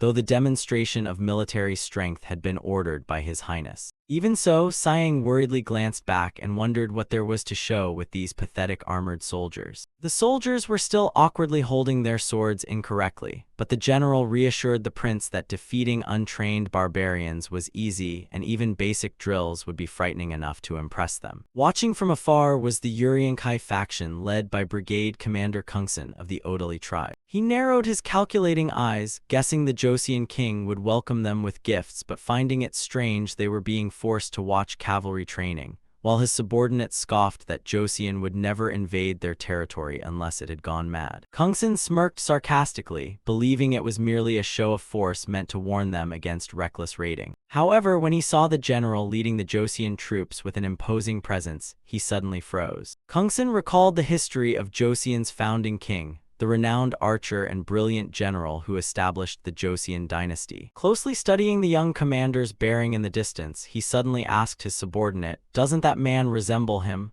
Then decided to wait and see, knowing the truth would soon emerge. Prince Imyong, the 4th prince of Great King Sejong and Queen Sohyun, would personally demonstrate the level the soldiers were expected to reach, confidently declaring, "I won't even use my riding skills," treating it as a light warm-up while issuing a stern warning. "If you cannot even do this, you are unqualified to serve as armored cavalry," he warned, making the 2 armored soldiers sweat nervously at the prince's overwhelming confidence. Imyong shouted, "Everyone watch carefully now." He suddenly launched himself spectacularly from the back of his galloping horse. While suspended in midair, Imyong decisively drew his bow and skillfully knocked 3 arrows onto the string at once. The arrows tore through the air, striking the distant wooden targets with perfect accuracy to everyone's astonishment as he landed lightly and turned around, saying, "All right. You followed that right? That demonstration couldn't have been clearer," he asked, leaving the 2 armored soldiers staring open-mouthed and exclaiming, "You call that easy?" Imyong smirked triumphantly and threatened, "If you fail at something this simple, forget about receiving any pay or rewards." The official assessment began in order, but reality proved brutally harsh. The moment they tried, the armored soldiers crashed to the ground and screamed miserably, "Oh heavens." Watching this pathetic scene from afar, Sayang could not hide his disappointment. He wondered, how are they even worse than I was as a child,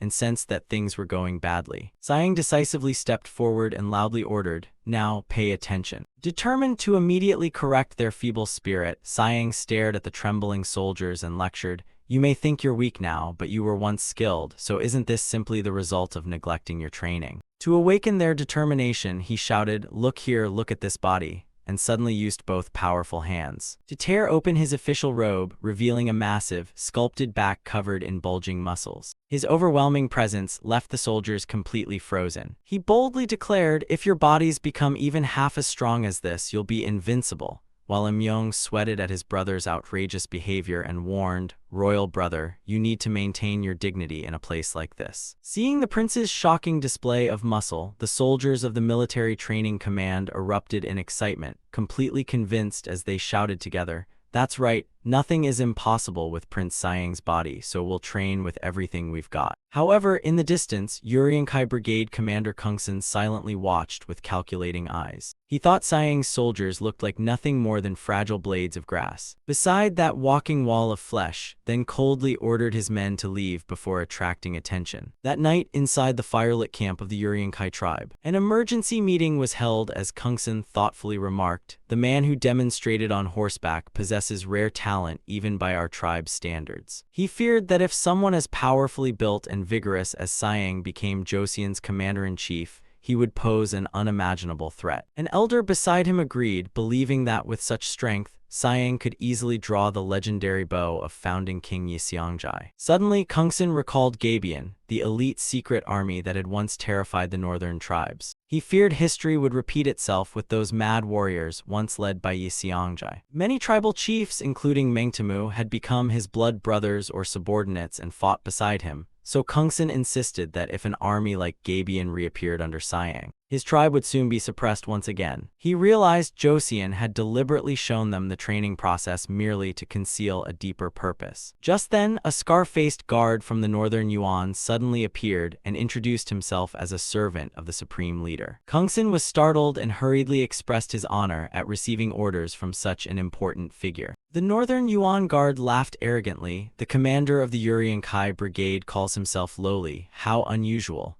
before getting straight to the point and stunning Kungsin. I came because we will soon launch an attack on Joseon. Seeing his confusion, the man coldly declared that Joseon had betrayed their trust by joining the Ming dynasty and needed a lesson, demanding Kungsin provide 5,000 elite troops alongside their existing 40,000 soldiers and conduct espionage. He ordered Kungsin to monitor and report every policy change, defensive exercise, and movement of the Joseon army throughout the preparations. Kungsin bowed and obeyed the Northern Yuan Guard, saying, "I obey, my lord," then heard that the Joseon court had recently mobilized 20,000 troops to subdue Li Manju, but internal discord and the rushed march left many behind and prevented them from achieving their objective. Kungsin explained that his own tribe had guided them, which was why the king of Joseon had invited them. The Northern Yuan leader doubted that Joseon could capture Li Manju with such a ragtag army. Kungsin revealed that Li Manju had only failed to escape because severe malaria left him bedridden for 4 days,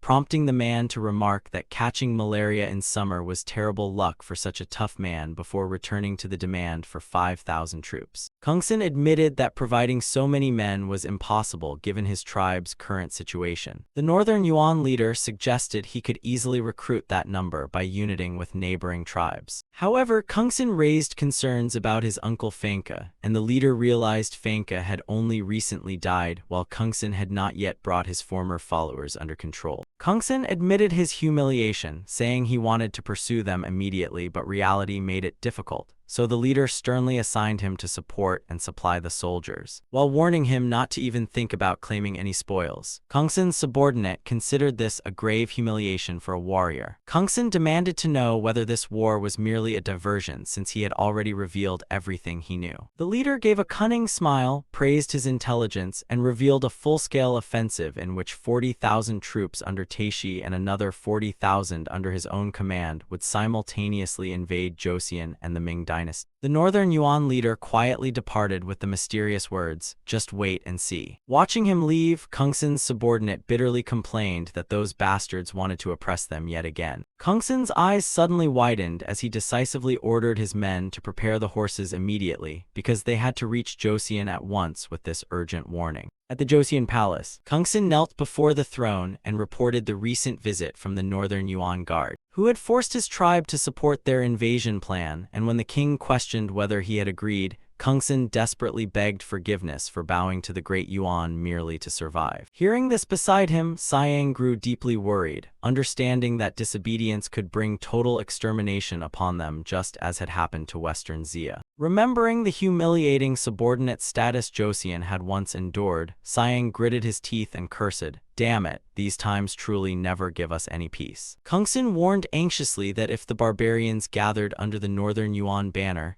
a massive uprising would inevitably erupt. Kim Jong-seo also voiced concern because with their morale rising so high, even the Ming dynasty's most experienced generals would struggle immensely to suppress them. Hearing this, King Sejong calmly saw through Kungsin's intentions and said, "You are telling us this because you want us to fight them and protect you." Having his true intentions exposed, Kungsin desperately begged His Majesty to understand his position. Just as the king of Joseon had to govern his country, Kungsin was merely doing everything possible to ensure his tribe's survival. Recognizing the value of the intelligence, the king temporarily accepted his proposal and ordered Kungsin to return, pretend to accept the Northern Yuan demands, and serve as Joseon's eyes and ears. Immediately afterward, he summoned the key figures Crown Prince Yi Hyung, Grand Prince Siang, and Kim Jong-seo to the Great Hall to discuss this grave matter. The atmosphere became extremely tense as the king concluded that if the Northern Yuan had already begun recruiting the Jurchen tribes, this war would not end easily. He thoughtfully questioned whether the enemy had discovered a way to overcome the Ming dynasty's strength, believing that even without an overwhelming victory, they had certainly prepared an extremely devastating blow. They may even have found a way to neutralize the infantry's hand cannons, and although His Majesty believed the enemy might attack during storms,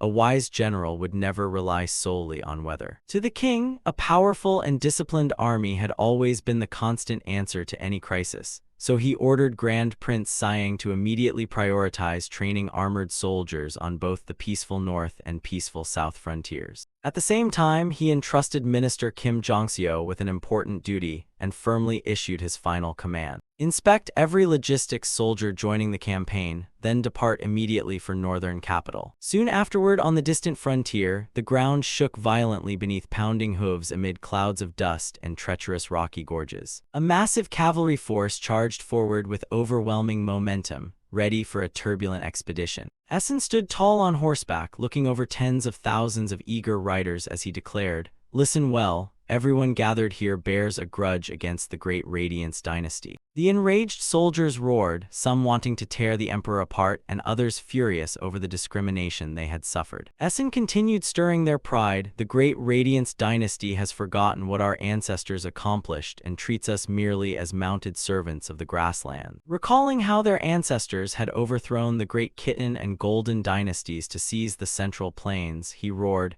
"Can we do it again? Our first target is one of the great Radiance dynasty's border passes." Grand Commander Essen decisively drew his gleaming sword from its sheath, then roared fiercely, "I will lead the charge." With an icy gaze, he declared that the Eastern Army was also ready to invade Morning Calm and that their ultimate goal was to overthrow the great Radiance dynasty together, sending thunderous cheers across the grasslands. A subordinate was surprised by the tribe's initiative, but casually said it was inevitable after everyone had suffered humiliatingly low prices at the horse markets, making Essen grit his teeth and vow, "I'll show him just how foolish he is." "That damned Great Radiance Emperor," he cursed, while meanwhile in the Great Radiance capital, officials were busily discussing the Northern Army's strange movements, with one wondering why they were buying so much bamboo and whether they intended to use it for cooking. Chief Eunuch Wang Zhen offered a darker theory with a sinister smile, suggesting they might be preparing to attack fortresses because bamboo tubes packed with charcoal and oil could easily burn guard posts to ashes. Entering the majestic royal hall, Wang Zhen prostrated himself and said, "Chief Eunuch Wang Zhen greets your Majesty," then reported that the plan to create internal chaos within the northern Great Origin realm had been completed exactly as the sovereign wished. The Great Radiance Emperor arrogantly declared, "I will personally take the field, so every official of ministerial rank or higher must accompany me." He smirked calculatingly while mentioning that Joseon had also pledged troops to defend the northern capital region, then suspiciously remarked, "It seems they fear I might lose." Only 1 week remained before Siang was due to leave for the front under the Great Radiance dynasty's imperial decree, and in the training yard his accompanying official anxiously expressed surprise that the Grand Prince had decided to personally enter such a dangerous battlefield. But Siang casually reassured him that he merely intended to sit safely in camp and observe the situation. However, a young general approached with a grave expression and warned frankly, "Grand Prince, the battlefield is not as entertaining as you imagine." Hearing his subordinate continue rambling about the horrors of war, Siang snapped, "Stop beating around the bush." Suddenly, the veteran general stepped forward with a shocking proposal. "I want to cross swords with the Grand Prince." Startled by the experienced general's sudden challenge, Siang asked, "Cross swords? Why?" while the stern opponent insisted they fight with everything they had, leaving Siang even more bewildered by this strange decision. In the distance, the soldiers whispered skeptically that although the general looked over 50, he was a renowned warrior who had defeated countless barbarian chiefs, so a prince like Siang had little chance of winning. They even whispered that the general would certainly have to hold back, otherwise the prince would barely last 10 exchanges. Under the pressure of their whispers and his opponent's piercing gaze, Siang gradually regained complete focus. The general reminded him solemnly that in these turbulent times, the situation was becoming increasingly chaotic, and no one could predict what unexpected crises might arise. With determination blazing in his eyes, Siang tightened his grip on the wooden sword, preparing for the decisive duel that would prove his strength before embarking on the dangerous expedition. Yi Qinggok then lunged forward with a powerful direct thrust. Siang quickly swung his wooden sword to deflect the attack, producing a rapid series of clashes. The two exchanged attacks at tremendous speed, their fierce sword strikes slicing through the air until Sayang spotted an opening. Sayang spun around and unleashed a low slash, forcing his opponent to leap into the air to evade it. The moment Yichingak landed firmly, Sayang gathered momentum and leaped high into the air. Pouring all his strength into a downward strike, he even made Yichingak raise his brows in surprise as their wooden swords collided violently and began cracking under the tremendous force. Shouts echoed across the training ground as the two became locked in an uncompromising struggle. Watching this, the soldiers were stunned and concluded that the general had lowered himself to Grand Prince Sayang's level, wondering who else could possibly possess such strength. The immense pressure finally became too much for the wooden sword, which shattered apart. A wooden fragment flew through the air, and the broken piece of the sword struck the ground with a dry clatter as everyone stared in shock. Amid the silence, applause suddenly rang out as Yichingak sincerely declared that martial arts were the foundation and admitted,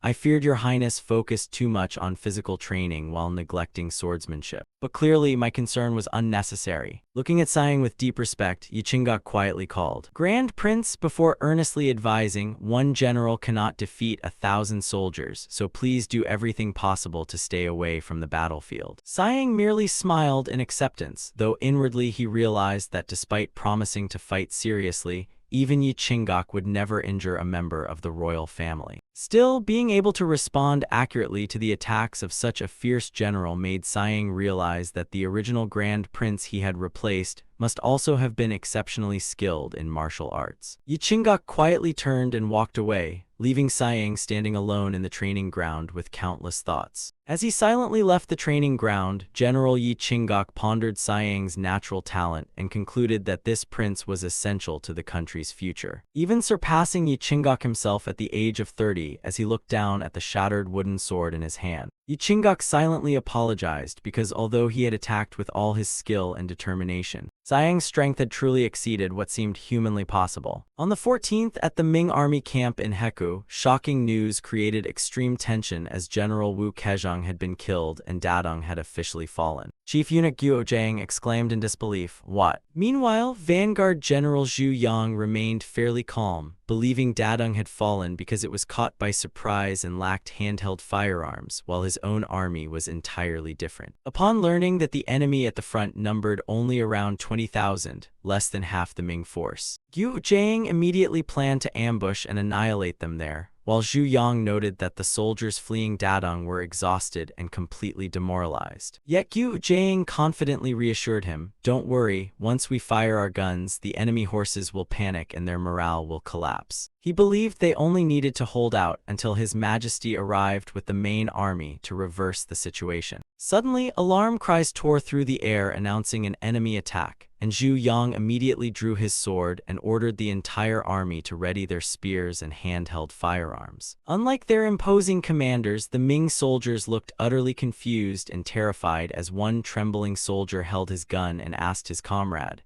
"We're supposed to put gunpowder in this, right?" The other soldier was equally confused and told his friend to do it first so he could copy him, revealing their pathetic lack of preparation. Zhu Yang furiously brandished his sword and shouted, "What are you doing? Ready your guns now." On the other side of the battlefield, the Northern Yuan cavalry charged forward wildly as their leader ordered the soldiers to fire volleys of arrows and force the Ming troops to waste their ammunition from long range. Repeated showers of arrows rained down upon the camp, making the Ming soldiers scream in panic. "They're shooting arrows." Amid the hail of arrows and bullets, a commander shouted for his men to quickly find cover. In utter panic, a Ming soldier squeezed his eyes shut, trembling as he raised his gun to his shoulder and prepared to fire at his comrade's urging. A gunshot thundered, and the lead bullet flew straight into Bu Yan's chest, making the Northern Yuan warrior grunt softly. Yet instead of falling, Bu Yan merely lowered his head and stared at the wound. He casually pulled the bullet from his armor and sneered inwardly. When they shouted fire, they meant this toy. Are they joking, dreaming in broad daylight? The Ming soldiers screamed in panic when they saw the enemy refusing to stop. They frantically urged each other to hurry, pour gunpowder into the barrel, and pull the trigger. In desperation, one terrified soldier noticed something was wrong, but it was already too late. The gun in his hands suddenly exploded beside his face, making him scream in agony. Gun explosions spread through the Ming ranks as one soldier yelled, "The hand cannon exploded," while another cried in shock, "What? Your cannon exploded." Deafening blasts erupted everywhere, causing such heavy casualties that the commander ordered, firearm infantry fall back. Seizing the enemy's confusion, the Northern Yuan cavalry charged fiercely forward and smashed through the defensive barrier. Desperate cries of "the enemy is coming" rang out as the Northern cavalry's sharp blades tore through the Ming formation. Taishi stood above the battlefield and roared fiercely, "Show no mercy, crush them all." He surveyed the battlefield and wondered where the enemy archers behind the lines had gone. Suddenly, his eyes lit up when he spotted two important figures hiding behind the defensive barrier, and realizing they were enemy commanders, Essen immediately issued an order. "That one is a general, seize him and drag him here in chains," he commanded as the Northern Yuan cavalry surged forward. The two Ming generals could only stand frozen, their faces pale with terror. Time passed until May 8, 1449, when another Ming army was advancing elsewhere. Two soldiers leisurely rode along discussing the war, saying the vanguard had reached the Great East region 2 weeks ago without any news and arrogantly assuming the emperor's prestige had frightened the enemy away, until a scout rushed over reporting enemy forces camped 20 miles away, only for the Ming emperor to dismiss it as nonsense and insist they should be kneeling in surrender upon learning of his arrival. But the scout's face showed only terror as he stammered, "Your Majesty." Following his subordinate's pointing hand, the emperor and Wang Zhen stared in shock at a blood-red sky where black crows circled above towering columns of smoke. Moving closer, they saw a horrifying scene beneath the bloody sunset, with countless severed heads of Ming soldiers and generals mounted on towering wooden stakes as a gruesome warning to the emperor. "The time is almost here." Wang Zhen stood before a mirror, contemplating his aged yet ambitious appearance as memories of the miserable man who once castrated himself to become a eunuch for a single silver tael faded before the powerful figure he had become. He proudly told himself that everyone would soon witness the imposing figure of power standing proudly upon the battlefield. Though heaven had destined him to be born in poverty, he had climbed to the summit above tens of thousands, and through today's battle Wang Zhen now dreamed of rising even higher than the emperor. He touched his body, believing even the gods were insignificant compared with the supreme power he now possessed. During the march, Duke Zhang-Fu urged his horse closer to the powerful eunuch to resolve a lingering question. He pressed, "The other day you said 1 gunner equals 5 archers, but what basis do you have for that claim?" Wang Zhen smiled confidently and explained that normally only one of 5 arrows might wound an enemy, whereas a divine engine gun shot could instantly pierce armor if it hit, making 1 gunner equal to 5 archers. Duke Zhang-Fu grew furious at Wang Zhen's calculation and shouted, "What kind of calculation is that? A skilled archer can fire 5 arrows in the time a divine engine gun fires 1 shot." Although Zhang Fu insisted the two weapons clearly differed in firing speed, Wang Zhen remained cold and menacing as he sneered, "Well, judging that isn't your responsibility, is it?" Before the old general could respond, he abruptly ended the argument by ordering everyone toward the emperor's camp while the northern sky turned crimson and black crows circled ominously. At the front line, a badly wounded soldier with blood streaming down his face desperately pleaded, "Your Majesty, please order a retreat." The actual situation was far worse than the Ming court had imagined. Examining the traces, the soldiers were horrified to find the horse dung still soft and the corpses not yet stiff, meaning the Mongol army had been there only a short while earlier. The Ming emperor exclaimed in shock, "Retreat me." Just then, another shocking report arrived that defeated enemy troops had swept through the entire Yu County 3 days earlier and massacred its inhabitants,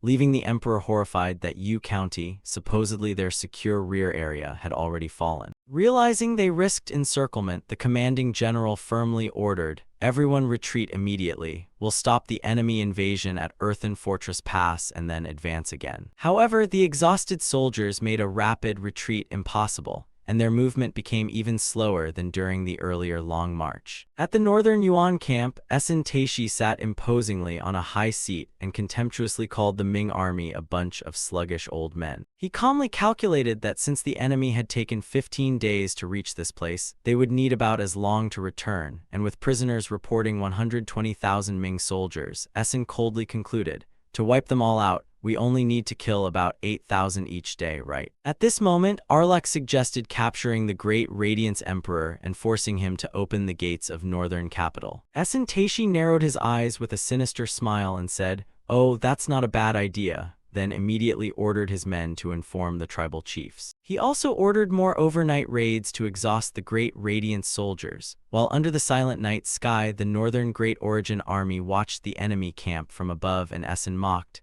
those great radiance fools still have ammunition for their cannons. Pointing decisively toward the enemy artillery, he ordered, "That will be our target," and the northern Great Origin archers immediately drew their bows together. An arrow tore through the air and pierced a great radiant soldier, who only managed a grunt before collapsing amid the chaos and his comrades' screams. The remaining great radiant soldiers panicked, shouldered their guns, and shouted, "Quick, return fire, fire." Amid the hail of arrows and bullets, the northern Great Origin cavalry continued charging forward with overwhelming momentum. A great radiant soldier suddenly noticed something strange and thought in horror, "Why aren't those horses startled by the cannon fire?" Just then, loud explosions from bamboo tubes erupted, making the northern army's horses suddenly become wildly excited. Taishi calmly soothed his warhorse, saying, "All right, easy now." A subordinate reported that because the horses had been trained beforehand with exploding bamboo, they could now gallop fearlessly across the eastern lands without fearing cannon fire. Essen smirked and revealed that he had also sent bamboo to other Mongol leaders so they could train their horses the same way. With a triumphant expression, he roared at the great Radiance troops, "Your precious cannons cannot frighten us, so throw down your weapons and leave, and we will spare your lives." The great Radiant soldiers could only stand frozen, staring at one another in utter terror. Inside the fortress, the situation had become utterly desperate as cries echoed everywhere that enough soldiers had already died. Everyone present was being ordered to carry spears and swords, and some were considering fleeing rather than waiting to die. Sitting silently in the darkness, an official bitterly cursed the eunuchs for bringing disaster upon the dynasty, saying they were neither men nor women. At Earthen Fortress, half of the great Radiant soldiers had already been wiped out, while northern arrows covered the gloomy walls like pins on a notice board. Riding through the corpse-strewn battlefield, a subordinate anxiously asked about their losses, and Taishi replied that they had lost around 4,000 men because the cornered Great Radiance troops had resisted fiercely. Looking up at the dark clouds, he decisively ordered, "We launch the full-scale assault tomorrow." After hearing that most Great Radiance soldiers were dead and only the Emperor's guards remained entrenched, Essen coldly declared that everything would end here and there was no reason to prolong it. Inside the fortress, the situation became even more desperate when the final water supply vanished, and a soldier reported in panic, "Chief Eunuch, the well has run dry." Tormented by unbearable thirst and fear of the siege, Wang Zhen screamed frantically that anyone who brought back water would receive a reward of 1,000 taels of silver. Seeing the powerful eunuch's ridiculous desperation, a soldier mocked, "Ha, will water fall from the sky just because you offer 1,000 taels?"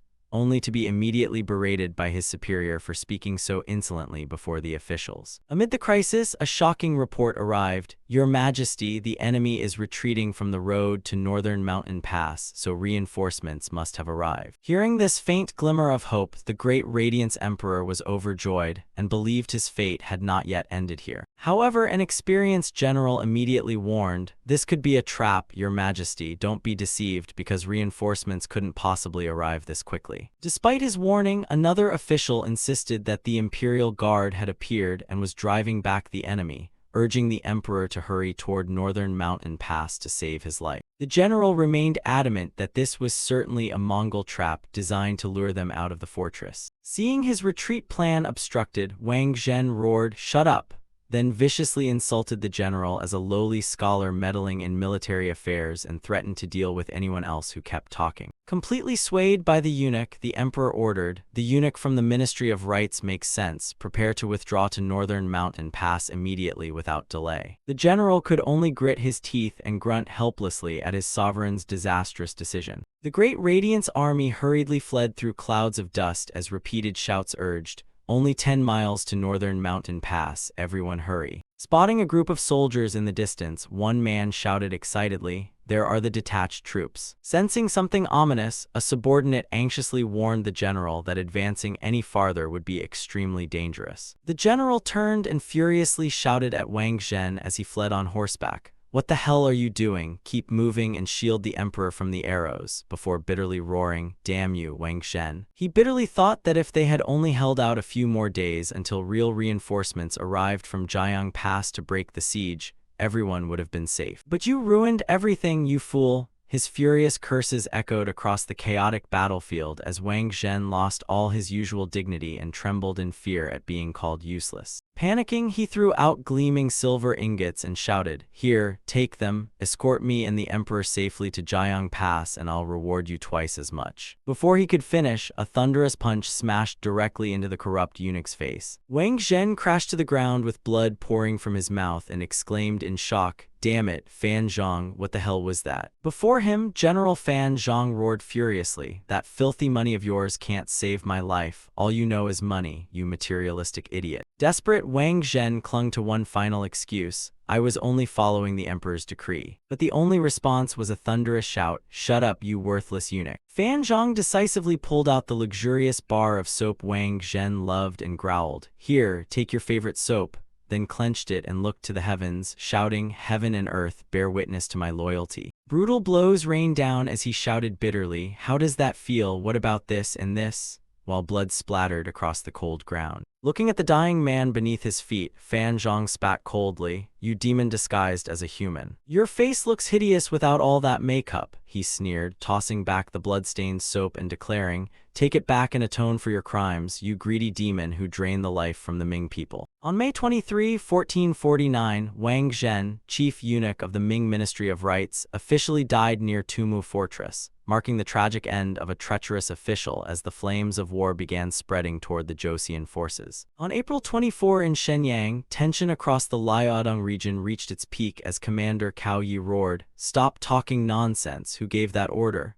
while Vice Minister of War Yu Qian urgently gathered defenses amid the chaos in Beijing. A subordinate anxiously urged, "We must make a decision quickly." Cao Yi could only grit his teeth and snort coldly, explaining that the emperor had sent an urgent notice saying that although the Mongol offensive had been halted, the Ming army had suffered heavy losses and desperately lacked manpower. Cao Yi turned and earnestly appealed to the Joseon side. "Therefore, I hope Joseon soldiers can fill the gap left by the Liaodong troops, and we will no longer discuss the cost of stationing them here." Sitting opposite him, Prince Siang narrowed his eyes suspiciously. He coldly questioned, "It seems you are hiding something, regional commander." Cao Yi forced a smile and waved dismissively, saying, "Joseon is a loyal vassal state, so why would I hide anything?" Refusing to let him evade the issue, Siang pressed, "Has something so terrible happened that even the Liaodong troops would flee in fear if they knew? So tell me the truth and I will guarantee secrecy as a prince." Cao Yi trembled as sweat streamed down his anxious face. Finally, the horrifying truth emerged.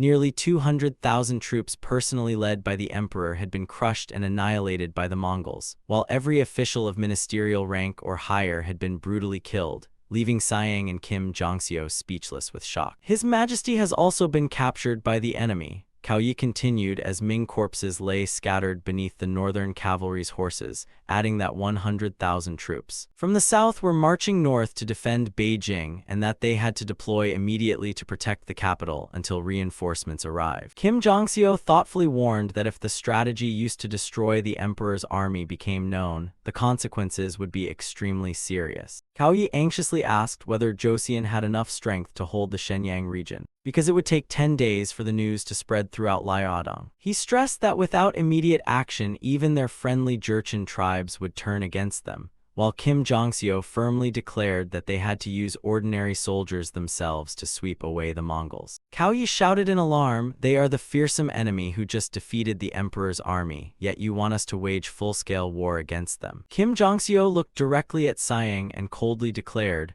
"Remaining inside Shenyang can only keep us alive while the north is in crisis." Historically, during the Tumu crisis, the Liaodong army remained inside the city while Joseon suffered the direct consequences. But this time, the soldiers had also been supplied with additional firearms. Siang wondered grimly why events had become even worse than they had in history. Looking at Cao Yi's retreating figure, Kim Jongseok remarked that the Liaodong commander looked furious, then quietly added that anyone would react the same way after nearly 200,000 powerful troops were annihilated. Suddenly, a loud explosion from the Ming soldiers' training area caught Siang's attention. Siang approached a soldier and said, "Hey, let me see that firearm. Is it a handheld type?"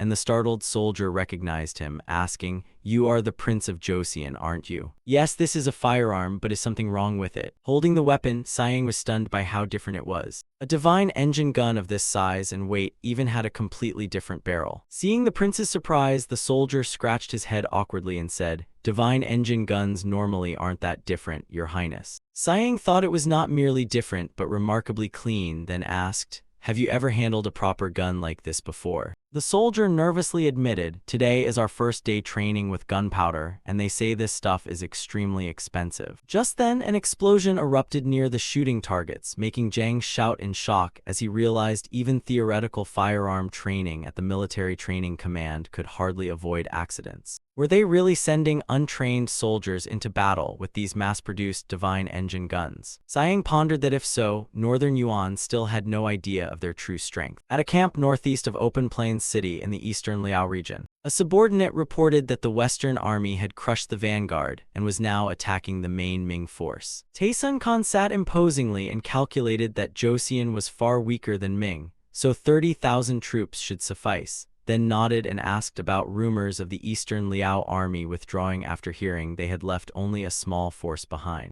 Mauna Hai Essen's younger brother confidently held the report and believed his elder brother must have won a spectacular victory. As the Eastern Liao army prepared to withdraw, a breathless soldier rushed into the tent and reported, "Taesun Khan, urgent news, the Joseon army has left the city and is advancing north." Taesun Khan was surprised and wondered whether they intended to abandon the Ming capital by leaving their fortress for the battlefield, while Mauna Hai merely smiled triumphantly. Pointing at the map, he proposed quickly ambushing Broad Obedience Pass to intercept the Joseon army approaching from the south. Taesun Khan firmly declared that the coming battle would take place around Iron Ridge City. Mauna Hai stroked the magnificent warhorse he had just received from his elder brother. Essen believed inwardly that this victory would be extremely easy. Looking down from above at the Joseon camp on the hill, a general wondered why they had chosen such a strange position instead of building sturdy earthen walls. Taesun Khan narrowed his eyes and observed that choosing their position according to the sunlight showed the Joseon army had considerable combat experience and should not be underestimated. But Mauna Hai remained contemptuous, believing Joseon was merely a dependent state unworthy of concern. He smugly recalled how his elder brother had effortlessly crushed the Ming vanguard. Taesun Khan smiled knowingly and inwardly called him a fool, because once Ming was defeated, they and Joseon would become enemies again. To ensure victory, he suggested clearly dividing their roles since this was their first time fighting together. Mauna Hai eagerly agreed, saying, "Understood, let's advance, Taesun Khan. My troops will attack first in open fire." Across the battlefield, preparations for combat were equally urgent. A Joseon soldier respectfully approached Siang and said, "Your Highness, I have brought your bow and arrows," and upon seeing the enormous bow, the soldier anxiously asked whether the prince could truly use it. Siang smiled confidently with determination blazing in his eyes and said, "Don't worry, I'm overflowing with strength right now." He stood tall atop the cliff, gripping the bow tightly while gazing down into the valley where the enemy army was advancing in force. At the command to fire, tens of thousands of Northern Yuan arrows rained down and covered the sky as the Joseon troops immediately shouted an order. Raised shields and enormous shields quickly rose into a sturdy steel wall that stopped every enemy attack. Taesun Khan was impressed by the enemy's swift defensive response, but Mauna Hai remained contemptuous, dismissing it as nothing special and urging his troops forward. Suddenly, a deafening explosion made him freeze in shock as repeated blasts continued to erupt. Lead bullets from Joseon rifles slammed directly into the chest and heads of Northern Yuan soldiers, sending them collapsing in agony. Mauna Hai realized in horror that this firepower was far stronger than Ming artillery and causing severe casualties, reasoning that if senior officers died, controlling the formation would become impossible and the army would soon descend into chaos. Seeing the formation nearing collapse, Mauna Hai decisively ordered a temporary retreat and quickly spurred his horse away to seek another opportunity. Mauna Hai judged that Joseon's archers were extremely accurate, so their firepower must also be formidable. He immediately changed tactics and ordered his forces split in two, with the soldiers dismounting and firing arrows to suppress the enemy. In response to their aggression, the Joseon commander roared, "Fire!" The marksmen hidden behind the rocky cliffs unleashed a storm of lead, creating dense firepower that swept directly through the enemy formation as Northern Great Origin soldiers were repeatedly hit and fell.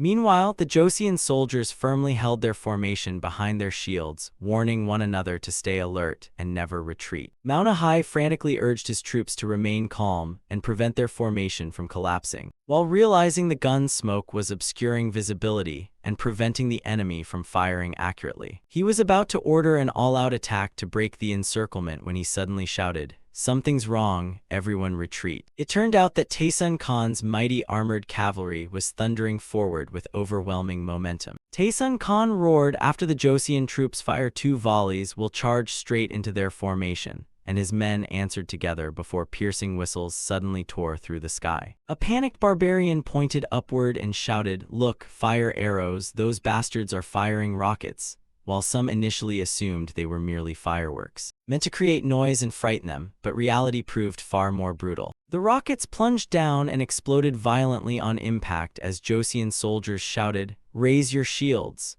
while repeated blasts caught the barbarians unprepared, leaving some badly wounded and others horrified by the truth. They packed explosives into the rockets. Someone cried behind a cracking shield as Taesun Khan gritted his teeth and thought, "Those bastards rely far too much on gunpowder." He believed that once they penetrated the enemy ranks, everything would come down to close combat, where his cavalry held the advantage. With murderous intent blazing in his eyes, he loudly ordered, "Charge." From a high tree branch, a Joseon scout immediately spotted the movement and warned, "Their changing formation looks like they're ready to throw their lives away." Below, the units quickly deployed according to plan as the commander shouted, "Longswordsmen, advance and form ranks." The artillery also received crucial orders. After firing 1 volley, withdraw into the rear trench on command, where deep trenches had already been dug as deadly traps. As the pounding hooves drew closer, scouting reports poured in. How large is their charge? About 500 armored cavalry divided into front and rear groups. The synchronized northern cavalry made the ground tremble violently, prompting one worried soldier to ask whether their own cavalry should be sent out to meet them. At the defensive line, a soldier nervously gripped his wooden shield, fearing the infantry would be trampled to death by the armored cavalry. But his companion quickly reassured him, "No, I trust the Grand Prince. There must be a reason he ordered this trap dug."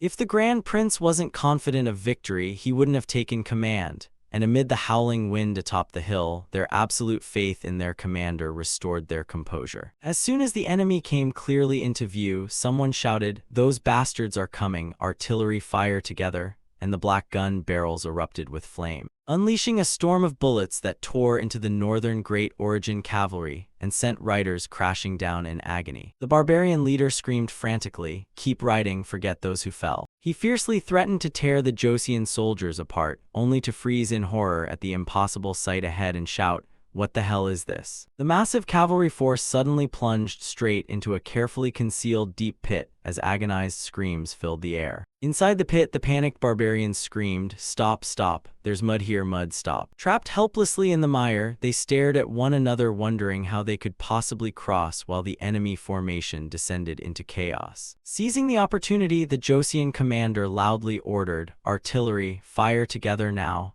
and deafening explosions erupted as lead bullets swept through the fleeing enemies. Manhwa turned pale and exclaimed, "Impossible." But the other leader tried to reassure him, "Don't panic, splitting our forces in 2 was meant for exactly this situation. Wasn't it?" And across the mud, the northern Great Origin troops desperately began a new plan, shouting for supplies, straw, and anything else that could cover the mire. They gathered anything capable of covering the ground. Large bundles of straw were thrown down to create a path for the horses. The northern Great Origin leader decisively drew his treasured sword and roared with murderous fury, "You dare use petty tricks, I'll crush your skulls beneath my horse's hooves." Across the battlefield, a Joseon scout hurriedly reported, "General, the enemy is spreading straw and supplies over the ground to cross the mud." The soldiers began sweating nervously, realizing the charging cavalry would need only 1 day to reach them. The Joseon general firmly ordered, "We will also deploy our cavalry to strike the enemy's flank and prepare the firing positions." The rocket batteries were ignited and ready to fire. With cold, determined eyes, the commander shouted, "All right, everyone prepare for close combat." Hooves thundered as the northern Yuan cavalry charged wildly into the Joseon formation. The shield soldiers gritted their teeth and used all their strength to brace their massive shields against the earth-shaking impact. Amid the chaotic battlefield, the commander shouted encouragement, "Good, hold on a little longer.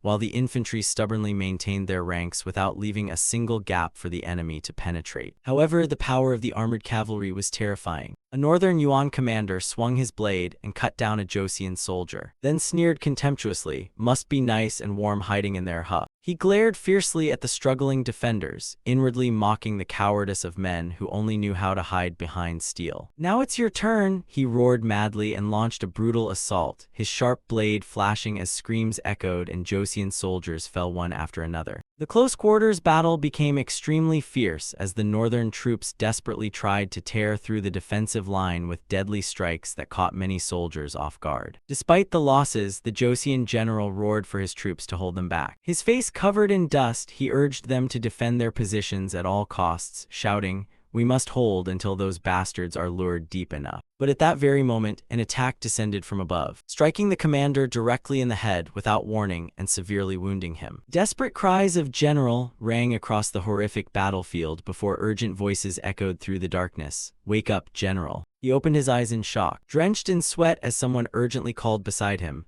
"How are you, General Hong? Can you hear me? You need to wake up. The battlefield outside is complete chaos," as weapons clashed violently amid the soldiers' agonized screams. Through the smoke and dust, a powerful figure soared into the air with a mighty battle cry. A razor-sharp sword strike left deadly streaks of shimmering light behind it. Hong Yunseong stood imposingly nearby and shouted, "Hong San, get up. Did something like that really knock you unconscious?" Struggling to his feet, Hong San quietly replied, "Of course not, I was just a little startled." Seeing that he was conscious again, Yunseong coldly ordered, "Then get ready and keep fighting. We must kill these invaders to survive." Both tightened their grips on their weapons and stared fiercely at the approaching enemy as orders echoed through the trenches, warning that the command to fire by formation could come anytime, and they must defend the trenches with their lives without breaking ranks. High atop the rocky cliff, Prince Siang stood watching in majestic red armor with an enormous bow in hand, but seeing how dangerously exposed he was. A soldier anxiously warned, "Grand Prince, please step back, a stray arrow could hit you here." Siang gripped the bow so tightly that his hands trembled. He declared grimly, "My soldiers are dying, how can I retreat?" Then glared murderously and ordered, "Give me an arrow. I will personally show those bastards what the flames of war feel like." On the battlefield, the northern Yuan cavalry grew impatient with Joseon's resistance as one man snarled, "I'm sick of those Joseon bastards. They only have a few little tricks yet act so arrogant." But the moment he finished, a massive projectile tore through the air and struck the soldier beside him with tremendous force, making the survivor tremble in shock and ask, "Was that a spear?" He stared toward the rocky hill and shouted, "Someone over there is throwing spears from that hill," while the Joseon soldiers realized the prince's position had been targeted. A Joseon soldier shouted in alarm, "Grand Prince, 3 cavalrymen are charging up the hill." 3 barbarian horsemen furiously galloped up the rocky slope. And seeing Siang's majestic armor, one declared, "That bastard's clothing marks him as a high-ranking commander," before roaring to his companions, "Whoever takes his head will earn today's greatest honor." But suddenly a dark streak flashed past, and a massive arrow pierced one rider's throat and knocked him from his horse,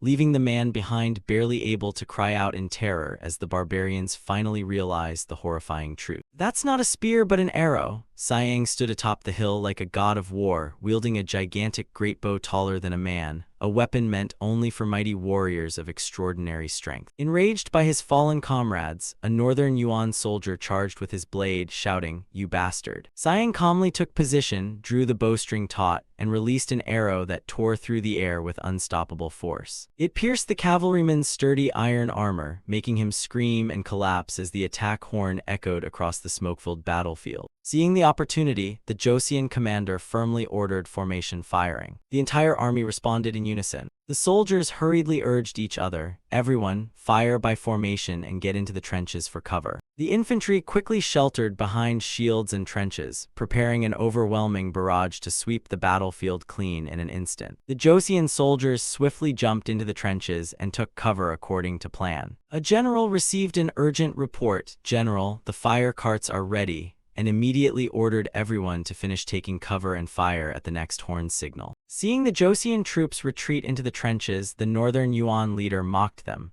"Look at them crawling into holes because they know they'll lose, filthy sewer rats." However, another general grew uneasy and realized, strange, their movements are organized. Yet his desire for victory overwhelmed his caution, and he roared an order to the entire army. "Charge into the trenches!" As thunderous hoofbeats erupted and the northern Yuan cavalry surged wildly forward. The Joseon commander realized the danger and shouted, "They've noticed, they're charging straight toward the trenches." He decisively ordered, "We have no other choice, wait any longer and they'll hit us." The enormous barrels of the loaded fire carts gleamed ominously as they were pushed into firing position. The command fire ripped through the sky. Earth-shaking torrents of fire erupted. They swept away everything ahead as repeated explosions tore enemy troops apart and desperate screams echoed through a vast sea of flames. Thick smoke engulfed the battlefield as a northern Yuan leader stood frozen on the cliff, staring at the devastation and muttering in shock. "Impossible, there's truly no way back now," he gasped, rooted in place as sweat streamed down his terror-stricken face. Only shock and despair remained in his mind as earth-shaking explosions drowned the entire valley in smoke, flames, and agonized screams. Standing atop the high cliff, the barbarian leader stared down in horror at the devastating scene. Trembling in disbelief, he cried, "Impossible, this makes no sense." Amid the chaos, the Joseon general's stern voice continued ringing out, "Fire, keep firing,"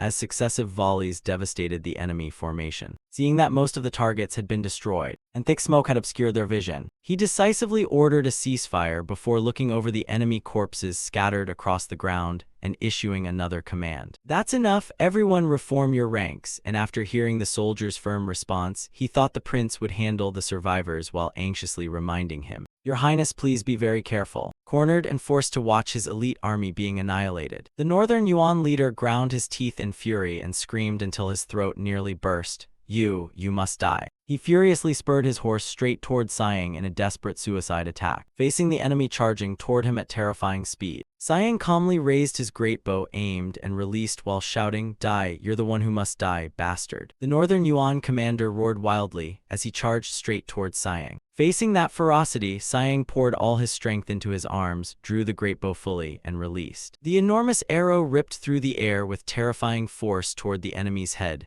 leaving him only enough time to widen his eyes in horror. A sharp impact rang out as the arrow pierced its target and instantly blasted the enemy general from his horse, while Siang silently lowered his bow amid the thick smoke. Witnessing the enemy general fall in battle, the entire Joseon army erupted in joy as cheers thundered across the battlefield and one excited soldier shouted, "Prince Siang has defeated the enemy general." Seeing his commander slain, Taesun Khan gritted his teeth and cursed, "Damn it." A subordinate quickly advised, "Their general is dead, so we only need to destroy the remaining enemy," arguing that Joseon would not dare fire artillery during close combat, and Taesun Khan ordered them to quickly eliminate the cavalry before they regrouped. The close-quarters battle became extremely brutal. A Joseon soldier cut down a fleeing enemy and shouted, "Where do you think you're going?" while Taesun Khan, seeing the situation worsen, reluctantly gave the order, "This is hopeless, retreat." Seeing Taesun Khan preparing to flee, a subordinate anxiously objected, fearing the Jurchens would look down on their tribe's strength. Taesun Khan furiously shouted, "Idiot, we must retreat before their infantry arrives, and what happens if their artillery hits us while we're crossing the river?" Seeing the enemy formation collapse, the Joseon commander ordered the firepower unit, "They're fleeing, ignite the divine machine rockets now,"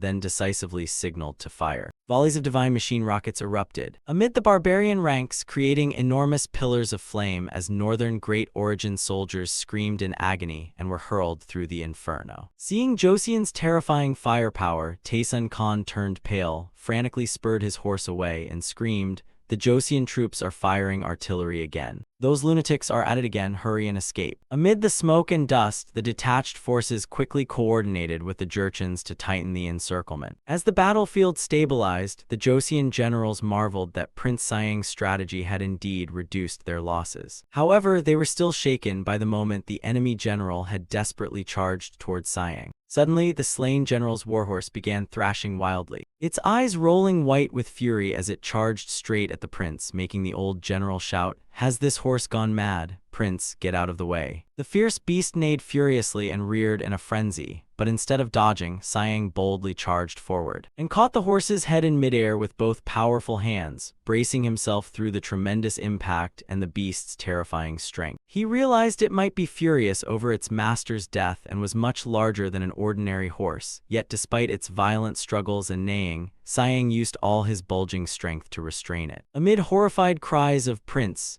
he executed a thunderous throw and slammed the beast onto the ground with a heavy crack. Facing the beast's furious strength, Siang gritted his teeth and held firm, thinking, "You're truly powerful, but I absolutely won't lose to you." He poured all his strength into his powerful arms, flexed every muscle, and roared as he prepared the decisive throw. With a thunderous slam, Siang hurled the enormous horse onto the ground. Seeing their master's reckless actions, the soldiers cried, "Prince, it's too dangerous," but without giving the beast any chance to resist. He immediately lunged forward, pinned it down, and firmly declared, "We should end this now, your master is already long dead." Siang brought his face close to the horse and growled threateningly, "Surrender now." The soldiers could only stare open-mouthed, wondering whether the prince intended to snap the animal's neck with sheer arm strength. Siang continued his ultimatum, "If you refuse to obey me, you'll spend your entire life as a breeding horse eating grass in a stable," prompting a soldier to hurriedly explain that most warhorses had already been gelded. This devastating revelation brought tears to Siang's eyes as he cried sorrowfully, "How could they be so cruel?" Even so, he firmly offered two choices: "Either you die here or submit to me, choose," and the horse sensed the strength and sincerity of the man before it. The horse gradually calmed down and lowered its head in submission. The soldiers marveled that the prince had tamed the fiercest beast on the battlefield as Siang smiled, stroked its head, and said,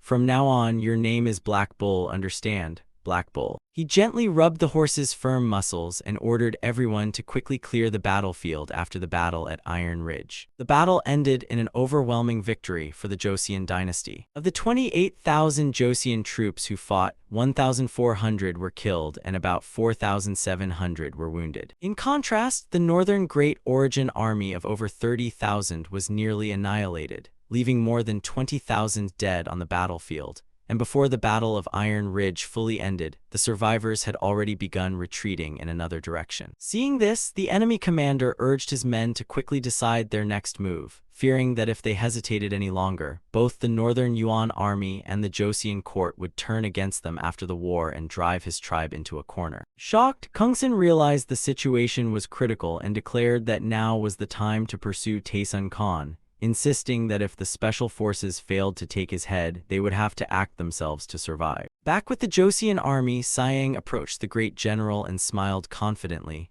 "My lord, I have a rather good idea, though it may be a little risky." Siang recalled from history that Taesun Khan was supposed to be killed by Essen, but a bold possibility crossed his mind. What if Essen never killed him? Siang's eyes sharpened with calculation as he looked toward Taesun Khan, who was desperately fleeing on horseback through clouds of dust, while the exhausted remnants of the Northern Yuan army retreated chaotically through the deserted forest. Taesun Khan gritted his teeth furiously as he saw how drastically his forces had dwindled. He demanded, "Are these really all the soldiers who escaped?" And his trembling subordinate reported that those who had failed to regroup were probably already dead on the battlefield. Matters worsened when all the spare horses disappeared, and his sweating subordinate explained that their remaining horses were completely exhausted, gasping for breath and unable to flee any faster because the Jurchen tribe had suddenly betrayed them during the retreat and viciously attacked the Northern Yuan survivors like bandits. Taesun Khan roared bitterly, cursing the descendants of the Jin dynasty as treacherous cowards without honor,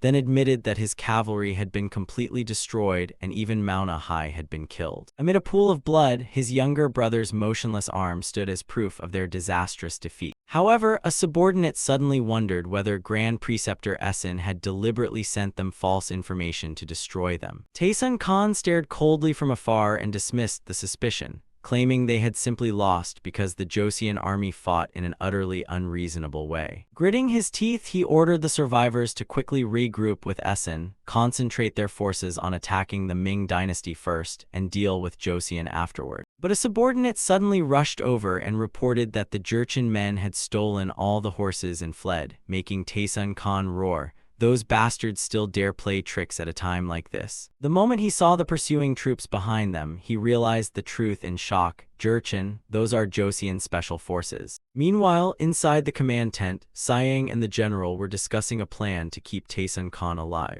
Answering the prince's question, the general explained that no matter how ambitious Essen was, he could never become their true ruler because he did not belong to the golden lineage and therefore lacked legitimacy. Zhang therefore firmly declared, "That is why we must make use of Taesun Khan." Just then, a soldier rushed inside and reported, the special forces have driven Taesun Khan into the forest. Hearing of their success, the general eagerly invited Siang to join the capture. Siang smiled brightly and agreed, "Of course, I just tamed this horse, so I should ride it more." Seeing the prince so excited about his new horse, the general asked why he did not use his extraordinary strength to intimidate Taesun Khan, explaining that people who saw Siang were reminded of the founding king, whose prestige still echoed throughout the region despite his death long ago. They even recognized that the legendary bow Siang carried had belonged to him, but Siang humbly replied, "Comparing me to the founding king, I'm only big, and in every other respect I cannot compare with him." But the general reassured him that he greatly underestimated himself, because what mattered was that everyone truly regarded him as an unmatched warrior. Black Ox could only sigh helplessly beside them at his master's excessively sincere humility. The veteran general thoughtfully suggested that if the prince subdued Taesun Khan barehanded, the others would surrender and allow them to impose favorable terms, while the soldiers hidden in the forest pledged,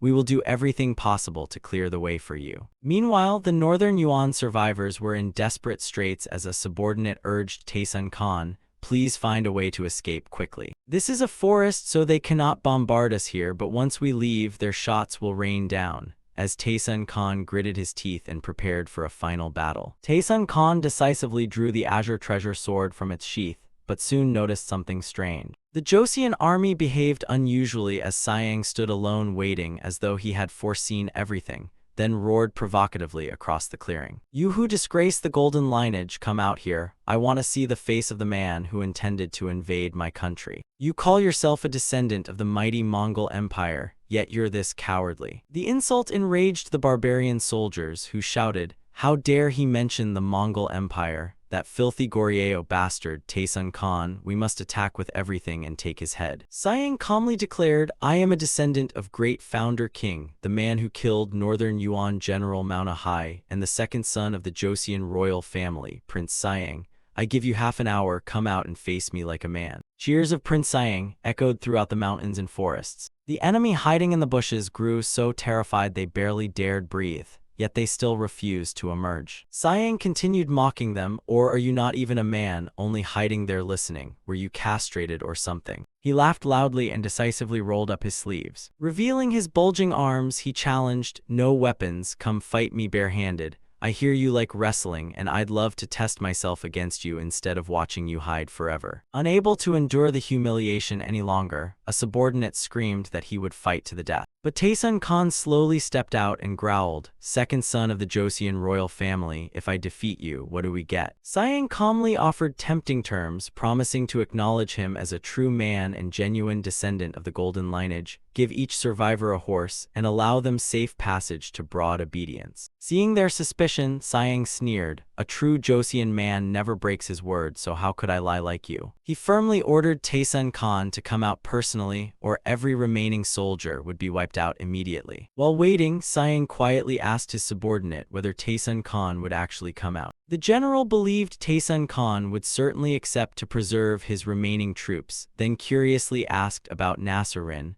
a wrestling style that relied on endurance and strength to overpower an opponent. Siang explained that he and Ma Ilyang had invented it for fun, because traditional wrestling only required making the opponent fall and allowed tricks, while Nasserin was a pure contest of strength with no loopholes. Finally, Taesun Khan decisively stepped forward to accept the challenge. He roared, "At last I can see your leader." Siang smiled and replied, "You kept me waiting quite a while, I was getting impatient." The two faced each other on the open ground for their fateful contest as Taesun Khan removed his armor, revealing his imposing muscular body, and roared, "You're merely a descendant of Goryeo, yet you dare speak about our mighty Mongol Empire." Siang remained unfazed and mocked the disgrace of someone whose army had just suffered a crushing defeat against Joseon. The Northern Yuan soldiers cheered wildly, urging Taesun Khan to break the oversized Joseon prince's back and prove his terrifying strength. Their iron hands locked together in a fierce collision. Before the astonished soldiers of both armies, Siang suddenly tore off his shirt, revealing a sculpted, massively muscular body radiating overwhelming pressure, and declared with murderous eyes, "Let's end this battle." Taesun Khan roared and charged straight at Siang with all his strength. Their muscular bodies collided with a tremendous impact in the middle of the clearing. Yet Siang stood immovable as a rock and sneered, "You call this strength?" The moment he finished speaking, he swiftly seized his opponent's shoulders. He completely locked down every escape route available to Taesun Khan. With unmatched strength, Siang lifted his opponent's massive body high above his head and shouted. He proudly declared, "This is professional wrestling, watch closely, storm throw." A thunderous throw sent Taesun Khan flying before he slammed violently into the ground with a muffled groan. Looking down at his fallen opponent, Siang coldly taunted, "Get up, Taesun Khan, show me your strength. Or do you want to be dragged all the way to Joseon like this so you don't have to walk?" Burning with humiliation and rage, Taesun Khan gritted his teeth and rose amid the frenzied cheers of the Northern Yuan soldiers. He charged wildly forward, only for Siang to seize his throat with one hand. Siang unleashed a devastating move that slammed Taesun Khan into the ground again, shaking the earth. Standing over the defeated man, Siang continued lecturing him, "Get up, is falling down all you can do? Is that really all the strength you have?" His fury finally reached its peak, and Taesun Khan suddenly threw a desperate punch at the prince. But Siang swiftly caught the fist in his iron grip as his aura suddenly darkened and radiated crimson killing intent, and he roared furiously, "You dare use your fists? You broke the rules yourself. Are you that afraid of me?"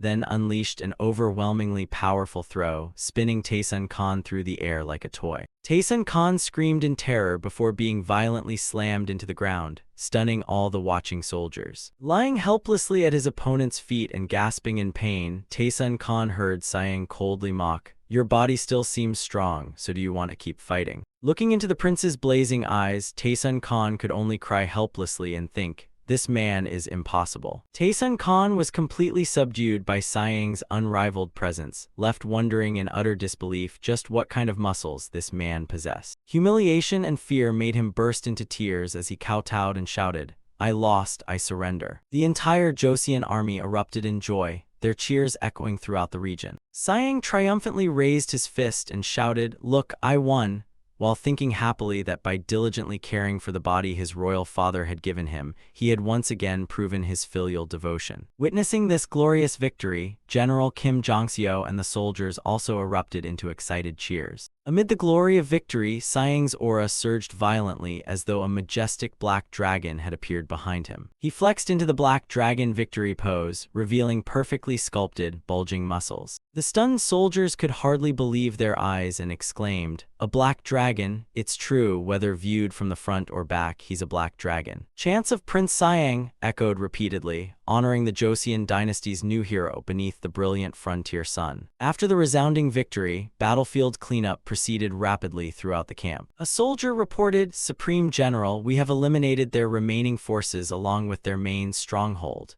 and Kim Jong-seo nodded approvingly, saying, "Excellent, now the Jurchens and Northern Great Origin will be completely divided with no turning back." Seeing the perfect opportunity to secure peace, the official continued, "Prince, you should also prepare to sign the treaty," while Siang stood before the command tent, gazing over the majestic mountains and planning his next moves. Inside the tent, Taesun Khan was now tightly bound with thick ropes, and could only sit silently awaiting the victor's final judgment. Siang entered Taesun Khan's prison and looked thoughtfully at the bound loser before saying meaningfully, "Perhaps I shouldn't kill you so casually." Seeing his opponent's suspicious expression, he continued applying psychological pressure. "You actually want to live, don't you? Who would want to die?" Taesun Khan bitterly replied, "Even if you spare me, you'll still take me back to Joseon, to suffer every humiliation and imprison me on some nameless island for the rest of my life." But Siang unexpectedly declared that he would release him if he accepted the terms of the treaty already prepared. The treaty contained firm demands. First, Northern Great Origin must recognize Joseon's victory and pay 5 horses as ransom for each prisoner. Second, any future trade with Joseon must be actively welcomed. Third, if any power planned to invade Joseon, they must immediately send warning, while the fourth condition was truly shocking. During the next 2 great assembly sessions, Joseon's representative must be received and treated equally to the Prince of Shenyang of the former Goryeo, without discrimination. And Siang stressed that this representative need not be royalty, only an official of senior first rank or higher. Taesun Khan froze and roared furiously, "Are you insane? while Sayang calmly asked, "You don't like the terms?" Although Taesun Khan could accept the first condition because he had lost the battle, he could not accept allowing an official equal standing at the sacred assembly for selecting the Mongol leader. He snapped, "The Prince of Shenyang was a Goryeo noble with a proper title, and don't you always claim Joseon is a brother nation descended from Goryeo? Why make things difficult for me now?" Sayang coldly replied that he should simply regard Joseon's representative as a Kamuk tribal chief from the supreme lineage of Genghis Khan.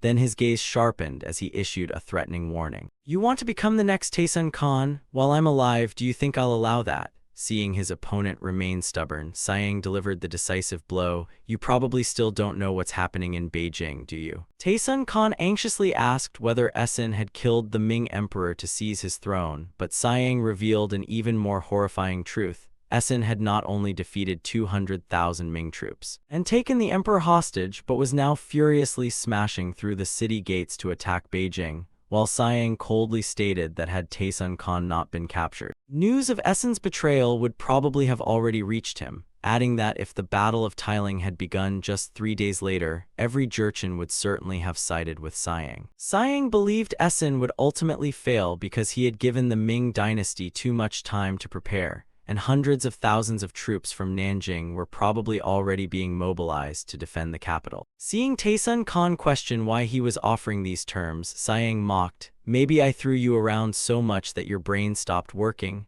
as he looked down at the bound and battered loser. Sayang stated that Essen now wanted nothing more than Taesun Khan's death so he could seize power easily, then added one final treaty term: "As long as you live, whenever necessary, Joseon will send troops to support you, Taesun Khan." Despite his doubts, Taesun Khan could only grit his teeth and accept. "Fine, add it." 15 days later, Taesun Khan impatiently shouted that they had to find a way to deal with Essen immediately. But Sayang casually turned away and coldly replied, "That's our business. We saved your life and are supporting you from behind, so why do you keep complaining?" Ignoring the furious shouting behind him, Sayang simply walked away, quietly leaving with deeper schemes in mind, knowing that news of Taesun Khan's death would not reach Essen until the 14th. But if the supposedly dead Taesun Khan suddenly returned alive on the 30th, Essen would certainly suspect that he had secretly negotiated and compromised with the Joseon court. Even with the blood of the golden lineage, an ambitious man like Essen would never overlook such suspicions. So although things might remain quiet for now, a bloody Mongol civil war would soon officially begin, while on May 17, 1449, smoke and flames engulfed the capital, Beijing. The prolonged siege had severely shaken the morale of the Northern Yuan army. An exhausted subordinate hurried over and reported, "Grand Preceptor, everyone is completely exhausted." Essen gritted his teeth bitterly, his bloodshot eyes fixed on the formidable city walls. He calculated that although he had spent half a month breaking through Jiayang Pass and Zijin Pass and killed 250,000 Ming troops around Beijing,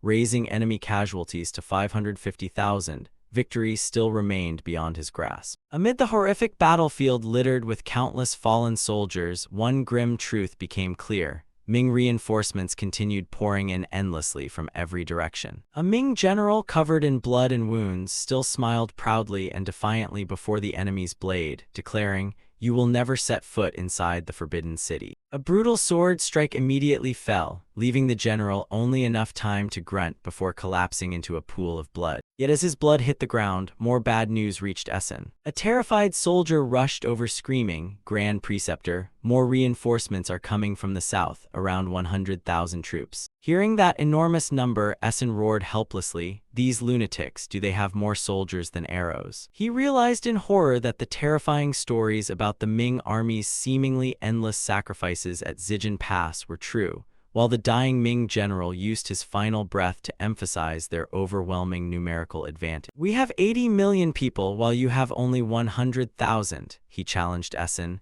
"one soldier for every 5 people, so are you ready to face our army of 8 million? Essen stood frozen on the battlefield, sweat streaming down his horrified face as he bitterly realized that no matter how quickly he killed them, he could never match the enemy's terrifying reinforcement rate. Only one desperate question remained in the Northern Yuan Grand Preceptor's mind: how can we possibly win this battle? While inside the command tent, tension peaked as more bad news arrived. A subordinate hurriedly reported, "The Kyrgyz tribe says they have suffered heavy losses and wish to withdraw, my lord." Essen exclaimed in shock, "What? before realizing that the Ming troops were becoming increasingly skilled and dangerous with their artillery, making it impossible to underestimate them any longer. Looking toward the Zhengtang emperor chained to a tall post, Essen bitterly realized that even his hostage trump card had now become useless. He furiously shouted toward Beijing's walls, "Don't you care if your emperor gets beheaded?" But his threat was answered by the unexpected appearance of a new emperor atop the city wall. With a calm demeanor, the Jingtai emperor, younger brother of the Zhengtang emperor, mocked him. "Emperor,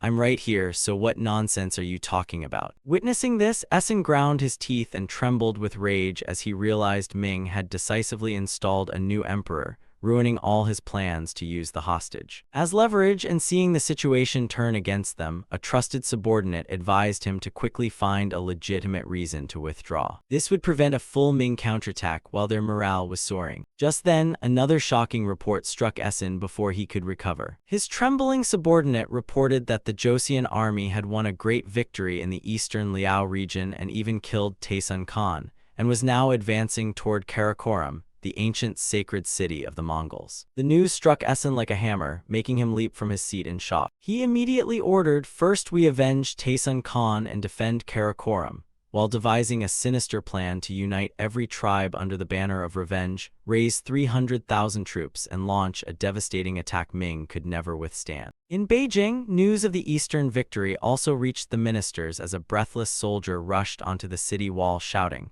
"My lord, urgent news. Although the Joseon army failed to capture Taisun Khan, they completely wiped out the enemy forces in the eastern Liao region." Hearing this, Minister of War Yu Qian sighed with relief and concluded that in this rare opportunity, if Joseon and Ming attacked together, the northern army would have nowhere to escape. Although Ming had also suffered heavy losses, Yu Qian insisted they could still mobilize another 20,000 elite troops from the eastern Liao region as reinforcements. Before proceeding, he confirmed that the formidable Joseon commander was indeed senior first-rank Kim Jong-seo. Yet the Ming officials arrogantly dismissed the reinforcements, saying, "Tell them not to come. Prince Siang would be acceptable, but their senior first rank is only equivalent to our senior third rank." But battlefield reality dealt that arrogance a painful blow as a terrified soldier reported amid the smoke, "General, the enemy is preparing to retreat." Watching towering flames and the northern army collapse, even the Ming generals had to admit it in astonishment. Joseon truly accomplished a great feat, and on November 4, 1449, celebrations filled the capital as the victorious expedition returned, and citizens flooded the streets, cheering at the enormous spoils. Those cavalry horses look completely different. They're all prized enemy horses. People exclaimed in delight upon hearing the dynasty had captured more than 10,000 war horses. In the grand hall, King Sejong sat majestically upon the throne and said emotionally, "I prayed day and night for your safe return." Looking down at the loyal generals kneeling below, the king declared, "You gave everything to defend our territory and drive the enemy from our lands, and I sincerely commend you." Immediately the stern command, "All troops attention," rang out. All officers and soldiers performed the ceremony together as cries of "Salute His Majesty" echoed throughout the palace hall. King Sejong smiled proudly and declared that after rigorous training and real combat experience, no one would dare look down on Joseon anymore, then announced it was time to reward everyone's hard work. First, the king proclaimed, "I promote Army Commander Kim Jong-seo to senior first rank and grant him the title Duke of Loyal Valor," making Kim Jong-seo grin broadly at finally leaving the harsh northern frontier. Next, Central Army Commander Kim Hyong was also promoted to junior first rank, leaving him deeply moved. However, when it came to Yi Chingok, the king solemnly announced that he would retain his current position because his achievements were balanced by his fault. Deep down, the king understood that Yi Chingok had to bear responsibility for allowing Taisun Khan to escape. Although he was deeply loyal, the law of the realm could not simply overlook it. Changing the mood, the king looked approvingly at Siang and declared, "Furthermore, Prince Siang subdued the enemy leader and brought the surrounding Jurchen tribes into alliance with us. Therefore, the prince shall receive a fief of 1,000 acres," and Siang respectfully bowed and replied,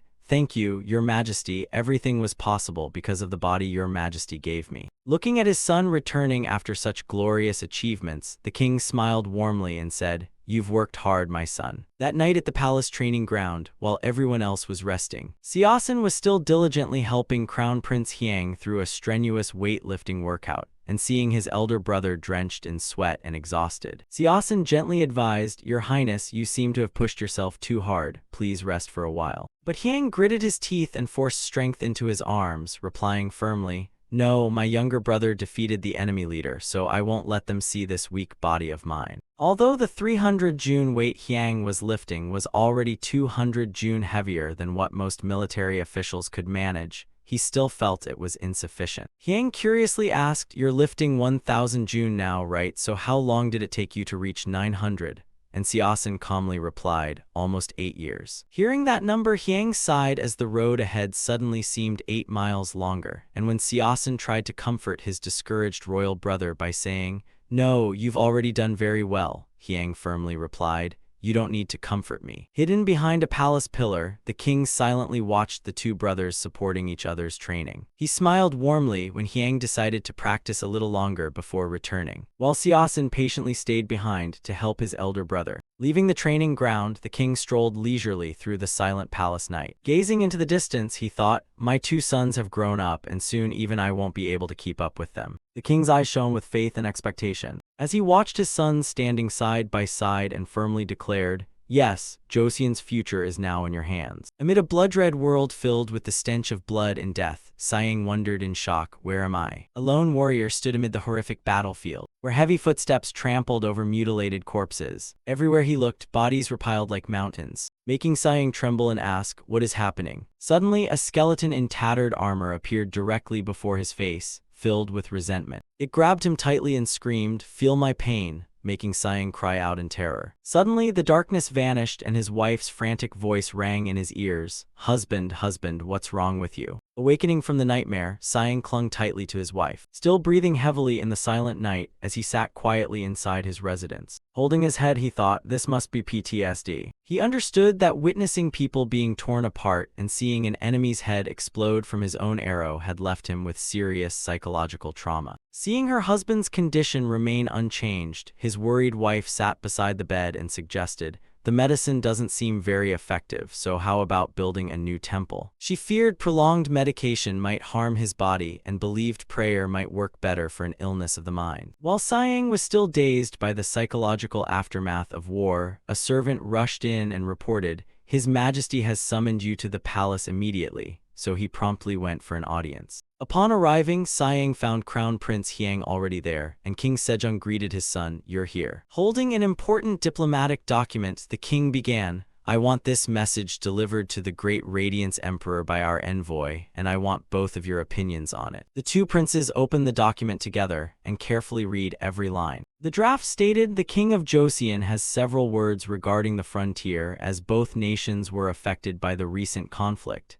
Then explained that tribes such as the Tatars, Uryenkai, and Jurchens were increasingly disregarding the authority of the Great Radiance dynasty, creating a growing threat along the frontier. Joseon tactfully offered strategic advice, "We hope your Majesty will strengthen control over the eastern Liao region and drive out the Tatar tribes." The document even stressed that if the Great Radiance dynasty permanently stationed 100,000 elite troops in eastern Liao, the tribes would not dare invade, while Joseon promised to help eliminate the Tatars and uphold the Great Radiance dynasty's prestige. Folding the document closed, Hiang looked knowingly at his royal father and said, "At first glance, it seems we're bowing to the Great Radiance dynasty, but the deeper meaning is profound."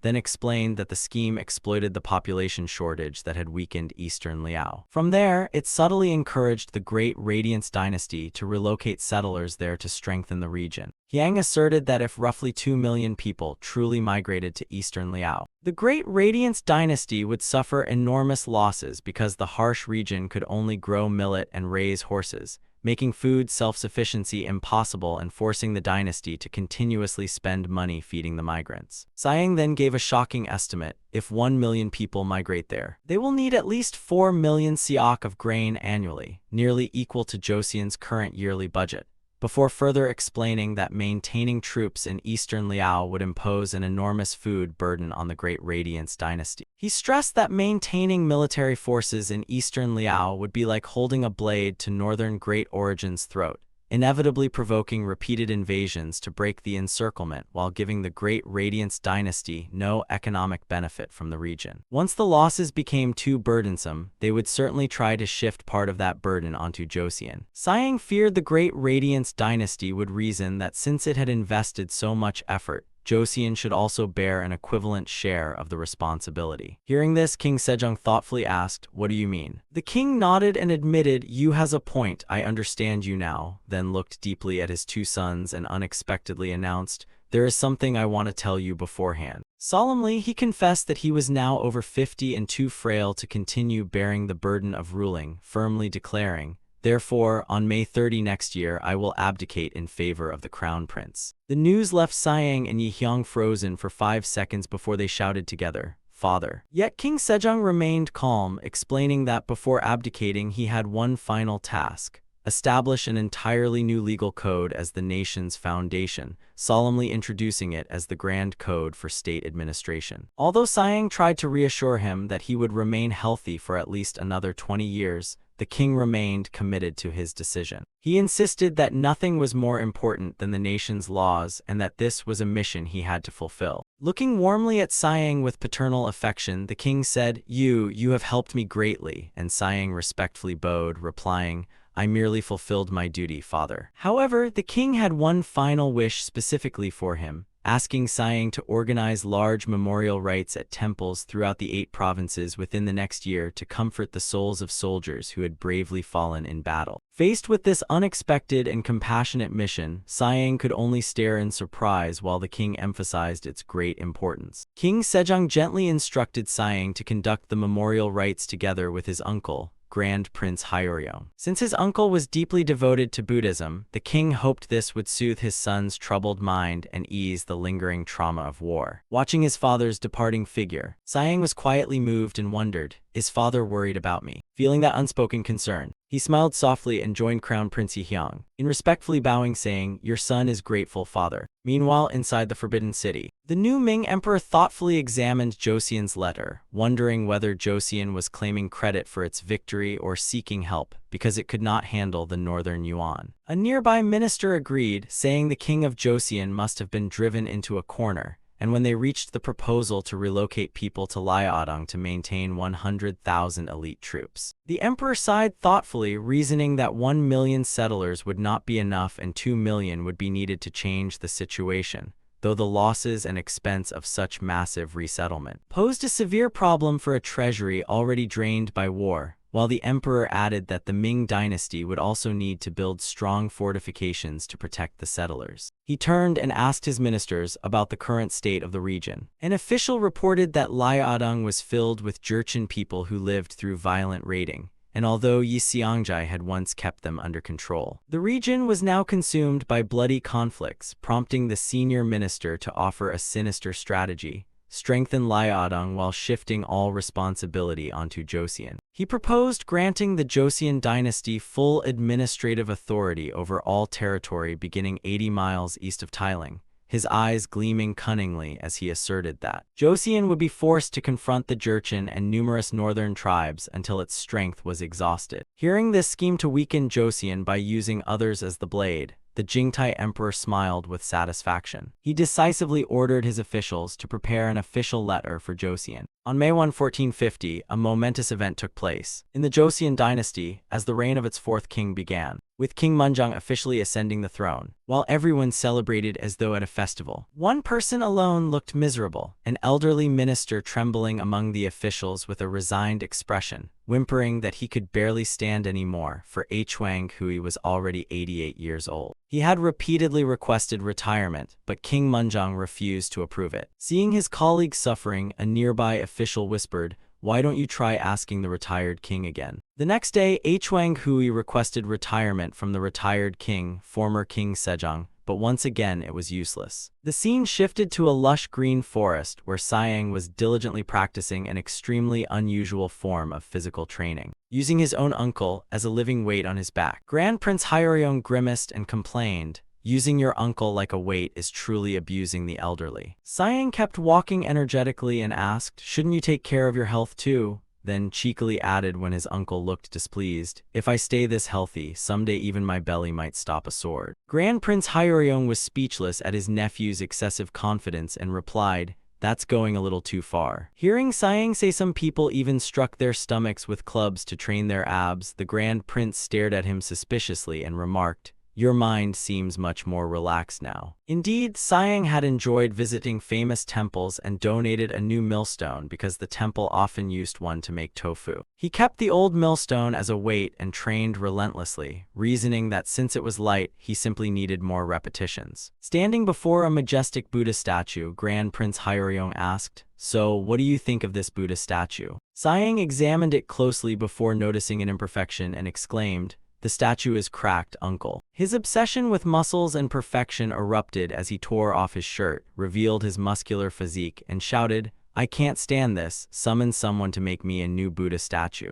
The finest sculptors were summoned to create superior statues, with shirtless Siang personally posing and declaring, "I must be the model for the 4 heavenly kings." Seeing the finished 4 heavenly kings with powerful bulging muscles instead of their former ordinary appearance, Siang nodded happily and said, "Good, this is how the 4 heavenly kings should look. Now I feel much better," and time quickly passed until April arrived. During the pilgrimage, Siang worriedly asked his uncle, "I heard my eldest uncle has fallen ill." "You mean your eldest royal uncle?" Grand Prince Hyeryong thoughtfully confirmed. He wondered how someone so healthy could suddenly become ill. He sadly recalled that his elder brother had previously lost 2 front teeth. Since then, he had grown depressed and drowned his sorrow in alcohol until his health gradually weakened, making Hyeryong sigh, "Teeth are one of the 5 blessings, so his sadness is understandable. I'm nearly 60 myself, and I wonder what will happen if all my teeth fall out." Seeing his uncle worried, Siang smiled reassuringly and said, "I'm fairly good at physiognomy. Your gentle face and full features indicate excellent health. Your philtrum is straight, meaning you'll remain blessed until the end of your life." However, Siang suddenly leaned closer, carefully examined his uncle's ears, and bluntly declared,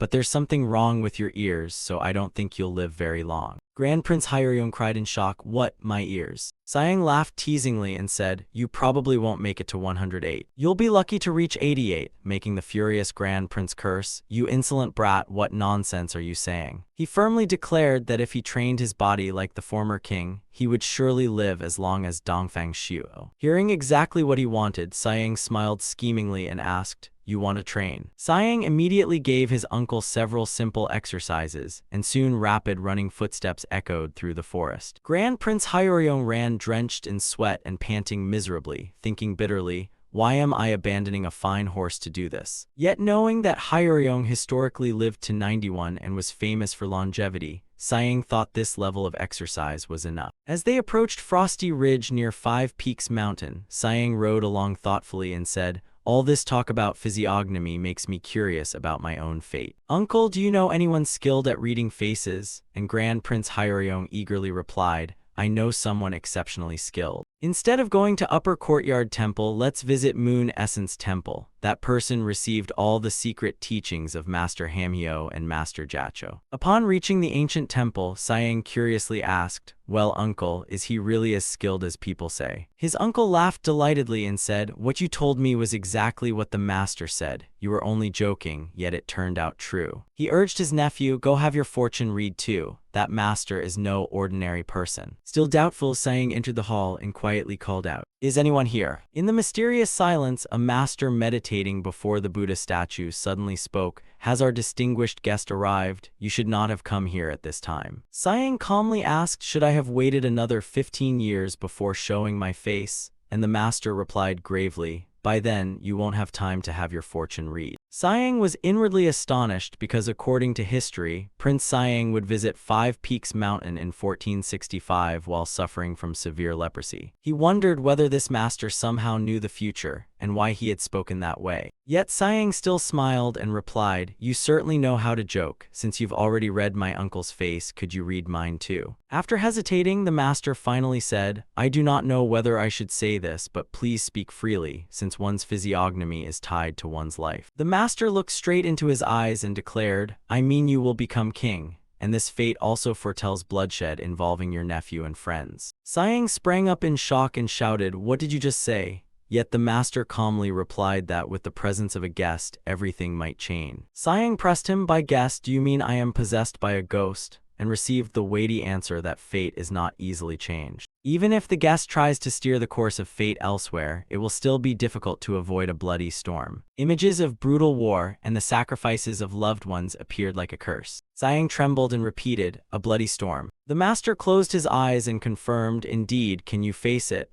And the question cut into Sighing's heart, leaving him briefly silent. But he soon raised his eyes with firm resolve and declared, "I will definitely do it." He clenched his fist. Feeling immense strength surging through his veins, he told himself, "I have changed many things with these hands." Sighing smiled confidently and asked the master, "So whatever happens next, I only need to face it and change it, right?" The master smiled faintly, seemingly seeing through the dazzling aura around the prince, and gently replied, "Perhaps you need not worry with such noble power." Memories of those whose destinies he had changed surfaced one after another. From a healthy King Sejong, to his determined royal brother Hyang, to the soldiers, and the common people now living brighter new lives thanks to the knowledge and strength he brought, all those efforts would surely create a new future. A future completely different from before, and beneath the brilliant radiance, Sighing smiled proudly, ready to face every storm and rewrite the history of the dynasty. He would rewrite Joseon's history with his own hands and iron will. Sighing silently stroked the stone statue in the temple grounds. His distant gaze seemed lost in vague thoughts, and seeing his nephew standing there absent-mindedly, Grand Prince Hyeryong approached and asked, "Yu, why are you standing there dazed?"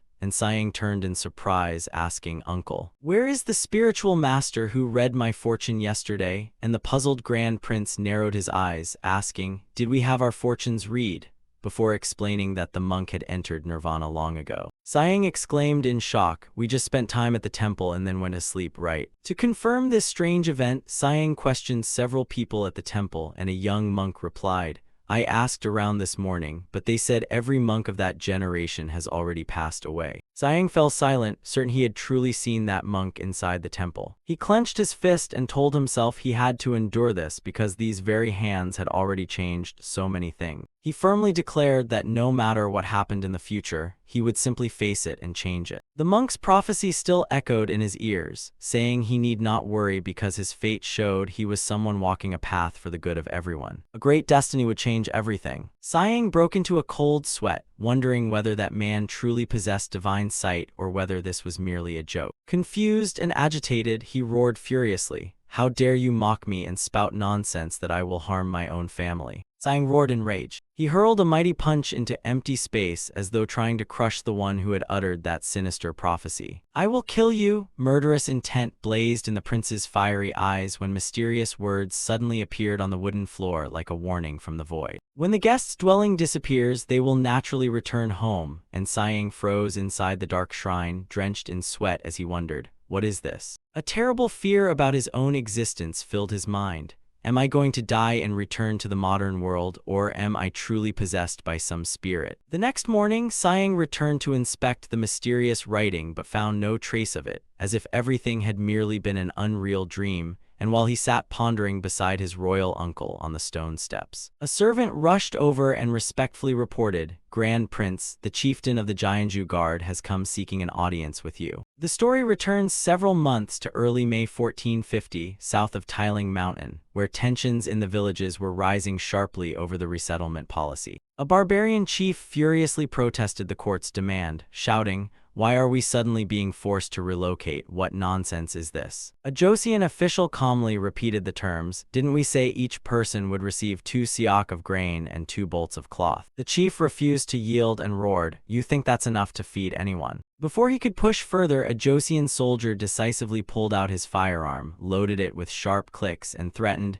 "Would you like to taste what this matchlock can do?" Joseon's firearms had already proven their power in bloody battles, making the barbarian instantly pale and tremble as he relented. "Fine, I understand. I'll move elsewhere." With the black muzzle pointed at his face, he could only beg for the deadline to be extended until the end of the year before relocating under this harsh resettlement policy. The Jurchen people complained bitterly that the grain allowance was too small, while another pleaded, "Please wait until I harvest my crops and fatten my horses." But the Joseon soldier held his firearm ready and coldly replied, that's your problem. He firmly threatened, if you're still here next year, just wait and see what happens. Witnessing the court army's uncompromising stance, the Jianzhu guard chief could only stand silently, his face drenched in anxious sweat. In the quiet darkness of the camp, the Jurchen leaders gathered to discuss the turmoil within the Ming dynasty. One wondered, Beijing is in chaos, so why are their forces here so numerous? And another explained that these were not Beijing troops but units requisitioned from the south. They intended to use these forces to completely encircle Liaodong from the area of the Great Wall near Beijing. The chief thoughtfully stroked his beard, realizing the frightening reality that the Chinese would continue pushing more troops northward to increase the pressure. A few years later, the Jurchen people inside the Great Wall faced a miserable fate as all were driven from their settlements amid these secret discussions. The reputation of Joseon's second prince began becoming a terrifying legend, prompting one man to ask nervously,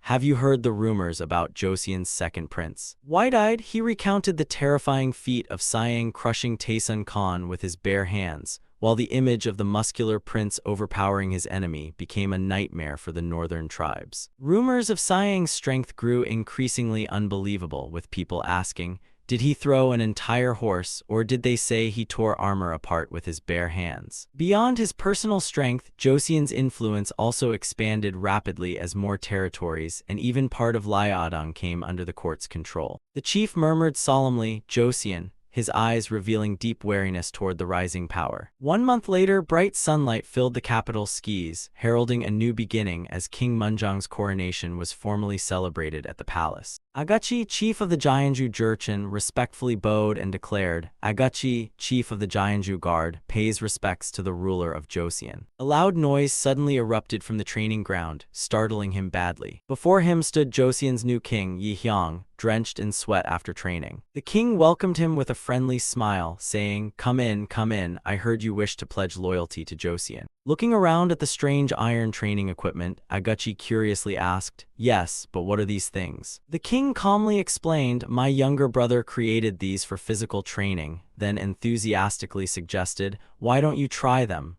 Before Agachi could recover from his confusion, the massively built Siasen strode over imposingly and firmly ordered, "Grab the bar." Lying on the training bench beneath Siasen's enormous shadow, the chief trembled in fear under the suffocating pressure as Siang seriously explained the technique. "Lift it as though pushing your breastbone upward and tightening your chest muscles," while Agachi gritted his teeth and strained with all his strength to push the heavy barbell. Siasen repeatedly roared encouragement, lift it, you can do it." The king stood nearby smiling brightly and warned, "Don't overdo it," before Yi Hyang mischievously revealed that the barbell weighed 190 jun, roughly equal to the weight of 2 adults, leaving Agachi stunned by what he was holding. The king then proudly revealed an even more shocking figure, "My younger brother can lift as much as 354 jun." And upon hearing that terrifying number, Agachi sprang upright in shock with sweat streaming down his face and asked, "Is your younger brother Prince Siang?" When the surprised king asked whether he knew his brother, the trembling chief replied reverently, "How could I not know him? Isn't he the man who can throw horses and tear armor apart with his bare hands?" Seeing the man's overwhelming fear, the king smiled meaningfully and asked, "Then would you like to meet my younger brother?" At Sangwon Temple on Mount Odi, Chief Agachi trudged forward through the majestic natural scenery. Panting as he walked, he marveled at the long and difficult pilgrimage, and although he had heard that Joseon suppressed Buddhism and revered Confucianism, he was still impressed by the deep Buddhist devotion here. However, his stamina was limited, and after only 1 day of climbing the mountain, he was already exhausted. Drenched in sweat, he muttered to the guide, asking when they would finally reach the temple. The guide calmly pointed ahead and said their destination was already nearby. Agachi was surprised they had arrived sooner than expected and thought the meeting would have been even better if the 4 Heavenly Kings Gate had been completed. Exhausted and lost in thought, Agachi accidentally slipped and fell onto the rocky path. Just then, a burly figure with bulging muscles suddenly appeared, radiating an overwhelming presence that immediately caught his attention. Siang stood beneath the brilliant light, proudly displaying his sculpted guardian-like physique as he smiled warmly and welcomed the distant chieftain. "You must have had a difficult journey coming here from the north." Siang approached with his imposing guardian-like physique and asked, "You came from the north?" and the moment he saw the man before him, Aguchi realized in astonishment that this was none other than the renowned Grand Prince Sayang. He hurriedly dropped to his knees and bowed, saying, "It is an honor to meet you, Grand Prince Sayang." Sayang quickly helped him up and said, "If you kneel here, what am I supposed to do? Get up." Overwhelmed by the prince's friendliness, Aguchi inwardly marveled that he looked like a heavenly general descended to earth. The two strolled together through the peaceful grounds of Upper Courtyard Temple. Still amazed by Sayang's bulging muscles, Aguchi curiously asked, "Your physique is truly extraordinary. Do you have any disciples?" Sayang calmly revealed that more than 200 people were formally studying systematic martial physical training under him, while over 5,000 others had received his instruction without officially being called disciples. Hearing this, Aguchi was deeply moved and thought that if this knowledge spread widely, all the people of Joseon would soon become much stronger.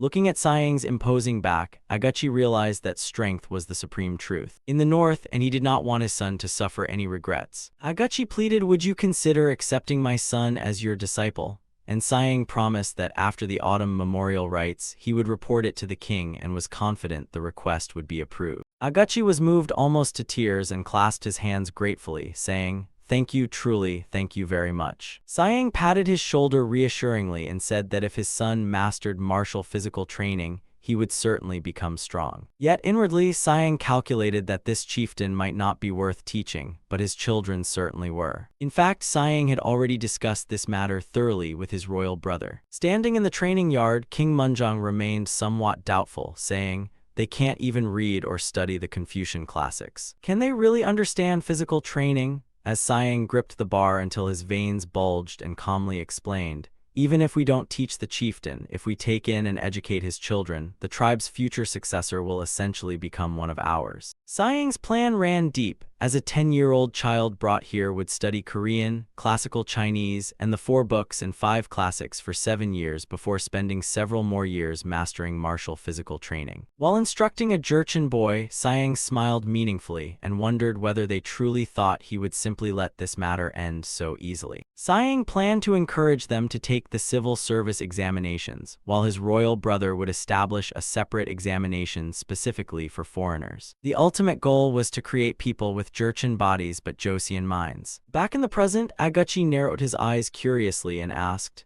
"May I ask something? Rumor says you defeated Taesun Khan in the north," and Sayang casually confirmed that he had crushed him. He enthusiastically recounted, "I threw him over my shoulder and slammed him down, then grabbed his throat and smashed him into the ground again. Finally, I grabbed his leg and hurled him away." Hearing about these advanced fighting techniques, Aguchi became deeply curious. He hesitantly asked, "Just once, could I try it?" But his frightened scream immediately rang out, "Wait, hold on." Sayang had already lifted the massive chieftain into the air before the stone statues and explained clearly, "First, I lift you like this, then slam you down. With this move, your back would definitely snap in half," Sayang said before suddenly gripping Aguchi's throat until he choked and declaring that he would immediately slam him into the ground. Witnessing the prince's overwhelming strength and sinister smile, the chieftain was utterly terrified. He screamed for mercy and swore he completely believed him, while seeing Aguchi flattened on the ground made Sayang realize that since the Jurchen worshipped strength, Nasseran wrestling was the perfect way to win them over. Aguchi bowed tremblingly and asked to leave so he could prepare winter tribute,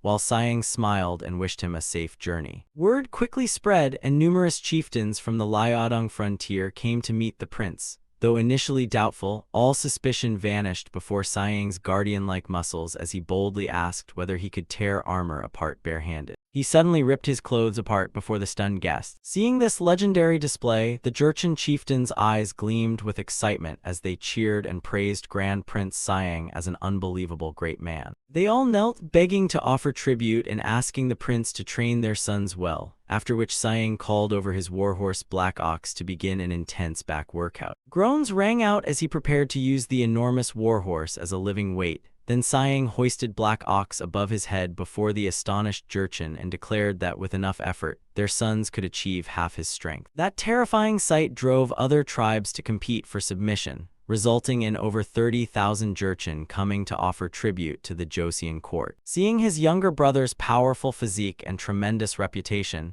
King Munjong was greatly pleased and reassured. He warmly asked whether preparations for the memorial rites were proceeding smoothly. Siang respectfully reported that he had flawlessly completed every royal command, while in the majestic throne hall, King Munjong said he had carefully reviewed records of the battles along the northern frontier. The king frankly admitted that Joseon's army still had many shortcomings requiring immediate correction. Hearing the king's concerns, an elderly minister advised, "Your Majesty, please do not interfere too deeply in matters concerning the northern frontier and the reserve forces." King Munjong calmly replied that he had no intention of interfering because the soldiers had fought splendidly, but the real problem lay with the musket corps. Siang promptly presented a wooden box containing a new model matchlock musket, and holding the weapon, the king stared at the civil officials below and coldly asked whether any of them knew how to use it. One official dismissively replied that firearms were only for soldiers, but King Munjong firmly rejected the notion that matchlock muskets were useless. Holding the musket, he explained that it had to be used alongside cannons, but its complicated 7-step preparation process meant nobody had truly mastered it yet. Faced with the officials' doubts over whether soldiers could be trained easily, the king firmly announced that he would establish a specialized firearms bureau dedicated to training musketeers. Siang curiously asked about the new unit's size, and the king said he planned to begin with around 500 men. Seeing Munjong's eyes sparkle passionately as he admired the weapon, Siang realized that a firearm-obsessed king was gradually awakening within his royal brother. He respectfully suggested setting a far greater goal for this force, and using the compensation received from the Ming treasury, the court decided to expand the firearms bureau to 1,000 men, while the number of warhorses would also increase as the breeding stock adapted. While training their bodies together, Siang was astonished when his royal brother revealed that his combined total in the 3 main lifts had reached 850 June. It was an enormous improvement from 700 June 2 years earlier. Munjong explained that he had changed his diet and trained diligently following his younger brother's advice, then affectionately told Siang to simply call him brother instead of observing rigid ruler-subject etiquette. Siang laughed, saying that would violate proper etiquette. The king mischievously challenged him, "If you want to call me your majesty, first reach a total of 1,350 or 1,500 June." Yet he froze when Siang casually revealed that his current total had already reached 1,350 June. Munjong could only roar teasingly at his monstrous younger brother amid hearty laughter. Returning to state affairs, Siang worried about the shortage of teachers for the large number of Jurchen children arriving in Joseon to study. He came up with an idea and recommended a virtuous scholar from Gansel County,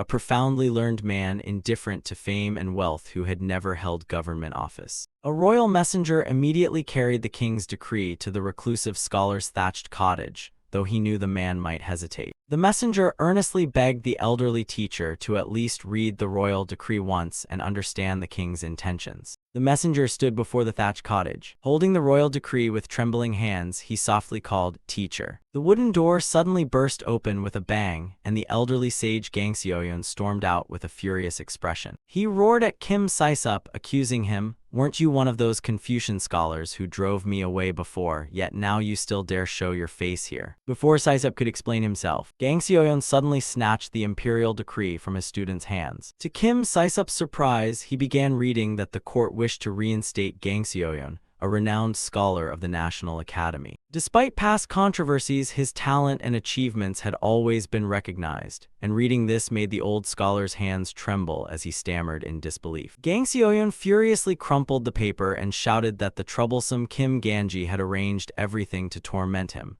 while Kim Saisup desperately urged his teacher to calm down and finish reading. His true assignment was to teach the classics and classical Chinese to the uncivilized Jurchen and turn them into proper Confucian scholars. Gang Seoyeon froze, unable to understand why the court would send someone like him to teach those rough, muscular people. But when he saw that the position was equivalent to a third-rank official, his eyes widened in shock, and although he still muttered that he did not want to go, his attitude completely changed. Looking at his student who had again failed this year's civil service examination, Gang Seoyeon sighed and decided to travel to Hanyang for his student's future, telling Kim Saisup to study hard there as well. Time passed to May 1451, when great banners of the northern tribes fluttered across the bitterly cold frontier as more than 20,000 people reportedly gathered. Joseon ministers anxiously discussed supplying food for such massive migration, though recruiting one soldier from every 3 households was still considered a major victory for the court. Amid concerns over how to persuade people who had never lived under laws, King Munjong, dressed in majestic military attire, decisively stepped before the vast crowd. Facing the Jurchen masses, the king declared, "Welcome to my country. I am truly pleased to receive you." However, he immediately imposed one condition: "There is one thing I require of you. Conquer the Blackwater tribe and the wild Jurchen to the north." The crowd began murmuring suspiciously, wondering whether the king was allowing them to raid and whether that land belonged to the Ming dynasty. King Munjong firmly declared that Joseon would assume full responsibility because the Ming Empire had ceded all rights east of Tailing to the court,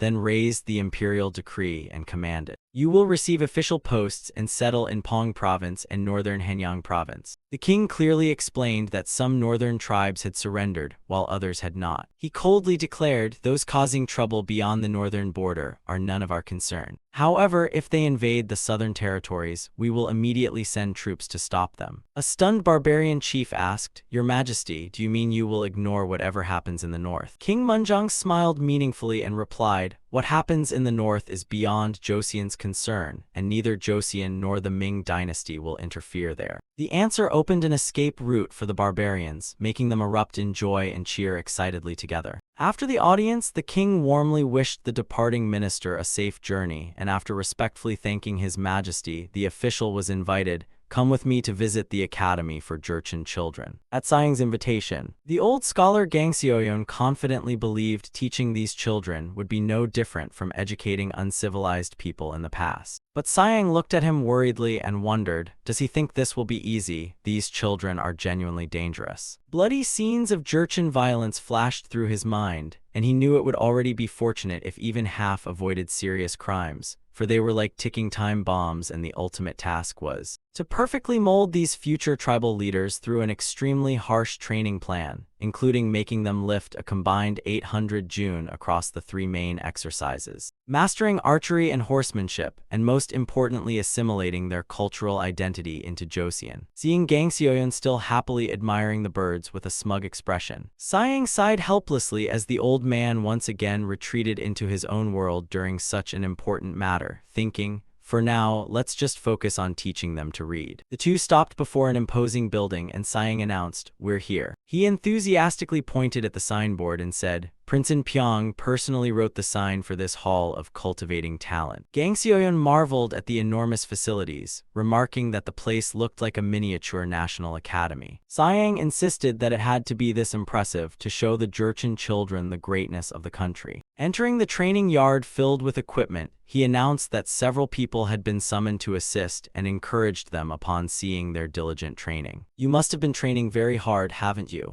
A young man confidently flexed his bulging arm muscles and boasted, "I haven't reached my maximum yet, but I think I'm making excellent progress." Standing beside him, Shin Sukju felt his companion's firm biceps and complained that since becoming an official, he no longer had much time to train. Sayang immediately asked about his deadlift, but the official merely smiled awkwardly and admitted that increasing the weight was far from easy. Asked whether he preferred sumo or conventional deadlifting, Shin Sukju firmly replied, "Sumo is good, but conventional is still the best, master." Seeing Shin Sukju quickly promoted to headmaster, the elderly scholar Gang Xiaoyun remarked that such rapid advancement made even someone like him feel ashamed. Shin Sukju merely smiled politely in response to his senior's humility. Meanwhile, the prodigy lay face down on the ground, sobbing for the Grand Prince and his master, while Sayang coughed awkwardly and apologized for making a genius who wrote poetry at 3 and was praised by the late king at 5 sit through this tedious lecture hall. Seeing the boy crying uncontrollably, Sayang and everyone around him could only laugh at the ironic situation. Terrified, the boy pleaded, "Please spare me." Sayang gently approached, placed a hand on his shoulder, and comforted him affectionately. "It's fine, really, everything will be fine." But the next moment, his face suddenly became terrifying with a sinister smile as he whispered sincere advice into the boy's ear.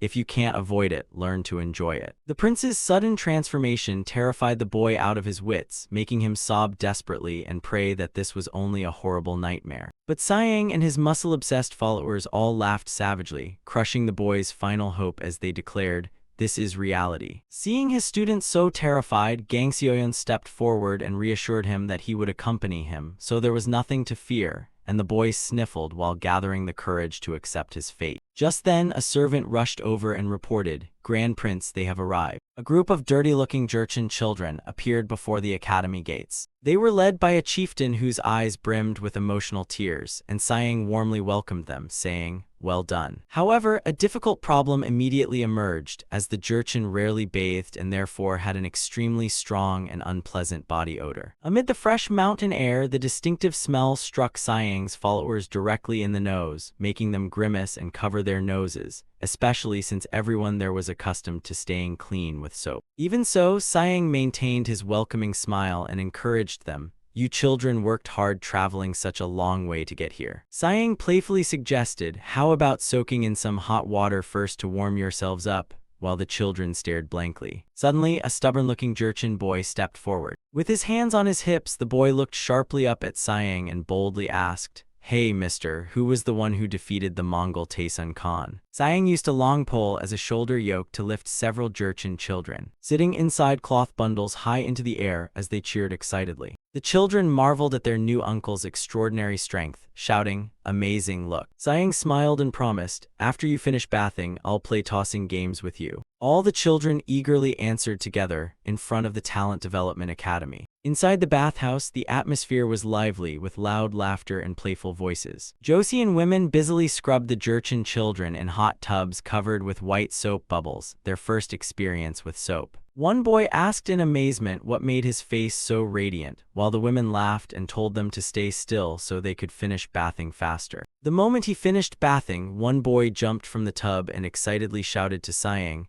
"I want to play the tossing game now," seeing the prince's broad, muscular back as he waited outside. The children grew even more excited, while a woman hurriedly stopped the naked boy from running out and told him to dress first. Sighing turned around with a challenging smile, "Fine, but don't cry later if you get scared." Sighing lifted a boy high into the air and used his extraordinary strength to launch him high into the sky as the boy screamed excitedly beneath the golden sunlight. Below, 4 soldiers stretched out a large cloth and focused intensely on catching the falling boy. The boy landed safely in the middle of the cloth. As the other children cheered, "Amazing, this is so fun," while the Jurchen children eagerly took turns flying through the air, and Jang laughed loudly, declaring, "Ha ha, this is exactly how I crushed men like Taysun Khan." Watching this powerful game, the young official froze, drenched in sweat as he stared at the prince's unbelievable strength. He stammered in terror, wondering if the prince was even human, while Sighing packed the children into baskets, carried them on his shoulders, and ran around the courtyard. He enthusiastically shared his strange training philosophy. "With this method, I can serve both father and mother at once, doubling my filial devotion,"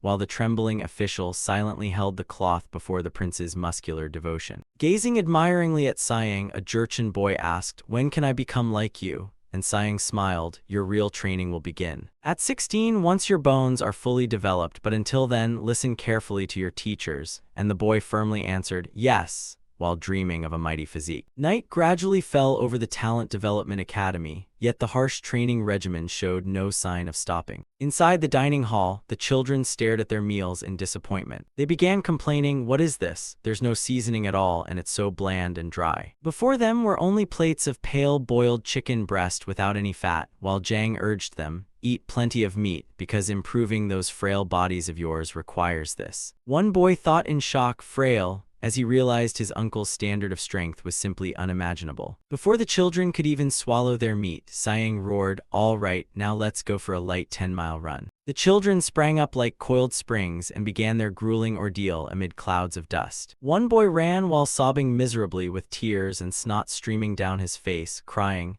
"But I haven't even finished eating." After being completely exhausted on the training field, they were immediately dragged into the classroom to study the classics. In the silent room, only heavy panting remained as one exhausted boy collapsed over his desk and wondered desperately, "We have to read immediately after running 10 miles. Is that even possible?" Kim Saisup stared blankly at the Analects in his hands, wondering why the book was unusually short. After a classmate explained that the book had been divided into 4 sections so students could focus intensely for 2 hours, he remained astonished. Just as Kim Saisup finally concentrated fully on the classical passages, a call announcing physical training suddenly rang out, making him groan in despair as his study rhythm was interrupted. While the Jurchen children eagerly rushed toward the training field like they were attending a festival, Kim Saisup nearly cried in helplessness because he had only just begun finding his rhythm with reading. On the training field, lively badminton matches resumed under everyone's watchful eyes. The sharp crack of rackets striking shuttlecocks rang out as they twisted through the air. The shuttlecock shot toward the opponents at terrifying speed, while the old scholar Gang Seoyeon swung his racket with a delighted laugh. He lavishly praised the Jurchen boys' excellent skill, while Kim Saisup sat hugging his knees in a corner behind them,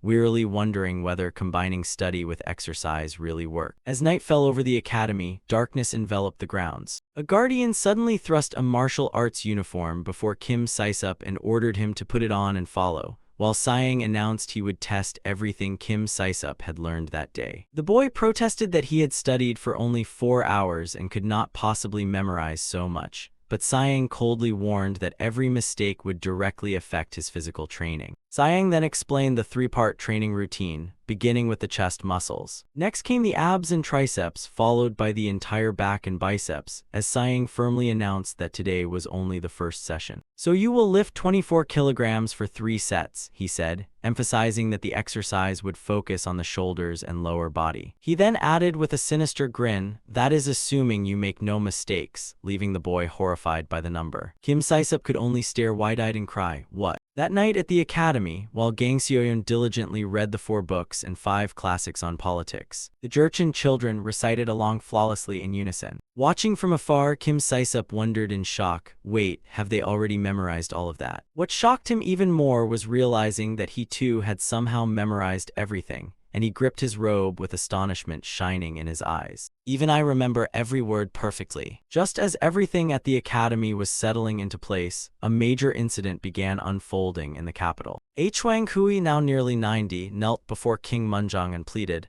"I am Hwang Hui, nearing the end of my life, so please forgive me. Forgive the grave sin I committed against the late king," he begged, and seeing the elderly minister so emotional, the king gently helped him up out of concern for his health. Wiping away his tears, Hwang Hui recalled the past. "Your Majesty, do you remember when you were crown prince and I brought my illegitimate son Hwang Yungsing into the palace?" The memory of 11 years ago returned vividly. Inside the majestic royal hall, gleaming gold ingots lay scattered across the floor. The late King Sejong roared furiously and pointed at Hwang Yungsing. "Criminal Hwang Yungsing, confess now, where did the rest of the gold go?" Facing the monarch's wrath, the criminal could only tremble and stammer helplessly. Back in the present, Hwang Hui turned deathly pale, his lips trembling in terror as the ghost of his past returned to haunt him. "What is this?" King Sejong had roared before the assembled officials. "Where is the rest of the gold?" Witnessing that terrifying scene, Hwang Hui turned pale and trembled speechlessly, wondering what was happening. In the royal courtyard, his son Hwang Yungsing knelt beside the scattered gold, accused of stealing golden cups and countless treasures from the crown prince's palace. The late king thundered, "Do you admit your crime?" Panicking, the criminal cried in denial, "No, I did not do it alone." He suddenly accused the elder brother standing beside his father. "Elder brother, you too? I only accepted what my younger brother gave me," stunning the late king when he learned Jo Yungsing was also involved. Hwang Hui screamed desperately, "No, impossible," and to preserve his family's honor, he denied his own blood, claiming the boy was not a Hwang but merely the son of some man named Du. The old minister screamed throughout the royal hall. He insisted that he had merely taken the boy in and raised him all these years out of compassion. His cries echoed through the hall as everyone present stared in disbelief. Meanwhile, the son at his feet was left utterly devastated. Back in the present, King Munjong thoughtfully repeated, "Jo Yungsing." He remembered the man serving at the crown prince's palace and thought he had long been executed,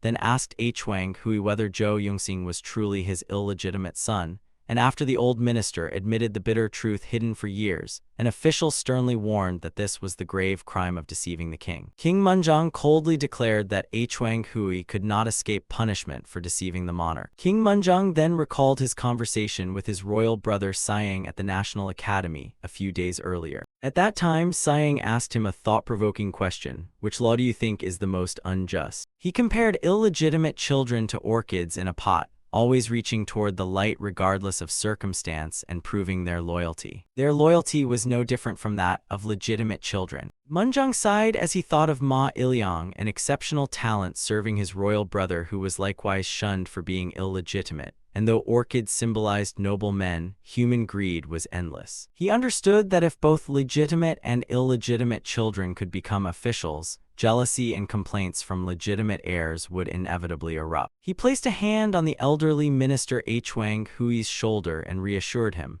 while inwardly admiring his father Sejong's foresight despite how regrettable it sometimes seemed. Hwang Hui prostrated himself before the king, tearfully recalling the law established by King Tijung to preserve national order. Now nearing death, he wept and pleaded, "I confess all my sins and beg your majesty to abolish the cruel discrimination against illegitimate children." Munjong's gaze hardened as he quietly replied, "Very well," before immediately issuing a stern command. Hwang Hui was stripped of every office, and as the old minister stared in shock, the king coldly ordered him to go to the Longevity Palace and seek forgiveness from the retired king. He then turned to the old man's son and declared, "Hwang Yungsing, for the sake of our old memories at the Crown Prince's palace, I will not punish you," leaving the trembling sinner to bow in gratitude for the king's boundless mercy. After ordering Hwang Hui to the Longevity Palace to apologize to the retired king, King Munjong sat silently on his throne, still troubled by the fate of illegitimate children,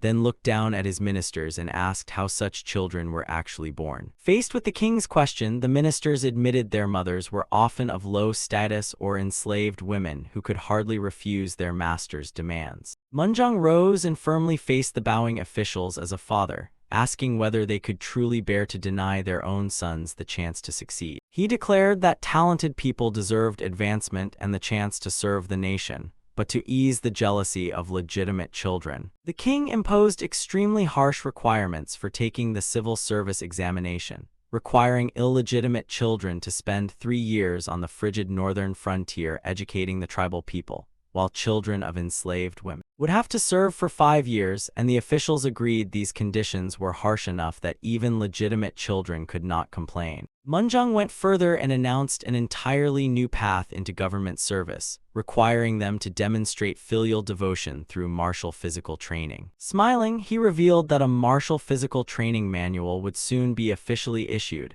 and its exercises made a prerequisite subject in the civil service examination. This would provide a fair opportunity for truly capable people to enter government service, and while discussing discrimination, the ministers also proposed revising another unjust law concerning enslaved status. Instead of children inheriting their mother's low status, they proposed that a child's social status should follow the father. If both the law discriminating against illegitimate children and the law governing inherited enslaved status were abolished, Joseon would eliminate 2 of the most unjust laws hindering the nation's development. Munjong smiled with satisfaction at the vision of a fairer and brighter future gradually taking shape. Back at the Longevity Palace, the elderly minister Hwang Hui prostrated himself before the retired King Sejong and once again begged to retire to his hometown. But his final hope vanished when the former king placed a hand on his shoulder and gave him a haunting smile before firmly declaring, "You are an indispensable talent for drafting the new laws." Thus, the 88-year-old minister's resignation was rejected once again, leaving him helpless enough to cry. After the morning royal audience, a special announcement was widely proclaimed throughout the palace. Prince Siang enthusiastically told the officials, "Now let us take today's announcement to the Talent Cultivation Hall," while Jang strode energetically ahead. The elderly ministers accompanying him struggled to keep up until their legs ached. One official complained that walking so fast was making his legs ache, prompting his colleague to suggest switching to straw shoes for a lighter and more comfortable walk. As the group entered the academy grounds, a loud announcement rang out. "The Grand Prince and Minister of Revenue have arrived. Hurry and pay your respects." Seeing everyone's efforts, Siang praised them generously and asked with concern when he noticed an official coughing, "Are you coughing? I truly admire how hard you all work." However, the ministers suddenly froze when they spotted Kim Saisup behind him. The young genius now looked like a soulless corpse, staring blankly with his mouth hanging open as though his spirit had long since left his body, while Kim Saisup muttered in utter disbelief. Just then, Siang walked past with a bright smile and patted his shoulder encouragingly. "Kim Saisup, keep it up," while the boy could only answer with confused, "Huh." sounds as he hopelessly watched the prince walk away. True horror struck when Kim Saisup realized that even after leaving the talent cultivation hall, he was still required to complete the grueling martial physical training every day. The boy screamed in despair, unable to believe he had to continue enduring that torturous regimen. Beneath the silent night sky, the atmosphere in the royal court grew extremely tense as an official firmly ordered the criminals brought in. 3 men tightly bound with coarse ropes were immediately escorted into the courtyard, trembling as they dropped to their knees and desperately begged for mercy. "Please spare our lives, Your Majesty. We did not do it. We were falsely accused." King Munjong glared furiously and roared, "Are you the ones who disgraced the military training command examination?" Facing the king's fury, one criminal stammered that it was all a misunderstanding, but they were given no chance to defend themselves. The official beside the king roared, "Bring in the witness," and at those words, one criminal turned deathly pale and broke into a cold sweat, wondering in terror who could possibly appear as a witness now. From the shadows, a huge, muscular man slowly entered the royal court, each heavy step seeming to shake the ground as he radiated suffocating pressure that terrified the criminals, while before King Munjong stood the imposing former scholar of Elm Curtain County. The king commanded, "Former scholar of Elm Curtain County, report everything that has happened," while the bound criminals gritted their teeth and cursed desperately, "Damn bastard." With a razor-sharp gaze ready to expose the dark truth, the witness began recounting how a representative of the Choi family, a powerful local clan in Elm Curtain County, once approached him. He had been absorbed in physical training when the fat man approached and asked, "Are you a disciple of Grand Prince Siang?" After receiving confirmation, the man continued, "You have talent in physical training, so could you train a servant for me?" Suspicious, he asked, "A servant? Are you serious?" The man claimed it was a Choi family servant named Chinguk, but the ugly truth only emerged when the witness confronted them in the royal court. Pointing directly at the trembling criminals, he declared, "Only much later did I discover this man was not the servant Chinguk, but merely a farmer from a neighboring area." The criminal turned pale and shouted before the king, "No, Your Majesty, I have absolutely no connection with that former scholar." Hearing such a blatant lie, the muscular witness approached with a blazing red murderous aura. He growled, "No connection, you say?" as his fury made his teeth grind loudly. In truth, that farmer had been weak and extremely lazy, lacking even the stamina to complete the most basic exercises assigned to him. Whenever he had the chance, he simply lay down to sleep and wasted time instead of training. Yet such an incompetent fraud somehow ranked first in the regional examination, an absurd truth revealed as the crowd cheered for a cheater right before the witness's eyes. The bound criminal still tried to argue that he ranked first only because everyone else was too incompetent. King Munjong immediately roared furiously, "Silence! How dare you tell such a blatant lie?" Pointing directly at him, the king exposed that among 1,000 recruits at the military training command,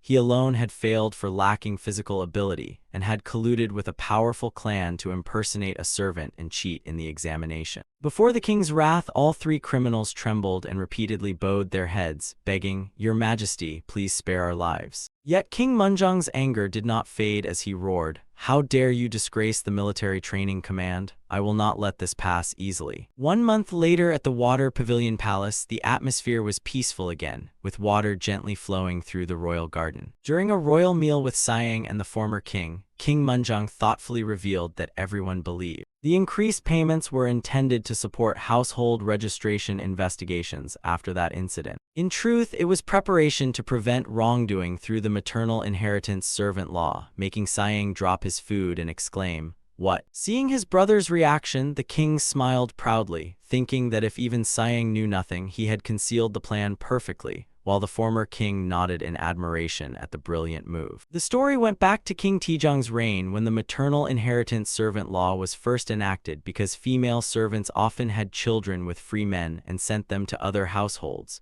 drastically reducing the number of servants owned by the state. Conversely, those seeking more private servants even encouraged male servants to assault free women, causing unimaginable social chaos. Faced with this crisis, the ministers knelt together and desperately begged the king to use his wisdom to intervene and restore order throughout the kingdom. In the end, King Tejong had no choice but to enforce the maternal inheritance servant law to preserve order. "But if this happens," Munjong calmly explained while pouring wine, If servants have official household registers, every abuse can be uncovered and severely punished. Siang listened carefully before asking, "Then what will you do with those who break the law?" The answer was brief and firm: exile. They will be punished by forced relocation to the distant northern regions. There, the lands they cultivated would be entrusted to illegitimate sons to manage and support, and Munjong declared that once the situation stabilized, the royal court would officially implement the identification tag system, a plan even the late great King Tijong had never fully realized. Seeing such a strict system for identity verification and migration control, Siang was completely stunned. He could not help marveling at his royal brother's formidable political vision. Siang felt dizzy and wondered in disbelief just how intelligent these people truly were, finding their abilities utterly unfathomable. He bitterly realized he was suited only for lifting weights and building muscle, not competing with such brilliant minds. Sitting dejectedly in his palanquin on the way back, Siang could only hang his head helplessly. When the palanquin stopped before the Talent Cultivation Academy, a servant announced, "Your Highness, we have arrived." He resolved to devote himself entirely to educating his students and forget the pressures of politics. Yet the moment he arrived, alarmed shouts shattered the silence. "Catch him, don't let him escape." Before Siang could understand what was happening, a warhorse suddenly reared up, then made an astonishing leap over the towering wall, leaving Siang and the soldiers frozen in horror as the beast flew through the air before them. Sweating heavily, Siang stared after the horse and exclaimed, "What is this?" while an excited Jurchen boy grinned wildly on its back. The boy galloped madly around the training ground, making a terrified official collapse to his knees and beg,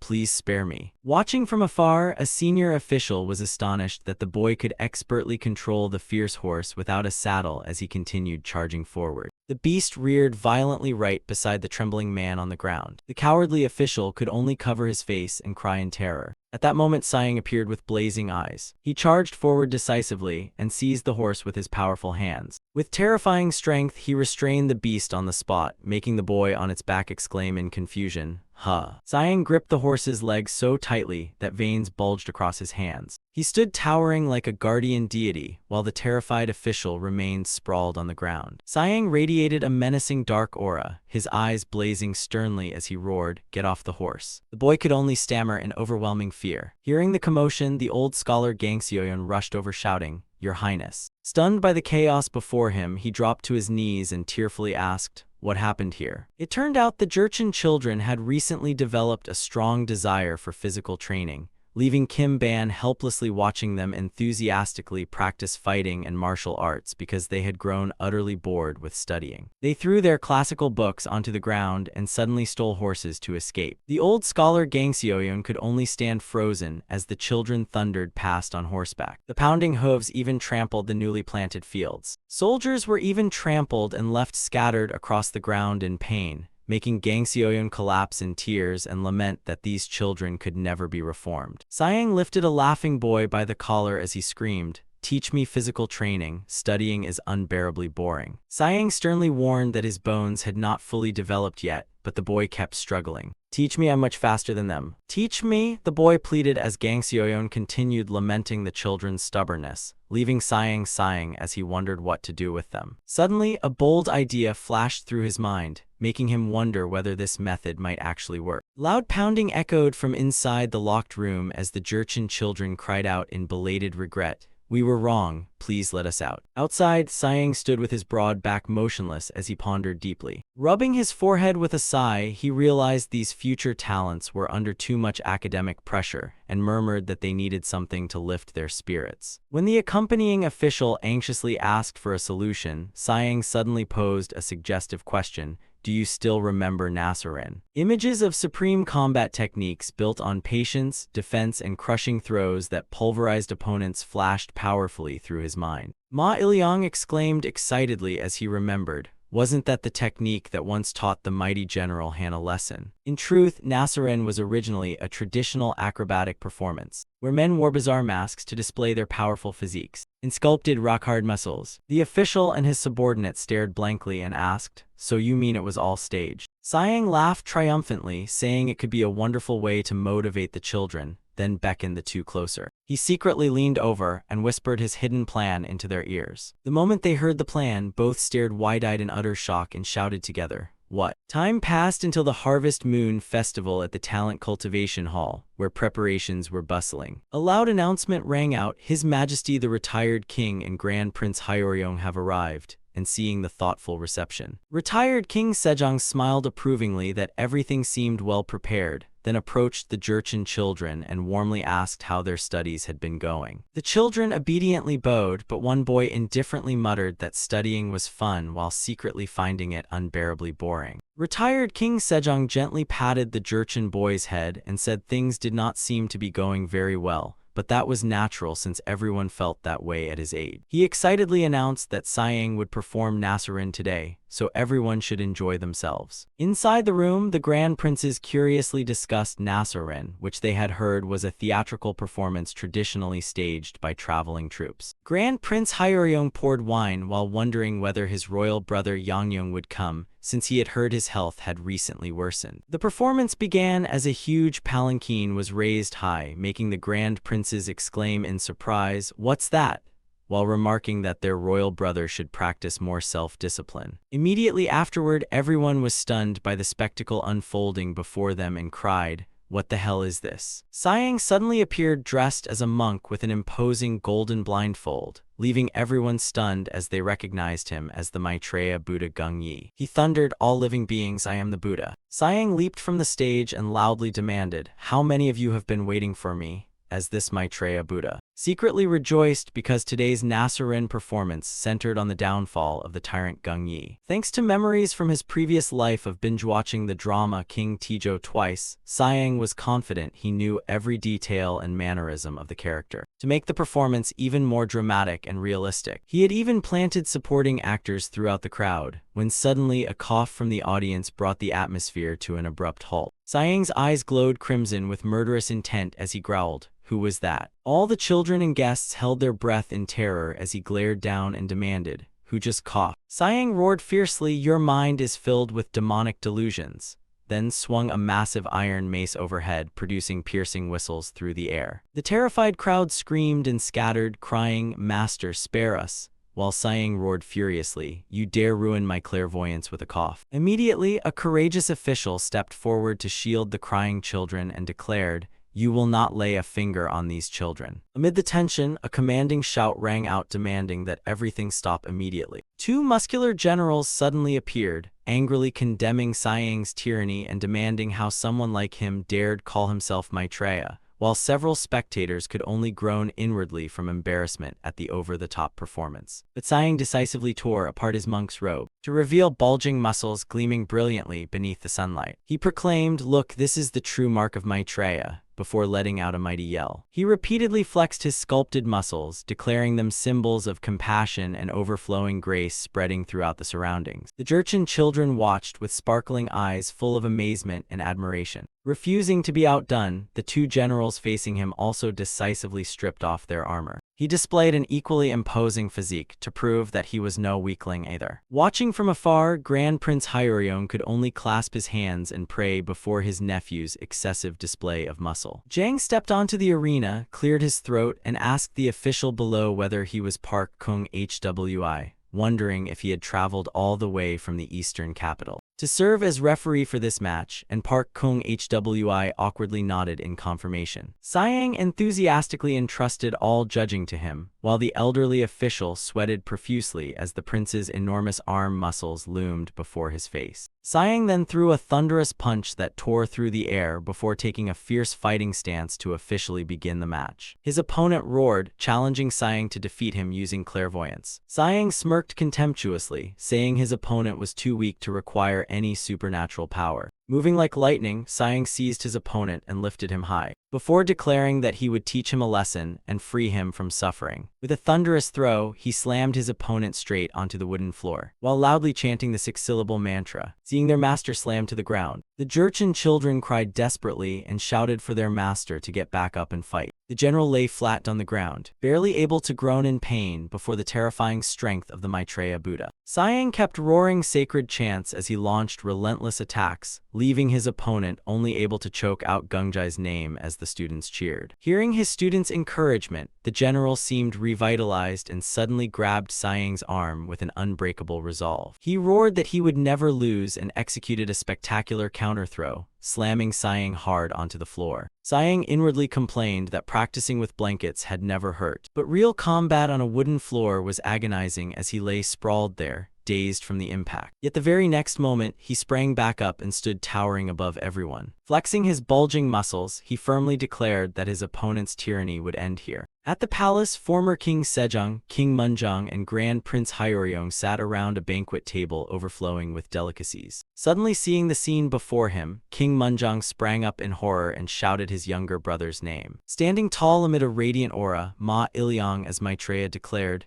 "Your tyranny ends here." The confrontation became extremely intense as powerful collisions shook the entire arena. An enraged scream tore through the air as the battle reached its climax. Suddenly the tide completely reversed as Ma Ilyong was knocked into the air and cried, "Wait," before realizing in panic that events were straying from the original plan and wondering, this wasn't in the script, was it? He crashed heavily onto the floor. Sayang was drenched in sweat, his eyes showing clear concern as his opponent charged toward him with suffocating pressure. A thunderous punch came crashing straight down, and although Jang raised his arms in time to block it, he still gritted his teeth through the bone-deep pain, thinking, "Damn, that hurts even though I blocked it." Witnessing the terrifying scene, King Munjong jumped to his feet and shouted in alarm, "You!" The Jurchen children also held their breath as one boy asked in confusion whether they had really defeated that monster. Pinned beneath his opponent, both men panted from exhaustion as the general smirked triumphantly and said, "You're too naive." Sayang was inwardly amazed by his opponent's strength, yet remained completely unfazed. Concentrating all his strength into his massive back muscles, he strained into a thunderous push to escape the hold and firmly declared that the strength of his back muscles alone was more than enough. Sayang, playing Gung Yi, was driven into the corner of the arena and groaned as his opponent completely overwhelmed him. General Wang Jian attacked while roaring, "Have you grown weaker, Gung Yi? I will crush your power." He unleashed a thunderous kick straight into Sayang's chest and shouted, "Take this, Gung Yi," sending Sayang flying and crashing painfully to the floor. Sayang lay sprawled on the ground in tears and cried indignantly, "That's cheating, Park Kung Hwi, what the hell are you doing?" The panicked judge hurriedly announced, "Substitution accepted." The Jurchen children below erupted into wild cheers. "Master, punish him, win-win." Immediately, another burly warrior stepped into the arena, General Newman San of the Black Army. Needing time to recover his strength, Sayang pointed at him and shouted, "Traitor, you dare join forces with Wang Jian to betray me." Newman San roared back fearlessly, "Calling me a traitor is pointless, you monster," as the excited crowd cheered them on. Amid the tension, the long-bearded official silently watched the match with a thoughtful gaze. "Come at me," came the challenge, and Sayang answered with a roar before charging straight at his opponent. A tremendous collision erupted as the two grabbed each other tightly. During the struggle, Newman San whispered into his ear, "Let's end it here," and Sayang quietly acknowledged. Newman San immediately poured strength into his powerful arms, roared fiercely, and wrapped them around Sayang. He executed a thunderous throw, decisively lifting the false Maitreya and slamming him onto the arena floor. Cheers thundered through the arena as referee Park Kung Hwi loudly declared that the tyrant Gungjai had been defeated. With the brutal reign ended, General Newman San stood triumphantly before the wildly cheering Jurchen children. Yet Sayang remained completely immersed in his role, rising grimly with dark energy swirling around him as he roared, "You damned demons, I am Maitreya, the one and only Maitreya in this world." With explosive strength, he seized his opponent and unleashed another throw. The earth shook from the tremendous impact as the performance spiraled out of control, and Sayang furiously attacked everyone around him. The panicked referee Park Kung Hwi rushed toward him and pleaded, "Your Highness, please calm down," reminding him that Nasserin allowed only one throw and one strike. But Sayang immediately grabbed him by the collar and dragged him close. Wearing a terrifying twisted grin, he roared, "Silence, how dare you speak to Maitreya like that?" leaving the old official trembling as he realized the prince truly looked insane. According to the script, the tyrant Gungjai had to make his strongest final stand before meeting his end. The two mighty generals Ma Ilyong and Nunga exchanged determined glances and nodded. Then they simultaneously charged forward with all their strength to deliver the finishing blow. "It's over, Gungjai," echoed throughout the arena like the final judgment upon the tyrant. The false Maitreya's tyranny was finally crushed, and after the dramatic performance ended, Sayang appeared in the classroom with a bruised face but remained stern as he asked the Jurchen children, Did you watch carefully?" The children answered together, "Yes," their eyes filled with admiration for their master. He explained that Naseren was not merely about heroic stories, but also a way to display physical beauty and compete in extraordinary skills. Siang solemnly taught them, "Today's subject was Gungjai's final moments, but you can never understand its deeper meaning unless you study seriously." A Jurchen boy innocently asked, "Gungjai was that crazy monk, right?" Siang calmly explained that if they diligently studied what they currently hated, they would come to love Naseren even more later. Although the boy still pouted and complained that he hated studying, Siang patiently continued persuading him. He explained that even their teachers had mastered the 4 books and 5 classics, and only after finishing their literacy studies could they officially begin physical and martial arts training. The boy eagerly pressed him, "But I still want to learn quickly. How much longer do I have to study?" Siang smiled brightly and announced, "Until you turn 16, 5 years from now, only then can you begin physical training." "Will you study hard?" Siang asked, and the children shouted together with determination, "Yes." Soon afterwards, Siang returned to the palace, knelt before Sejong and pleaded, "I sincerely apologize for making father and the elders worry." He sipped his tea thoughtfully and said, "I was worried sick the whole time, especially since Master Simi was there with us." Siang recalled bowing to apologize to the master right after the performance and thought he would probably have to make a sizable donation after this. Suddenly, he narrowed his eyes curiously and asked, "Where did you read about the mad monk Gung Yi?" The question made Siang break into a cold sweat as he realized in shock, wait, has the history of Goryeo still not been completed? He could only smile awkwardly and make excuses, recalling that the food storehouse had once been packed with copies of the historical records of the 3 kingdoms before scratching his head and explaining that he had taken the liberty of mixing those records with folk tales to make the story more dramatic. He looked sternly at Siang and said entertainment was fine, but the story contradicted the compiled history of Goryeo and his portrayal of Gung Yi was far too exaggerated. Seeing his father displeased, Siang anxiously bowed and apologized. However, his father suddenly softened, smiling as he remarked that there were actually many good stories worth telling, and as the atmosphere eased, Siang mischievously suggested, "Should we perform the Battle of Hwangsanbeal next time?" The next morning at the royal audience, an official loudly read a memorial reporting that Grand Prince Siang had held a Harvest Moon Festival celebration at the Talent Cultivation Hall, emphasizing that the prince had portrayed the rebel Gung Yi, who once claimed to be Maitreya Buddha to deceive the people, and had aggressively performed Naseren before the retired king and the ministers. Sitting majestically on the throne with the royal decree in hand, King Munjong solemnly called, "Grand Prince Siang, step forward." Siang trudged forward with a tense expression and sweat streaming down his forehead as he faced the king's unusually stern gaze. The official beside him trembled and inwardly wept, fearing that even the king's younger brother might not escape his royal brother's wrath this time, while King Munjong sternly questioned what had happened at the Talent Cultivation Hall during the recent Harvest Moon Festival. Prince Siang bowed remorsefully and admitted he had acted thoughtlessly and arrogantly, while an elderly minister nearby sweated nervously, certain that such wrongdoing would immediately bring severe punishment. Siang's performance became so influential that children throughout the streets began wearing blindfolds, carrying sticks to imitate the rebel Gung Yi and repeatedly chanting Ami Hong, while running through the alleys shouting about destroying evil heretics, creating an absurd spectacle. Faced with his younger brother's sincere apology, King Munjong rubbed his forehead and sighed, saying what was done could not be undone. Yet Siang's performance included things never even recorded in the history of Goryeo. Instead of imposing a harsh punishment, the king unexpectedly ordered Siang to take responsibility for compiling and revising the entire history of Goryeo. He explained that this historical record had already been revised once during King Tijong's reign, and twice under the retired king, yet the 3rd revision remained unfinished. So Munjong firmly ordered his brother to gather like-minded scholars and seriously restart this enormous undertaking. The king's decision left the court's civil officials utterly horrified. Siang glanced back and met the bewildered eyes of those about to accompany him into this hell of books. The elderly minister trembled with a pale face, overwhelmed by unease and wondering why he felt such a terrible premonition. Even Siang looked completely bewildered by the enormous responsibility his royal brother had just given him.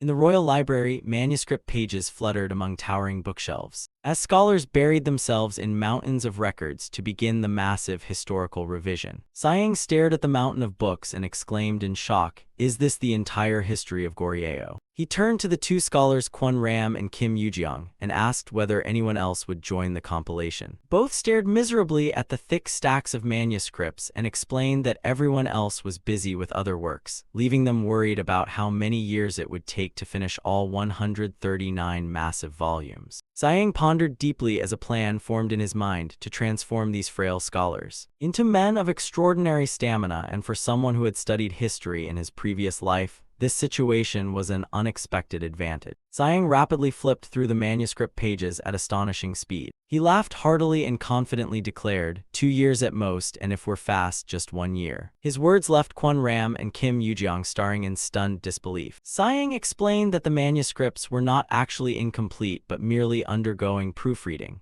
so they only needed to verify secondary sources and combine them with confirmed primary sources to finish the work. He firmly ordered them to arrange the manuscripts in proper order first and worry about the actual writing afterward. Siang placed his hands on the two scholars' shoulders and remarked that they seemed so absorbed in reading that they had neglected physical training. Seeing both men reluctantly admit it, Siang gave a sinister smile and reassured them, "Don't worry, I'm here to help," flexing his bulging muscles with a menacing dark aura before excitedly deciding to begin with the gentlest meditation posture exercises. Soon, the two scholars' desperate cries for help echoed throughout the royal library as they officially entered the muscle-obsessed prince's brutal training regimen. Meanwhile, in the eastern waters, Joseon warships majestically cut through the waves, yet in stark contrast to the fleet's imposing momentum. One soldier was violently vomiting from seasickness as he lay sprawled on deck, complaining that he had been peacefully enjoying the warmth of the southern provinces, before suddenly being redeployed, while his equally miserable companion wondered why the court had not sent the 5th Division instead. Pale and dark-eyed, the seasick soldier sighed that fresh recruits who had only just completed training could not be sent straight to the northern front. On deck, a battle-hardened veteran with a scarred face enthusiastically recounted heroic battles in the Curtain Peak Mountains and how they captured mountain bandits alive. Hearing this, his vomiting companion dismissed the stories as exaggerations, so the veteran patted his shoulder and encouraged him,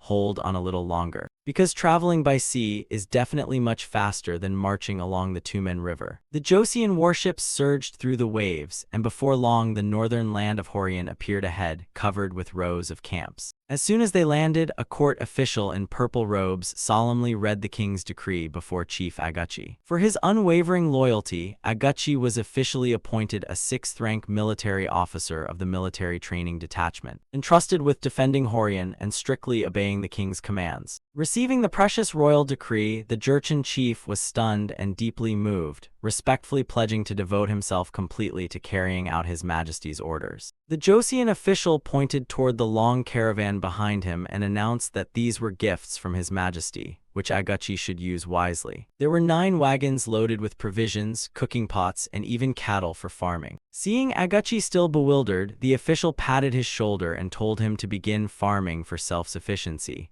promising that the court would send more supplies every 2 months. Before departing, while reminding Agachi to arrange everything carefully one step at a time. Faced with Joseon's unimaginable generosity, Agachi exclaimed in astonishment, wondering why they were providing so much support. He hurriedly checked the inventory and was amazed to find as many as 400 iron pots. Even the subordinate counting them on the ground shouted that he knew how to count when Agachi doubted him. Holding a gleaming iron pot, Agachi marveled at its excellent quality and believed such sturdy cookware could last 10 years without breaking. He exclaimed that the pots gifted by the Ming Empire had lasted only 2 years before breaking. Besides the pots, there was also an abundance of weapons, and when a subordinate reported 40 bundles of arrowheads, Agachi proudly corrected him that there were actually 50. He then noticed a strange white substance and wondered, "Can this be eaten?" Acting immediately, he tasted it, grimaced, and spat repeatedly at its disgusting flavor, wondering what it was and whether it was some strange medicine commonly used by the Joseon people. Just then, a group of Joseon builders entered the camp asking who was in charge so they could begin constructing houses by royal order,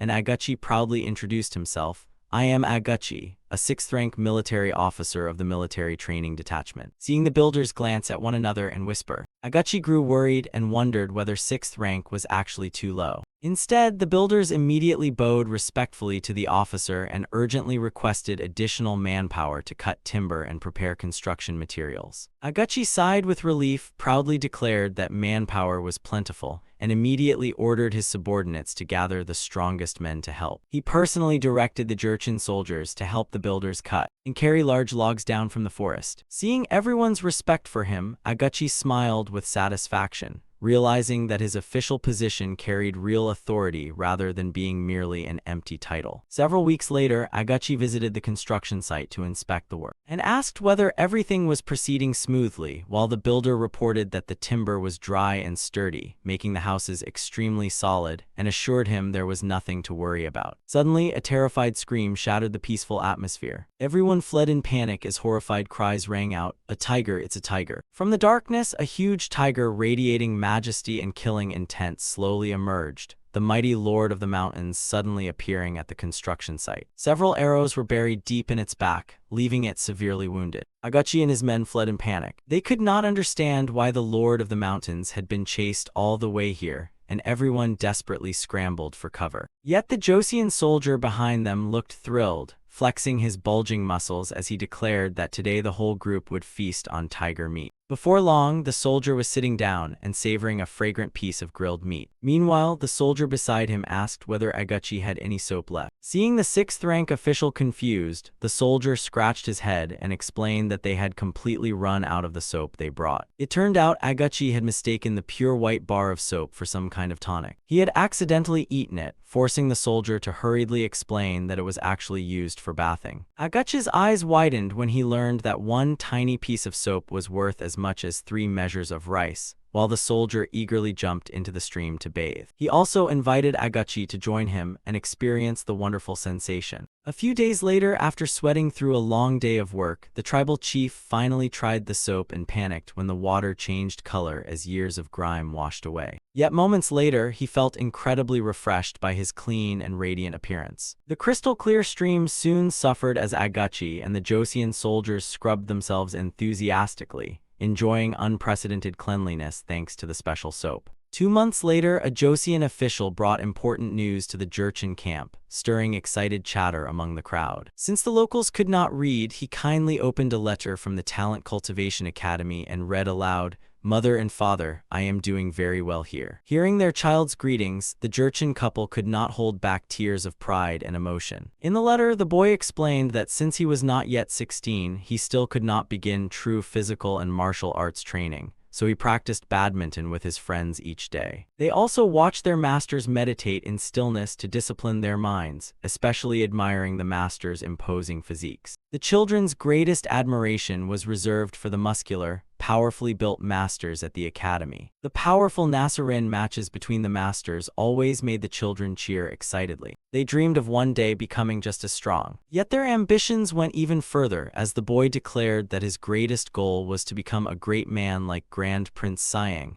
whose radiant, powerful back inspired him every day. Back at the frontier, the Joseon official apologized that supplies from Gyeongwon district had arrived late because the weather was growing colder. Holding the precious letter, the young mother cried and smiled happily, never imagining her son would learn to write letters expressing his devotion. Hearing the name Gyeongwon, Aguchi looked puzzled. The official explained that it was an administrative district beyond the rugged mountains, requiring a 3-day horseback journey along the trail from Horian. Seeing his tribe's growing demand for soap, Aguchi realized they could not remain dependent on aid from Joseon forever. He hesitantly approached the official with a bold proposal. "Excuse me, could we go there ourselves to trade for supplies?" The Joseon official laughed heartily and nodded, "Of course, but you must not cause any trouble." Soon the scene shifted to bustling Gyeongwon district, where merchants shouted everywhere, "Come over, take your pick. Bargaining is welcome." At one stall, 2 customers critically examined a leopard hide and complained that it had too many arrow holes. The Jurchen merchant hurriedly lowered the price. "This one is half price, and that leopard hide is only 3/5." Inside, the merchant cursed that whether Joseon people or Ming people, both knew equally well how to squeeze them. Yet the Joseon official suddenly named a price that made his eyes widen, How about 750 siok, including the deer antlers? He was stunned because Ming had previously offered only 150 siok, and seeing his disbelief, the official confidently added,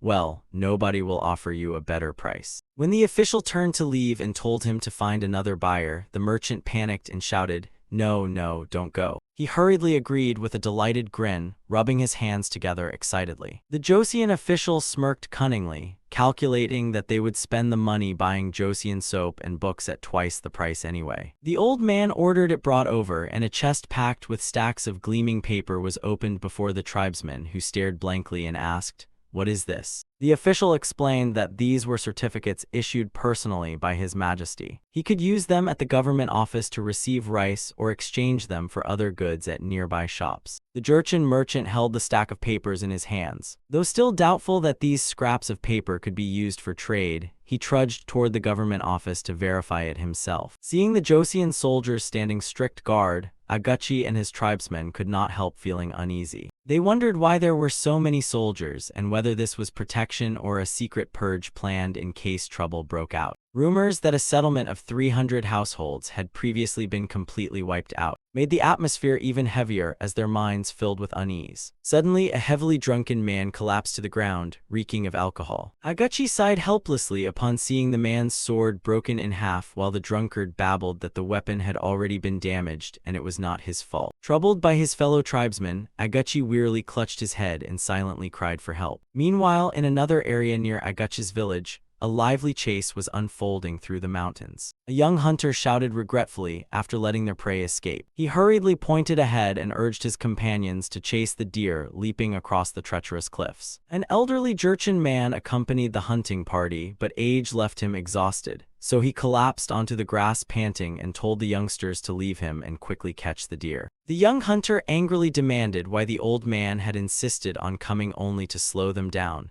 then firmly ordered him back to the tribe. Once alone, the old man quietly surveyed his surroundings. He told himself he had to investigate this place because the terrain and roads felt incredibly familiar, as though some distant memory were resurfacing, while he slowly walked across the rustling dry grass. Upon finding the exact location, his eyes suddenly widened and his breathing quickened with emotion. He knew there could be no mistake, for this was the ancestral land where his Ulianhap tribe had once flourished, and sitting silently in the valley, he was overwhelmed to realize he had truly returned to his roots. The official narrowed his eyes and asked, "Is Ulianhap your homeland?" The Jurchen man nodded but worriedly explained that the land was now controlled by the Algiakhap forces, something that had happened before he was born. He mentioned a distant relative named Montiamo who had once lived there, prompting the elderly master to ask whether he knew what had happened to him, since Montiamo had maintained close ties with the Joseon court. Because of that, the damned northern tribesmen suddenly raided and brutally murdered him. Recalling the painful memory, the elderly master's hands trembled as he stared sadly into the distance, handed the man a small box and sternly warned him, "You are Montiamo's relative, and you yourself also have close ties with Joseon, so doesn't that mean they could target you as well?" At that very moment, enemies armed with battle axes watched the village coldly from the towering cliffs, clearly intending to invade. At the administrative headquarters, the Jeonwon regional commander slammed his teacup onto the table and firmly declared, "That's right." He explained that the land had originally belonged to Montiamo, commander of the left guard of the Jianzhu army,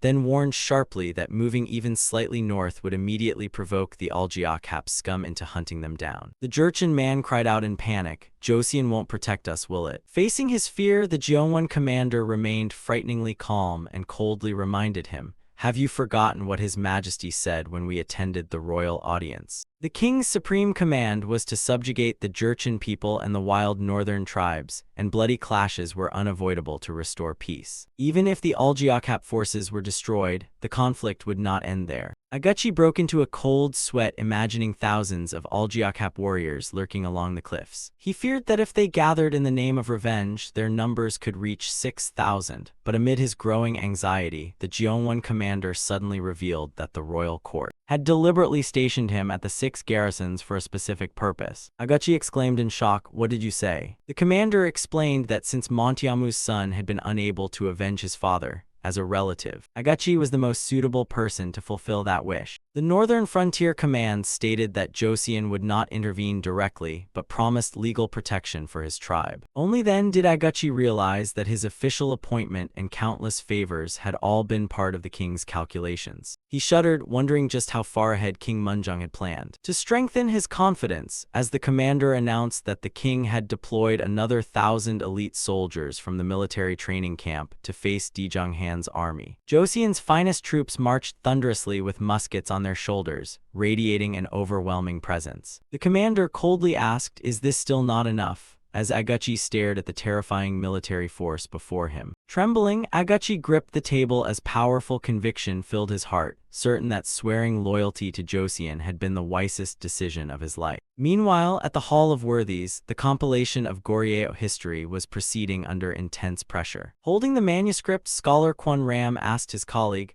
"Are you really going to write it this way?" arguing that although King Chungnyeol had indulged in male lovers and neglected state affairs, his establishment of the National Academy had laid foundations for Confucianism, so his achievements could not be completely denied. Kim Yujiang looked over with a deeply troubled expression, but the problem was that while buried in manuscripts of the history of Goryeo at the Hall of Worthies, one scholar anxiously wondered whether Siang could truly concentrate like this. Siang casually replied, "Don't worry," while looking at the passages about Myoching, the monk who once threw the Goryeo court into turmoil, as the scholars wondered whether this figure had been overly condemned. They suggested that because Myoching was a Buddhist, the old historical records might have portrayed him with some bias. Hearing this, Siang's eyes lit up as he firmly declared, "Then it must be revised." He immediately bent backward into a horrifying contortion while keeping his eyes fixed on the book, making the scholars cry out in alarm. Firm footsteps echoed as King Munjung entered and curiously asked, "Are you talking about revising the content or adjusting your posture?" And Siang firmly answered, "Both," making the king cry out, "You!"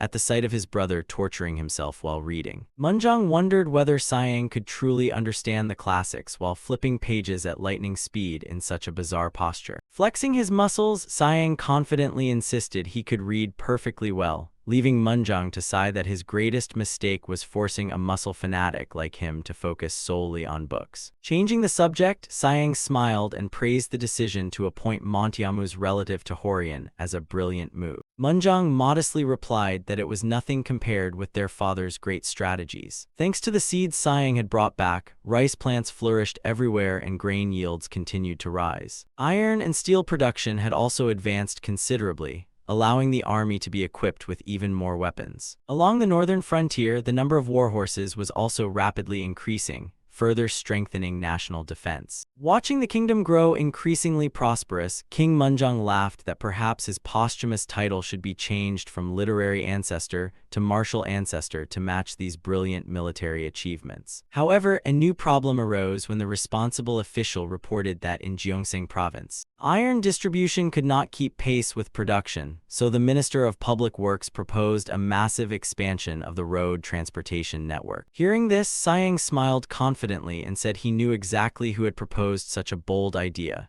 revealing that right now, the man was surely busy inspecting measurement standards in the western capital, where official Yang Xiangji sternly questioned the locals. "Why aren't you using the measurement standards established by the court?" he demanded, only to receive their defiant reply, "The western capital has its own customs, so stay out of our affairs." Seeing such stubborn resistance, those nearby were amazed by the young official's persistence. While others had long since given up and returned home, he had remained there carrying out his mission for months. The corrupt merchant began threatening him, warning that he would suffer heavy losses if he kept causing trouble. Immediately afterward, a huge, vicious enforcer wielding an iron mace charged forward and roared, "You fool! Get out of the western capital right now." Facing imminent danger, Yang Xiangji's gaze suddenly turned terrifyingly cold. He thought, "Let me show you what true hardship is," as he clenched his fists until the veins bulged, revealing the hidden power of his massive muscles. The burly guard wildly swung his iron mace, but Yang Xiangji moved with lightning speed. He spectacularly dodged the attack and unleashed a thunderous counterstrike. The blow sent his opponent flying into the river, leaving the horrified crowd staring open-mouthed in fear. Yang Xiangji calmly explained that during his journey to the Ming Empire with Grand Prince Siang, he he had closely studied physical and martial arts training. He had also observed their trading methods firsthand to apply them in practice, while the merchant trembled speechlessly before his unbelievable strength. Yang Xiangji firmly ordered him to completely abandon his outdated business methods and presented his Ming travel records as proof, while the merchant angrily called him a muscle fanatic who brutally oppressed others with strength. The official calmly replied that overworking without proper training would only lead to muscle loss. The merchant screamed in utter confusion and despair. "What the hell is muscle loss, you muscle fanatic?" Beneath the bridge, the burly guard from earlier was now merely a corpse floating helplessly on the water. At last, they had reached agreement on one important matter. Sitting in a library surrounded by thousands of books, Yang Xiangji diligently wrote his report while recalling Grand Prince Sayang's teaching. Reports had to follow 6 guiding principles so everything would be easier to understand. So he followed them carefully, writing every word according to the new standards. While he was busy, another scholar approached and asked, "I heard you're going to the capital this time." Packing his books, Yang Xiangji eagerly confirmed, "Yes," looking forward to meeting Grand Prince Sayang again and asking the prince. He wanted to know whether his recent self-training had truly worked, while his colleague admired his determination and said,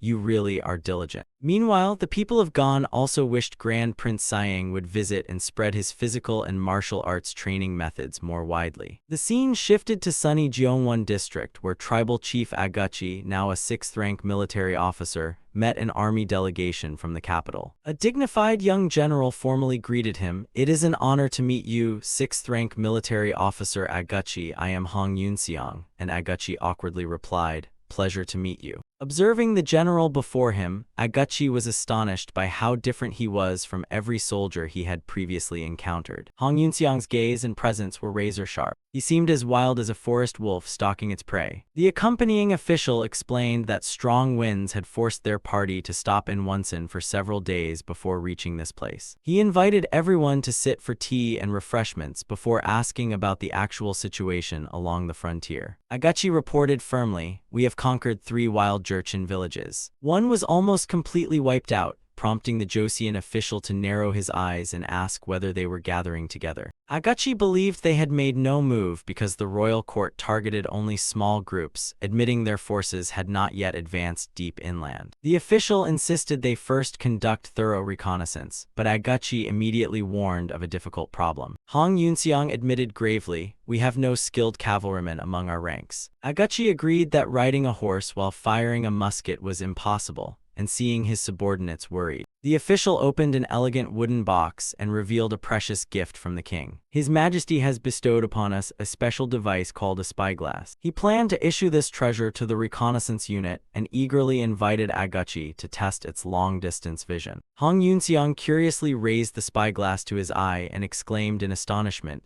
"Oh." He could see a magpie so clearly that every feather was visible and asked in disbelief, "What is this?" As the official explained that the spyglass magnified distant objects until they appeared right before one's eyes. The official then decisively spread a large map across the table, explaining that it had been compiled from testimony provided by Aguchi and other tribal chiefs. Pointing at the map, he explained that the rugged mountains made reckless movement easily detectable, so they should advance northeast through the territory of surrendered tribes before crossing deeper into the mountains, while Hong Yunseong ordered wolf pelts distributed to protect the soldiers from the bitter cold. Although deeply grateful for the royal court's consideration, Aguchi still could not hide his concern. Sweat streamed down his face as he thought that even tribes familiar with the terrain struggled with such long marches. He wondered whether this plan would really work, and 15 days later at the frontier, construction of infrastructure for the tribes was finally completed as the Joseon official pointed to the last building and said it could be used as a warehouse. Chief Aguchi beamed because this was exactly what his tribe desperately needed, when a breathless soldier suddenly rushed over shouting, "Sir, the scouting party has returned." An elite force in thick winter gear, led by the imposing Hong Yunseong, solemnly marched into the camp. Seeing the leader's firm steps and overwhelming presence, Aguchi could not help trembling in fear. He realized his previous judgment had been completely wrong, for this man did not possess the aura of a wolf, but that of a fearsome mountain tiger, the mighty ruler of the forest. Hong Yunseong stood coldly and reported, "We gathered intelligence near High Sun Fortress and have returned." His expression darkened as his hands tightened around what he held and he reported their losses. "We lost 2 men." Hearing this, Agachi was stunned and quickly calculated in his head. They had covered over 70 miles through treacherous mountains in only 15 days, yet only 2 of the 100 men had died, despite the brutal northern cold being deadly to anyone without survival skills. So the Joseon soldiers heated stones beneath their fires to keep their tents warm throughout the night and prevent frostbite. With the aid of long-range telescopes, the scouts secretly observed from afar and discovered that the Algiakap forces had only just begun their first movements. Through the telescope, the enemy appeared clearly, seemingly still divided, scattered, and lacking vigilance. Hong Yunxiang confirmed that he had recorded every important development in his report, so the royal court could easily devise countermeasures. Hearing this, Agachi clapped excitedly and sighed in relief before his eyes gleamed with calculation as he declared, "Only 1 more month. Once the Tumen River freezes completely, we can cross and march immediately," Agachi declared,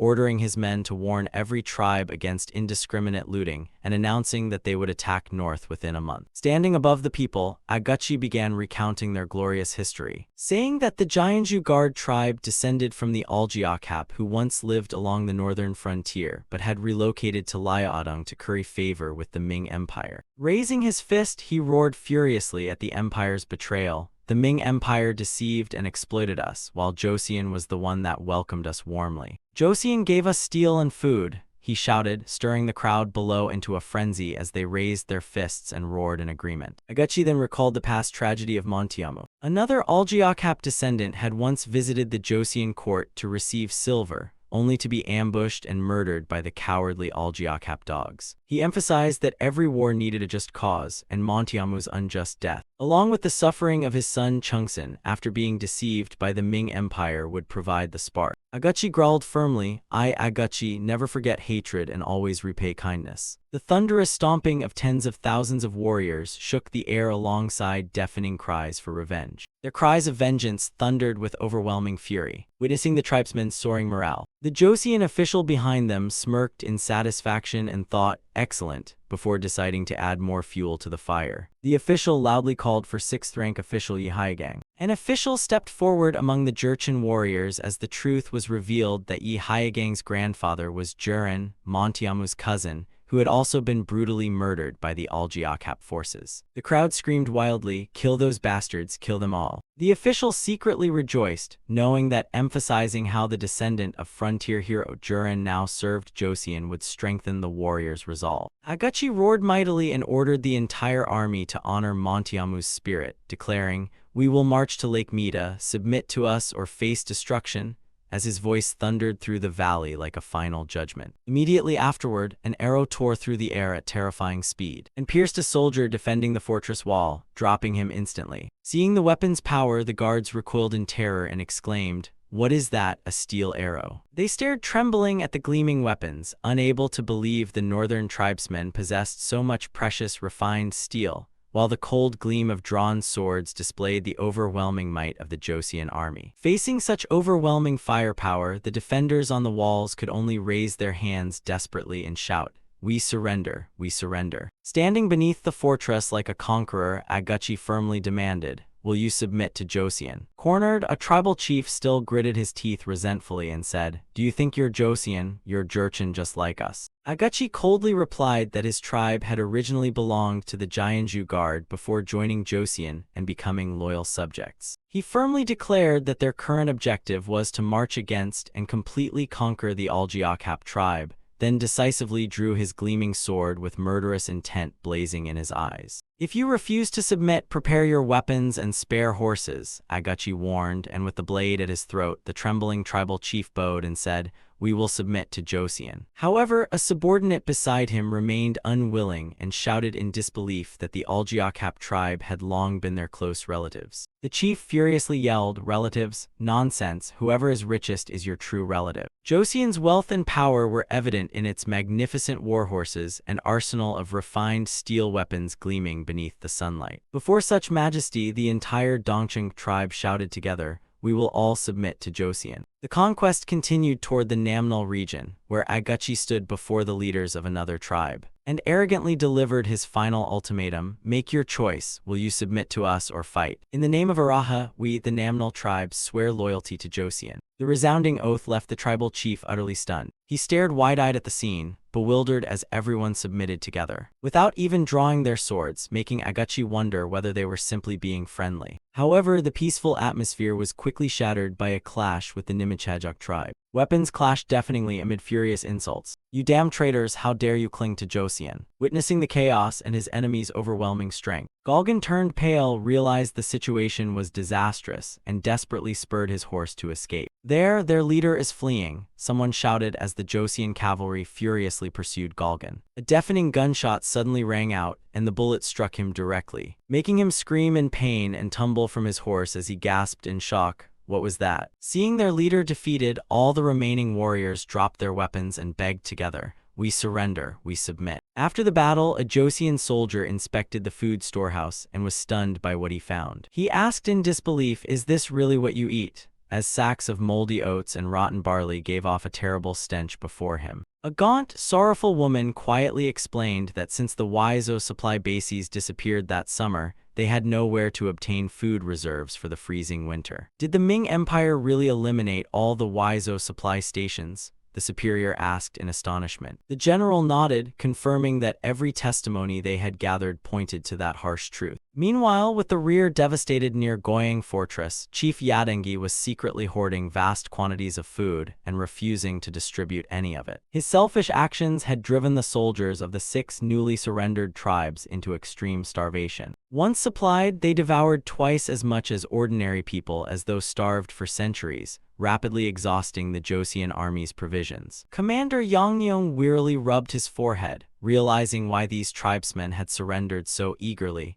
and immediately ordered an urgent messenger sent to the Northern Frontier Command requesting additional military provisions. Meanwhile, at the Almaja headquarters, a soldier rushed breathlessly into the tent shouting that urgent news had arrived, making the startled chief demand to know what had happened before the devastating news struck like lightning. Agachi was leading his army toward them, declaring that he would avenge Montiamo. Yadengi's eyes widened with rage and terror as he realized his tribe had become the target, bitterly understanding that the Ming Empire had treated them like merchandise and handed them over to Joseon. Clenching his fists and grinding his teeth, Yadengi cursed the treachery of the imperial court. His subordinate worried that under the current circumstances they could not survive the coming brutal winter, while even the Joseon army would soon become exhausted. Seeking a way to survive, Yadengi decisively ordered his entire army toward Goyang Fortress to buy time. 3 days later, the thunder of cannons shattered the silence around the fortress walls. At the command to fire, devastating barrages rained down, causing terrifying explosions that hurled enemy soldiers into the air amid agonized screams. The sturdy fortress walls began shaking violently before collapsing completely. A deadly breach opened for the Joseon army to storm through, while volleys of rocket arrows descended diagonally with overwhelming force, rendering every enemy defense useless. The fortress wall collapsed entirely as thick dust engulfed the terrified soldiers sprawled on the ground, while Agachi surveyed the ruins from above. Agachi firmly declared, "Almaja, I will give you one final chance." Below the walls, tribal chief Yadengi roared furiously that Montiamu's grudge belonged to the distant past and that he alone remained. Agachi casually cleaned his ear and retorted that Chungsan had never followed his father's path, because Montiamu's true dying wish was for the tribe and the Joseon army to unite. The Joseon army immediately displayed its overwhelming strength as muscular, bare-chested soldiers marched forward carrying one another on their shoulders. The enemy stared open-mouthed in horror, wondering how anyone could effortlessly carry another person in the freezing winter.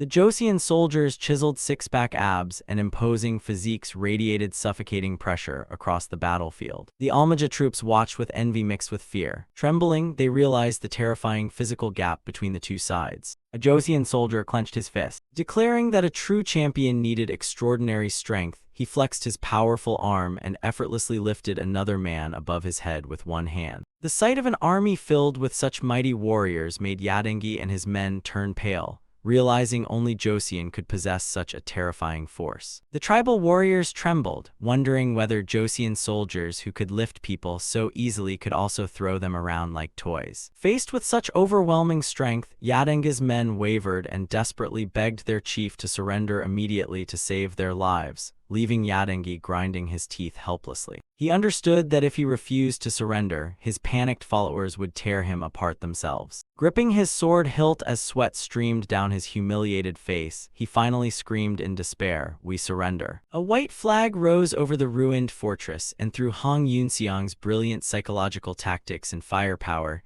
the Joseon army won an overwhelming victory with minimal losses. In January 1452, snow blanketed the palace grounds. Siang remained buried in the enormous collection of manuscripts for the history of Goryeo. Seeing that the prince had already reviewed 50 volumes, the scholar could not hide his amazement. Yet Siang modestly replied that he had not even completed 30% of the work. The conversation soon shifted to news of the brilliant victory from the north, where Joseon had deployed only 8,000 soldiers. Joseon successfully conquered 2,000 Jurchen households and completely destroyed 1,500 households belonging to Yadenga's faction, then the region's greatest power. The achievement terrified half the Jurchens in the western and wilderness regions into expressing their intention to submit. The scholar marveled at the extraordinary victory and believed the upcoming victory celebration would certainly be magnificent. The official victory ceremony began in a solemn atmosphere as war drums thundered throughout the palace courtyard, adorned with colorful banners. Led by imposing generals, the victorious army marched grandly into the royal palace amid falling snow. Behind them followed the defeated tribal prisoners with their heads bowed. Watching the entire scene from above, King Munjong smiled with deep satisfaction. Before the assembled civil and military officials, he praised them. "Well done, you have avenged Montiamo. He faithfully served our nation as a left guard under King Tijang, so this is truly a proud and commendable achievement," the king declared before his gaze suddenly turned cold. He looked down at the criminal Yadengi, tightly bound with coarse ropes, and sternly exposed his crimes. "You ambushed and murdered Montiamo, a loyal servant of our nation. You unlawfully occupied territory and even dared raise weapons against the nation that is the rightful sovereign of the land where you live. Your crime of resisting to the end and refusing to submit is extremely grave." Before the king's imposing authority, Yadengi trembled with terror and cried, "Please, spare my life, I know I was wrong." The king looked down coldly and growled, "You." Yadengi gritted his teeth in fear, desperately thinking, "Am I going to die here?" Yet instead of the expected death sentence, King Munjong firmly declared, "You will be exiled to Tamra Island, where you will spend the rest of your life." Hearing that his life would be spared, Yadengi burst into tears and repeatedly bowed in gratitude, while the surrounding tribal prisoners murmured in disbelief that such a criminal had escaped execution. Zhang watched with a calm smile, understanding that his royal brother was meticulously listing Yadenga's crimes to deliver a stern warning. The king's mercy made the other newly surrendered tribal chiefs tremble with fear. Turning to Agachi, King Munjong gently asked, "Agachi, do you have anything to say about this judgment?" And the chief respectfully requested, "I have one wish, your majesty, please grant me a Joseon name." Siang understood that asking for a new name was Agachi's declaration of absolute loyalty to the Joseon dynasty. The king smiled warmly and readily agreed, honoring Agachi's unwavering loyalty and devotion. King Munjong solemnly proclaimed, "I grant you the name Jeong Chunjul and appoint you commander of Jeongwon Prefecture." Agachi wept with emotion and solemnly vowed, "I, Jeong Chunjul, shall serve your majesty with absolute loyalty, body and soul." A majestic victory celebration was held in the vast palace square. As for the remaining Jurchen people, the king ordered them relocated to the warmer southern provinces to raise horses, leaving the tribesmen delighted that this felt more like comfortable treatment than exile. Soon afterward, Yi Mingjian was officially appointed as a senior second-rank military commander. Cheers echoed throughout the palace as soldiers of the military training command who had distinguished themselves were promoted. Yet after the joy of victory, King Munjong faced a new political dilemma inside the Great Hall. A senior minister worried that treating the newly conquered wild Jurchen tribes like Jeong Chunjul's tribe would impose enormous costs on the court, while treating them differently would inevitably breed resentment and threaten stability. Faced with this dilemma, the king thoughtfully touched his forehead and suggested that easier access to trade might be the key. The Ming Empire had originally established military garrisons to prevent deeper incursions but could not control such vast territory,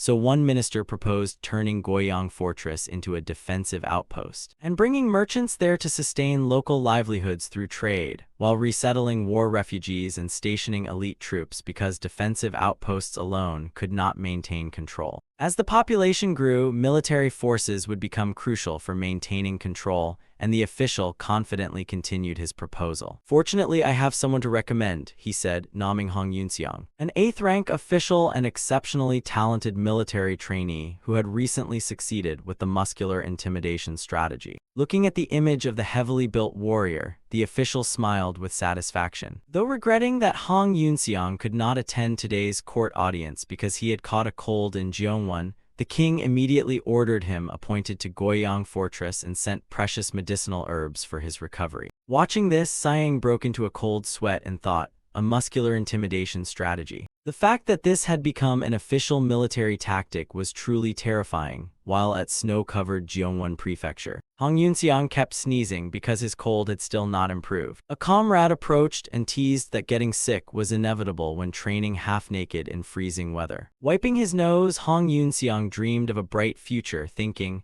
"Once I'm transferred to the southern provinces this time, I'll truly retire. I'll settle somewhere peaceful, train reserve troops, collect my salary, marry, have children, and live quietly."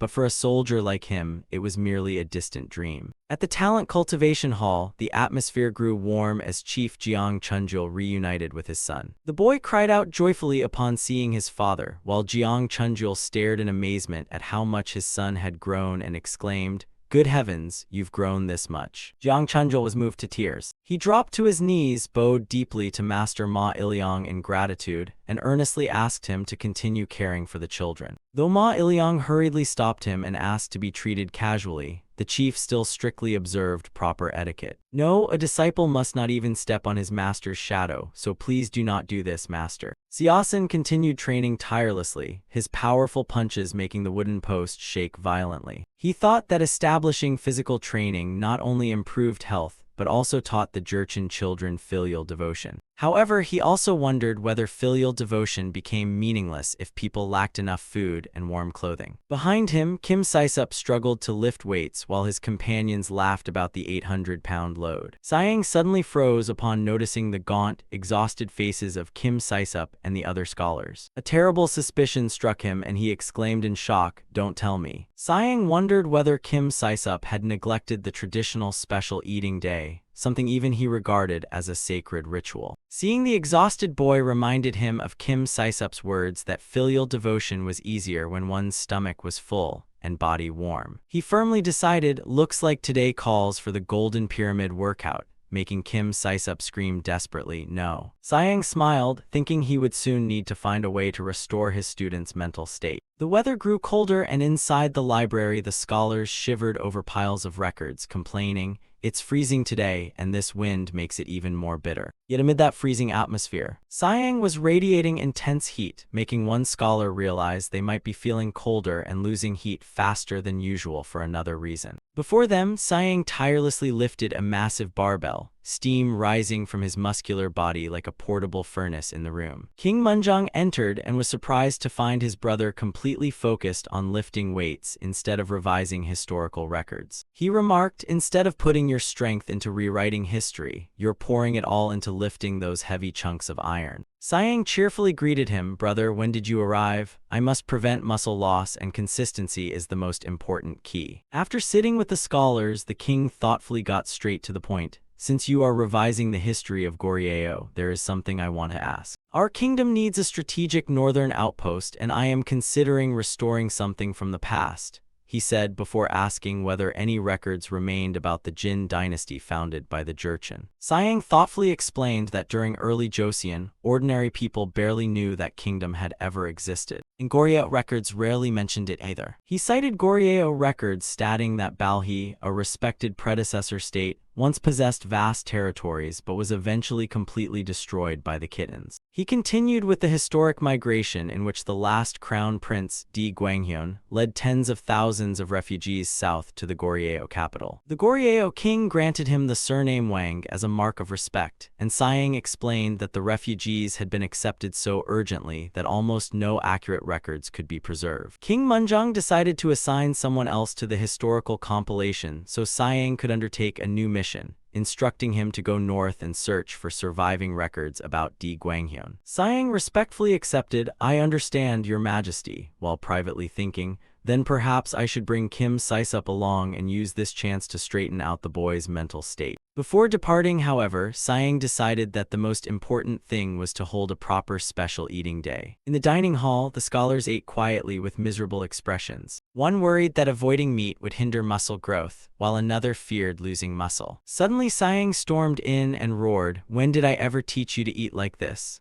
while a bewildered scholar argued that simple meals encouraged a modest life. Siang shouted, "Haven't I emphasized this repeatedly? Avoiding meat for over 3 months harms the body, even for the greatest scholars," declaring that they needed proper nourishment, not deprivation, to stay healthy enough to study. Fragrant plates of boiled pork, rich and fatty, were immediately served generously across the tables, as Siang enthusiastically explained that occasionally indulging in nutritious food would relax both body and mind, creating momentum for greater progress in physical conditioning. With great generosity, he declared, "So remember, today's special eating day is entirely my treat." The entire academy erupted in joy as cries of thanks for the meal echoed through the air. Siang even went from table to table reminding his students not to forget their fiber by wrapping the meat in leafy vegetables to maintain a balanced diet. Gang Xiaoyun lavishly praised the food supplier's skill, saying it was exceptional, as butchers once shunned like criminals only 9 years ago were now treated far better thanks to reforms and their growing numbers. To perfect the dish, Siang firmly declared that pepper and spices were the soul of meat dishes. He skillfully sprinkled pepper over the food, making everyone around him marvel. They were astonished by such extravagance, since the rare spice was worth nearly its weight in pure silver. Looking at the heaping plates of meat, Juneng felt fortunate to possess enough wealth to treat everyone to a proper feast. He announced during the banquet, "All right, enjoy yourselves today, but starting tomorrow you must return to serious training." He then gave his young student shocking news, "Kim Saisup, you will accompany me to Giseong for about a month,"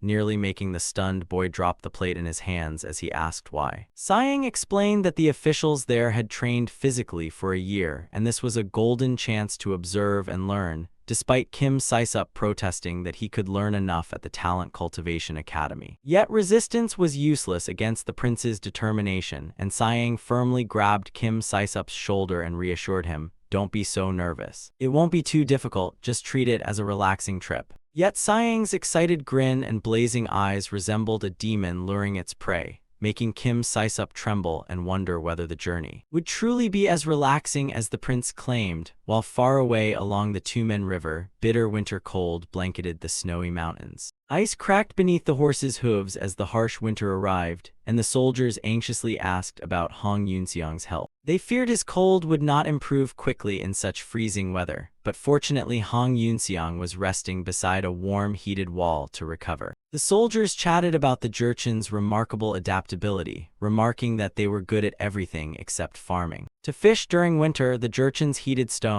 and placed them on the ice, easily melting holes through it. A Jurchen had even discovered the fertile black soil around Mount Cheongdeok, commonly called Eaji. Meanwhile, Special Administrator Li Jiongcheng was making his way through the snowy mountains. He wondered why the local people had urgently summoned him at such a time. Hashini, chief of the Hunchun region, explained that while digging for black soil across the river, they had accidentally discovered something extremely strange. Li Jiongcheng doubted them because the frozen ground should have been impossible to dig with hose, but Hashini explained that they burned firewood to thaw it first. Deep underground, they found a massive stone, initially thought ordinary until Li Jiongcheng noticed deliberate iron chisel marks on its surface and suspected it was part of an ancient structure. Hashini pointed toward other excavation pits and said they had found similar stones everywhere. Li Jiongcheng immediately raised a spyglass to survey the entire valley from above. Through the lens, he realized in astonishment that the rolling hills were not natural. and judging by their straight alignment and enormous scale, he concluded that these were the ruins of a vast ancient fortress. Ordering Hashini,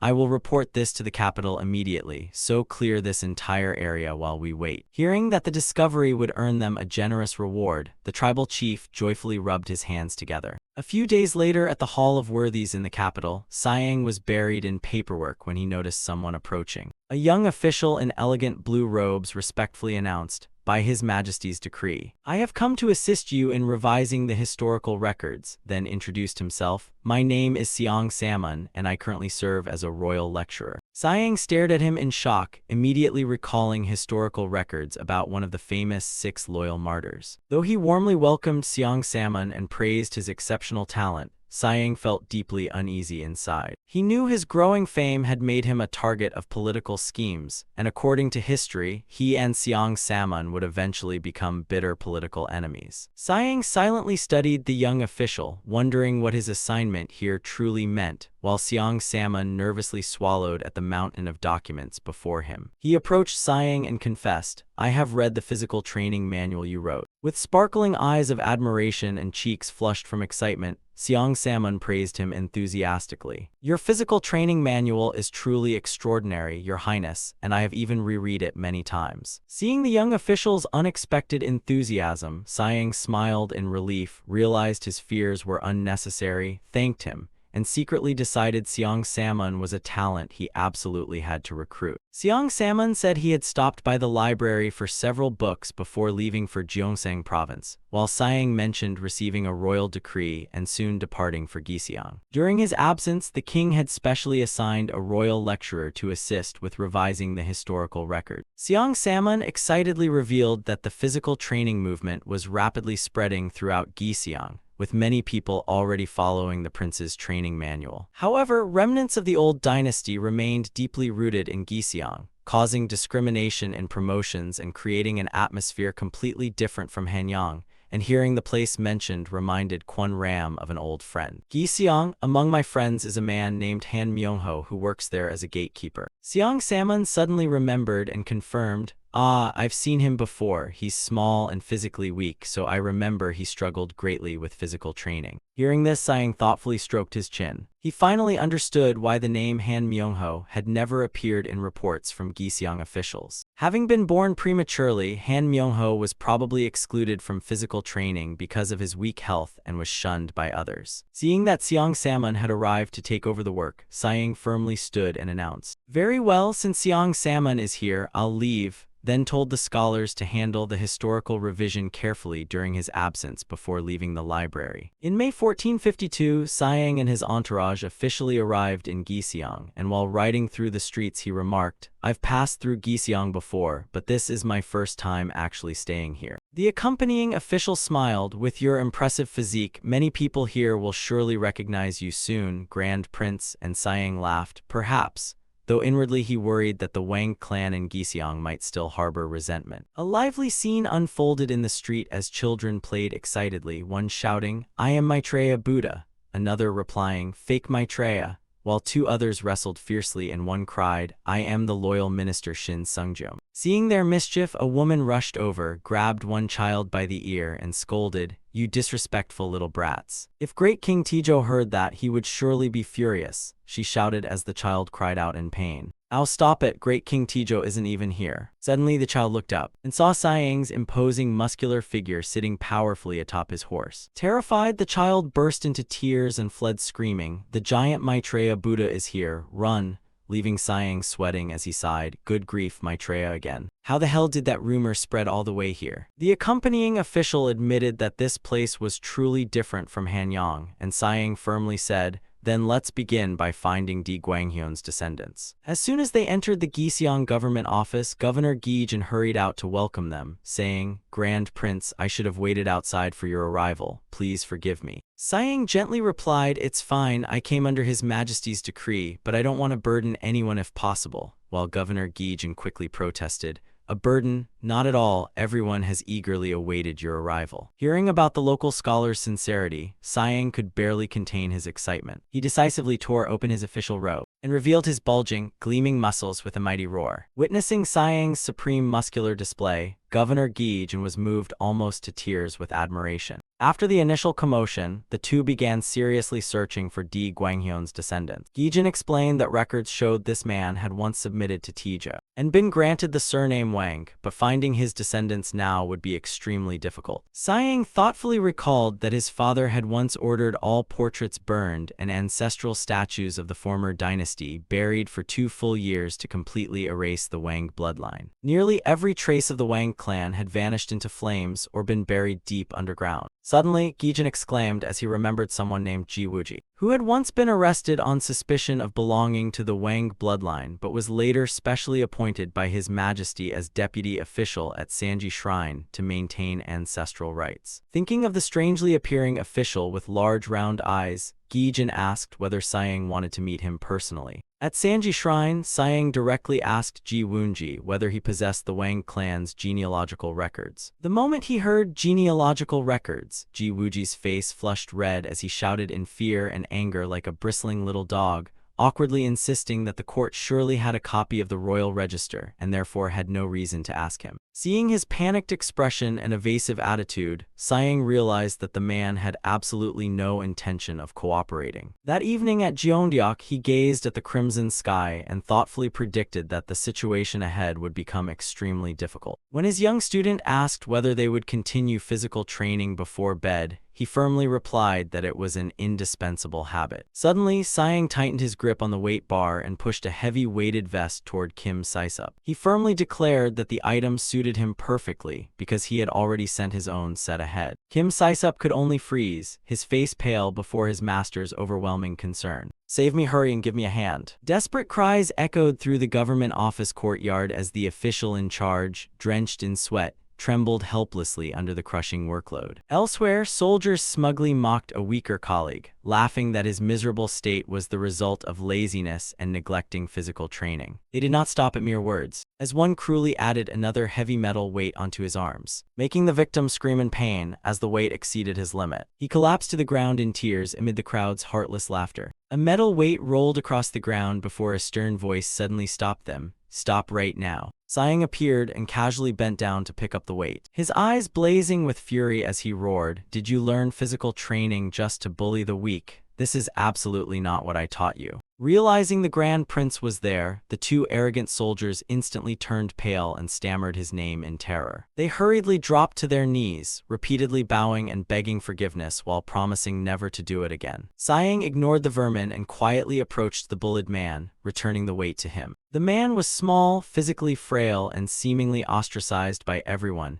and he tearfully bowed repeatedly in gratitude for the prince saving him. Sayang narrowed his eyes at the pitiful man's face as a startling suspicion suddenly arose. Could this man actually be Han Myung-ho? Sayang looked at the small man and asked, "You're Han Myung-ho, right?" Then helped the stunned man up and asked why he did not participate in physical training as Han Myung-ho tremblingly thanked him. Han Myung-ho scratched his head and awkwardly explained that he had tried for several days but saw no improvement in his body. Sayang smiled and taught him that people often start enthusiastically but soon become lazy, so the most important thing was remaining persistent from beginning to end. The prince's words left Han Myung-ho frozen in astonishment. Sayang looked directly into his eyes and asked how it felt to hear the eulogy for his future self so early. As Han Myung-ho stood bewildered, Sayang quietly turned away and declared that this was the ideal he had always pursued. Suddenly, a passing guard mocked him, contemptuously saying that someone as weak as Han Myung-ho would surely quit after only 3 days of training. He laughed that this was why Han Myung-ho remained merely a gatekeeper in virtuous capital, and still could not pass the civil service examination even at 30,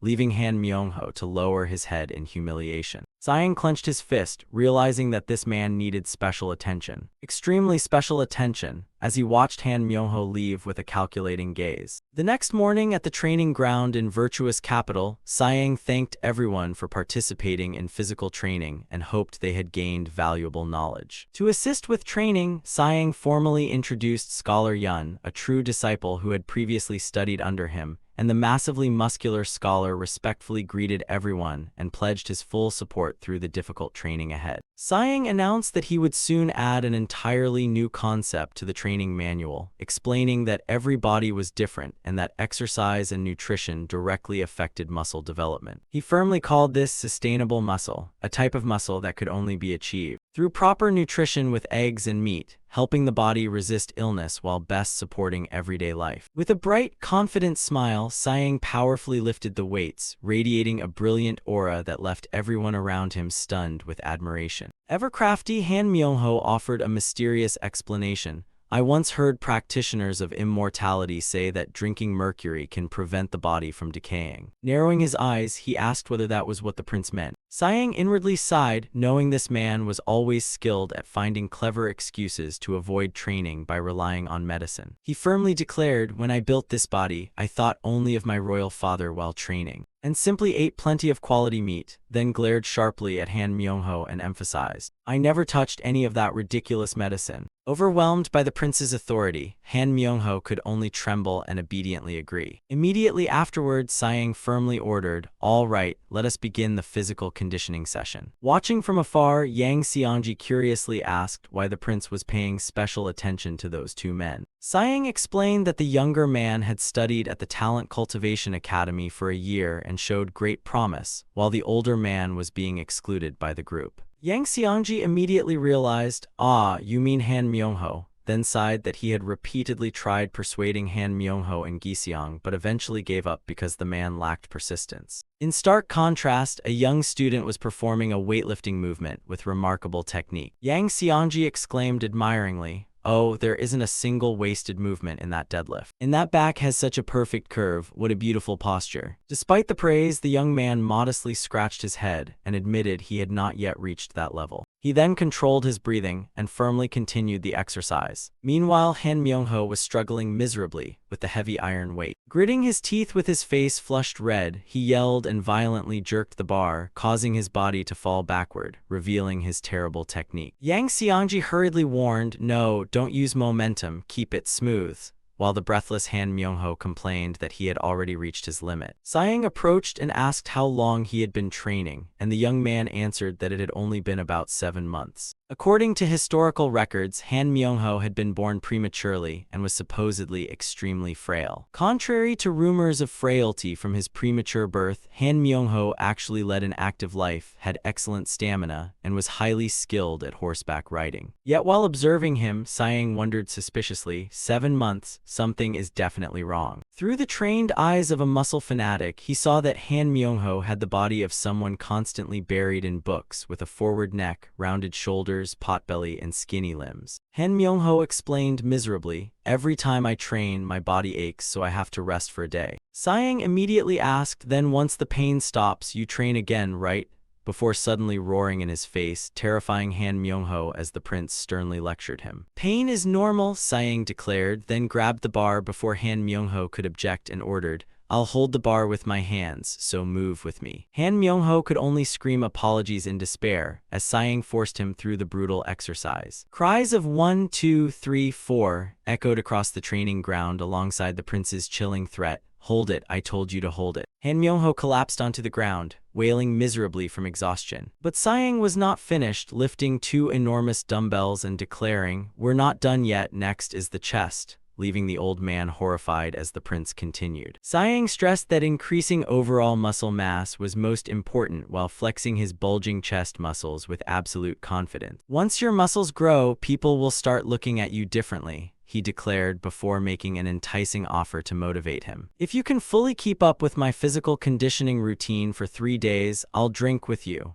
making Han Myung-ho's eyes light up as he vowed to repay the Grand Prince's favor with all his strength. 3 days later, Han Myung-ho sat before the banquet table with an utterly haggard face. His body looked as though someone had beaten him mercilessly from head to toe. Sighing calmly reassured him that this proved he had trained properly, then urged him to eat plenty of the protein-rich ginseng chicken stew prepared to accompany the wine. During the meal, Sayang suddenly mentioned hearing that Han Myung-ho was friends with scholar Kwon Ram. Han Myung-ho immediately asked excitedly whether his friend had mentioned him. Sayang looked directly into his eyes and asked a meaningful question in a low voice. "Don't you come from a prestigious family?" After taking a sip of wine, Sayang curiously asked, "Why haven't you taken the preliminary examination?" And Han Myung-ho sighed. He admitted taking it 2 years ago for the last time, bitterly saying, "The preliminary examination has become chaotic, filled with strong, muscular, educated men, so someone like me has no chance." Seeing his disappointment, Sayang casually revealed, "Those are my students. They simply know how to balance physical training and study." He then firmly proposed, "Quit your job and come study at the Talent Cultivation Academy." Han Myung-ho exclaimed in shock, "Me? But I'm already 40, isn't it too late?" Sayang smiled reassuringly, "Not at all. Age and circumstances do not matter when it comes to learning,"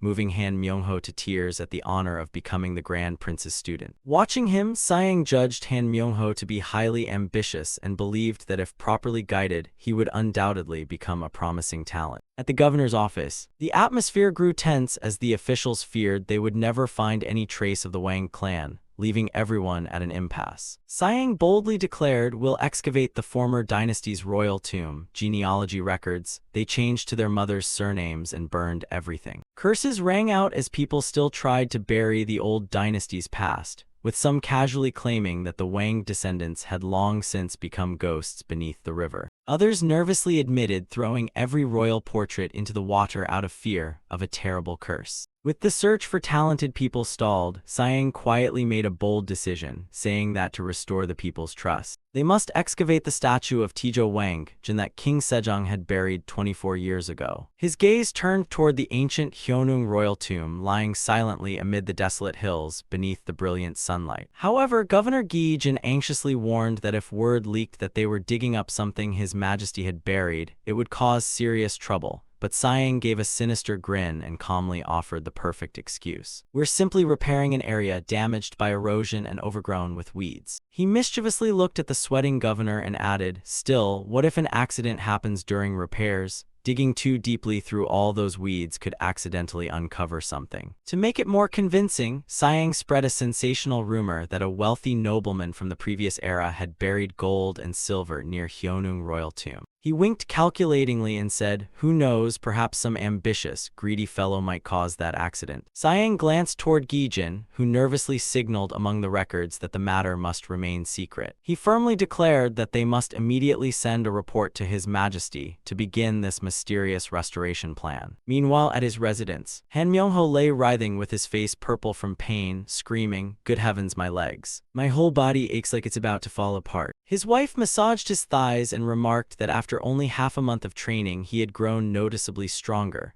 while Han Myung-ho complained that whenever his body improved, the prince's men simply added more weight to his training equipment. He called it brutal torture, but when his wife reminded him this was a priceless chance to build ties with Grand Prince Sayang and that he must fight for his future, he gritted his teeth and resolved to endure it. Suddenly, a terrible muscle cramp struck, leaving Han Myung-ho only enough strength to scream, "Good heavens," before collapsing helplessly onto the floor. A new treatment developed by one of Grand Prince Sayang's disciples together with local physicians was producing astonishing results. Witnessing this miraculous effect, Han Myung-ho thought that becoming one of the prince's men truly was the shortest path to success. While he was daydreaming, Sayang leaned close and whispered a shocking secret. "Oh, right, I just remembered hearing that a wealthy man buried treasure near Hyeonung royal tomb." Han Myung-ho's eyes widened as he exclaimed, "What?" At Hyeonung royal tomb, the resting place of Tijo of the former dynasty, the surroundings were utterly desolate and neglected. Sayang thoughtfully remarked that although it belonged to the former dynasty, it was still a king's tomb, so seeing it abandoned was painful. He firmly ordered the area cleaned immediately, adding meaningfully, "Make sure everything is done carefully without any accidents." Han Myung-ho loudly replied, "Yes, my lord." He secretly rejoiced that he had quickly volunteered for the tomb restoration team, convinced that finding the treasure would completely transform his life. Looking at the scattered ruins, a soldier worriedly asked whether they could handle the entire mess themselves, while a muscular colleague noticed Han Myung-ho's unusual enthusiasm and encouraged him,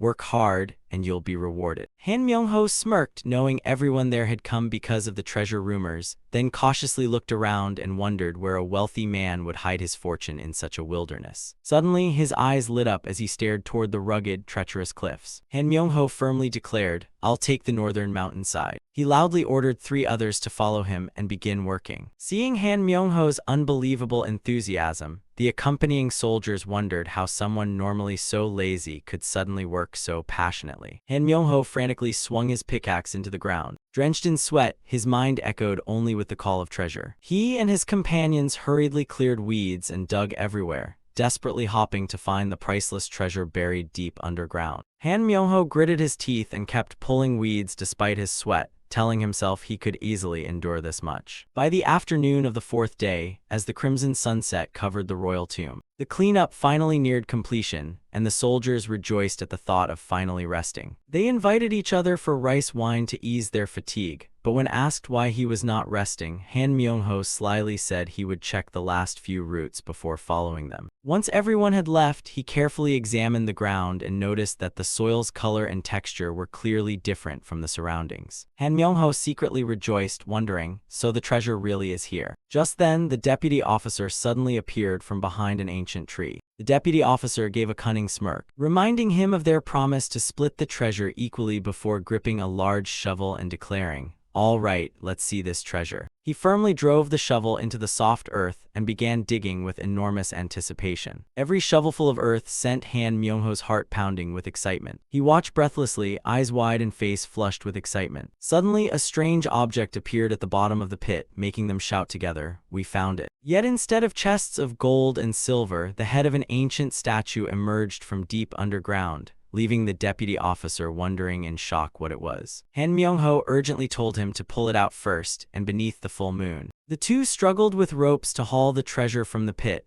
quietly chanting together while repeatedly warning each other not to damage the precious object. At the critical moment, torchlights suddenly appeared as a stern voice shouted, "Who's there? What the hell are you doing?" Han Myung-ho turned deathly pale, trembling as he wondered who had appeared at this hour to ruin everything. Before he could escape, a furious shout rang out as someone stomped powerfully beside him. An enraged official rushed forward, seized Han Myung-ho by the collar, and roared, "You filthy beast!"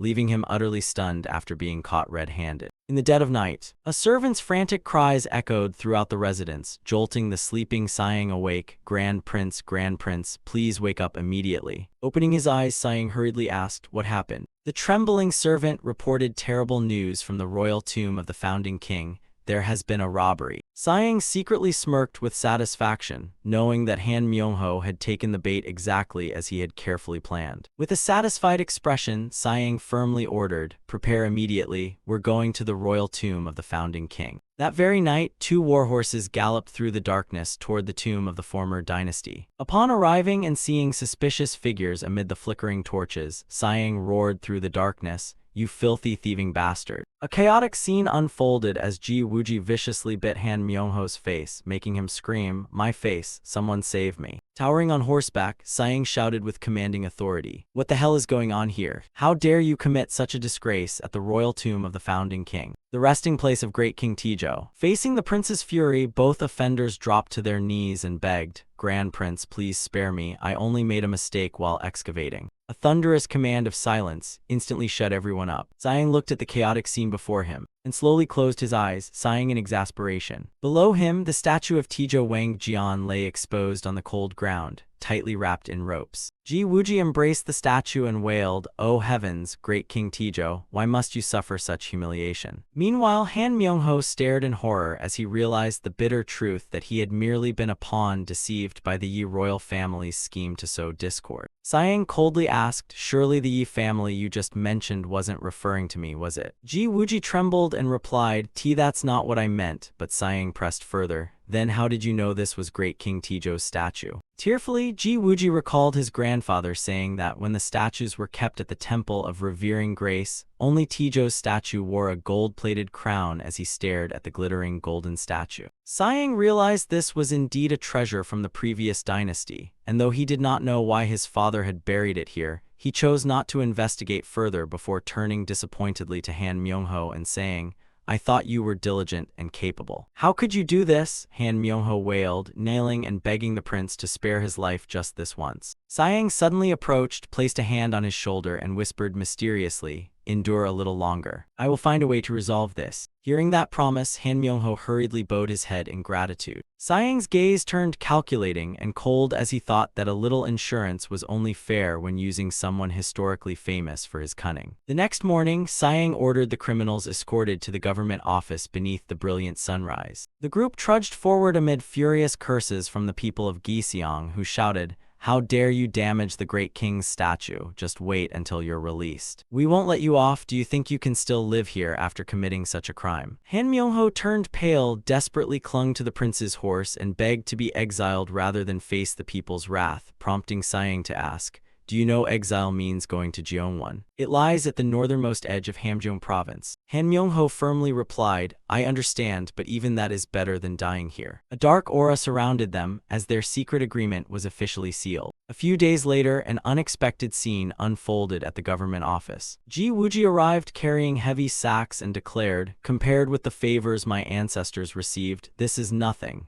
while rubbing his hands proudly. Ji Wooji proposed using the gold to repair the cracks in Great King Tijo's damaged statue, leaving Sayang staring at the glittering pile. Sayang exclaimed, "This is far more than the repairs require," and Ji Wooji humbly explained that it was wealth he had secretly accumulated over many years. He then hesitantly made an important request, explaining that Great King Tijo's statue had originally marked the beginning of the Lantern Festival through a solemn ceremony, and asking that the ritual be allowed again. Seeing his sincerity, Sayang smiled and agreed, promising to summon him to the government office under the name Wang Wooji to personally supervise the ceremony. Ji Wooji's eyes filled with tears as he repeatedly bowed in gratitude, then presented Sayang with another unexpected gift. He handed Sayang a bundle of old books, explaining that they contained valuable genealogies and documents about the Wang clan painstakingly collected by his ancestors. Turning through the pages, Sayang was stunned to find records concerning the Jeongan kingdom. He even found the legendary royal genealogy and asked in shock how Ji Wooji had preserved them when everyone claimed they had all been burned. Ji Wooji slyly suggested that perhaps their special importance had saved them from the flames, or maybe they had simply washed ashore from the river. The two laughed heartily as everything had ultimately gone remarkably smoothly. 10 days later in Giseong, Han Myung-ho was in a state of utter panic. Wandering through the deep forest drenched in sweat, he tormented himself for accidentally excavating the statue the retired king had ordered buried and wondered desperately whether he would be exiled or receive the harshest punishment. Though terrified of punishment from the retired king, he still secretly hoped Grand Prince Sayang would not be disappointed in him. Soon afterward, an urgent summons arrived from the royal palace ordering Han Myung-ho to report to Hanyang immediately. Walking through the bustling capital, he trembled with fear over the true reason behind the meeting. At the palace gate, a guard told him he had arrived slightly early and asked him to wait because the retired king would arrive shortly. While Han Myung-ho waited nervously, an old man with a long white beard suddenly appeared and called his name. "You are Mi Yang-ho of the Han family from Do, correct?" Han Myung-ho asked who he was before realizing in shock that the man was the renowned chief state counselor Wang Hui and hurriedly bowed with immense respect. Wang Hui firmly grasped his hand and remarked with narrowed eyes, "You have a very promising face. If you cast aside your worries, you will become exceptional." But the mood suddenly darkened as Wang Hui smiled mysteriously and declared, "I know everything, and soon you will follow in my footsteps." Han Myung-ho shuddered in terror at the thought of working himself to death like the great minister before him. Wang Hui leaned closer with a piercing, oppressive gaze and asked, "I heard you caused something truly terrible. Are you ready to face the consequences?" Han Myung-ho stood frozen, his face deathly pale with terror at the threatening warning. Wang Hui growled, "You have caused something truly terrible. Are you prepared to face the consequences?" Han Myung-ho trembled and sweated profusely under the elderly minister's suffocating pressure. Just then, retired King Sejong suddenly appeared with a smile. "Have you already greeted Chief State Counselor Wang Hui? Sorry to have kept you waiting so long." Han Myung-ho panicked, dropped to his knees, and bowed deeply, saying, "This humble servant greets His Majesty the retired king." The retired king gently reassured him that Grand Prince Sayang had already explained everything, so he need not worry too much. Han Myung-ho burst into tears and bowed to the ground for tarnishing the king's honor, but the king advised him to stop tormenting himself and instead help the new king win the hearts of Giseong's people. Yet Han Myung-ho turned pale, fearing he could no longer live there because every official from Giseong would surely recognize him and never leave him alone. Seeing through his worries, the retired king offered a shocking solution. Then change your body so nobody can recognize you, leaving Han Myung-ho touching his skinny frame and wondering how that was possible. The king firmly declared that although he would impose no punishment, Han Myung-ho must undergo martial physical training at the Talent Cultivation Hall for the next 3 years. He assured him that once his body was covered in muscles, even his closest friends would never recognize him. Han Myung-ho could only bow and obey, saying, "I shall fully obey your majesty's command," while inwardly weeping in despair that he might never escape this torturous physical training. Afterwards, Siang officially returned to Hanyang with the precious historical documents he had collected. Meanwhile, his royal brother also began accelerating plans to develop the north using the newly discovered records about the ancient kingdom. In the Great Hall, an elderly minister thoughtfully pointed at the map and said the most feasible region to develop within their territory was the eastern capital Longyuan Prefecture, as recent reports from Gyeongwon said Chief Hoshina of Hunchun had accidentally discovered the ruins of an ancient fortress. King Munjong nodded, confirming that he had also received the news while they were searching for the black soil using a special method. He stressed that their next task was to determine the exact location of the supreme capital Longquan Prefecture. The king turned to his younger brother and asked, according to the records compiled by Grand Prince Siang, wasn't there a large lake nearby? Siang smiled and explained that the supreme capital was modeled after Chang'an, the former capital of the Tang dynasty, complete with outer walls, inner walls, and a palace complex,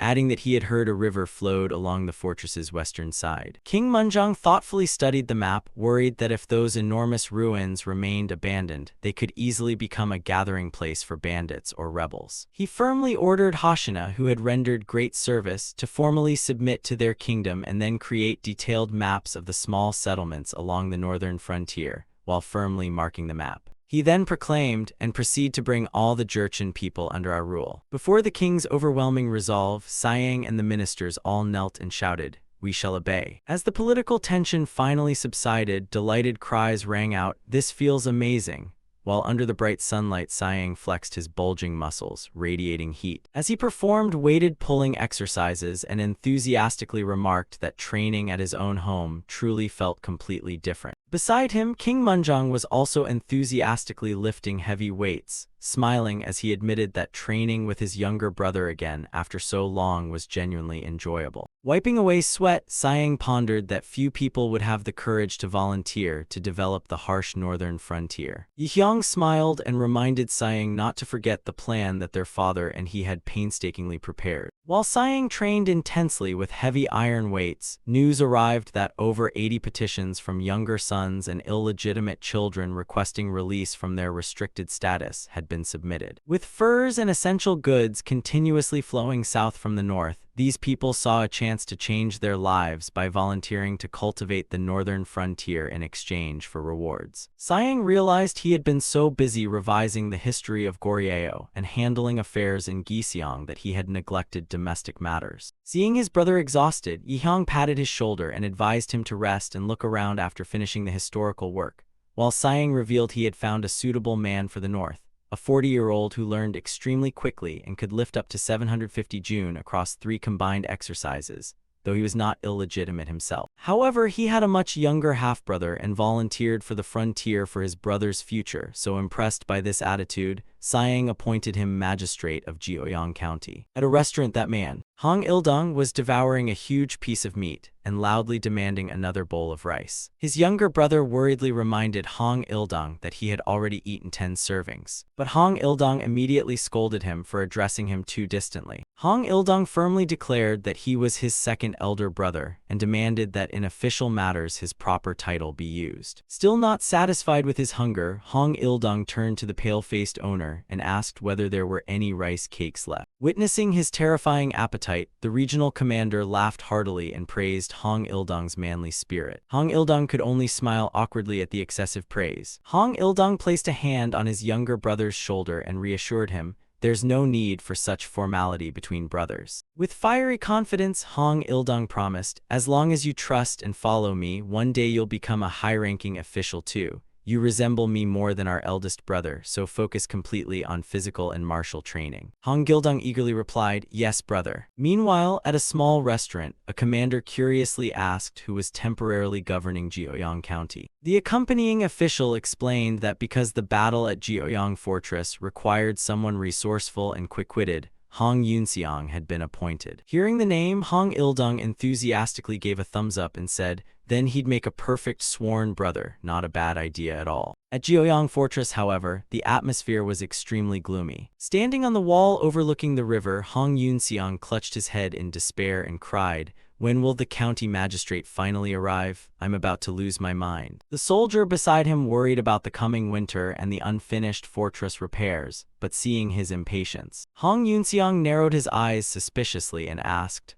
are you really worried? Aren't you planning to transfer to the warm southern region next year? Deep down, Hong Yunseong bitterly realized that his plan to fake illness for early retirement had completely backfired, leaving him trapped in this frozen land, and to keep pretending he had a fever. He had to frantically do push-ups indoors to heat his body, an exhausting task amid the freezing snow. Hong Yunseong swore that this time he would definitely retire and move south. Just then, the commander entered and demanded, anyone here? The battle ended a month ago, so why hasn't your cold recovered yet? Hong Yunseong hurriedly wrapped himself tightly in blankets and pretended to cough violently while apologizing. The commander delivered shocking news. His Majesty personally sent you a gift, and Hong Yunseong opened the royal decree in disbelief before freezing. When he saw that he had been appointed a 6th-rank assistant secretary, along with precious medicine and instructions to restore his health, his retirement dream vanished completely, leaving him kneeling in silent tears while the commander mistook them for joy and announced he must manage everything there until the new magistrate arrived. Hong Yunseong froze and exclaimed, what?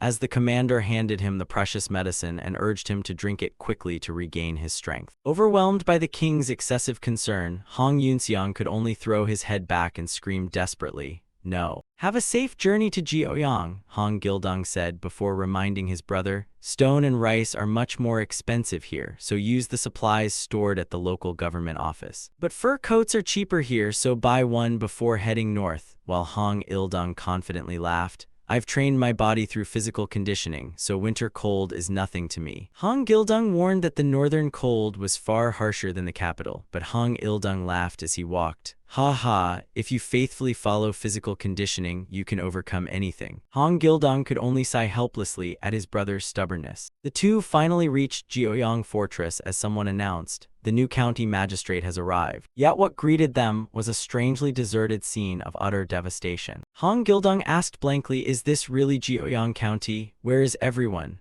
While Hong Il-dong narrowed his eyes and sensed something was wrong. Suddenly, a terrified scream tore through the air. Watch out, it's collapsing. A massive stone wall came crashing down directly toward a fleeing soldier. The soldier could only cry out in utter terror as death closed in, but at the critical moment, Hong Il-dong charged forward like a whirlwind and caught the enormous falling stone on his mighty shoulders, calmly asking, are you all right? As the narrowly rescued soldier stammered, why yes, then dropped to his knees and repeatedly thanked his savior. Just then, Hong Yunseong rushed over breathlessly and shouted, County Magistrate. Hong Il-dong thoughtfully surveyed the wreckage, realizing that arriving even slightly later could have caused a terrible tragedy. Hong Yunseong bowed apologetically for being unable to welcome him properly. With debris still collapsing around them, Hong Yunseong hurriedly urged everyone to move somewhere safer. He led the Hong brothers into a small room and apologetically explained, this is only a temporary office, so please forgive the inconvenience. With a face haggard from exhaustion, he introduced himself as Hong Yunseong, temporarily overseeing everything here as assistant secretary. Hong Il-dong smiled brightly and replied, you must have worked hard. I am Hong Il-dong, the newly appointed magistrate of this region. Hong Yunseong began lamenting the fortress's terrible condition, including not only its crumbling walls, but countless unfinished tasks from building houses to reclaiming wasteland, sighing wearily that they lacked enough manpower. Moreover, the Jurchens sent to assist them had begun complaining and refusing to cooperate, leaving Hong Yunseong deeply worried. Hong Il-dong placed a reassuring hand on his shoulder and said, don't worry, physical training will solve everything. leaving Yunxiang bewildered. Hong Ildong confidently insisted that every problem could be solved through physical training. Early the next morning, Hong Ildong gathered all the soldiers and laborers and declared, "Is everyone here? Since you don't know how to work, I will personally teach you," then removed his official robe to reveal his powerful bulging chest, stunning the crowd. The Jurchens remained skeptical and whispered, "What difference will this make? We're only digging holes, what do we gain from this?" Hong Ildong tightly gripped the hoe handle in his veiny hands. He recalled Grand Prince Siang's teaching that even the simplest physical activity could lead to true understanding and learning. With tremendous strength, Hong Ildong swung the hoe down into the ground like a thunderbolt. Hong Ildong firmly ordered his younger brother, Hong Gildong, shovel the soil where I just dug. Though inwardly complaining about the trouble, Hong Gildong obediently replied, "Yes, brother," then shoveled while lamenting his lost comfortable life as a minor local official and fearing his demanding brother would work him to death. Yet they worked at an astonishing speed, completing the second, third, and then fourth row in no time. Everyone around them could only stare open-mouthed at their extraordinary speed. Flexing his bulging back muscles, Hong Ildong declared that this was not merely labor but an advanced method of physical training. He suddenly turned toward Hong Gildong with an ominous smile and called his name, making his younger brother jump in alarm and answer, "Yes." Hong Gildong could only weep when he realized he was about to become equipment for his brother's mental pressure training. Hong Ildong casually hoisted Hong Gildong onto his shoulders and performed powerful squats, nearly making the boy's soul leave his body. Watching the training, an official recognized it as the same technique the assistant secretary had used during winter training. Hong Yunxiang watched sternly, judging that Hong Ildong possessed not only raw strength but also a physique forged through an extremely disciplined diet. However, he realized that this intimidating approach still had many problems. Yunxiang approached and frankly advised, "Magistrate, merely reclaiming farmland won't solve the root problem, and if you continue like this, you'll have to personally manage the Jurchens forever." Hong Ildong smiled confidently and replied,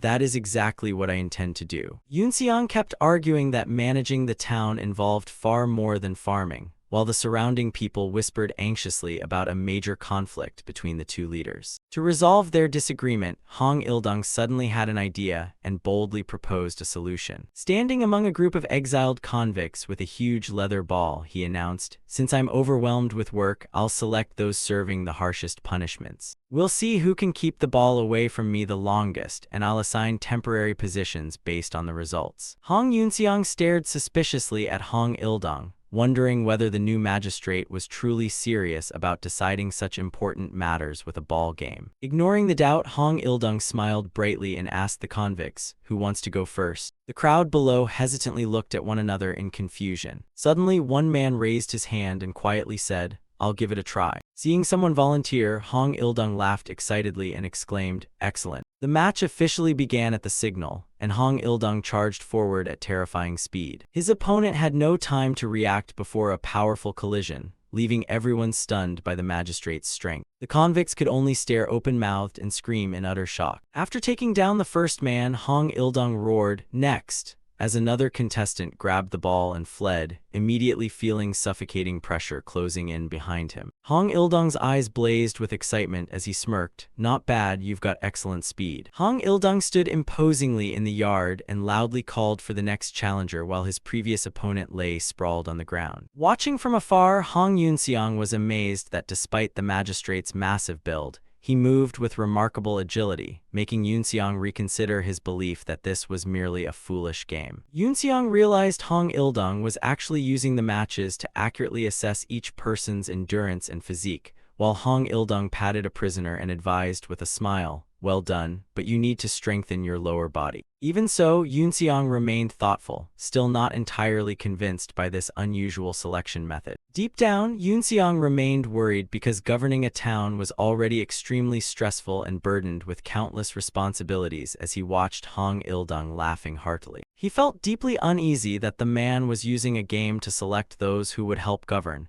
and Yunxiang's gaze hardened as he angrily thought that this new magistrate was taking the northern frontier far too lightly. The opponent suddenly used an unusual move. Hong Ildong exclaimed with interest, "A new technique! then smiled approvingly and admitted that the man before him was quite clever. Yet the next instant, his eyes blazed with overwhelming pressure as he roared. Hong Il-dong then poured in his strength and mercilessly slammed his opponent face first into the ground. Lifted high into the air, the prisoner only managed a confused "huh" before screaming miserably. As Hong Il-dong brutally threw him down, the thunderous impact leaving the watching crowd staring wide-eyed at his overwhelming strength. Hong Il-dong turned around, displaying his massive back muscles as he loudly called for the next challenger. While everyone hesitated over who would go next, a military officer suddenly stepped into the yard and declared with a cold, determined gaze, "Let me try." Seeing a worthy opponent, Hong Il-dong grinned excitedly and said, "Excellent," as the two faced each other with overwhelming intensity, making the atmosphere extremely tense. The call to prepare rang out, signaling the start of this ultimate contest. The young military officer confidently declared, "I'm not like the others." Hong Il-dong smirked challengingly, eager to see whether his opponent could stop him. The instant the starting command ended, the young man charged forward like lightning. With an equally muscular physique, he closed the distance at astonishing speed and seized the ball. His opponent's speed made Hong Il-dong think fast just as expected. Without losing momentum, his gaze sharpened calculatingly as he thought, if that's the case. He charged straight at his opponent, creating a violent collision in the middle of the training ground. The military officer gritted his teeth and resolved, "I'll win through endurance," as their massive bodies crashed together with suffocating force. Neither yielded an inch as sweat streamed down their strained faces while they poured every ounce of strength into the struggle. Witnessing this, Hong Il-dong and the accompanying official froze in astonishment. Hong Il-dong exclaimed, "Wow, he's really holding his ground against that strength,"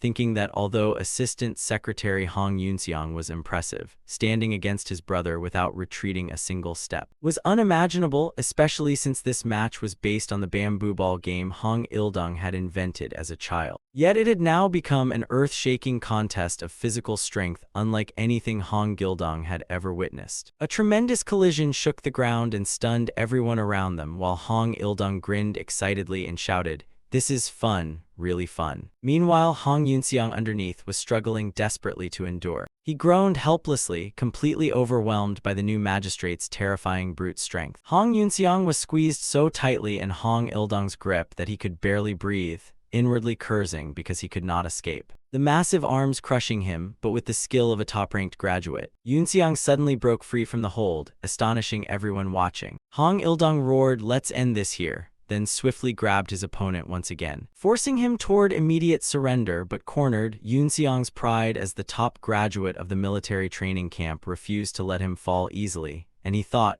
"I absolutely cannot suffer such humiliation." He gritted his teeth and poured all his strength into his bulging muscles, standing firm against his opponent's crushing pressure. Witnessing such resilience, Hong Il-dong stared in shock as Yunseong remained standing against his brother's brute strength while cheers for Hong Yunseong echoed across the training ground. The crowd kept urging him to hold his ground at all costs. Hong Il-dong smiled slightly, admitting inwardly that he had greatly underestimated the young assistant secretary. His eyes suddenly turned cold and serious as Hong Il-dong declared, "Time to end this," seized his opponent, and poured all his strength into his powerful legs for an earth-shaking lift. Before everyone's astonished eyes, he roared loudly and effortlessly hoisted Yunseong's massive body high above his head. The crowd stood open-mouthed, unable to believe he could lift such a giant using pure muscular strength. Hong Il-dong concentrated all his strength into his mighty arms, and executed a thunderous throw, slamming Hong Yunseong straight into the ground. The tremendous impact created a deep crater and a cloud of dust, leaving Yunseong sprawled on the ground, breathing unevenly from complete exhaustion. Standing in the training ground, Hong Il-dong was also panting heavily, sweat streaming down his excited face. Realizing he could no longer resist, Yunseong weakly raised a hand to signal surrender. The sparring match officially ended as night gradually descended over the fortress beside the rushing river. That evening, a grand feast was held to strengthen unity, and Hong Il-dong declared, "You must all be exhausted, so fill your stomachs with horse meat tonight." Watching the fragrant meat sizzling on the grill, a soldier curiously asked, "County magistrate, why aren't you eating meat?" Hong Il-dong smiled brightly, raised his cup, and explained that during his cutting phase he drank only grain tea,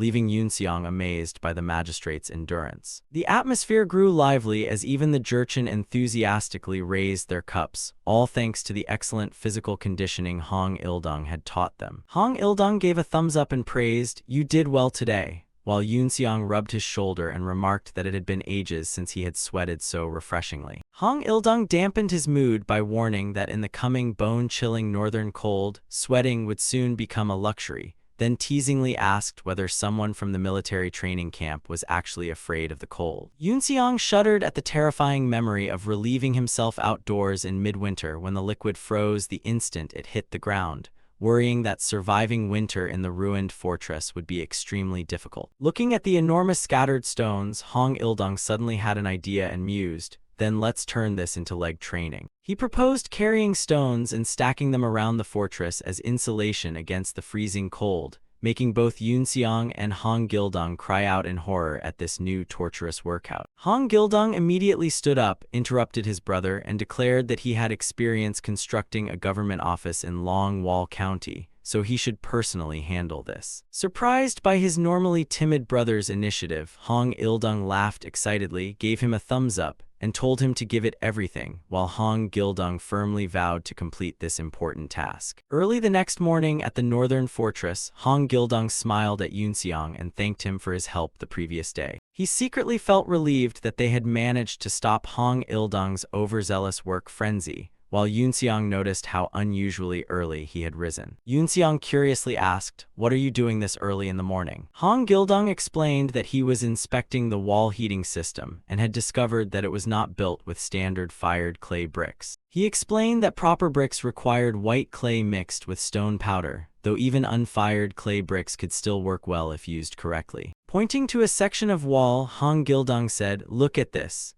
and Yunxiang was shocked to see that the wet clay had completely dried and become very hot while the wall bricks themselves remained cold. Yunxiang exclaimed in astonishment, "What? The wet clay has completely dried." Yunxiang found it strange because the heated wall system usually cracked when the mud dried, and he had previously simply filled those cracks with more clay without considering the deeper cause. He wondered whether the clay absorbed heat too quickly and then cooled too suddenly, causing the severe wall cracks he had blamed on leaking smoke when the true problem was the inconsistent material structure. While they were stuck, Hong Gildong suddenly announced excitedly that he had remembered a possible solution. Hong Gildong declared that replacing the current wall with specialized bricks would help them withstand the winter cold far better. Seeing Hong Gildong approach smiling with a heavy stack of bricks, Yunxiang asked in surprise, "Masonry bricks?"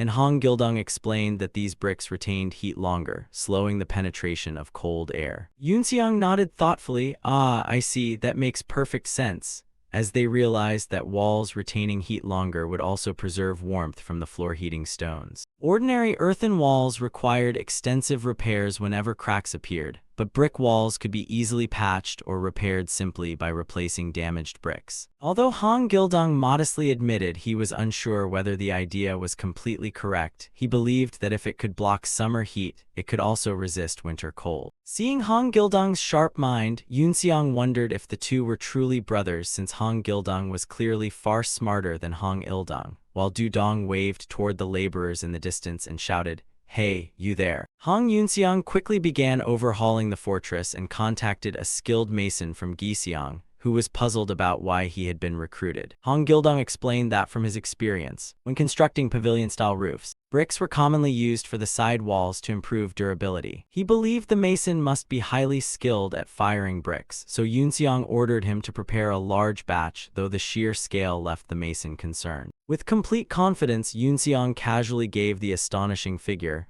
"I think about 5,000 bricks should be enough." The enormous number nearly knocked the mason over, and he anxiously asked where they could possibly find enough firewood to fire them all. One reason bricks were rarely used in Joseon architecture was the severe shortage of kiln fuel, but this frontier was different because the surrounding mountains provided abundant timber. Under the pretext of physically training the Jurchens, Hong Ildong turned woodcutting into an intense, strength-draining exercise. Powerful axe blows from the muscular warriors repeatedly crashed down. They produced enormous quantities of timber, not only for the kilns, but also for constructing sturdy defensive fences around the fortress. 6 months passed, and by November 1452, the bitter winter cold once again engulfed the frontier. Amid the white snow, Joseon soldiers shivered violently while complaining about the harsh weather that year. Just then, a commanding voice rang out and stopped them in their tracks. Hong Ildong appeared with an imposing physique radiating visible heat through the freezing winter air. Looking worriedly at the pale soldiers, Hong Ildong exclaimed, "Your lips are turning blue." When a soldier tried to drink alcohol to endure the bitter cold, Hong Ildong immediately stopped him and sternly said that this was the time for a sauna, not drinking. The soldier awkwardly scratched his head and admitted it, but complained that the sauna was already overcrowded. Indeed, the saunas were immensely popular, with long lines of people eagerly waiting as repeated calls of "next"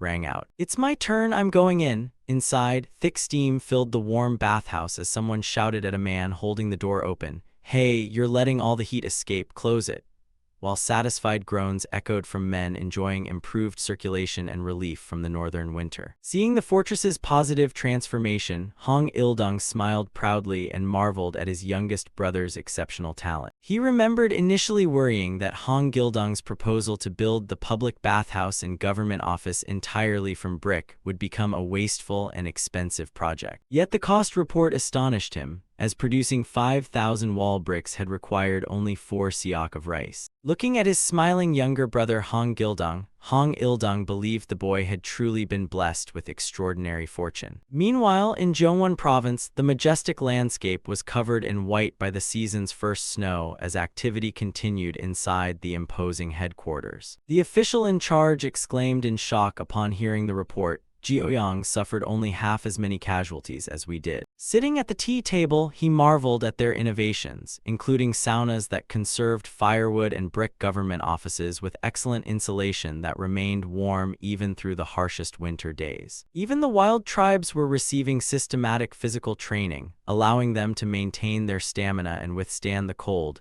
leaving the official sighing miserably and wondering what he himself had accomplished. Troubled, he gravely asked about the progress of an important task. "How is the black soil project in this area progressing?" His subordinate bowed and hesitantly delivered the bad news. "They failed again," prompting a disappointed click of the official's tongue. The official rose decisively and stormed away in fury, bitterly thinking that the royal court had already spent 1,500 jun of iron ore. Yet all they had produced was brittle, useless scrap, making his gaze turn cold with resentment. Staring at the smoking mess at his feet, he gritted his teeth and cursed, "That damned black soil." Inside the forge, hammers repeatedly struck the anvil, but the moment one hit the glowing metal, it suddenly shattered into pieces. The soot-covered blacksmith shouted furiously, "Again, even cheap candy is harder than this stuff." Just then, Kwon Ram entered and asked about the situation, while the blacksmith complained that the black soil was completely ruining the metal. Kwon Ram crouched down and examined the black residue,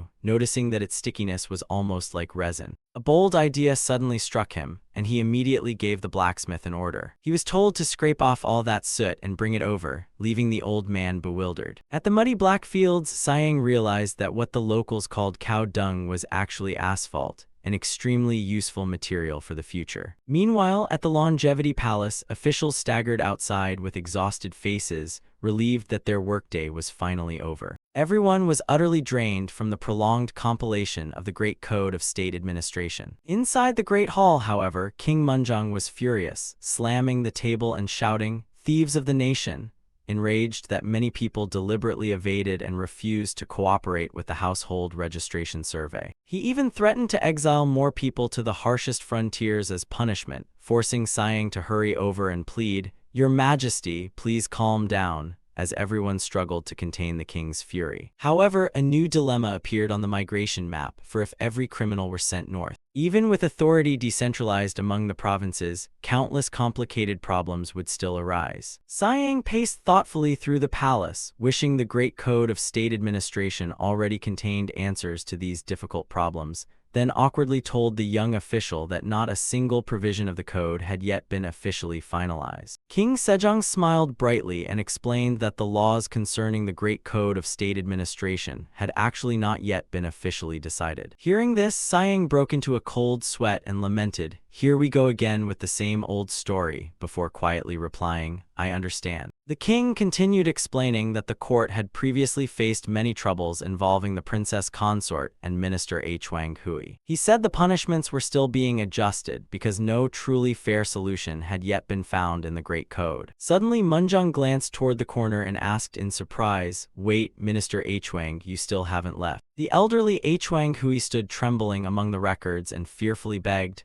"Please spare this old man, Grand Prince." Siang laughed and explained that they were merely discussing the penal code, then firmly declared that neither exile nor flogging suited an elderly minister like Hwang Hui. Therefore, he had decided on forced labor instead, making the old man collapse and tearfully beg to retire rather than keep working. Siang's eyes suddenly lit up with a new idea, and he declared that forced labor could be turned into a far fairer and more effective punishment. King Munjung looked intrigued by his younger brother's proposal while Hwang Hui wailed behind them, "Please let me retire, Your Majesty," instead of changing the law so casually. The scene shifted to the palace, where Siang helped his father exercise on the floor and gently warned that sitting too long placed tremendous strain on the back. He added that it also strained the neck and shoulders, so he would relieve that tension today by firmly stretching his father's body with his hands while telling him to exhale slowly for the best effect. Sejong could only groan in pain while urging his son to continue the unfinished story. Siang began analyzing the cruelty of the old laws, explaining that forced labor currently began with brutally beating criminals. They were then exiled to distant places and worked to death, while chained prisoners were flogged and transported in cramped ox carts, revealing how backward the current penal system was. King Sejong sighed softly and admitted, "Indeed, that is why I have always hesitated to impose such harsh punishments." While massaging his father's shoulders, Siang suggested,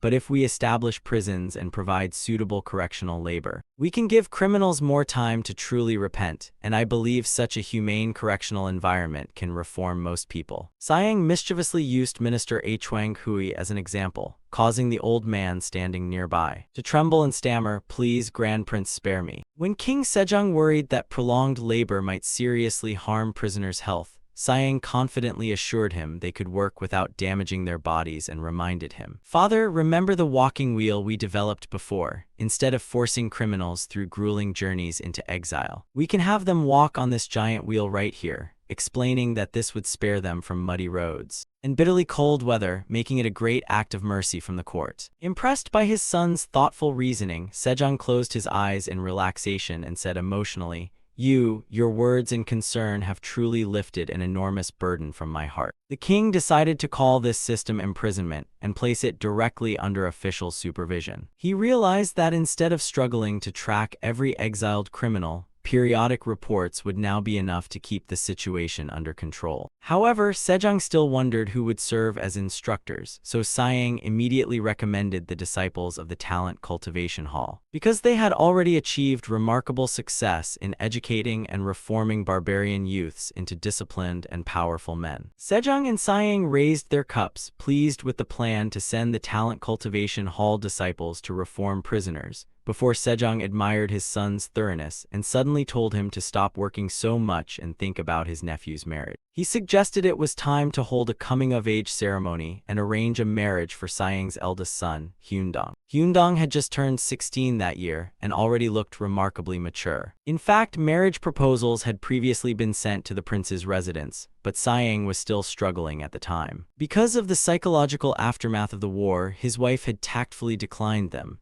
and the matter gradually faded away. The first family to approach them about marriage had been that of left state councilor Han Hwak. Meeting Han Hwak again, Siang tactfully explained that the 3-year delay was because his mind had been unstable and he could not properly arrange the marriage. When he suggested sending Madame Mai to revive the marriage proposal, Han Hwak looked visibly awkward and forced a smile, claiming his daughter wanted more time to study. While Siang understood that Han Hwak's pro-Ming faction had completely collapsed, leaving him without enough influence to face him confidently. Had Han Hwak still held power, he would surely have forced his daughter to marry 14-year-old Hongwi long ago and become the crown princess. During their conversation, a sudden call of father caught Sayang's attention. Hyundong entered the courtyard holding a scroll and quickly apologized for failing to notice the honored guest, while Sayang smiled and said, "Greet your future father-in-law properly." Hyundong respectfully bowed and performed the proper greeting ceremony before the left state councilor, who observed his impressive stature. Han Hwak could not help admiring how muscular he was at only 16, while Sayang modestly smiled, saying his son had not even begun real physical training before asking what the boy needed. Hyundong respectfully presented a rubbing from an ancient stone monument and asked whether it belonged to Master Muhek. The moment Sayang saw the rubbing, he exclaimed in shock, "King Jinhyung." Stunned, he realized it might be one of the famous inspection monuments of the ancient King Jinhyung,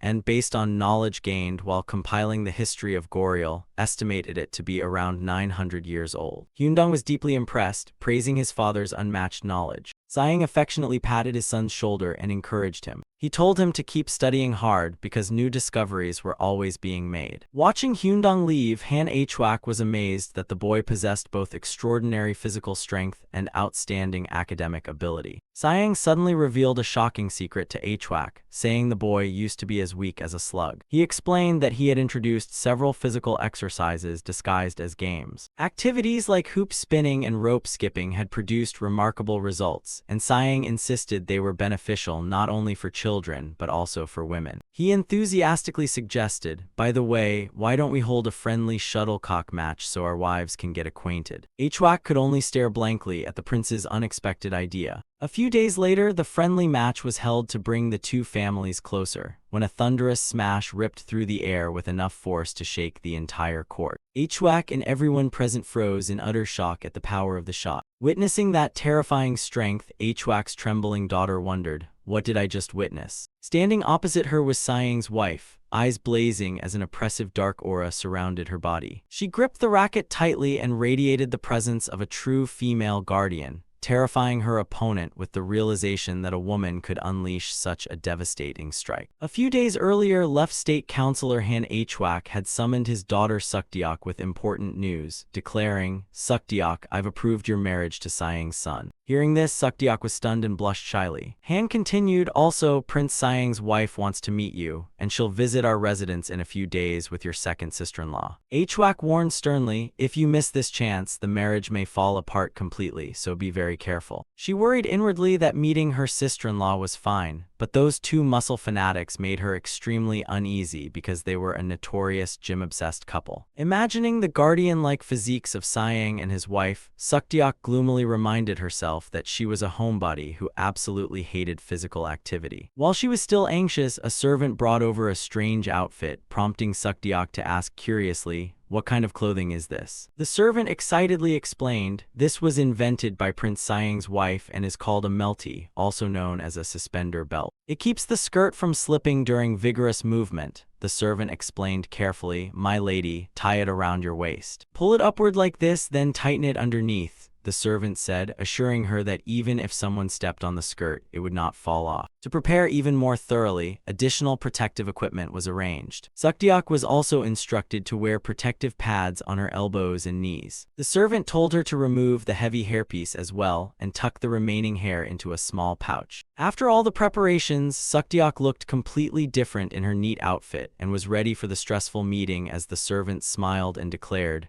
"Done, everything is ready now." Sukdeok bowed timidly and greeted the lady, who looked her over and nodded in satisfaction. "Everything is neat, well done, daughter-in-law," she said before gently asking whether Sukdeok had ever played badminton. Sukdeok awkwardly replied, "No, this is my first time, please forgive me," and the lady reassured her with a smile, "It's fine, just follow me." She began teaching the basics, explaining that badminton starts with the serve. The lady then demonstrated several refined techniques, beginning with fast cross-court drives. She followed with deep high clears. Finally, she unleashed powerful smashes wrapped in blazing fiery energy, leaving Sukdeok terrified by the overwhelming force. Sukdeok anxiously exclaimed, I'm worried I won't be able to do this well. The lady gently encouraged her. Everyone feels that way at first. It's perfectly normal, promising to teach Sukdeok step by step, starting with how to hold the racket properly, so she should watch carefully. They began practicing together on the court, and after only a few rallies, the lady praised her. Your form is quite good, and you learn very quickly. Surprised and delighted, Sukdeok replied, Oh, really? Thank you, my lady. And being praised for physical activity for the first time in her life made her incredibly excited. Seeing her future daughter-in-law getting the hang of it, the lady suggested a light-hearted match for fun, and when Sukdeok eagerly agreed, she said,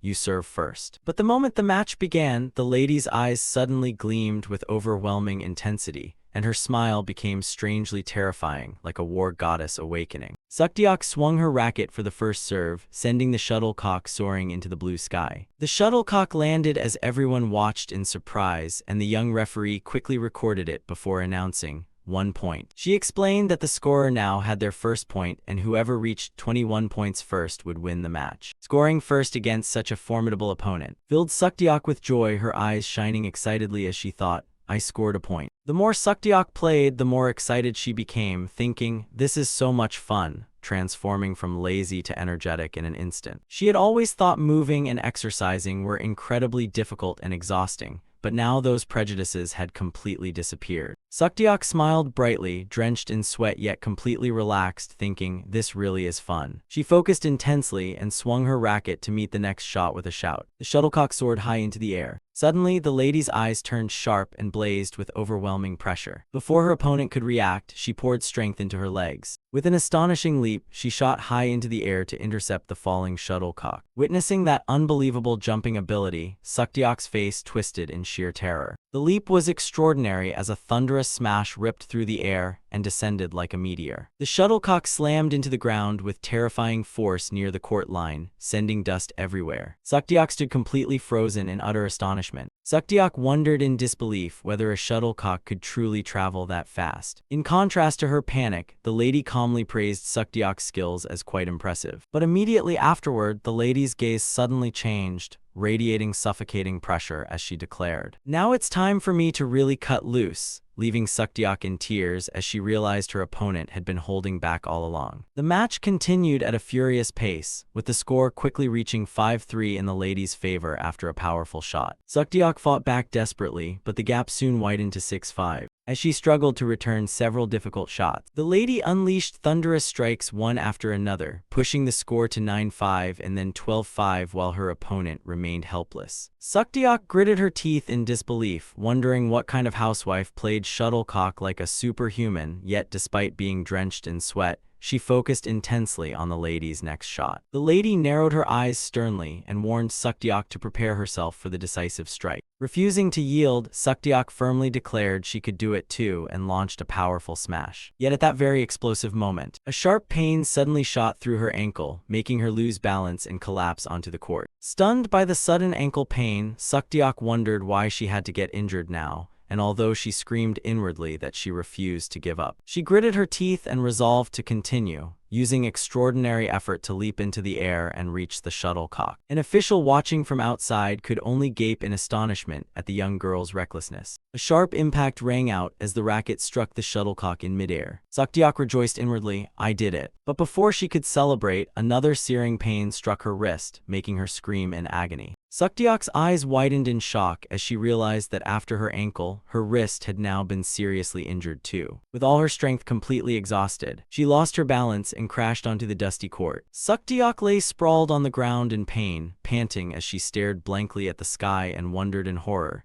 do I really have to get this battered just to marry into this family? Across the net, the lady remained composed, gripping her racket firmly as she coldly looked down at her future daughter-in-law lying defeated on the ground. Seeing Sukdeok collapse, Sayang worriedly asked his wife, did she faint? Didn't you push her too hard? The lady quickly insisted she had not gone too far and that the girl simply had never exercised intensely before, but Sayang still worried, what if this makes her refuse to marry into our family? The lady pondered for a long moment, recalling Sukdeok's determined gaze on the court and concluding that the girl had shown no displeasure toward this challenge. She smiled softly and declared firmly, That girl must become part of our family no matter what. Seeing his wife's determination and excitement, Siang laughed in relief, realizing his worries had been unnecessary and thinking that with such an amazing wife, there was nothing to fear. Time passed quickly, and before long, the day of Hyundong's coming-of-age ceremony arrived. In the solemn setting, the minister tying up the boy's hair could not help marveling. This boy is hard as a rock. He nearly fell backward while tying the hair, while Siang looked proudly and emotionally at his son, wondering when his little boy had grown so much. He softly asked whether his son was ready, and Hyundong answered firmly, "Yes, I'm ready." King Munjong personally presided over the coming-of-age ceremony, while Hyundong's courtesy name was specially chosen by King Emeritus Sejong himself. King Munjong solemnly proclaimed before all the officials, "Lord Daoan has now reached adulthood and completed his coming-of-age ceremony. Your name shall be Jang, and your courtesy name shall be Wonmyo." He warmly instructed him to follow Grand Prince Siang's example, devote himself to the kingdom,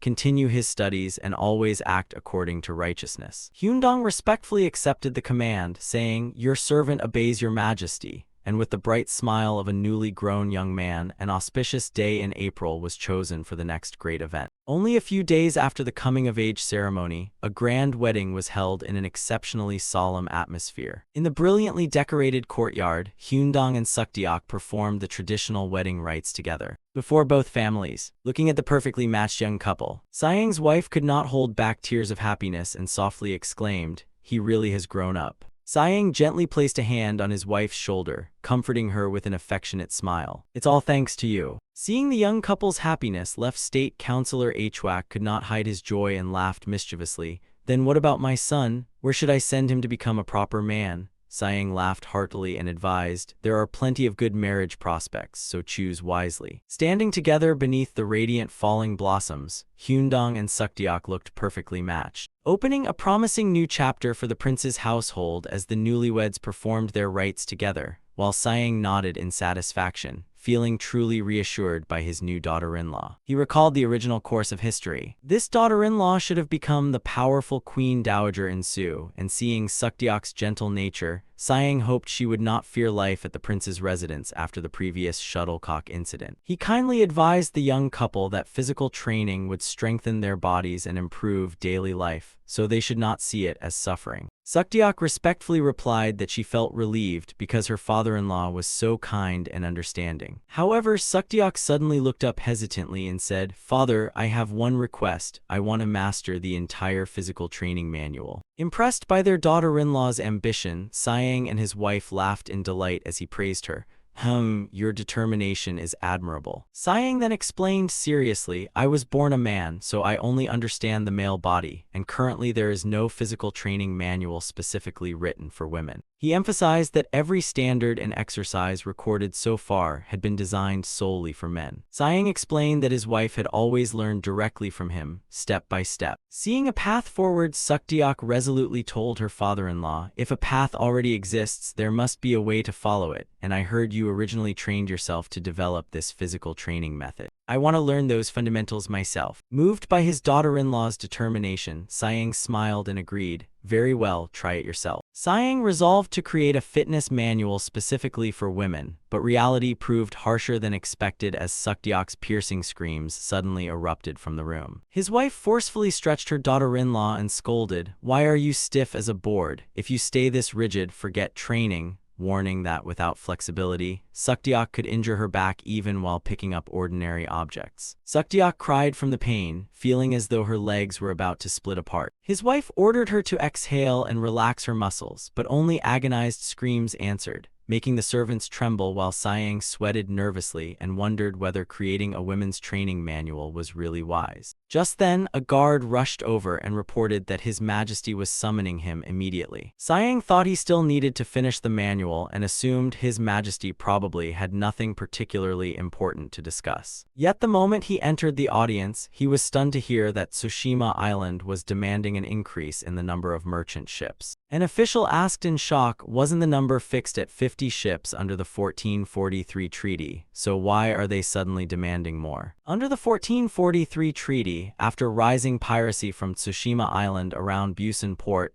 Joseon limited their merchant ships to 50 while granting fishing rights to preserve peace and reduce raids. Siang pondered that according to the original history, the 1443 treaty should have remained in effect until the reign of Joseon's 11th king. Meanwhile, in the royal hall, King Munjung sighed and revealed an ironic truth. Joseon had previously sold ginseng to Japan at twice the price. This was because they feared a bumper harvest would lower its market value, leaving Siang and the officials stunned as they realized the demand for 100 merchant ships was merely an excuse. Japan's true goal was to have ginseng officially added to the trade list for profit, while Siang concluded that Tsushima Island was merely a middleman. Some power on the Japanese mainland was clearly desperate for Joseon ginseng. The most likely culprit was Aochai Norihiro, head of the Aochai clan, who had once arrogantly demanded control of a province because his ancestors supposedly lived there. King Munjong bitterly admitted, "I don't even have a map of Japan, so how are we supposed to fight them?"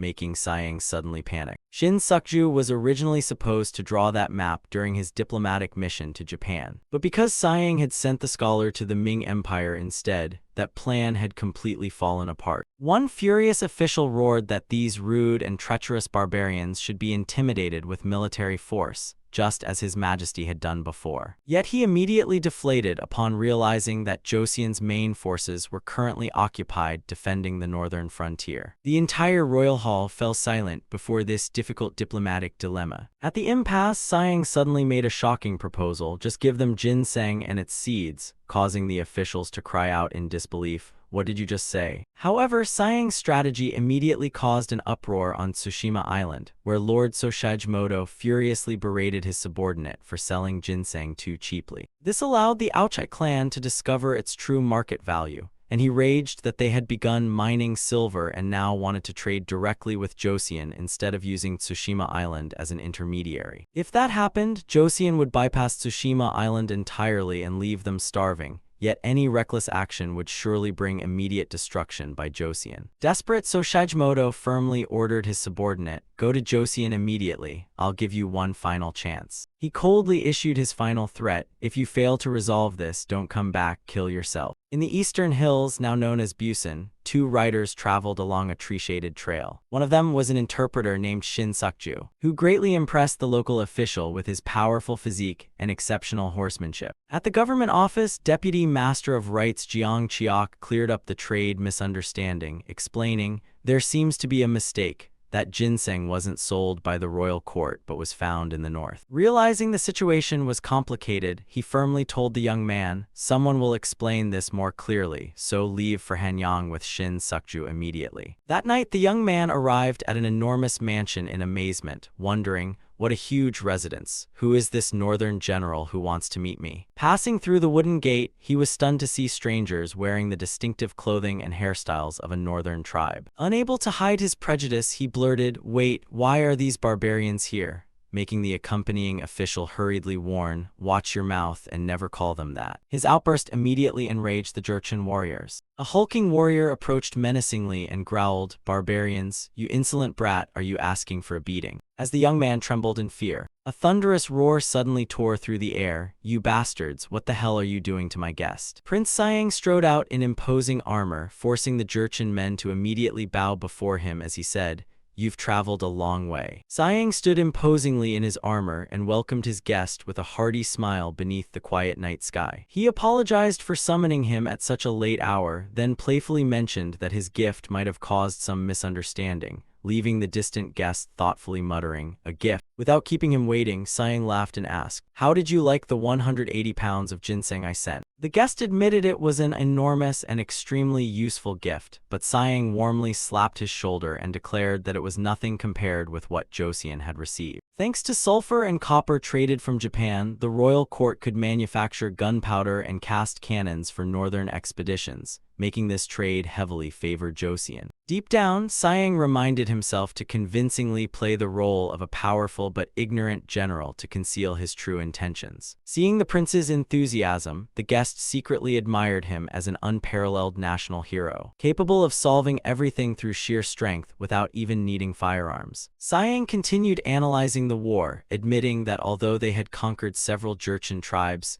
their numbers remained overwhelming. Moreover, fighting the Mongol forces had depleted their supplies, forcing him to secretly sell the ginseng to cover expenses without informing the royal court. Suddenly, the accompanying official revealed that in Japan, the Mongols were commonly called Mukuri. Hearing this, the guest screamed in shock, "Mukuri!" Unable to believe the Mongols who had once devastated the Kamakura shogunate were now fighting Joseon. Sayang's gaze suddenly turned cold and threatening. He grimly recounted how he had once captured Taesun Khan alive but allowed him to secretly escape during the night, then regretfully gritted his teeth and said he should have killed him on the spot. Hearing about Taesun Khan's escape, the guest from Tsushima Island stared wide-eyed and stammered, "Did that really happen?"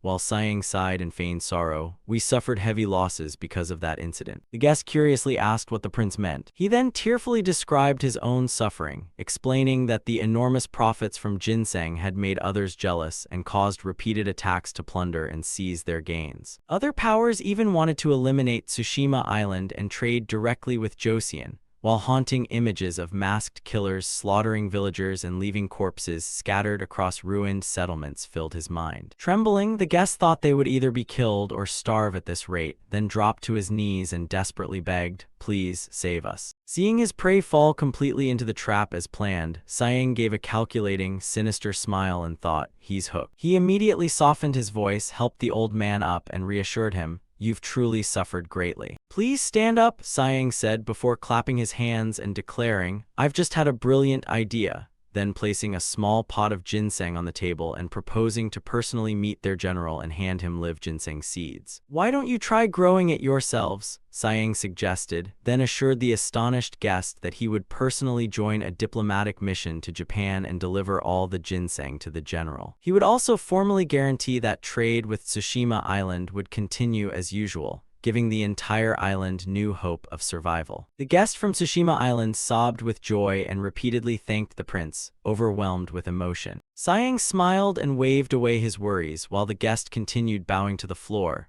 wondering how he could ever repay such an immense kindness. Sayang gave a meaningful smirk and replied firmly, no need, it's still far too early to thank me." At Nanzen Temple in Kyoto, Japan, Hasakawa Kesumoto went to meet his father-in-law, Yamana Machitorio. He pleaded, "Father-in-law, stop pretending to be a monk and come discuss worldly affairs," then revealed that the war was extremely tense, with both Ming and Joseon fighting the Mukuri forces. Ming had even suffered defeat, while Joseon was also struggling to hold its ground. Machitorio wondered in astonishment, "Are you saying even the mighty Ming needs Joseon's help?" Kasumoto confirmed it and explained that to secure war supplies, Joseon was even sending ginseng seedlings and seed. Machitorio was stunned that Joseon would trade a national treasure, even its seeds, for Japanese copper and sulfur, while Kasumoto added the shocking news that Joseon's renowned commander, Grand Prince Sayang, would personally join this diplomatic mission. Machitorio immediately declared, "Enough, we leave at once. I want to see that commander," his eyes burning with determination as he insisted on meeting the man himself. In October 1453, at Joseon's Bio-Grande port, the harbor bustled as ships prepared to sail, while buckets of black earth from Gyeongwon were brought in, leaving workers puzzled by the foul-smelling substance, until one explained that this tar had already been successfully tested in Gyeongwon. It prevented marine pests from boring into ship hulls, greatly extending their lifespan, especially for vessels crossing the sea to Japan, where such protection was essential, as the enormous ship gleamed beneath its glossy black coating. Under the sunlight, the supervisor firmly urged everyone to finish the work carefully because this ship was named Bangjuzu. So they had to give it a flawless finish, and the master craftsman enthusiastically shouted his agreement. A month later, Sayang stood at the harbor watching the white sails billow in the wind and recalled that it had already been 10 years since their last journey to Ming. Perhaps this time they would create another miracle in just 12 days. The commander handled diplomacy like a Formula One race, and seeing his elder brother worried about his health, Prince Ma Iliang quickly reassured him, "Don't worry, my body is very strong now." Just then, Sayang spotted a distinguished monk and exclaimed, "Master, you've arrived." It was Master Simi, whom Sayang had personally arranged to be carried there in a palanquin to join the delegation. The master smiled and thanked him for the opportunity to connect with Japan's Buddhist community,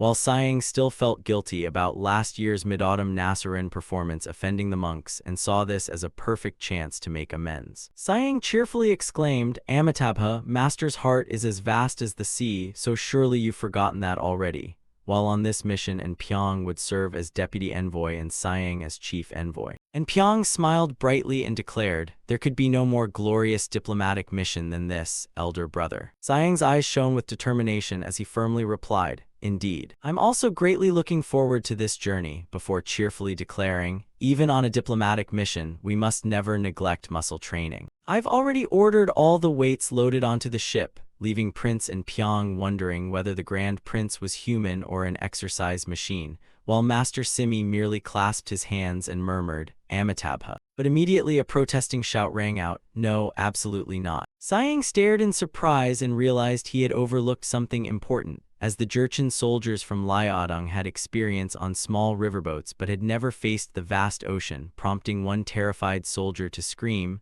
I won't board that ship, I'd rather swim across myself. Sighing approached and asked what was wrong, only to hear the desperate reply, I heard we'll have to keep traveling by sea even after reaching Japan. At this rate, we'll waste away and die. Seeing this, Sighing cheerfully reassured them, don't worry, I'll speak with the Japanese officials so you can travel overland once we dock, making an official anxiously ask, can you really do that? With a sinister smile, Sighing confidently declared, don't worry, it's nothing. Whatever happens in Japan, I decide, leaving the official speechless. Forcing a massive 600-person delegation to travel overland was extremely disrespectful and unreasonable, but Sighing thought it perfectly suited his role as a rude and reckless general. Laughing, he tightly embraced the official, who could only cry out helplessly, while Pyong urged everyone to stay calm because his elder brother always knew what he was doing. Sighing loudly ordered, all right, weigh anchor and depart, as the mighty Joseon warship fleet cut through the waves. Half a month later in Nagato, Japan, the fleet's arrival caused an uproar as locals cried, what is that demonically black ship? Run before it swallows us. Amid the crowd, Lord Yamana Machitorio, recognizable by his shaved head, watched silently and smiled calculatingly upon seeing the delegation bypass Tsushima Island and come directly here. Machitorio decided to infiltrate the Joseon delegation and observe them closely over the next few days as their ships docked. The Japanese locals were stunned by the Joseon delegation's arrival and exclaimed, what's going on? Is the gate too small? No, he's simply too huge, they realized as Sighing sat imposingly atop his enormous black horse and wondered what these little men were doing. The welcoming official respectfully held the reins and warned, please dismount carefully, sir. Sighing laughed loudly and replied, haha, you're the one who should be careful. He decisively jumped down, kicking up a cloud of dust, then stood imposingly and introduced himself. I am Grand Prince Sighing, chief envoy of the Joseon diplomatic mission. Facing him, Kasumoto trembled and stammered that he was a representative of the Aoche clan. Amid the tense atmosphere, excited cheers erupted from the Jurchen soldiers. Land! Japan didn't sink and we didn't drown, brothers. They wildly rode their horses off the ships, shouting with joy after finally escaping the sea voyage they thought would kill them. The Jurchen warriors in fur clothing caused excited whispers among the locals. They're Jurchens, right? Look at those furs. Joseon must be incredibly wealthy to employ them as guards, and I want some fur too. Seeing the honored guests had arrived, Kasumoto warmly invited them. The banquet is ready, so please come inside and join us. Sighing readily agreed, but immediately noticed monks standing in the distance and learned they were eminent monks from famous Kyoto temples gathered to welcome the delegation. Among them was Master Sozin from Nanzan Temple, whom Sighing recognized in astonishment as a famous figure from the era before the Warring States period. He was none other than Yamana Sozin, who had entered monastic life. Although he had surrendered authority to his son, he still secretly controlled political affairs from behind the scenes, so Sighing knew his presence had deeper political motives and had prepared a worthy counterpart. With a calm smile, Sighing declared, what a fateful meeting. We have also brought a virtuous eminent monk, Master Simi. The master, with his long white beard and imposing monk staff, slowly descended from the ship before everyone's eyes. Upon meeting them, Master Sin astonished the Japanese monks by speaking fluent Sanskrit, saying, "It is an honor to meet you through the Grand Prince's introduction, and since we both speak Sanskrit, we need no interpreter." Master Sozin stared in shock, unable to understand what was happening before the extraordinary learning of the monk from Joseon. The two eminent monks respectfully exchanged formal greetings. Watching them, Siang secretly felt pleased, knowing that without Master Simi, these people would surely have planted someone to spy on him through interpretation, and he thought, "Nice try," before entering the banquet. However, the solemn atmosphere immediately turned horrifying. A Japanese woman with a ghostly white face and pitch-black teeth approached to serve wine. Both Siang and Pyong recoiled in terror, waving their hands and firmly refusing, "We'll pour the wine ourselves." Despite the confused woman's insistence, the two princes firmly pushed her away, saying, "No need, I'm fine." The woman stubbornly moved closer with an unsettling smile. Showing her jet-black teeth, she pleaded, "Please, let me serve you for my own sake." Terrified by her appearance, Siang and Pyong desperately shouted together, "No need, thank you, just stay right there." Seeing the tension, the host hurriedly introduced a special dish, saying, "Since you come from Joseon, we specially prepared mountain whale meat hot pot for you, as Japan's public ban on eating meat had existed since the 6th century. The Japanese commonly called wild boar mountain whale to bypass the ban, making Siang marvel at the clever trick as he examined the meat and recognized it as wild boar specially prepared for the delegation. But the moment he tasted a spoonful, his face turned pale with horror as he thought, "Hey, this smell, didn't they drain the blood before cooking it?" And Pyong beside him looked equally nauseated when Siang quietly asked, "And Pyong, how does it taste?" And he replied in disgust, "Something is seriously wrong with this." Seeing his guests displeased, the host sweated nervously, asked whether the dish was not to their taste, and suggested trying it with some pepper. During the banquet, the Jurchen warriors suddenly erupted in anger, with one jumping up, slamming the table, and shouting, "How are we supposed to eat meat like this? This is outrageous." Through angry tears, he insisted that even if they were considered barbarians, they respected meat and demanded properly cooked food, as the Jurchens had grown accustomed to high-quality pork in Joseon and could no longer tolerate this foul-smelling hot pot. Seeing tensions rise, Siang stood up decisively and declared, "Fine, then we'll go hunting." This sudden decision left the Japanese host utterly stunned. To borrow the mountain for a day's hunt, Siang generously gifted a chest packed with valuable animal pelts, while the Japanese lord anxiously bowed and apologized, offering to accept punishment if his hospitality had been lacking. But Siang was already mounted on his horse, smiling as he reassured him that he was merely worried about losing muscle,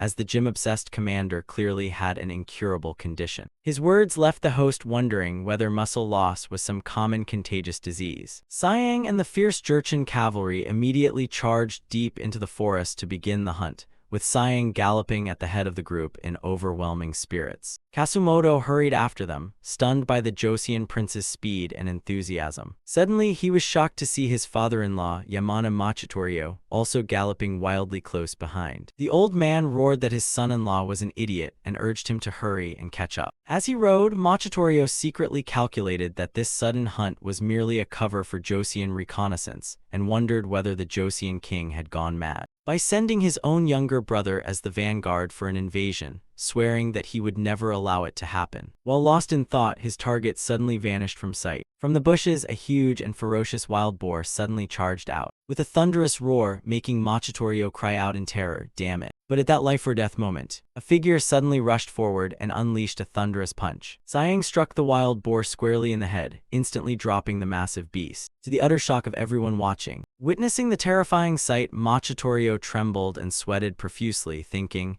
"He killed a wild boar barehanded. What kind of demon is he?" In his eyes, Siang was no longer human, but a mighty Oni demon, radiating a terrifying fiery aura that seemed to engulf the surroundings. Looking at the eminent monk seated on horseback, Siang smirked and asked, "What brings a respected monk like Sozin all the way here, or should I call you the head of the Aochai clan instead?" The question struck directly at his true identity, leaving Yamana Machitorio utterly stunned. He shuddered inwardly, realizing that the man before him seemed able to see through everything. He awkwardly explained that he had come because he feared the hunt might cause unnecessary killing or disturb the local people. Siang smiled and apologized for causing concern, but firmly assured him that his men were genuinely enjoying themselves in the mountains. Hearing his soldiers cheering loudly in the distant mountains, Siang suddenly made a shocking proposal. "That reminds me, I've changed my mind about traveling by sea. I'll pay generously, so let our delegation travel overland, leaving Yamana Machitorio so stunned that he stammered in disbelief. Sighing stepped closer, placed a hand on the monk's shoulder, and declared,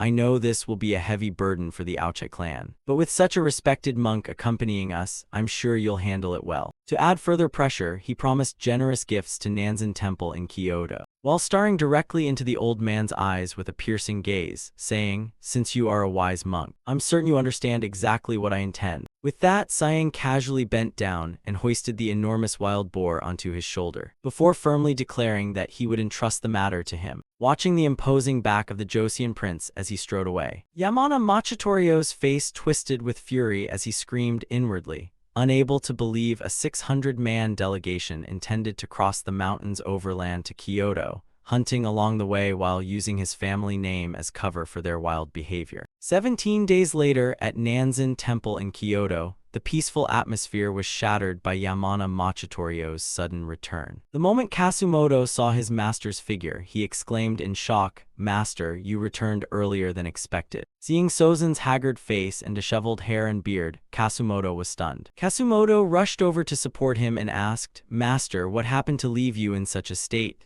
While Yamana Machitorio could only gasp exhaustedly, "I'm so tired." He recalled the horrific days with the Joseon delegation, when the uncultured prince immediately dragged everyone on a frantic hunt upon reaching Japan as the Jurchen soldiers cheered around the carcasses of wild boars and deer. They roared excitedly about the meat, and worse still, Sighing used the meat and blood to make dishes such as blood soup and boiled meat. Facing a steaming bowl of pitch-black blood soup, the high monk could only shut his eyes and pray to the Buddha in horror. After holding a lavish feast, Sighing even forced the entire delegation to travel overland, subjecting Machitorio to a truly grueling journey. He bitterly cursed that ignorant fool for having no idea how much trouble he caused. Then back in the present, Yamana Machitorio slammed the table and roared, "How could someone like that become the chief envoy of a diplomatic mission?" Standing nearby, Uchinori Hiro trembled as he wondered whether Sighing had already discovered Sozen's identity and deliberately staged these bizarre acts to unsettle him. Remembering the prince's meaningful smile when mentioning the Aoche clan, Kasumoto grew even more suspicious. Kasumoto became convinced that his opponent was nowhere near as clueless as he appeared. Yamana Machitorio thoughtfully bit his finger, still unable to believe such a crude man could possess profound learning. His memories returned to 7 days earlier, when he secretly spied on the Joseon delegation's residence to uncover Sighing's true intentions. Hiding behind a wall, Machitorio froze in disbelief at the sight before him. In the courtyard, Sighing stood on one leg atop a tall stone pillar while holding an enormous stone barbell overhead with muscles like forged iron.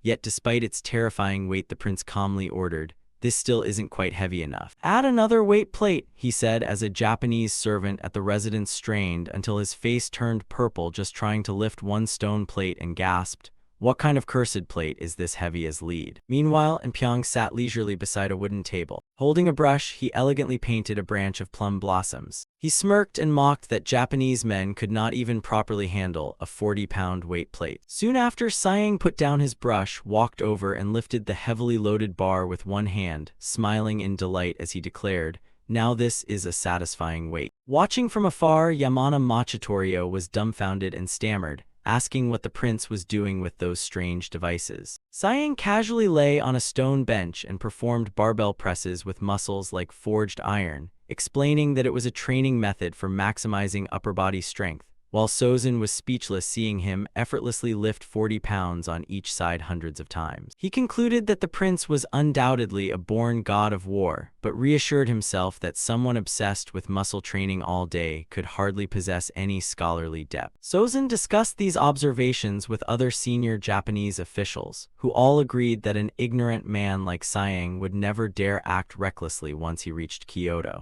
Beneath the brilliant crimson moonlight covering the ancient capital, they gathered in secret. They quietly prepared plans to restrain the Joseon delegation. A hand tightly gripped a golden treasure, symbolizing the confidence of Japan's ruling elite. Several days later, the formal reception for the Joseon diplomatic delegation began at the imperial palace in an extremely solemn atmosphere. Before the Great Hall, Hasakawa Kasumoto, the shogun's chief advisor, formally introduced himself and welcomed the envoys. Siang and Prince In Pyong, dressed in brilliant red official robes, performed the greeting rites as the delegation's chief and deputy envoys. Suddenly, Siang noticed the familiar high monk among those welcoming them. He beamed and exclaimed, "Master, is that you? You really traveled fast, coming all the way here to wait for us." Siang laughed triumphantly and sincerely thanked Sozin, saying that thanks to his attentive guidance, the delegation had enjoyed an extremely comfortable overland journey, while the two Joseon princes looked utterly delighted. Yamana Machitorio was so furious his face turned red, but he gritted his teeth and bitterly replied, "Your Highness flatters me." The welcoming official warmly invited the Joseon delegation into the banquet room, saying, "Please make yourselves comfortable. The shogun will arrive shortly, so rest after your long journey," though beneath the fine feast tensions were already brewing. In the quiet room, banquet tables were already laden with tea, sweets, and lavish sashimi. Suddenly, the sound of a sliding door shattered the silence. Siang raised an eyebrow, focused on the newcomer, and wondered whom that child is. The one appearing before the delegation was Ashikaga Yashimasa, the young shogun remembered by history as incompetent for triggering a war yet profoundly influential on Japanese culture. Prince In Pyong and the officials immediately bowed respectfully and declared, "We pay our respects to the great barbarian subduing general of Japan." Yashimasa smiled brightly at Siang and praised him, "Welcome, everyone. You are famed as a heaven-born god of war, and your imposing presence truly is remarkable." Siang modestly replied, "You flatter me," while secretly observing and assessing him. "This kid is only 17, Siang wondered as Yashimasa eagerly revealed, "Actually, I watched you from afar while the delegation was entering." The young general's eyes suddenly sparkled with excitement as he recalled the mighty horses galloping thunderously, and he openly revealed what was on his mind. "Your horse immediately caught my eye," Yashimasa said as the majestic black bull warhorse appeared in his mind like a magnificent work of art. Stunned by Yashimasa's excessive and oddly misplaced enthusiasm, Siang exclaimed, "What?" as the young general stepped closer with admiring eyes and pleaded, "I really want to paint your horse, may I?" Siang froze, his face stiff with disbelief at the absurd request as he angrily thought, asking to paint a horse during diplomacy, is this guy insane? What kind of rude behavior is this supposed to be? You want to paint my horse? Siang repeated the young general's bizarre request in disbelief, stunned by Yashimasa's impulsiveness. Hasakawa Kyomoto broke into a cold sweat, inwardly cursing his superior's rudeness for abandoning official matters to pursue a personal hobby. Amid the awkward atmosphere, Prince In Pyong quickly stepped in, smiling as he remarked that the general must be highly knowledgeable about painting and architecture. And Pyong confidently said he also had some skill in calligraphy and art, so he believed they would get along very well. Seeing a way out, Kasumoto happily added that he had also heard the Joseon deputy envoy was exceptionally knowledgeable about art. He immediately suggested they discuss painting privately, while Siang readily agreed and declared that the officials could handle the boring political matters while he went with Yashimasa to see the horse. Hearing the prince mention the name Black Bull, the young general excitedly revealed that there was a very interesting story behind that name. Meanwhile, in the Great Hall, the official opened the treasure box and declared, "Now, let us discuss golden ginseng." The rare ginseng seedlings inside left the Japanese officials amazed by how lush and healthy they remained despite the long voyage across the sea. Hasakawa Kasumoto secretly rejoiced, thinking that the playful general could keep enjoying himself while he personally seized control of the entire ginseng trade. Soon afterward, a cultivation training session was held for the Japanese scholars, where a Joseon official sternly warned that ginseng was extremely demanding and could not simply be grown anywhere. He began explaining the complicated process. First, remove the outer shell of the ginseng seeds and dry them thoroughly. Then use your finger to make a precise hole where ginseng once grew and sow the seeds there. A Japanese scholar anxiously asked about the success rate of this method. The Joseon official raised one finger and coldly declared that the chance was only about 1 in 10, or 10%, so Japan had better start praying. The unbelievably low figure left all the Japanese gaping in horror, with Dong Than crying out in utter shock as the officials questioned such a poor success rate. They anxiously whispered, "Isn't 10% far too low? Doesn't that sound like a loss?"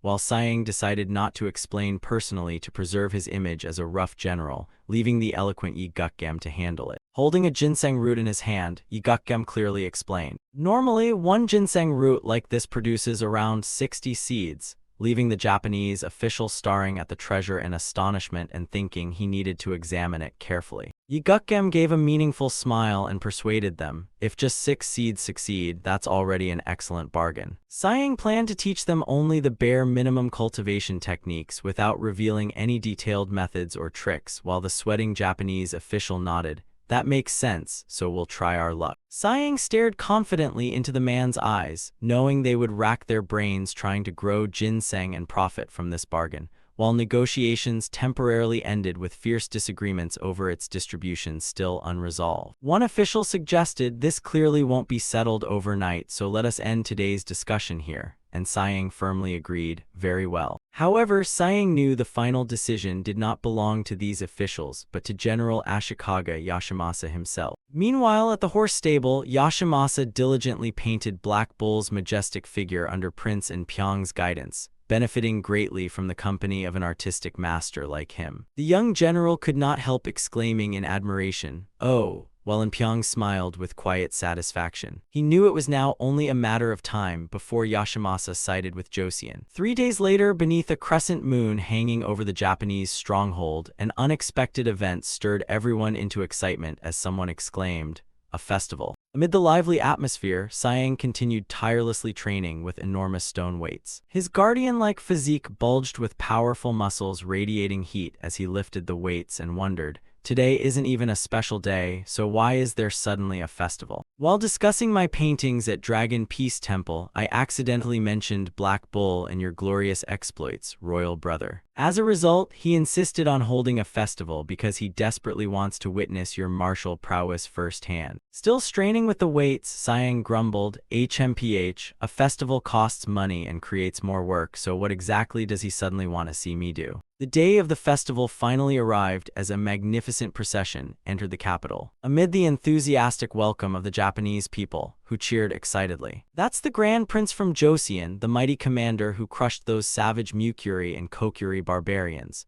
The crowd shouted as gold coins suddenly rained from every direction, leaving Sayang thinking, I've heard of throwing money during imperial processions, but this is something else. With coins raining everywhere, Sayang wondered what to do, while In Pyong laughed heartily. Ha ha, consider it a blessing from heaven and enjoy it, brother. Struggling to dodge coins flying straight at his face, he complained, I'd rather skip this money shower, especially when they're Ming coins. The delegation finally reached Dragon Peace Temple in Kyoto, where they stood before the temple gate. As Shogun Yoshimasa welcomed them with open arms, saying, Welcome, you must be exhausted after such a long journey. I've heard much about your extraordinary strength and prepared many special things just for you, so please enjoy yourselves. Sweating nervously, Sayang whispered to In Pyong, What exactly did you tell him? And In Pyong mischievously smiled. I only told him about the incident with the Black Ox horse. It was the legendary moment when Black Ox's owner died and the enraged horse charged straight at Sayang, who immediately seized the beast with his mighty hands and forcefully slammed it to the ground. The story of how Sayang had tightly restrained the horse's neck until it submitted, became impressed by his extraordinary strength, and willingly followed him had spread far and wide. Sayang secretly rejoiced that his plan to build the image of a muscle-obsessed brute had worked perfectly. Suddenly, a thunderous stomp shook the ground. Across from them, the Japanese proudly declared that they were no less impressive when it came to strength. Before the Joseon delegation stood the Rikishi, master sumo wrestlers personally trained by the powerful lords. Watching the giants perform their powerful belly-slapping ritual, Sayang realized these were the famous sumo wrestlers of Japan. Sayang carefully observed that although the sumo wrestlers had considerable muscle, they mainly increased their size through enormous food intake and intense training. He guessed they wanted him to demonstrate his strength in a sumo match, but knowing nothing about the rules, he could never win fairly. Sayang firmly rejected the unfair proposal and smiled, suggesting another challenge. Unfortunately, I know little about sumo rules. Instead, let's try moving that enormous palanquin, something that normally requires many men. Sayang decisively grabbed the palanquin's carrying beam. He removed his outer robe, revealing a powerful, sculpted muscular body, and challenged them, Let's do it alone, no teammates needed. Seeing the Joseon prince's mighty body without an ounce of excess fat, the Rikishi were horrified, unable to believe a human body could be sculpted so perfectly. Shogun Yashimasa excitedly marveled at his magnificent physique and ordered, "Excellent wrestlers, show me your strength." Before the towering giant palanquin, the sumo wrestlers began using all their strength to display their power. One wrestler stepped forward, face crimson as he gritted his teeth and roared in agony while trying to move the immensely heavy wooden structure. But even after exhausting all his strength until drenched in sweat and gasping for breath, he remained completely helpless and collapsed to the ground in utter frustration. The other wrestlers fared no better and began despairing when they realized the palanquin had not moved at all, standing immovable like a stone mountain, while one frankly admitted that moving it was unimaginable and completely beyond the limits of human strength. As the crowd grew bewildered, Sayang quietly stepped forward past the astonished wrestler lying on the ground and calmly said, "Move aside, let me see how heavy it is." With his expert training experience, Sayang quickly realized that pushing from behind would put him at a severe mechanical disadvantage, so instead he firmly wrapped thick ropes tightly around his powerful chest to harness the strength of his entire body. Sayang stood imposing before the enormous palanquin, his bulging muscles gleaming beneath the sunlight like a god of strength. He focused intensely, driving all his power into his legs and vowing to move this massive structure using pure lower body strength alone. Sayang dropped into a squat, lowered his center of gravity, focused everything into his mighty legs and commanded himself, "Every muscle, concentrate all your strength here." A thunderous roar shook the entire area as the prince unleashed earth-shaking strength. Gasps erupted from the crowd as the enormous palanquin began rolling under one man's extraordinary pulling power, leaving everyone stunned. Good heavens, he's moving a palanquin that normally takes dozens of men just to budge. Cries of Grand Prince Sayang thundered through the crowd as everyone stared in disbelief. With each step pounding against the stone ground, Sayang encouraged himself onward. Once the first step is taken, the body will naturally follow. Excitement and pride surged through him as he smiled through pouring sweat, thinking, "This sense of achievement is filling me with strength." Fearing that the prince might be in danger, everyone grew anxious. Yashimasa hurried forward to stop him, shouting, "Stop, that's enough, you'll injure yourself." Sayang stopped and boldly proclaimed before the vast crowd, "Look closely. This is the perfect body my royal father gave me, and I have personally trained it to its absolute limit. This is the perfect body my royal father gave me, and I have personally trained it to its absolute limit." As the majestic aura of a divine dragon appeared behind him, astonishing the Japanese people. "Look at that physique, it's like a living dragon." Sayang roared, "All right, let's hit the festival stalls," as cheers echoed throughout Kyoto amid brilliant fireworks and confetti. After receiving the exquisite painting from Prince Pyong, Shogun Yashimasa asked in astonishment, "Are you truly giving this painting to me?" And Pyong smiled elegantly, assured him that he was, and playfully added that if another beautiful scene appeared, he would gladly paint another for him, while seeing Yashimasa proudly admire the lifelike painting as though the scenery of the eternal peace capital were before him, made Sayang secretly scoff. He realized his royal brother truly knew how to put on an act, since earlier he had called the painting worthless enough to burn, yet now proudly displayed it like a treasure. Seeing the shogun at the height of excitement, Sayang knew this was the perfect moment to negotiate and said solemnly, "Shogun, I have a request to make. It concerns the Aochai clan." And when Yashimasa asked curiously, Sayang exposed the absurdity of the Aochai claiming descent from Crown Prince Yuja of the Beach Kingdom to demand territory within Joseon. He firmly declared that Beach had fallen 800 years ago, and such a demand was clearly absurd, which Shogun Yashimasa immediately agreed with. Sayang firmly proposed examining Japan's own historical records together to determine the truth beyond dispute. Yashimasa explained thoughtfully that the ancient records were stored in the Imperial Treasure Repository, but because it was under the emperor's authority, outsiders could not freely enter, though he was moved by the Joseon delegation's determination. The young shogun decisively declared, "I will personally have those records copied and sent to you," leaving Sayang stunned that his most important objective had been achieved so easily. In return, Yashimasa shyly asked to witness another feat of strength, having heard that Joseon's archery was the finest under heaven. Sayang laughed heartily and replied, "Of course, I brought my bow precisely in case something like this happened." At the training ground, Yashimasa exclaimed in amazement upon seeing enormous arrows resembling razor-sharp spears. He asked in shock, "Are all Joseon bows and arrows this enormous?" forcing Prince Pyong to quickly explain that only his royal brother's bow was of such extraordinary size. Sayang stood imposingly before the target, gripping his gleaming golden dragon bow with powerful hands as he poured strength into his mighty arms, his bulging muscles shining like forged steel while he drew the bowstring with breathtaking force. Sayang's eyes blazed with murderous intensity as he focused all his will on the target ahead. The arrow tore through the air at terrifying speed. It slammed directly into the target with such overwhelming force that it instantly shattered, displaying extraordinary archery skill. Shogun Yashimasa excitedly clapped and cheered.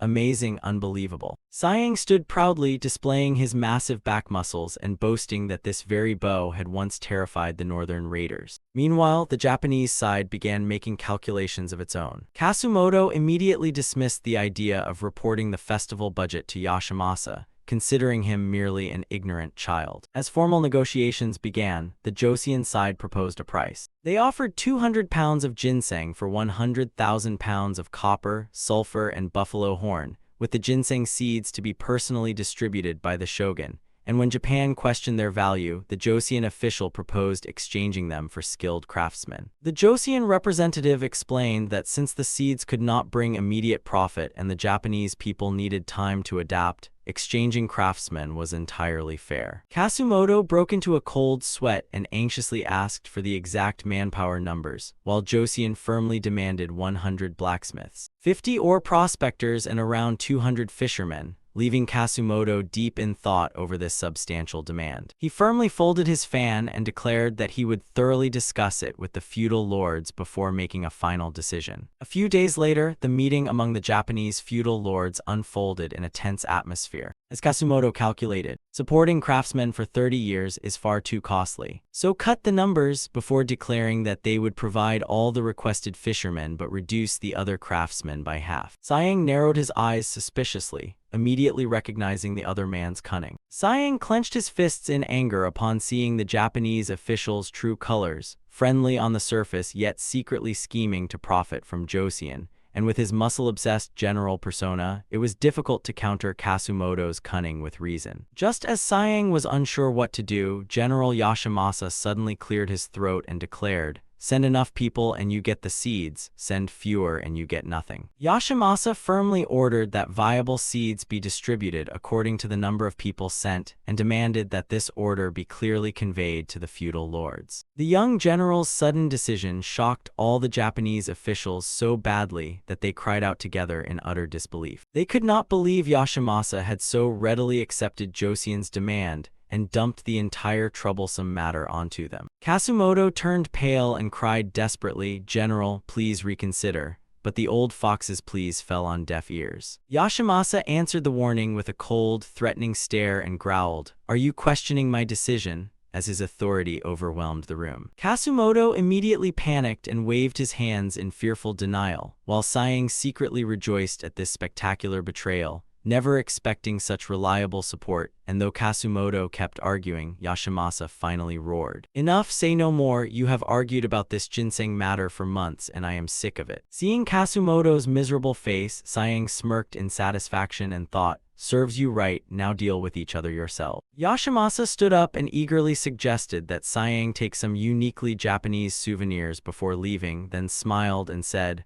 "Follow me," while Kasumoto helplessly protested that things could not end so abruptly. Kasumoto desperately begged the general to heed his advice, but Yashimasa firmly turned away with the Joseon delegation as Kasumoto's anguished cries echoed helplessly throughout the residence. Yashimasa led Sayang and Impyong into a room filled with towering stacks of records. He explained that because he feared someone might alter the contents, he had specifically ordered the court painters to hand-copy an entirely new set. Yashimasa confidently guaranteed the documents' authenticity and solemnly introduced them. "These are the chronicles of Japan you requested." As he flipped through the pages, Sayang marveled that in modern times such confidential records would never be revealed to outsiders. Yet thanks to Prince Impyong's charm, the Japanese scholars had been completely won over and devoted themselves to producing flawless copies without a single error. Sayang thought, "I've actually looked through them already, and it seems the Aochai family truly are descendants of the Baekje royal dynasty." Hearing this, Yashimasa curiously asked whether it was really entirely true, then smiled and said whether Joseon rewarded the Aochai family was entirely Siang's decision. He suggested comparing these records with historical sources after returning to accurately assess Aochai's actual territory and influence before making the final judgment. Siang smiled gratefully. "Thank you for your generosity. This journey has truly been worthwhile." The diplomatic mission to Japan officially ended amid snow-covered Kyoto, while throughout the festival the Jurchen warriors displayed superb horsemanship that greatly impressed the Japanese people. Yet the moment they heard the order to board the ships, their faces immediately filled with terror. One soldier urged his horse forward while complaining, "We have to board ships again. I'm already starting to feel seasick." At the harbor, Master Simi and the senior Japanese monks respectfully exchanged farewells, with Simi thanking them for the chance to connect through Buddhist teachings, while the Japanese side admitted learning greatly from them. Even Sozin, who had once intended to spy on Siang, bowed respectfully and promised to diligently study Sanskrit to further cultivate his virtue.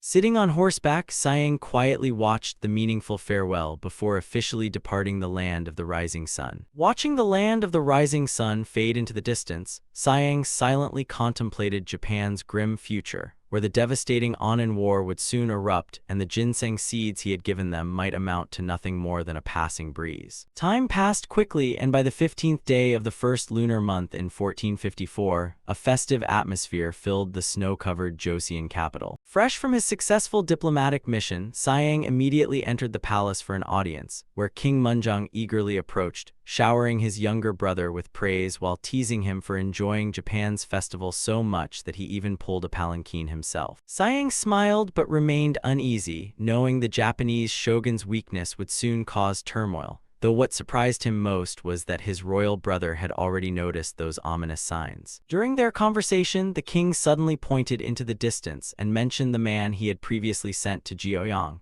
the one who bravely went north to rescue his half-brother from slavery, and Siang firmly confirmed it while realizing his royal brother's concerns were justified. Although Siang and Prince In Pyong's journey had achieved much, the court still harbored suspicions and rumors about their true purpose in Japan. Just then, Zhou Juqun, newly appointed Minister of War, stepped forward and solemnly expressed his dissatisfaction, arguing that the delegation should have brought back Japanese warriors and sharp swords rather than mere craftsmen. Siang had barely returned before being criticized, while Minister of War Zhou Juqun continued questioning the value of the Japanese craftsmen. He stressed that Japanese and Joseon swords differed completely in shape and forging methods, so these artisans would initially struggle to produce quality weapons. Seeing his concern, King Munjong calmly smiled and replied, "Your concern is reasonable, but that very difference is what makes them valuable." He firmly ordered, "Bring it here," and a guard respectfully presented a Japanese sword. The king slowly drew the blade, its cold steel flashing as he explained,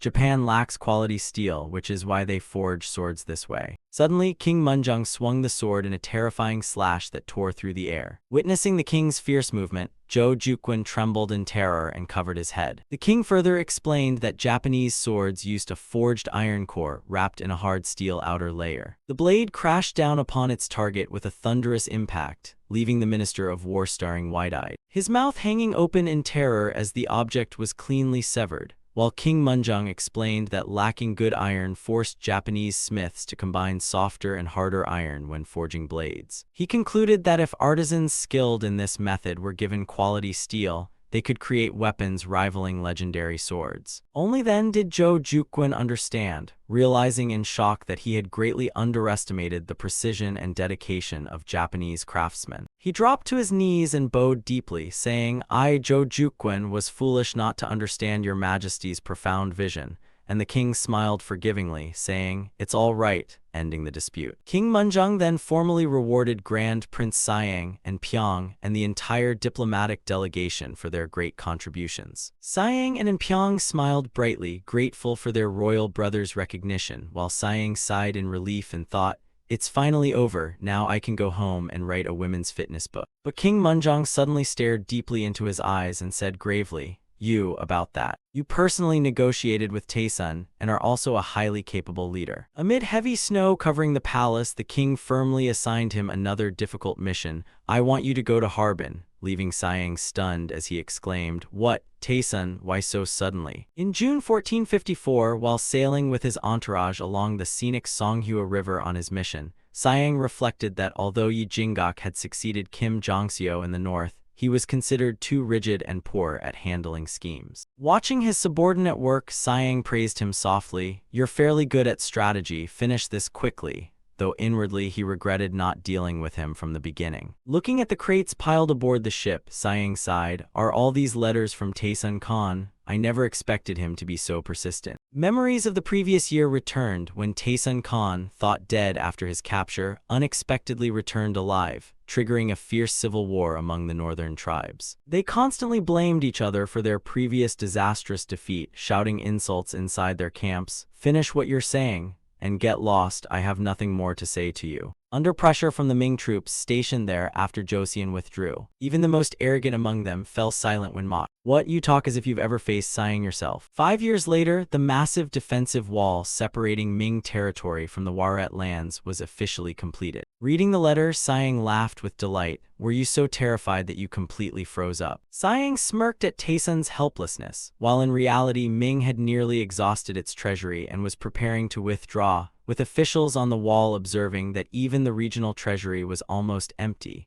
making troop reductions inevitable to preserve national strength. A Ming official sighed in relief because no one wanted to remain in harsh Liaodong, but with Xiao Yujiang, who had fallen from the emperor's favor, stationed there, they felt somewhat reassured. The official warned against excessive greed and promised to report everything to the emperor soon, while aboard the ship Siang smiled calculatingly, knowing that once Ming withdrew, conflict between the Warat and Mongols would erupt again. He lightly tapped the side of the ship and thought that watching a distant fire was always entertaining. Siang's eyes gleamed ominously as he smiled ruthlessly and asked himself, "But instead of merely watching, shouldn't I pour a little more oil on the fire?" The ship reached the dock as a clear announcement rang out, "We've arrived." Siang decisively stepped onto the wooden pier and nodded softly, saying, "Well done." He looked ahead as the bustling fortress gradually came into view. The prince marveled inwardly, "So this is Harbin." As soon as he entered, two officials quickly came to greet him, saying, "Grand Prince, you've arrived, so let's prepare for the feast." Siang smiled brightly and lavishly praised Li Mingjian for doing an outstanding job establishing this place within just 3 months after completing his mission at the northern frontier. Li Mingjian modestly replied that much remained to be done, while learning Li Gi had just arrived from the southeastern province, made Siang confident that his extensive field experience would greatly aid development here as the group entered the imposing military camp. Li Mingjian explained that because the Jurchen refused to integrate with the local people, they had been settled separately west of the fortress, and invited the prince to visit that area that afternoon. The moment Siang stepped through the gate, the soldiers' powerful voices simultaneously tore through the air, shouting, "Salute to the Grand Prince." Seeing the army's fierce spirit and perfect formation, Siang smiled and thought, with discipline this strict, surely none of them would dare slack off from training. Before continuing his inspection, Siang stopped at the 6th Firearms Unit, which had trained since the year of the Metal Goat, and seeing a soldier working on the war machines, he asked curiously,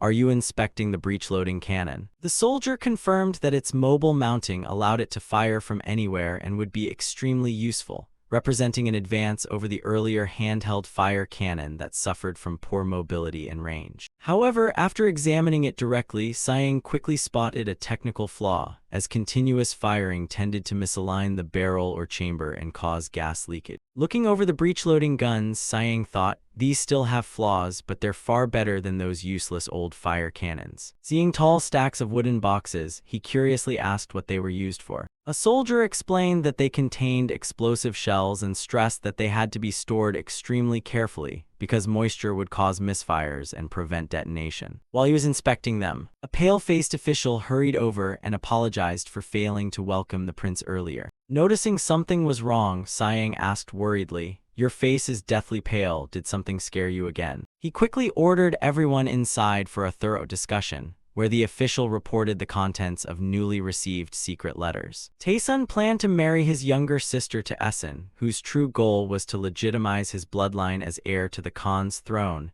then seize the regency and control all of Mongolia. Sayang thoughtfully recalled the history he knew. Taesun should have been killed by Essen long ago, but in this timeline both sides possessed their own forces, though the situation was dire because Taesun's army was not even half as strong as Essen. Sayang exclaimed in shock, why are there so few? The official explained that although their troop numbers appeared similar, very few were truly willing to die for Taesun, making military reinforcements the only solution. He warned that if nothing was done, all of Mongolia would fall into Essen's hands and directly threaten Joseon's security. Sayang clutched his head in frustration, knowing that sending troops across the Songhua River would make gunpowder supply lines extremely difficult and easily alert the Mongols. Then his eyes lit up and he declared, "Don't worry, the Mongols are rotting from within," deciding that instead of merely watching, he would intervene directly with a daring scheme and declared, "Summon Taesun and arrange his marriage to Essen's younger sister." The insane plan left the officials stunned as they shouted, "What?" and froze, thinking Sayang had completely lost his mind. He explained that whichever choice Taesun made would put him at a disadvantage, but the key was one attached condition: Essen must destroy Harbin. Pointing at the map, Sayang explained that if they fought in Mongolia with their supply lines severed, Joseon would suffer devastating losses, so he curled his lips into a sinister smile and revealed his conclusion. "Therefore, we'll lure them here and fight on this very land," Sayang declared, explaining that defeating Essen would collapse his power and greatly strengthen Taesun's legitimacy. Heading west of the fortress, Sayang and his escorting official rode on horseback while observing the surroundings. The Haexi Jurchen were diligently helping build fences, and when Sayang asked whether they had truly submitted, the official explained that while not entirely loyal yet, they did not support Essen either and were cautiously watching after hearing of Sayang's glorious achievements. A Jurchen worker suddenly froze upon recognizing the legendary black ox horse approaching, and someone shouted,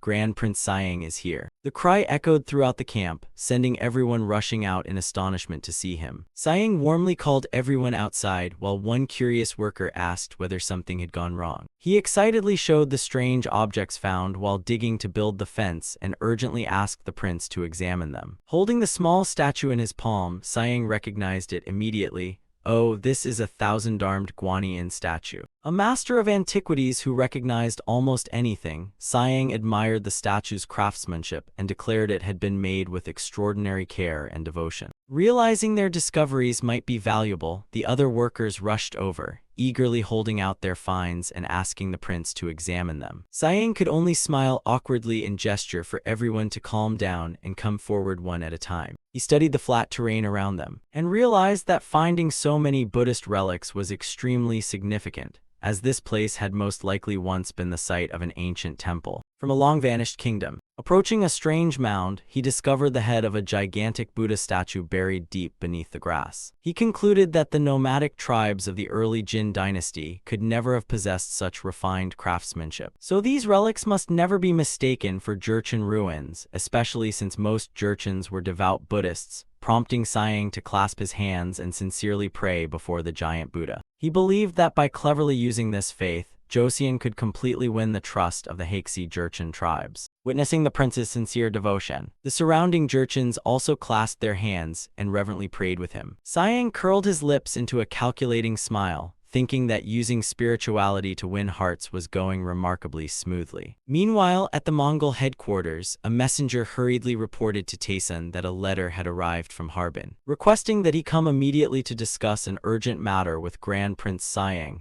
And hearing Sayang's name, Taesun gritted his teeth and clenched the armrest tightly, his scarred face overflowing with murderous rage as he roared about what that Joseon brat was doing up north and ordered preparations to depart, determined to confront him personally. Looking at the ancient relics buried underground, Sayang solemnly declared, "These relics belong to Buddha, so they must be returned to Buddha himself." Moved to tears by the prince's devotion, the Jurchen workers clasped their hands and sincerely prayed toward the Buddha statue. Sayang raised a hand toward the northern sky and declared that Buddha had surely manifested before his faithful believers here. "In this distant northern land, we should build a temple right here to honor his presence," he proclaimed while standing majestically before the giant Buddha head amid the vast wilderness. The sight left the tribesmen utterly stunned, and they all cried out emotionally at what seemed like profound destiny. The sudden announcement of a temple shocked the official in charge, who sweated heavily and exclaimed, "What, build a temple right now? Isn't that too fast?" Siang calmly explained that the newly excavated relics actually belonged to a memorial temple from an ancient kingdom. He smirked cunningly as he revealed his scheme. "If we build a temple here to honor their ancestors' memorial tablets, we can easily win the favor of the Hulan tribes." He reasoned that with so many antiquities, building a temple was entirely worthwhile,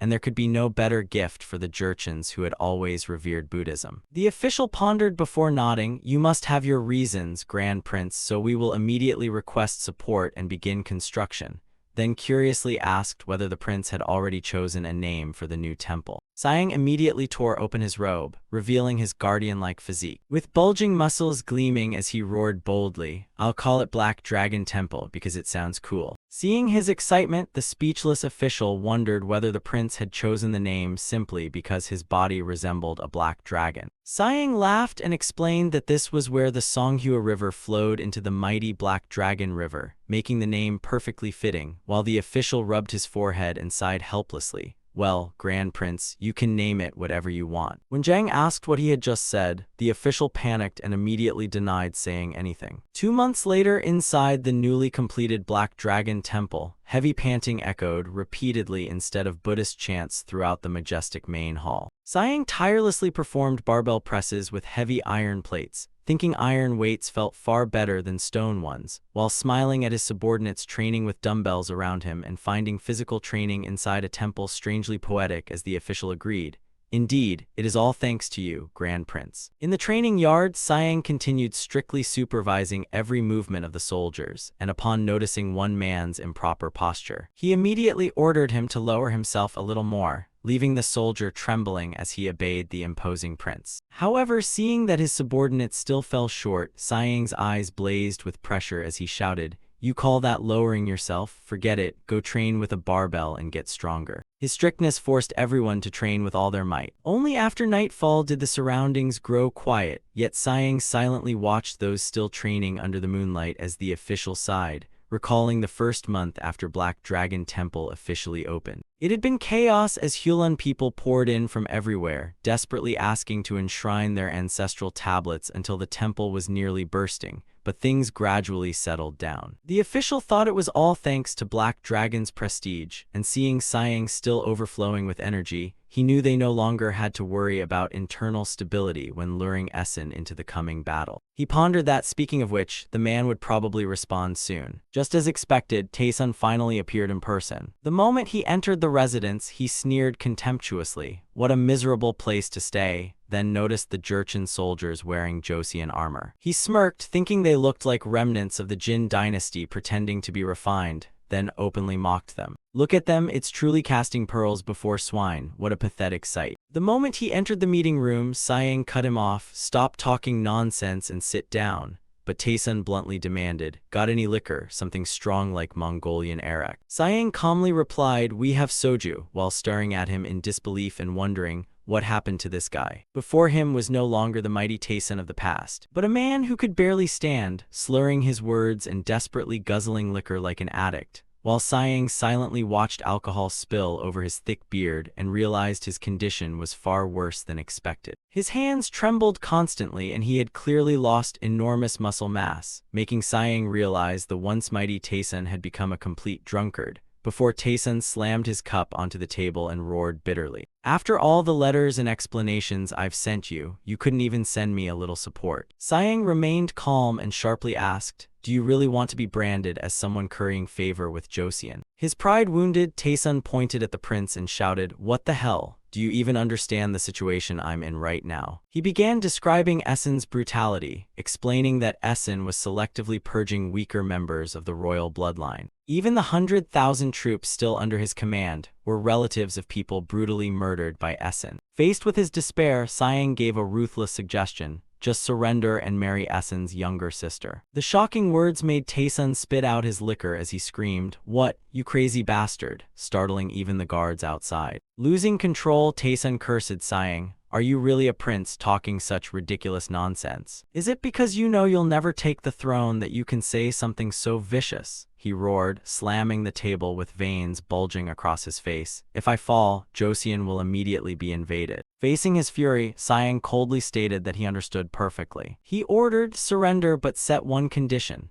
Tell him Joseon has established a base in Harbin and is gathering the Jurchens, so you'll only marry after he drives Joseon out. Taesun froze and stammered in utter confusion, unable to understand the scheme, just as a servant entered carrying a steaming bowl of soup and announced that the food was ready. Siang gestured for her to bring it over and told Taesun, "Try this, it'll clear your head because you look terrible right now." Taesun stared at the steaming bowl of meat soup, still breathing heavily as he considered the dangerous scheme just laid before him. Taesun gulped down the steaming soup and exhaled with satisfaction. "Wow, this soup really wakes you up." His face flushed from the heat as he gritted his teeth and cursed, "That bastard Essen," then reasoned that Essen would not attack easily over such conditions. Taesun recalled when he had sent soldiers to steal Essen's weapons after learning that Essen had amassed large quantities of firearms and gunpowder, and his troops raided the camp. They cheered upon discovering the secret arsenal, shouting, "Found it, it's here." They hurriedly carried away the heavy firearms while urging one another to retreat quickly before Essen could return. But this act finally pushed Essen beyond his limit. His eyes blazed crimson with murderous intent in the darkness, radiating suffocating pressure. Gripping his treasured sword, Essen roared with bitter hatred, "Taesun's bastards," before screaming furiously, "I'll kill every last one of you." Amid the chaos, a hand quickly lit the matchlock's fuse as a gunshot was about to erupt. The soldier opposite could only hold his breath in terror. From afar, the officer in charge desperately rushed over, screaming, "No, stop right now." He tried to stop the hand pulling the trigger, but it seemed already too late. His face turned deathly pale as he managed one final plea, "Don't fire." "You filthy Ming bastards," Essen roared furiously, pointing at the official kneeling before him and shouting,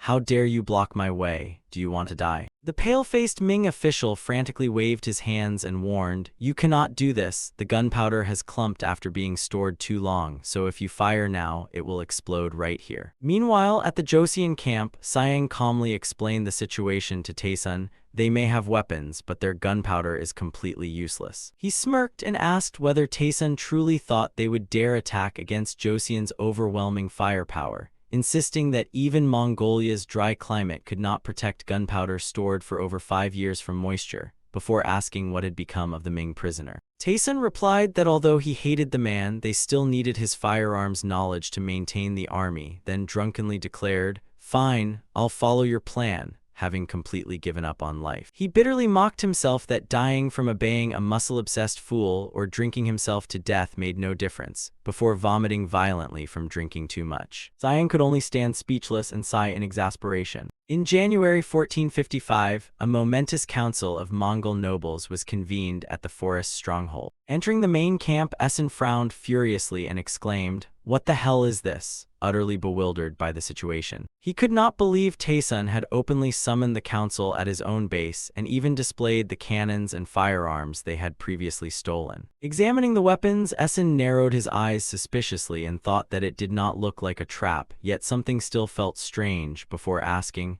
"Why did you summon me?" Taesun sat listlessly in his chair. He suddenly made a shocking announcement, "I will accept your marriage proposal." The news stunned the entire council as murmurs spread throughout the tent. "You truly accept this marriage? Do you understand what that means?" The council stared open-mouthed as Essen silently realized Taesun seemed serious, but Taesun coldly added, "However, I have one condition. Joseon has built an enormous fortress at Harbin, right in the middle of the mighty Black Dragon River." Hearing that Joseon's army could repel any assault, Essen gritted his teeth furiously and growled, "Is that true?" He immediately ordered those who had recently fled to be brought into the main camp for questioning. The arrival of the Jurchen caused contemptuous murmurs among the Mongol officials, who wondered how such scum dared show their faces there. Essen glared and shouted, "Why are these bastards here?" The terrified Jurchen dropped to their knees and tearfully pleaded, "Grand Preceptor Essen, please punish those Joseon bastards." Before the bewildered Essen, their leader explained that Joseon's army had hired them as porters along the Black Dragon River. One night, while their entire group was camping and resting beside the river, a horrifying disaster suddenly struck as a thunderous explosion jolted them awake in the darkness. Looking around, They saw a massive pillar of fire soaring into the sky and burning everything nearby. They quickly realized that Josian's gunpowder depot had exploded in a catastrophic accident. Essen listened silently with a calculating gaze before coldly asking, "And what happened afterward?" The Jurchen leader cried indignantly that Josian's troops immediately accused them of arson and brutally tortured them despite their complete innocence. Essen silently stepped closer. He stared suspiciously at the weeping men, then smirked sinisterly and exposed the flaw in their story. "Really? You were tortured yet somehow escaped here without a single injury." Essen's eyes blazed with murderous intent as he growled, "Do you think I'm an idiot?" Essen glanced sharply at the matchlock guns lying on the floor and demanded, "What trick are you trying to pull?" as his cunning nature made him unwilling to trust anyone easily. Meanwhile, at Josian's main camp, Siang calmly explained to Taesun, even without the gunpowder problem, that old Fox is no fool, and he'll only believe you if you provide exact military supply figures and intelligence about this area. Drunk, Taesun slammed the table and shouted, "You muscle-obsessed idiot, do you want me to claim I personally went spying, or should we say we learned everything while drinking with the Josian soldiers?" Siang smiled confidently and replied, "Of course not," then quietly ordered his men, "Bring them in." The door suddenly swung open. A Jurchen man with a long scar across his face entered grimly, and upon seeing Taesun, he gritted his teeth and roared, "Taesun, you damned traitor." Without the slightest hesitation, he charged forward and threw a thunderous punch straight at the drunken Taesun's face. Yet despite being drunk, Taesun instantly caught his opponent's fist. With terrifying strength, he slammed the man down and smashed his head against the wooden floor, making the ground seem to tremble. He roared mightily, "Even if I'm a hopeless drunk, I'm not weak enough to be defeated by mere villagers like you. What good would killing a Taesun who has to beg Josian for mercy do you?" Siang stepped closer, his eyes gleaming with calculation, and smiled. "Shouldn't a true man infiltrate enemy territory and shake the land of the Tatars instead?" Hearing the promise of great revenge, the Jurchen man trembled and nodded. "Yes, I will endure everything for the greater cause." Watching the tribesmen hurry away, Taesun remained bewildered and asked, "What was that?" Siang calmly explained that the young man's ancestors had their tribe destroyed by Genghis Khan and were driven from Jin territory to the far north of Goryeo, leaving him with immense hatred for Taesun's people, while Siang smirked at his perfect scheme of using Jurchens to ambush Essen. The Jurchen man repeatedly slammed his forehead against the floor and vowed, "If even half a word I have spoken is false, please kill me right here." He recounted that the monk from Black Dragon Temple had saved their lives when the Josian guards grew careless, and now he desired only to take revenge on Josian like a true warrior. Essen studied him thoughtfully, calculating that if his words were true, this was a once-in-a-lifetime opportunity to attack. He firmly ordered his men, "Send 5 men to scout the Josian fortress and map its defenses," while already plotting to seize and cut off Josian's entire gunpowder supply and use it against them. At the Mongol camp, Taesun enthusiastically raised his cup and declared, "Fine, we have a deal." He promised to deploy another 3,000 elite troops of his own and mobilize additional forces from the Tumj tribe to join the battle. Taking a smug sip of wine, Taesun entrusted everything else to Grand Preceptor Essen. Meanwhile, at Harbin Fortress, the Josian soldiers guarding the walls found the atmosphere strangely quiet. Deep within the forest, Essen's scouts secretly observed the fortress, and one exclaimed, "They really built a fortress here. Look, they even placed cannons along the stone walls and moat." He told his companion to carefully record the positions and numbers of the cannons, while the other kept drawing the map and backed away, muttering, "I can't see clearly, I need to move back a little farther." Suddenly he stepped on something and only managed a confused yelp. He looked up in shock and froze upon seeing an enormous warhorse towering before him. Sitting atop the horse, Siang stared coldly down and growled, "What's this? So a few little rats have been lurking around here." With a sinister smile and a terrifying dark aura surrounding him, the prince declared, "It's time I taught you a lesson about Josian." Siang's eyes gleamed with excitement as he declared, "Welcome to the gym, start with squats," and desperate screams of "Save me" echoed throughout the mountains. Amid the snow-covered mountains, Siang suddenly let out a powerful sneeze. The accompanying official laughed and teased, "People with massive bodies usually endure the cold well, but you seem to be an exception, Grand Prince." Siang wiped his nose and explained that constant training had left him with almost no fat, only muscle and skin, making him highly vulnerable to the cold. The official laughed and reassured him, "Just hold on a little longer, we're almost there." Liaodong Fortress soon towered before them. This was also Siang's first visit to meet the newly appointed military governor of Liaodong. The moment he entered the headquarters, tension filled the air as the governor in red official robes slammed the table and cried out in horror, "Warat." Terrified at hearing the enemy's name, the governor turned pale after his subordinate confirmed it, while the soldier reported that Warat forces were targeting Harbin and major trouble seemed imminent, forcing him to rush here with the news. The governor trembled and frantically bit his nails in terror, fearing that the chaos from last time would happen again. He frantically asked about the enemy's current strength, but when his subordinate mentioned considering the battle at Tiling, he leaped up, grabbed the man's collar and screamed, "War." In panic, the governor ordered his soldiers to immediately bring every report on the Warat army and determine their exact numbers. The guards exchanged worried looks, wondering whether the reinforcements had already withdrawn 6 months ago after completing the Great Wall. Driven into desperation, the governor roared, "If necessary, we'll mobilize even the peasants to fight," while Siang watched in astonishment, wondering why he had become so agitated. Seeing the madness on his face, Siang realized there was no reasoning with him now. A subordinate hurried over with a bowl of medicine and pleaded, "Please calm down and drink this medicine." The governor snatched the bowl and frantically drank every last drop. After draining the medicine, the governor sighed softly. He scratched his head awkwardly and admitted that his anxiety symptoms had suddenly worsened, asking everyone for understanding. Seeing how quickly the medicine worked, Zhang curiously asked about the prescription and received a shocking answer. "It's made from opium poppy husks," making Siang exclaim, "Opium?" He realized in shock that the governor suffered such severe anxiety that he needed an addictive substance to calm himself. The governor continued checking the records and said the only available force was about 5,000 households of Jianzhu Jurchen soldiers under Chungsan. The governor smiled smugly, explaining that these troops had originally been prepared against Joseon, but could now reinforce the northern defenses. Hearing this, Siang widened his eyes and exclaimed,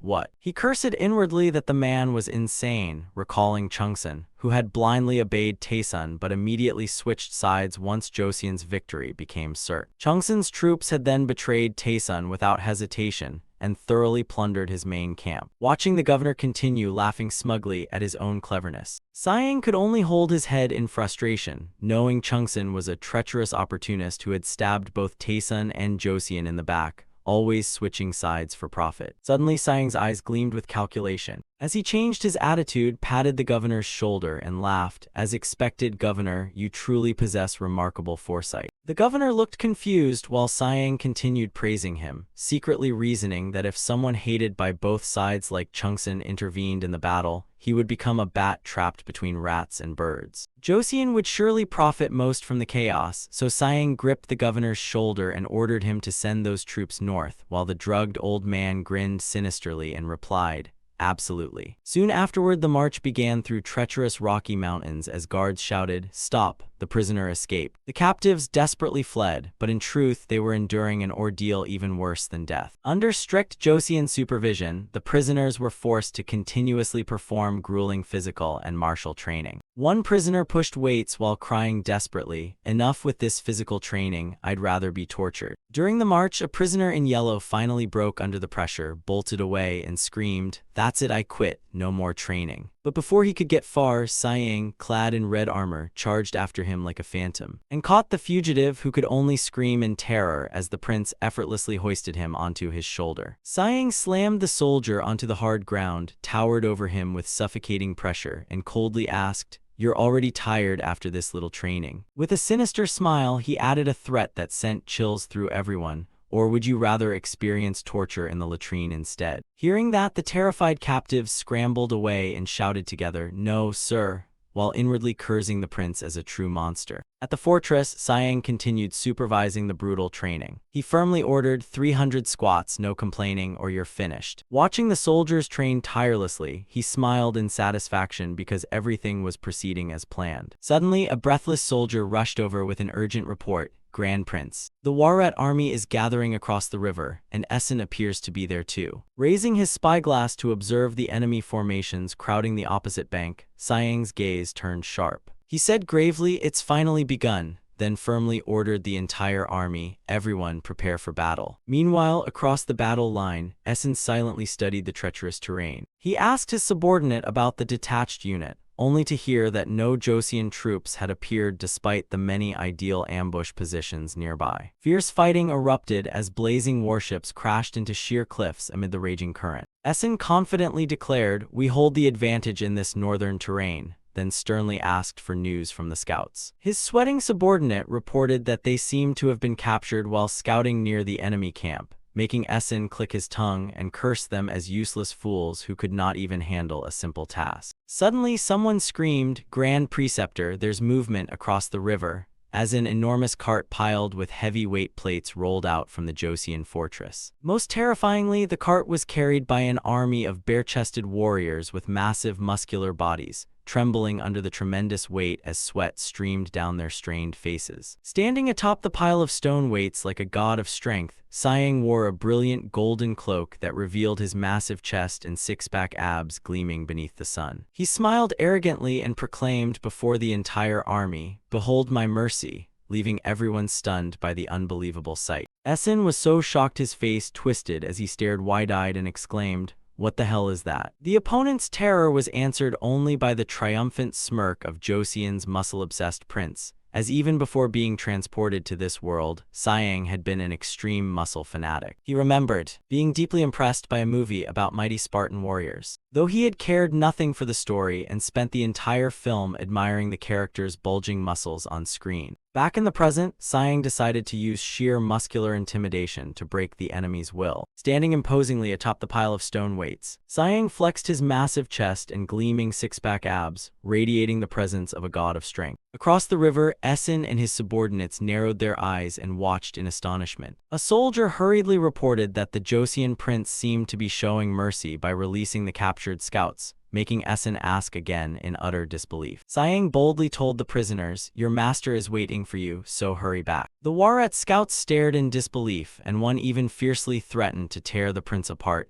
claiming the Grand Preceptor would never let him escape. Sayang remained calm with his arms crossed, reminding them that his father was the retired king and his elder brother the king, so they should watch their disrespectful words. His eyes gleamed threateningly as he asked whether they had truly completed their physical conditioning. At the words physical conditioning, the scouts were terrified out of their minds and desperately fled toward the opposite bank. Seeing this, a Joseon official worriedly asked whether releasing them was truly safe, but Sayang smirked sinisterly and assured him they would never return to Essen's camp normally. With a calculating smile, he revealed that letting the hostages return unharmed with astonishingly improved muscular physiques would deliver the most devastating psychological blow to the enemy. Essen gritted his teeth in fury upon realizing the Joseon prince's sinister scheme, knowing that if those men returned like this, his army's morale would collapse. Realizing the danger, Essen immediately raised his bow and fired deadly arrows at his own former subordinates. He would never allow them to set foot inside his camp again. Arrows and brutal attacks rained down, giving the scouts who had just escaped Joseon a tragic end at their own master's hands. An official exclaimed in shock, "Grand Preceptor, what are you doing?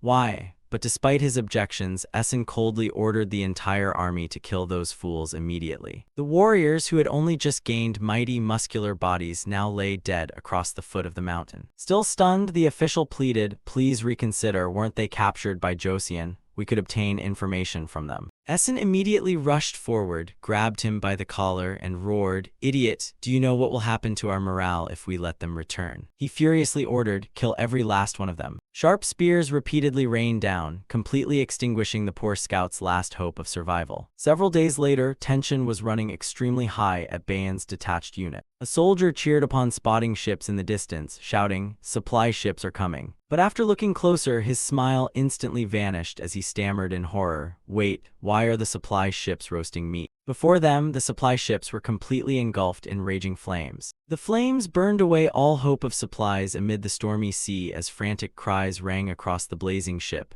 "Put out the fire, hurry, and extinguish it now." Thick black smoke engulfed the soldiers and left them choking as one coughed violently and cried in despair, "It's too late." Before they could recover, another terrifying explosion struck as cries of ambush, "Arrows incoming," tore through the air, while countless flaming arrows rained down, turning the supply fleet into gigantic torches on the open sea. With death closing in, the order to abandon ship was quickly given, and the soldiers jumped together into the freezing water to escape, struggling against the violent waves until the survivors finally crawled onto the rocky shore, where one soldier shivered from the bitter cold and gasped, "It's freezing." Deputy Inspector quickly changed into these clothes, a soldier urged as Bayan approached with his guardian-like physique and asked if everyone was safe, while a subordinate reported that 4 had died but the rest were unharmed. Bayan silently removed his soaked clothes, revealing sculpted bulging muscles and an overwhelming presence, then surveyed the aftermath and noticed,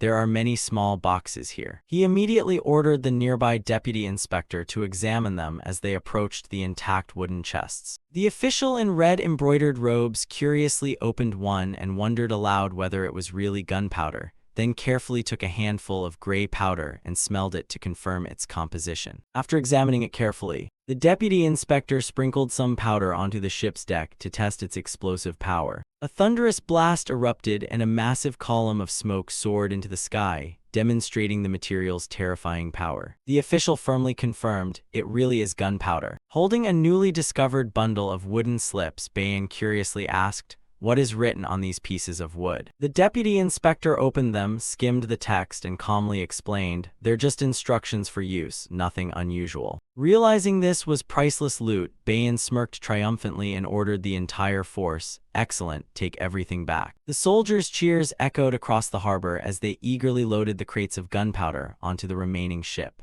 The official in red embroidered robes silently watched the seized cargo. The wooden slips bore coded messages that only those highly skilled in Chinese characters could understand. At first they seemed like meaningless separate characters meaning person, stand, and son, but when combined they formed the character for fake, meaning counterfeit. Watching the soldiers struggle with the cargo, the official smirked cunningly and thought, "Only 3 of these 60 boxes actually contain gunpowder. But I have no obligation to tell these fools, so taste Josian's wrath." 3 days later, a convoy of horse-drawn wagons slowly entered a deep and treacherous canyon. From above, a Mongol commander with a distinctive mustache and braided hair carefully observed every movement below. His subordinate excitedly suggested, "With this many troops, we'll win if we ambush them like last time." However, the commander narrowed his eyes suspiciously and cursed inwardly, "HMPH, those cunning Josian bastards." "That's only a decoy convoy," he realized as the Josian driver's eyes remained eerily calm amid the clatter of wheels over the gravel. From atop the sheer cliffs, Josian's ambush force was already deployed and coldly watching its prey enter the killing ground as a firm voice declared from above,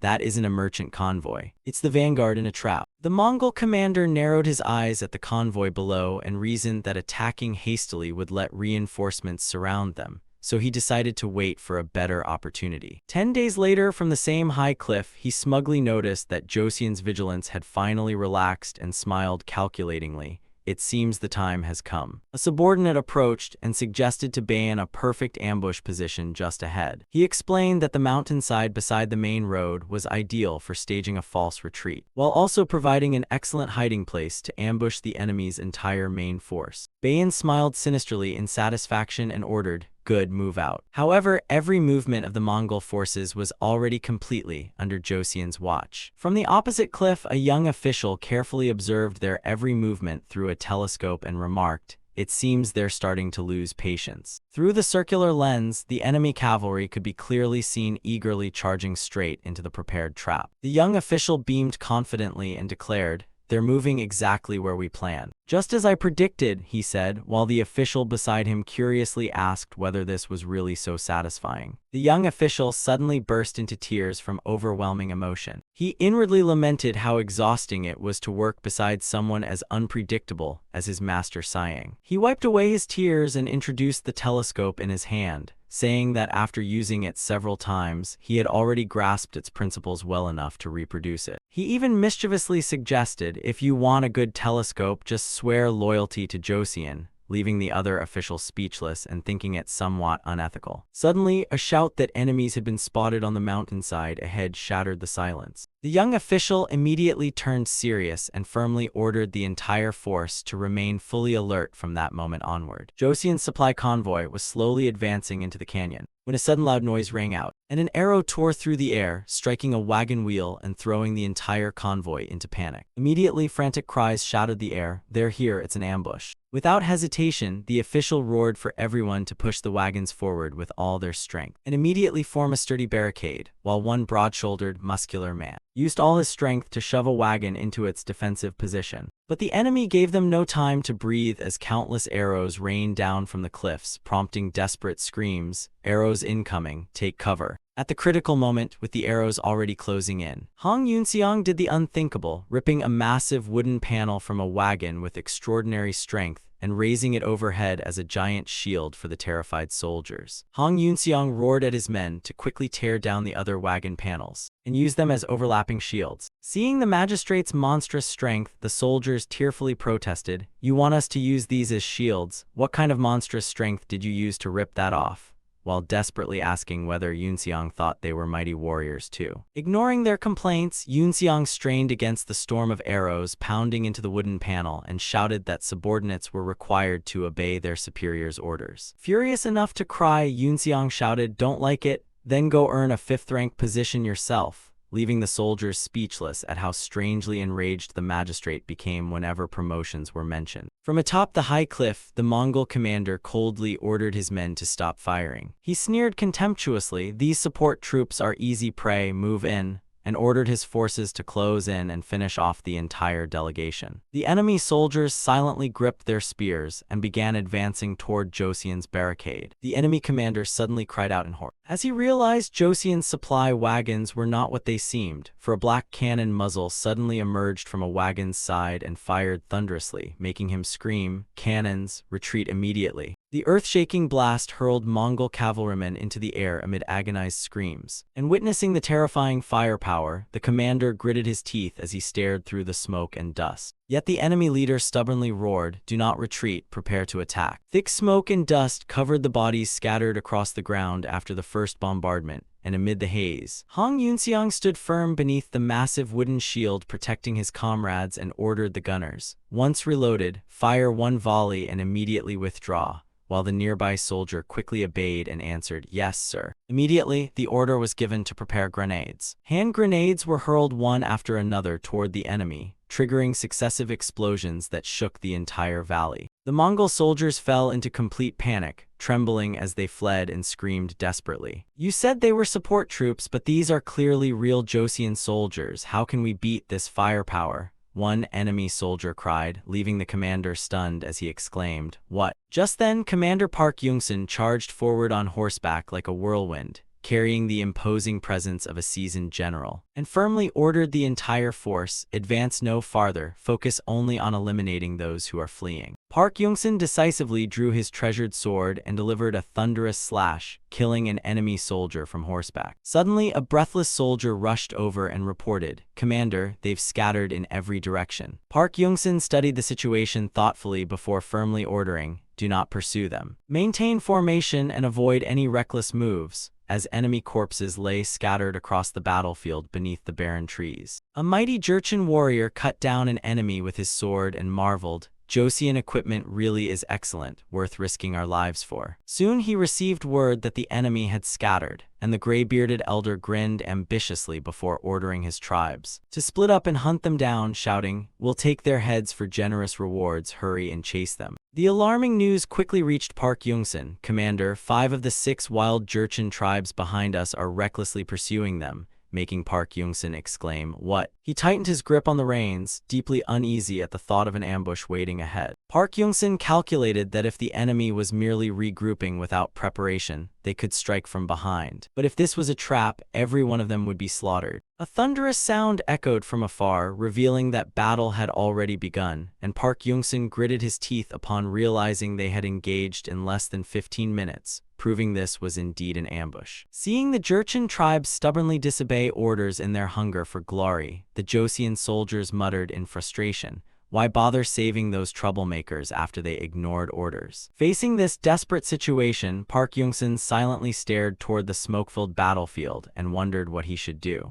With disaster looming, a worried soldier asked, "What do we do now?" Park Young-sun answered without hesitation, "We'll save them." Although his subordinate frantically warned that their entire unit could also fall into danger, the commander remained resolute and spurred his horse forward. He knew that without support from the Jurchen tribes, confronting the Waret army with their limited forces would be impossible. Thunderous hoofbeats echoed through the valley alongside urgent commands, "We're running out of time, hurry and move." Meanwhile, at the ambush site, a sudden rain of arrows poured from the cliffs like a waterfall, striking the Namnal tribe's formation as warriors screamed and fell one after another. The Namnal chieftain froze in shock, unable to believe he had fallen into such a devastating ambush. Seeing the enemy outnumber them 2-1, he gritted his teeth and wondered desperately, "Will my Namnal tribe really perish here?" At that moment, an arrow tore through the air and struck him directly in the chest, leaving him only enough time to grunt before tumbling from his horse as the surrounding warriors screamed in anguish. "Chieftain," they cried as trembling hands touched the arrow lodged deep in his chest armor. Wails echoed across the battlefield. "The chieftain has fallen, he's dead,"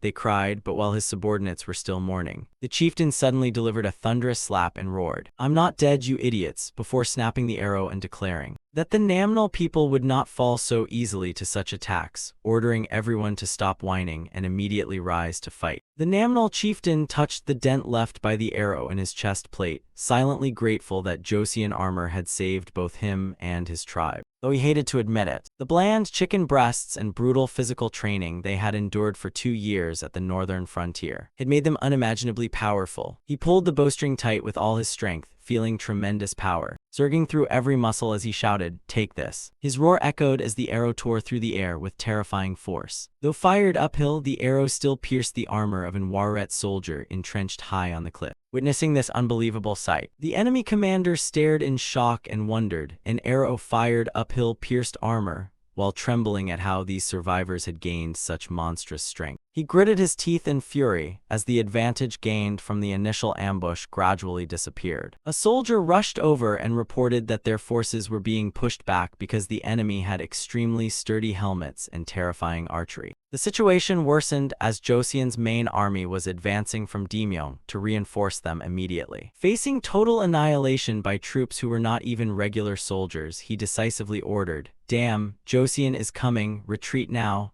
despite his subordinates' warning that morale would collapse. He roared at them to shut up, knowing that if Joseon's main army arrived as reinforcements, a crushing defeat was inevitable. The battered Waret troops fled the cliffs in utter panic. Seeing the enemy retreat, the Namnal tribal soldiers erupted with joy, embracing and weeping after surviving the deadly ambush through their own strength and determination. The Namnal chief loudly ordered, "Don't pursue them, another ambush may be waiting." He approached and asked whether everyone was safe, while the official clearing the battlefield reported, "We were ambushed, but we successfully drove them back." Impressed by his men's ability, the commander sighed in relief and ordered everyone back to headquarters after confirming that the other tribes were also safe. Earth-shaking explosions repeatedly crashed into the enemy formation. A Joseon soldier hurled something toward the Waret troops and shouted, "Catch this." "An explosive grenade," he yelled as an enemy soldier frantically caught the strange object and screamed, "It's going to explode." Yet when he opened his palm, he stared blankly and exclaimed, "Huh, a rock," as a small stone bearing a mocking drawing rested in his hand. The Joseon soldier laughed smugly, "You fell for it." He immediately charged forward and smashed a thunderous punch into the bewildered soldier's face. As the battle ended, Yoon-seong was exhausted enough that even sitting and breathing felt tiring, while a young official wondered, "Why haven't these bastards fled yet?" The soldier beside him explained that the wild Jurchens had blocked their escape route. Amid the chaos, one Joseon soldier restrained a prisoner while another shouted, "Just let them run." The young official smirked contemptuously at the retreating enemy and thought, "Scrawny horses and lousy weapons, yet they dared attack Joseon, how naive." A soldier groaned about his injured arm, but his comrade immediately scolded him for exaggerating and told him to find a wooden splint and secure it. From above, the Waret fortress towered amid the treacherous Rocky Mountains. Inside the main camp, the atmosphere was extremely tense. An impatient general asked, "How long are we going to sit here?" Then proposed, "Fill the moat with earth and attack immediately. Compared with Beijing, these walls are nothing." The others agreed and urged an immediate attack to seize the advantage. Sitting majestically on his throne, Essen silently observed his subordinates and judged them far too impatient and overconfident. Narrowing his eyes, he coldly reminded them, "Our opponent is Joseon, while calculating that someone had to be sacrificed to test Josian's tactics. He called Ashitmer's name, and the man firmly answered, "At your command." Essen ordered him to take 8,000 troops and Deputy Commander Malihai to attack Harbin Fortress. Ashitmer clenched his fist and swore to crush the enemy fortress. A few days later, along the Songhua River near Harbin, the Mongol army formed ranks and advanced toward the fortress. Suddenly, enormous black spheres began rolling down from the walls one after another. Massive explosions erupted, leaving soldiers screaming miserably amid the wreckage. Ashitmer panicked and shouted at his men, "Dodge those black things rolling toward us." Ashitmer desperately repeated his warning to avoid the rolling black objects as he realized in horror that they had entered a killing ground. Cannons ahead, arrows above, explosives below, Ashitmer thought in a cold sweat, wondering desperately what he could possibly do against such overwhelming firepower. Looking up at the towering fortress radiating an overwhelming presence, he froze in utter terror. Ashitmer bitterly realized the entire army was trapped with no way out and thought,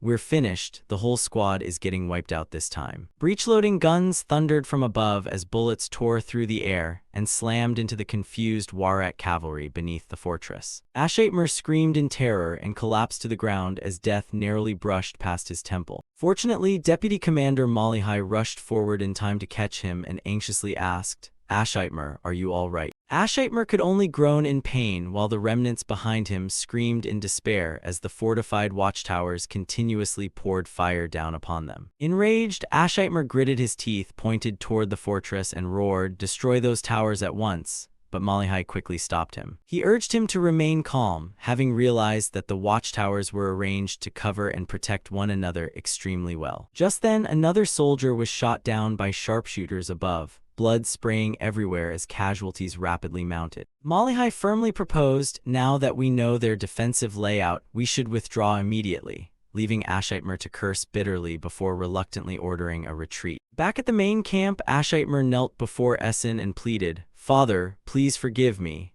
while stubbornly insisting he could have flattened those watchtowers if Malihai had not stopped him. Essen immediately let out a thunderous roar that made Ashitmer tremble in fear, declaring that only Malihai's clear judgment had kept their losses to a minimum. Essen coldly devised a new plan, ordering them to feign attacks on the watchtowers and make Joseon waste its gunpowder while keeping their own casualties minimal. He told his son to bring the weapons made by the Ming artillery craftsmen to assist them, with the ultimate goal of forcing Joseon to exhaust its precious ammunition. Amid the freezing night at the Warat camp, the cavalrymen laughed smugly among themselves. They mocked Joseon as fools and dared them to keep firing until their gunpowder ran out, because the Warat army now had its own ammunition supply. The Ming official secretly smiled sinisterly, his eyes filled with cunning. He thought, "Joseon is about to be finished, ha ha," as his laughter echoed through the air. Then the command gongs rang loudly, signaling the beginning of a carefully planned operation. Siang was standing atop the fortress wall when a breathless soldier rushed over shouting, "Grand Prince," and he quickly asked, "What's happening?" The soldier reported that something was crossing the Songhua River toward the southern bank under enemy cavalry protection, and through his telescope Siang exclaimed, "Isn't that a catapult mounted on a wagon? How did they build that?" A nearby soldier relayed intelligence from the regional commander that a Ming artilleryman who had escaped was now at the Liaodong fortress, having built the weapon while imprisoned before defecting. Siang pondered, "I see," and carefully studied it through the telescope. He concluded that the enemy weapon looked rather crude. Normally, counterweight catapults were extremely dangerous because they used leverage to achieve tremendous power and range, while being firmly anchored to the ground to ensure accuracy. However, Siang noticed that the enemy's version was far too primitive. Though he judged it no real threat, he cautiously ordered, "Tell the watchtowers to aim their cannons directly at the enemy catapult." Receiving the order, the Joseon gunners excitedly prepared, saying, "Finally, it's time for this treasure to shine." They began calculating the coordinates and reminded one another to aim precisely at the designated position, when a soldier suddenly noticed the enemy was also aiming at them. The Warat forces immediately fired. Objects launched from the catapult sailed over the fortress wall and landed near the soldiers, making one stare at the debris and ask, "Why are they throwing rocks? Are they building a house? I thought they'd at least throw jars of burning oil." Without wasting the opportunity, the Joseon troops firmly ordered, "Fire on their catapult." Cannons thundered, but the extreme distance made accurate fire difficult, so the gunners quickly adjusted their aim 3 steps left while preparing the next barrage. Suddenly, a soldier watching through the telescope shouted, "Wait, stop, their catapult is moving again." From across the river, more enormous objects were launched toward the fortress at terrifying speed. Watching the strange objects fly from the enemy catapult, the Joseon soldiers wondered, why are they throwing straw mats during a battle? But after noticing liquid leaking from them, one soldier suddenly realized in horror, "Is that oil?" The soldier's face went pale as he understood the truth. The oil-soaked mats burst fiercely into flames the moment they hit the ground. The Waret army had somehow already prepared archers holding blazing fire arrows, prompting a terrified cry.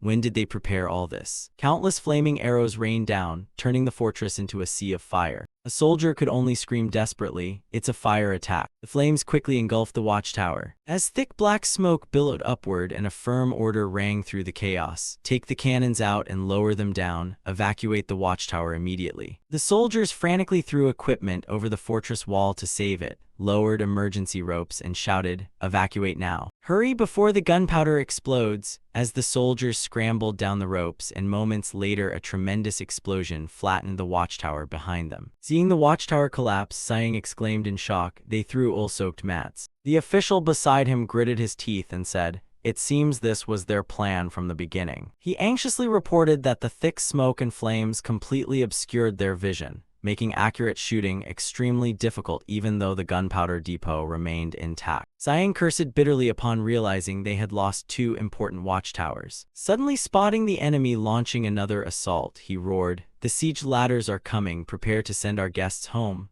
then ordered the entire army, "Stop conserving gunpowder." The Waret troops frantically raised ladders against the walls amid the smoldering fires as Siang ordered, "Where are the rocket carts? Aim at those climbing the walls and their archers." He decisively spurred his horse and shouted, "Cavalry, mount up and follow me." Though choking on smoke, the soldiers answered vigorously, and the moment the order to fire came, volleys of artillery and rockets poured from the walls like a storm. The devastating bombardment triggered successive explosions that blasted enemies from the ladders amid agonized screams. Then Joseon's matchlocks simultaneously opened fire at the command. A rain of bullets poured onto the defenders as the Waret soldiers, frantically climbing the siege ladders, screamed and crashed into the wreckage below. Seizing the enemy's panic, Siang boldly ordered, "Move out, the party's over."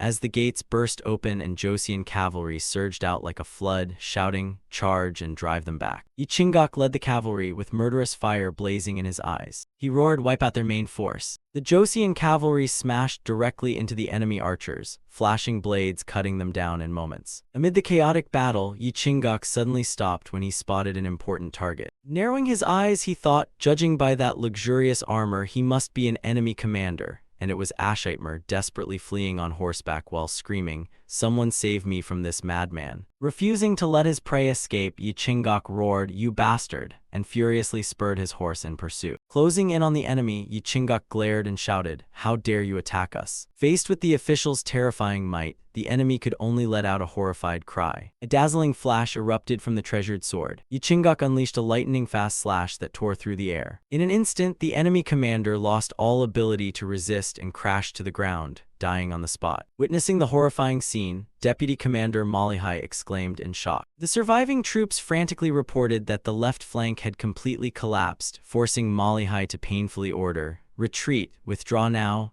as the Waret army fled the battlefield in humiliating disorder. From atop the fortress walls, victorious cheers thundered through the air. The general took the commander's head, "We've won big," as every Joseon soldier cheered excitedly over their glorious victory. Yet their joy was short-lived. A thunderous explosion suddenly struck the fortress wall, blasting everything apart and sending soldiers flying through the wreckage as screams erupted. "What is that?" "Artillery, cannons are firing from the right flank." Watching repeated barrages of fire rain down, Siang realized in shock that he had fallen into the Waret army's trap. He wondered whether the enemy had deliberately used catapults as a distraction, waiting until Joseon's cavalry charged out before launching a full artillery assault. Without wasting another second, Siang shouted to the artillerymen on the wall, "Where's our artillery? return fire immediately and don't let them get cocky. Joseon's cannons simultaneously opened fire, beginning a fierce artillery duel as enemy shells violently shook the fortress walls and repeatedly blasted Joseon soldiers away amid roaring flames and smoke. "What are our losses?" Essen roared inside his tent, his face gaunt with worry, while his trembling subordinate delivered the grim report. "Our entire artillery force has been completely destroyed,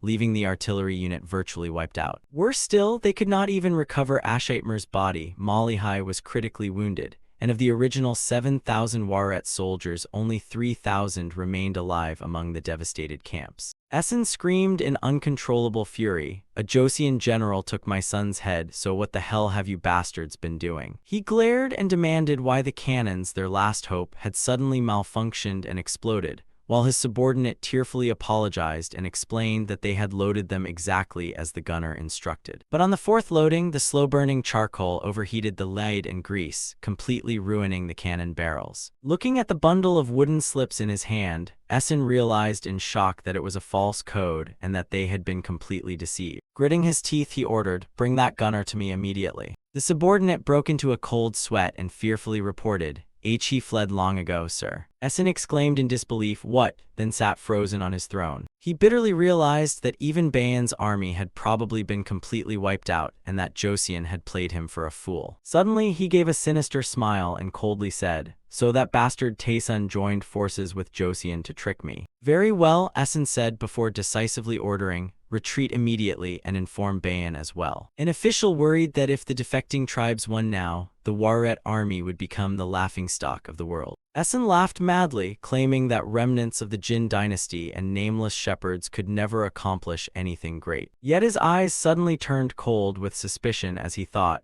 "Unless they've only been pretending to be fools to deceive me." Amid the treacherous canyon, the cavalry trudged onward when a voice called out, "Chungsin, another attack by the defecting tribes, has killed 500 of our finest warriors," making Chungsin cry in disbelief. "Again, give me a break," as he anxiously wondered how long they would keep pursuing them when they were almost out of the territory. Seeing the dire situation, the accompanying official suggested, "Why don't we return to Liaodong and surrender to Seo Yujong right now?" Chungsin immediately exploded. "Do you know how many horses I sacrificed to escape, and now you want me to go back there? Are you insane?"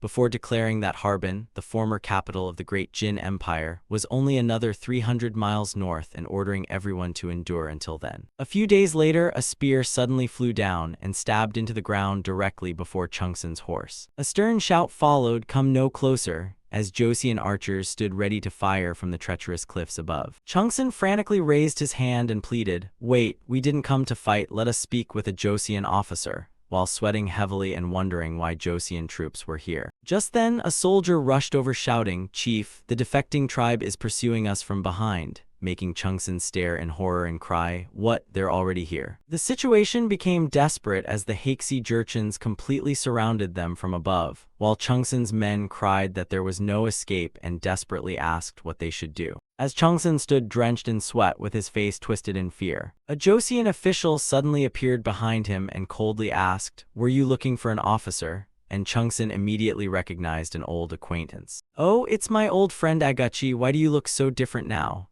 Chungsin said, while the stern official declared, "The name His Majesty bestowed upon me is Jeong Chungril." Jeong Chungril glared at Chungsin and demanded to know why he had dared trespass into Joseon territory. Chungsin quickly changed his tone and smiled flatteringly, "Come now, aren't we acquaintances?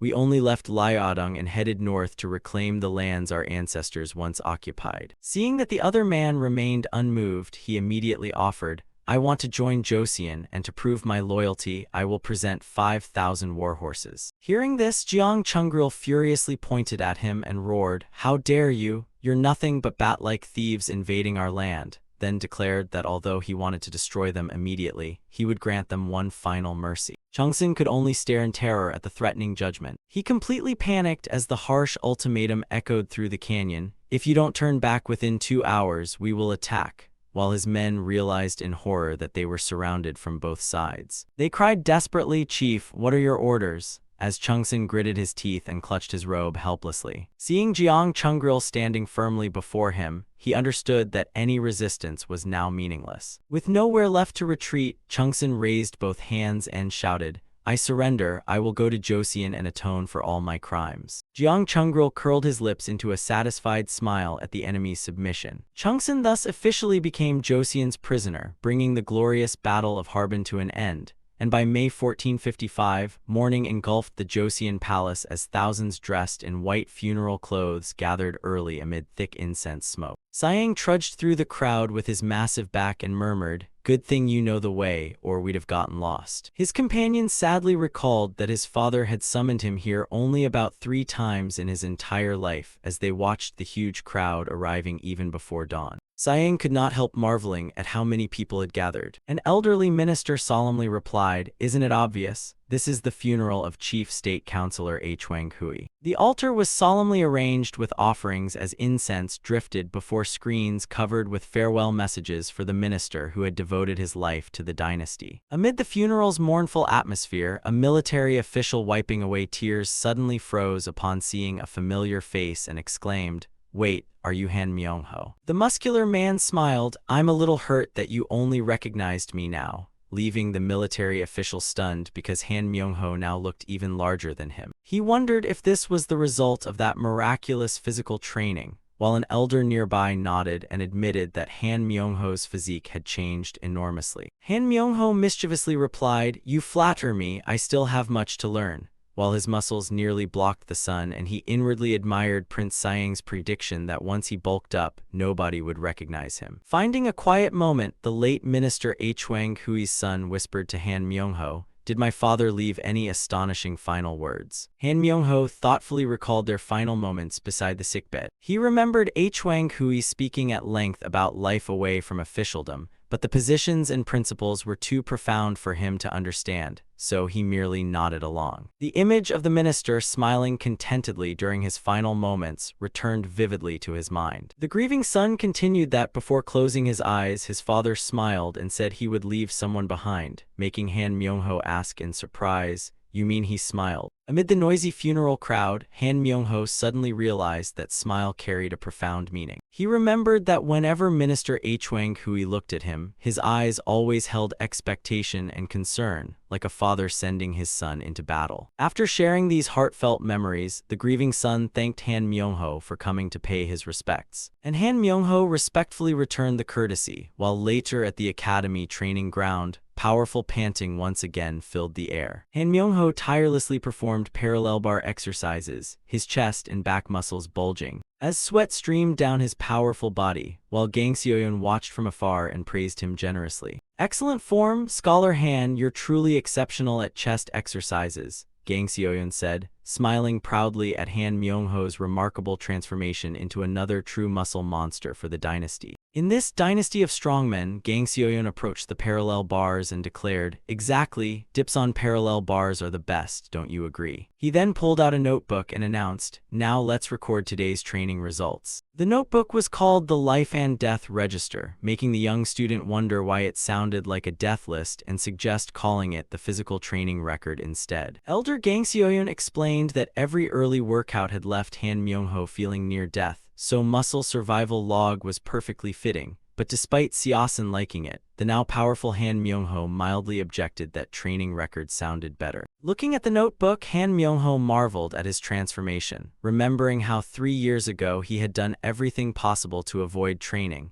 Yet now both his body and will had completely changed from fleeing workouts to becoming addicted to weights. When night fell, he enthusiastically raised his cup with his colleagues and said, "Let's drink." When asked whether he had finished compiling the history of Goryeo, Kwon Ram proudly confirmed that his efforts had earned him a transfer to the office of the Inspector General. He laughed and cried with overwhelming joy because he had finally escaped that nightmarish tomb of books. During the feast, a friend curiously asked, "I heard you easily passed the recent scholar examination, so will you compete further or become a strongman instead?"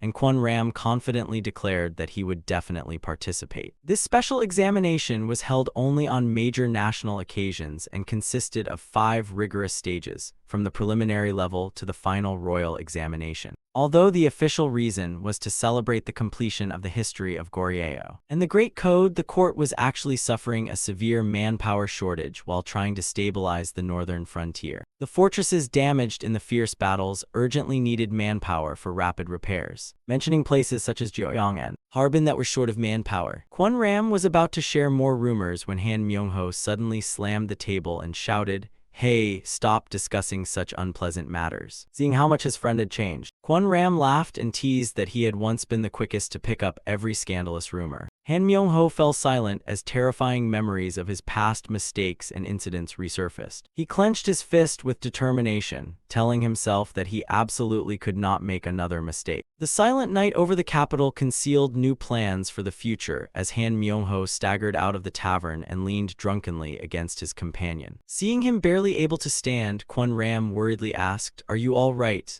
while Myung-ho waved him off and stammered, "I'm fine, I'm fine." Kwon Ram chuckled that he was so sober he could barely walk and teased that his alcohol tolerance had not improved despite all his physical training, while Han Myung-ho hiccuped and explained that he had suddenly remembered Wang Yueji, a descendant of King Tijo. He recalled records from the historical chronicles of the previous kingdom, stating that the Wang family had built an enormous fortune through maritime trade. At the mention of trade, Han Myung-ho's eyes suddenly sparkled with ambition. Seeing his friend's enthusiasm, the scholar smirked, "So now you're interested in money again?" And Han Myung-ho scratched his head awkwardly, replying, "Well, who isn't interested in money?" Kwon Ram continued tempting him, saying that even the previous dynasty had once traded with Arab merchants because of the enormous profits involved. Han Myung-ho froze and muttered, "You mean the Arabs?" And although this was never recorded in the previous kingdom's official history, the scholar confidently insisted that all the information was stored in his head. With the mood becoming lively, Kwon Ram enthusiastically suggested, "How about another drink?" Han Myung-ho grinned and replied, "Sure, another drink to get us in the mood for business."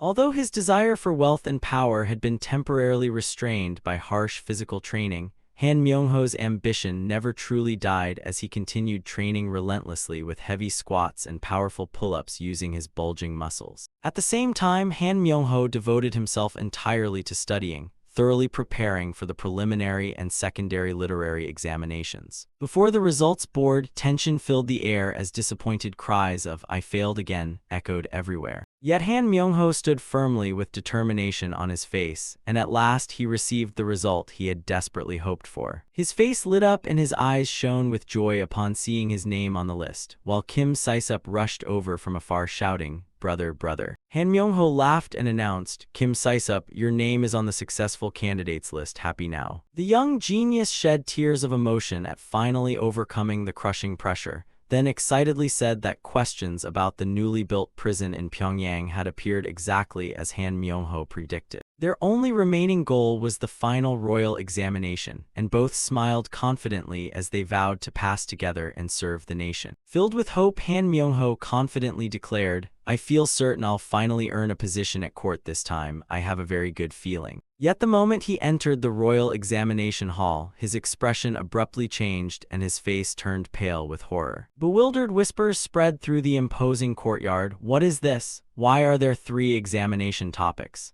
As presenting 3 topics simultaneously was completely unprecedented in the history of the civil service examination. A huge scroll dropped from above, revealing 3 bold black characters representing the Ming Empire, Japan, and the northern tribes. The chief examiner declared, "Choose one of these 3 topics and begin writing your essay." Faced with this unexpected change, Han Myung-ho completely collapsed to his knees in utter shock, sweat pouring down his desperate face as he screamed inwardly, "This can't be happening. I never anticipated this." 10 days earlier, the chief examiner had submitted a memorial and asked in astonishment, "Your Majesty, isn't this examination question too difficult?" King Munjung smirked confidently and declared, "That's right." 3 difficult topics were presented in turn, the first being diplomacy with the Ming dynasty. The second was winning over and assimilating the tribes along the northern frontier. The final topic concerned trade with Japan's Ryukyu kingdom. An official anxiously warned that even the former king had presented only one topic, so this would surely throw the scholars into chaos. Yet King Munjung remained calm, knowing the country needed talented people with broad vision, capable of making grand plans and executing them decisively. In the examination courtyard, Han Myung-ho diligently licked his brush with a determined expression.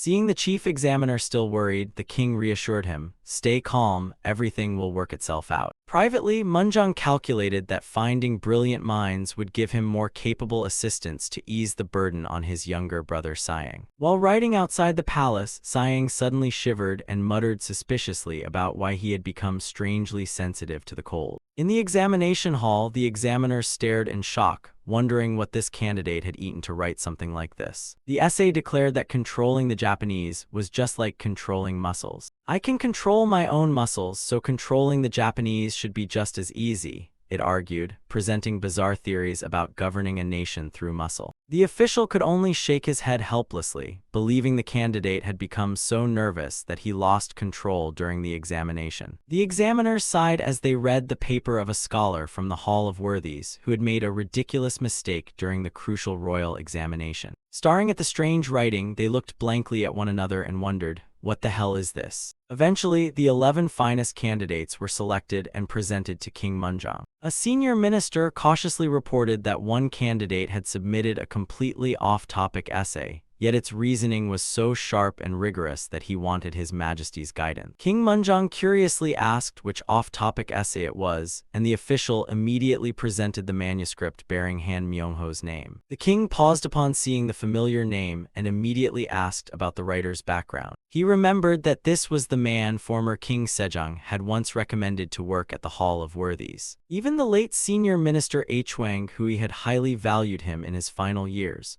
while Han Myungho's essay offered a completely different answer to the diplomatic questions by arguing that multilateral trade under the previous dynasty had caused national chaos and collapse. Although Great King Taejo stabilized the country by suspending trade, this unintentionally allowed the Japanese to profit through underhanded methods, so Han Myungho rejected conventional reasoning. Han Myungho boldly proposed that Joseon reach farther abroad, bypass neighboring countries, and establish direct trade with the Arab world in search of new prosperity. King Munjang stared in surprise and thought, "Arabia, strange but fascinating," before bursting into delighted laughter at Han Myungho's bold and intriguing idea. The king declared that the man was not merely entertaining, because his reasoning was genuinely accurate. Alongside Lim Wonmun's excellent essay on the Ming dynasty and Kim Saisup's essay on the northern tribes, King Munjang decisively chose all three as talents to serve the court's great cause, smiling proudly at this formidable trio and their outstanding essays. He ordered his subordinate, "Set Han Myungho's essay aside for me. I want to read it again." While the capital was occupied with the examination results at Pyongyang prison in March 1455, an official with a guardian-like back sat thoughtfully at his writing desk. It was Hong San, now responsible for governing this region, and as he read a letter and laughed heartily, a nearby official awkwardly reminded him, "Again, you're a high-ranking official now, isn't behaving like this a little." The letter from Hong Yunseong described the arduous journey after reaching Harbin, where preparations for the coming battle forced the army to leave Jiaoyang with Hong Gildong and march into the distant north. Amid the bone-chilling cold of the snow mountains, the soldiers could only shiver and complain about another grueling war awaiting them. Yunseong's threatening message startled Hong San. "I'll capture plenty of prisoners and send them your way, so prepare yourself," making him exclaim, "Are you trying to drag me into your suffering too?" Suddenly, a shout of "Stop right there" shattered the prison silence. Chaos erupted as a prisoner desperately fled in search of an escape route. Deputy Warden Seong Samon panicked and shouted, "Catch him! A prisoner is escaping!" he cried, explaining that the man had fled during correctional exercises and desperately asking everyone to help, while the convict roared, "I'd rather die than rot in this hellhole," and charged toward the gate. But Hong San rushed forward like a whirlwind and blocked his escape, unleashing a thunderous strike that smashed the prisoner's head toward the ground. Giving him no chance to react, Hong San tightly gripped the wooden club in his powerful hands and continued counting 2 before another brutal blow came crashing down, leaving the convict groaning in agony. 3 and you're finished, so go back where you belong." The final strike carved a deep crater into the ground and completely crushed the escapee's will to resist, leaving the other prisoners trembling and kneeling in terror before the physical training officer's monstrous strength. Looking at the 3 convicts bound tightly and prostrate at his feet, Chief Warden Hong San firmly declared that compared with the enemies he had faced on the battlefield, these 3 were nothing. The prison's most confident man had spoken, and witnessing his colleague's formidable strength, Seong Samon applauded enthusiastically, as expected of our chief warden, making Hong San laugh heartily at the praise. Beneath the prison's clear blue sky, the correctional machines began operating with a thunderous rumble. Rapid footsteps echoed inside giant wheels as prisoners exhausted themselves running to keep them moving, while an official watching from afar declared that this was the great mercy His Majesty had bestowed upon them. The official continued explaining the new philosophy of rehabilitation, saying they would serve their sentences not through painful beatings but through hard labor inside the prison,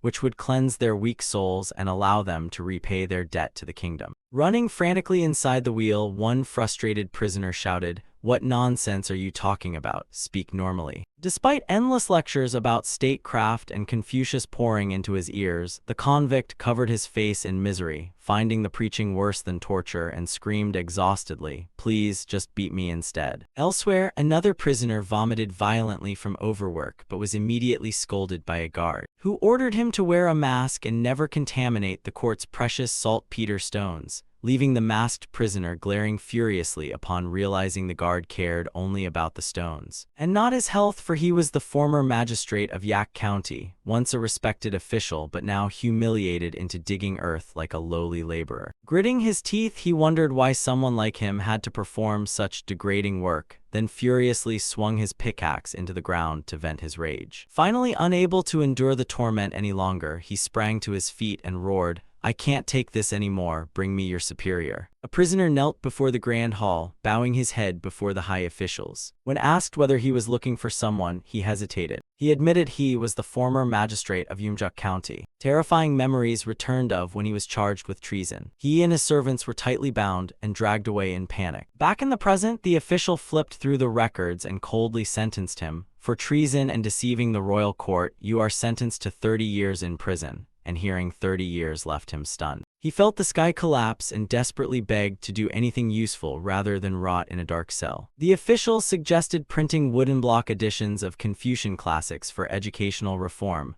work requiring literacy and learning. Seizing this lifeline, the prisoner eagerly quoted the teachings of Confucius and Mencius, vowing to cultivate himself with all his effort. Seeing his determination, the official sternly reminded him that he still had to turn the heavy wheel every morning. He was forbidden to slack off, and the prisoner immediately kowtowed and agreed. Soon afterward, a massive construction project began with countless laborers tasked with building a sturdy stone bridge in Hanyang, its enormous scale making the workers uneasy. At the sight, the workers whispered that the foreman would no longer use the crane and felt relieved they would no longer hear that monster's shouting. When someone anxiously asked how long this running work would last, they were told it would begin today and continue for 5 days, before the official shouted for everyone to pack up and head straight to Hanyang. No one even had time to complain, as they were exploited worse than under capitalism. They moved to the banks of the Han River. Working conditions became brutal as men who had spent their lives studying now had to wield pickaxes and dig beneath the scorching sun. One man complained that outside he would have earned 5 for this kind of work. Another bitterly lamented that he had studied all his life only to end up doing a slave's work. Just then, a man appeared in blazing red clothes with an overwhelming presence. Gripping his pickaxe, he roared threateningly, "Who was muttering over there?"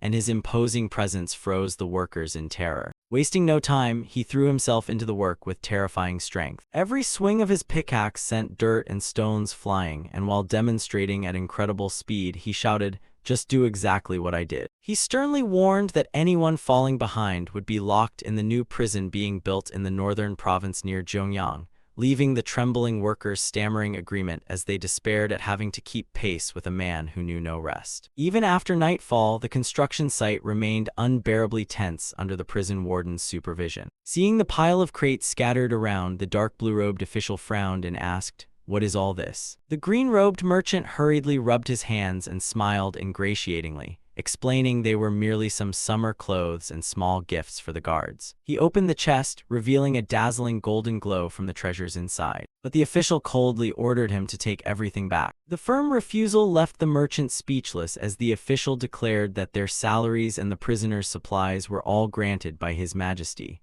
while the sweating merchant sighed about how he could possibly carry everything back. Seeing 2 guards eagerly offer to lend a hand, the merchant brightened. Just as he was about to thank them profusely, the official glared and warned, You and anyone who dares accept even a single thing from you may spend the rest of your lives here as prisoners." The harsh threat terrified the merchant, who shouted for them to stop and promised his slaves would move everything later. The merchant fled at full speed after a hurried farewell. While in an age rife with corruption, this official alone remained incorruptible, causing criminals from across the kingdom to be transferred here. He stood with folded arms, thoughtfully observing everything until a desperate scream suddenly rang out from afar as if someone had lost their entire grain ration. Inside the house, the atmosphere was tense. A worried man asked the suffering woman whether she was truly all right, and she forced a smile, saying she was fine because if she did not move now, she would accomplish nothing today. The man gently told her not to overexert herself, especially now that she was no longer alone. The woman gently placed a hand on her belly. She felt the tiny life slowly forming within her. She walked into the training yard and politely greeted, "Mother, I'm here." As soon as she saw her, the mother-in-law gently asked whether she was having any health problems. She hesitantly replied that she had noticeably gained weight since becoming pregnant, but her mother-in-law reassured her, "That's natural, so don't worry, and now let's start gently with some leg exercises." The daughter-in-law could only quietly obey in bewilderment. The mother-in-law continued, "Try holding a 5-pound dumbbell in each hand while squatting," and despite being pregnant, she obediently followed. The mother-in-law did not sit idle either, gripping a barbell and energetically declaring that she would train alongside her daughter-in-law. She urged them both to give it their all, her sharp eyes blazing as her powerful arms lifted the enormous weight. The surrounding air seemed to explode from the sheer force. Looking at her mother-in-law's powerful back, the daughter-in-law became emotional, thinking about how hard she had worked during the 2 years since marrying into the family. Memories from 2 years earlier suddenly returned amid her sobs. It had begun with a piercing scream and the dry crack of a stick striking the ground. Back then, she lay collapsed on the ground, gasping from exhaustion as her towering mother-in-law coldly shouted, "Get up," while she weakly replied that she could not continue. Terrified by her mother-in-law's severity, she cried,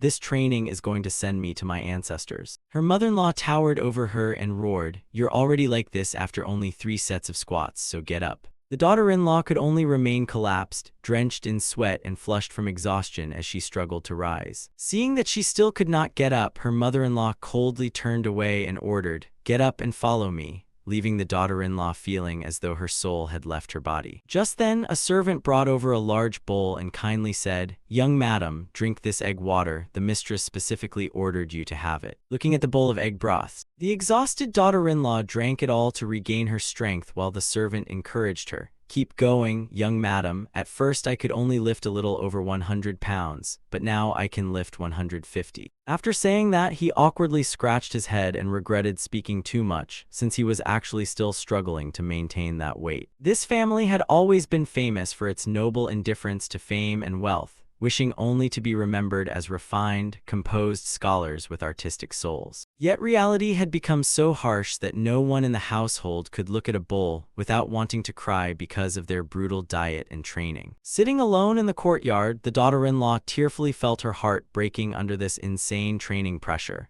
and everything had changed since the man from the southern port city appeared. Beneath the crimson sunset, Siang entered the residence with an imposing presence and bulging muscles. Seeing her father-in-law return, the daughter-in-law hurried to greet him. "Father, you're back. You must be exhausted coming home this late." Looking at her father-in-law, she could not help remembering the past. He had once been a frail scholar concerned only with books and poetry, but after returning from the southern port city, his physique and personality changed so drastically that even longtime servants barely recognized their once refined master. Siang looked at his daughter-in-law and asked meaningfully, "Is that how you feel?" Then drew on the ground with a branch, explaining that she had spent most of her life reading without enough physical activity. With a serious expression, he explained that this had reduced her muscle mass and bluntly added that her hormone levels were alarming and her body's energy was disastrously low. Hearing his sharp assessment, the daughter-in-law stared in shock and tearfully blamed herself. "My body is truly useless." Seeing her devastated, Siang quickly reassured her, "No, that's absolutely not true." He understood that becoming discouraged was natural when training was painful and results did not appear immediately, so he gently advised her not to rush and to progress gradually. When Siang placed a hand on his daughter-in-law's shoulder to encourage her, she felt astonishing strength and steadiness from his hand, looked up at him admiringly, and spoke. "What about you, father?" And Siang confidently declared,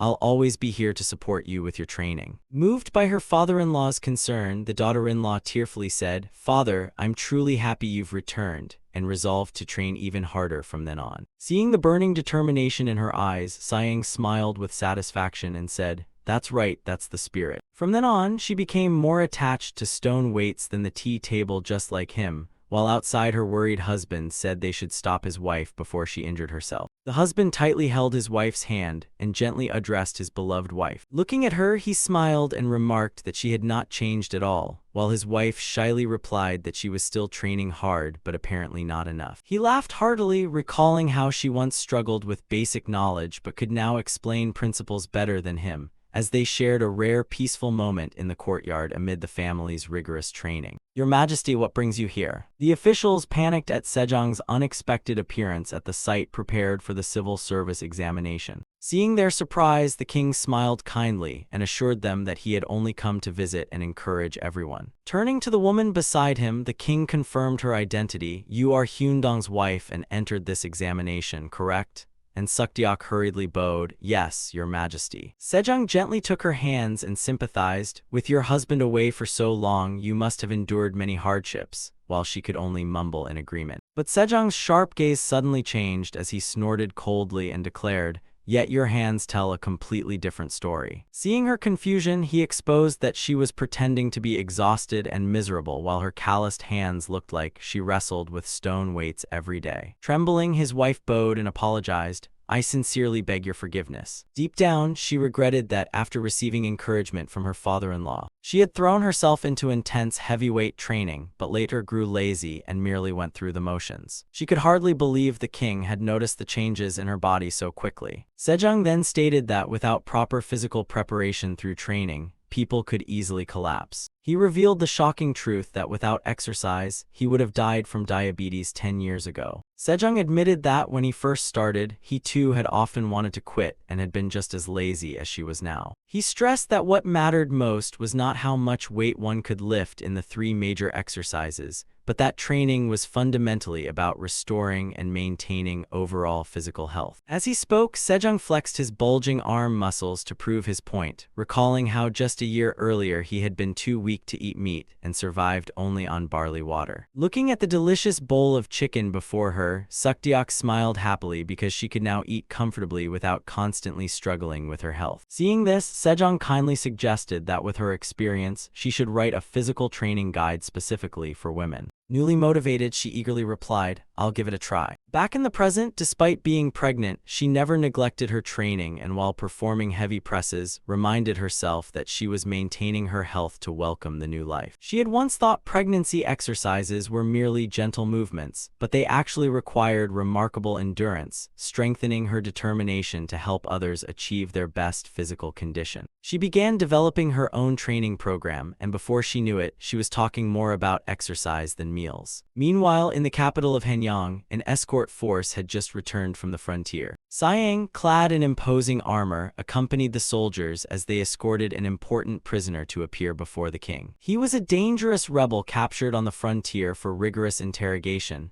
and the man tightly bound in thick ropes was Chungsun, leader of the Jianzhu left guard. Although restrained, cunning still gleamed clearly in his eyes, making the soldiers afraid to take their eyes off him for even a second. Standing high on the palace steps, the king commanded majestically, "Chungsun, raise your head and confess all your crimes." At the king's command, Chungsun slowly raised his head, his bloodshot eyes filled with extremism. Suddenly, he gathered all his strength and smashed his head violently against the hard ground, causing a horrifying impact. This desperate act of self-destruction in the middle of the royal court left every official and soldier utterly stunned, as none expected to meet someone so foolish, while the guards screamed, "What the hell is he doing? Is he trying to kill himself?" Standing behind them, Sighing was equally shocked by the prisoner's recklessness. He frowned as he watched Chungsun's head slump against the floor, wondering what he was plotting as Chungsun lay collapsed with his forehead badly injured from the violent impact, shocking the surrounding soldiers. In agony, he weakly admitted, I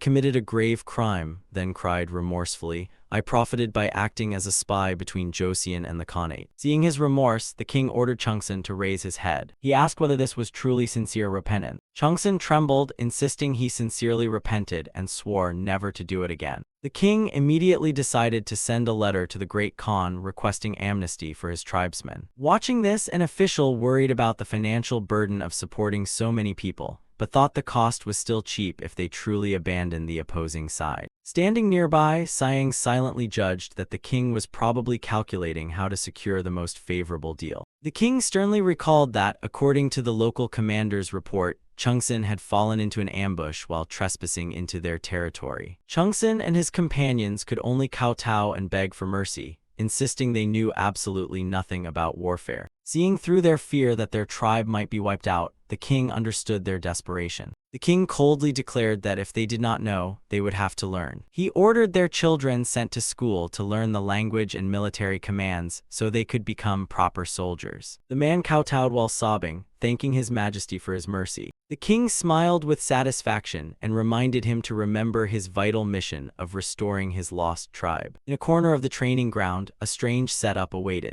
A crude bench press with a massive stone barbell stood ready. Siang strained through a bench press, his face turning crimson. Veins bulged across his neck beneath the tremendous weight. Standing nearby, Hawiji cheered excitedly. Excellent, truly worthy of Grand Prince Siang. But in a moment of weakness, the Grand Prince panicked when he realized he could no longer hold on. The enormous stone barbell slipped and crashed onto his chest before everyone's stunned eyes. Horrified, Hawiji rushed over and asked, Grand Prince, are you all right? Pinned beneath the crushing weight, he could only groan as if about to meet his ancestors, and after finally getting up, Grand Prince Siang stared at the weights in disappointment. He thought that instead of his previous record of over 1,500 pounds, he could now barely manage 1,200, and even his stomach was protesting, so he anxiously asked Hawiji, how does my body look now? Hawiji calmly examined him and remarked that his body fat remained minimal, and he had not lost much muscle. But he suddenly shouted, wrong, making Siang anxiously look around and call, where is Grand Prince Siasen? I was just looking for him too. A subordinate hesitantly replied with an awkward expression, well, actually, about Grand Prince Siasen. In a secluded house, Grand Prince Siasen sat absent-mindedly with a gloomy expression. Seeing his relative, he choked out, cousin, I should have visited you as soon as you returned, please forgive me.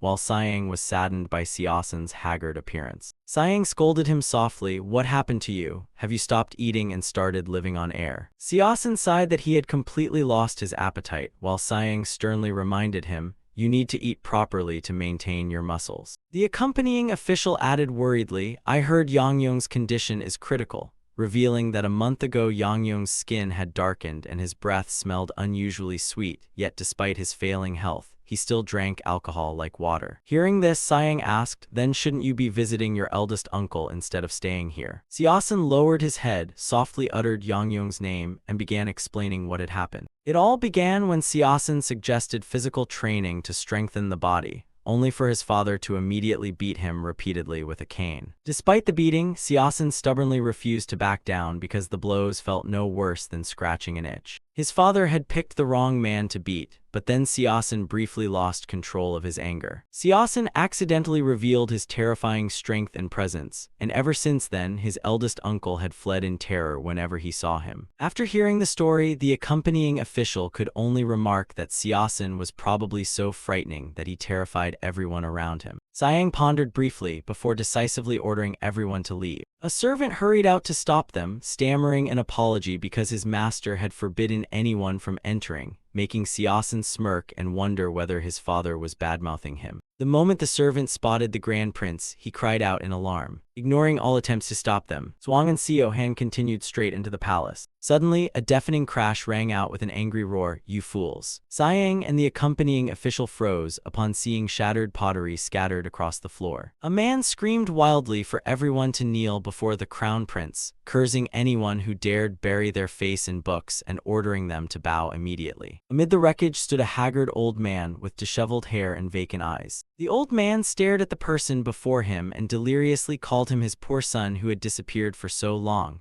while the yellow-robed son rushed over crying and begged his father to wake up, only to be shoved away as the old man roared that he had no son and cursed him for interrupting. He began waving his arms like a battlefield commander, ordering the troops on the left flank to turn back. Lost in his delirium, the old man suddenly froze upon seeing Siang, his eyes widening as he stammered in terror. Great King Tijo, as in his hallucination, the imposing muscular King Tijo perfectly overlapped with Siang's overwhelming presence, making the terrified old man immediately kowtow and beg forgiveness through desperate tears. Siang stood frozen, sweat pouring down his face after being mistaken for the founding king. While the son continued crying and begging his father to regain his senses, Siang could only inwardly lament this absurd situation. Standing beside the dying man's bed, Siang thoughtfully asked, "Is it diabetes?" And an attendant tearfully confirmed, "Yes, Your Highness," while the physician sighed that medicine could no longer cure this illness. 3 days later, the uncle passed away, and dressed in white mourning clothes, his son collapsed against Siang's shoulder sobbing.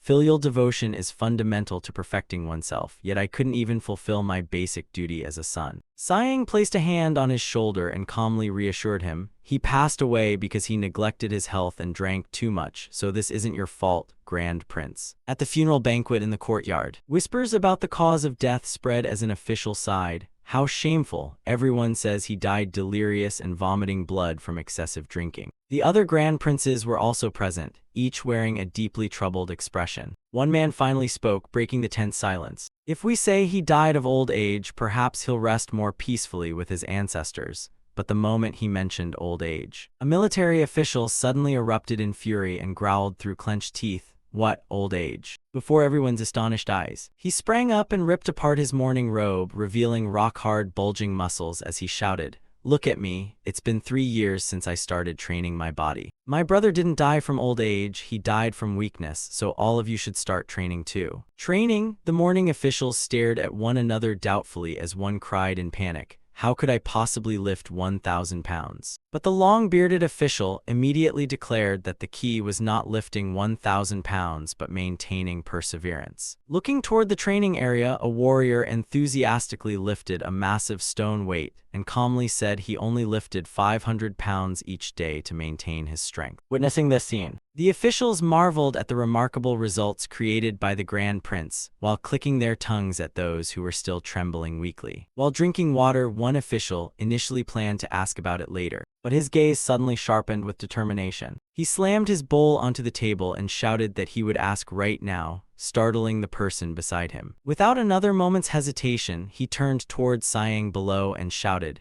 Your uncles are very curious about your physical training method." Hearing the unexpected request, Siang and his companion were left speechless, while the official boldly declared that he would bring his entire family for training. Siang's jaw dropped at their enthusiasm, as though they were preparing to march into battle and win glory. Soon afterward, a large training ground was built with crude yet effective equipment, from massive stone weights to an enormous wooden running wheel, creating a fiercely energetic atmosphere. The official stroked his beard and admired these unusual training devices, while Siang smiled confidently, already accustomed to such brutal training intensity. While everyone else was still panting and drenched in sweat from exhaustion, another elderly lord looked extremely excited, easily lifting 2 massive stone weights over his head and laughing triumphantly. "This isn't difficult at all," and seeing everyone's iron will, Siang nodded in satisfaction, then firmly gave orders when someone asked whether they should go further. "First, everyone run 1 lap around here, 1, 2.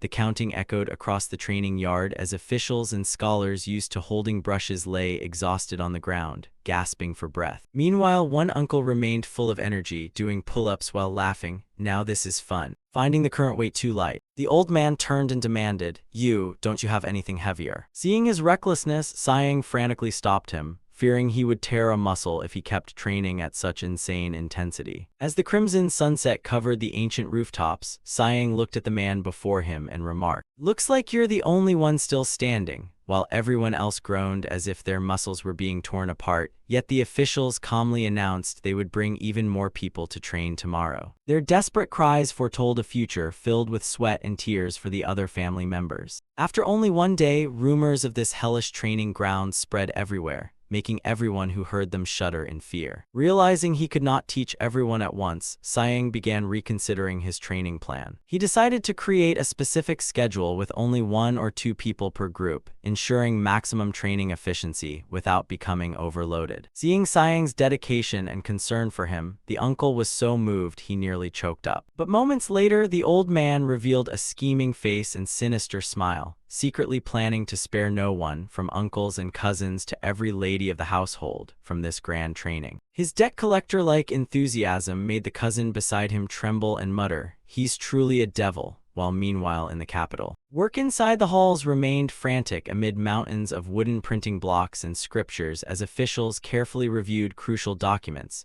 insisting that even one wrong character would cost them a month of sleep. Outside the hall, the arrival of several serene high-ranking monks caught the guards' attention. King Munjang, dressed in blue, approached and greeted them, confirming that someone had been looking for them. With a bright smile, he announced that the great prince had finally arrived, though perhaps he had or perhaps he had not. A pair of heavily muscled legs tensed firmly, making everyone stare in amazement. Struggling to lift a massive stone weight, the great prince panted, "How many more do I have to do? You keep saying it's the last set, then adding another and another." Sayang replied slyly, "Yesterday great Prince Iknyong did 30 squat sets and eventually reached 50, staggering when he left, so naturally I thought great Prince Junyoung could do it too." Hearing his rival's name wounded great Prince Junyoung's pride, making him roar, "What?" Burning with fighting spirit, he attacked the exercise with insane strength and declared, "I'm even better than him." Seeing such enthusiasm, the king smiled approvingly at Sayang. "At least I'm glad my uncles are enjoying this, and you're doing very well." However, the king noticed a problem and thoughtfully placed his hand on the table,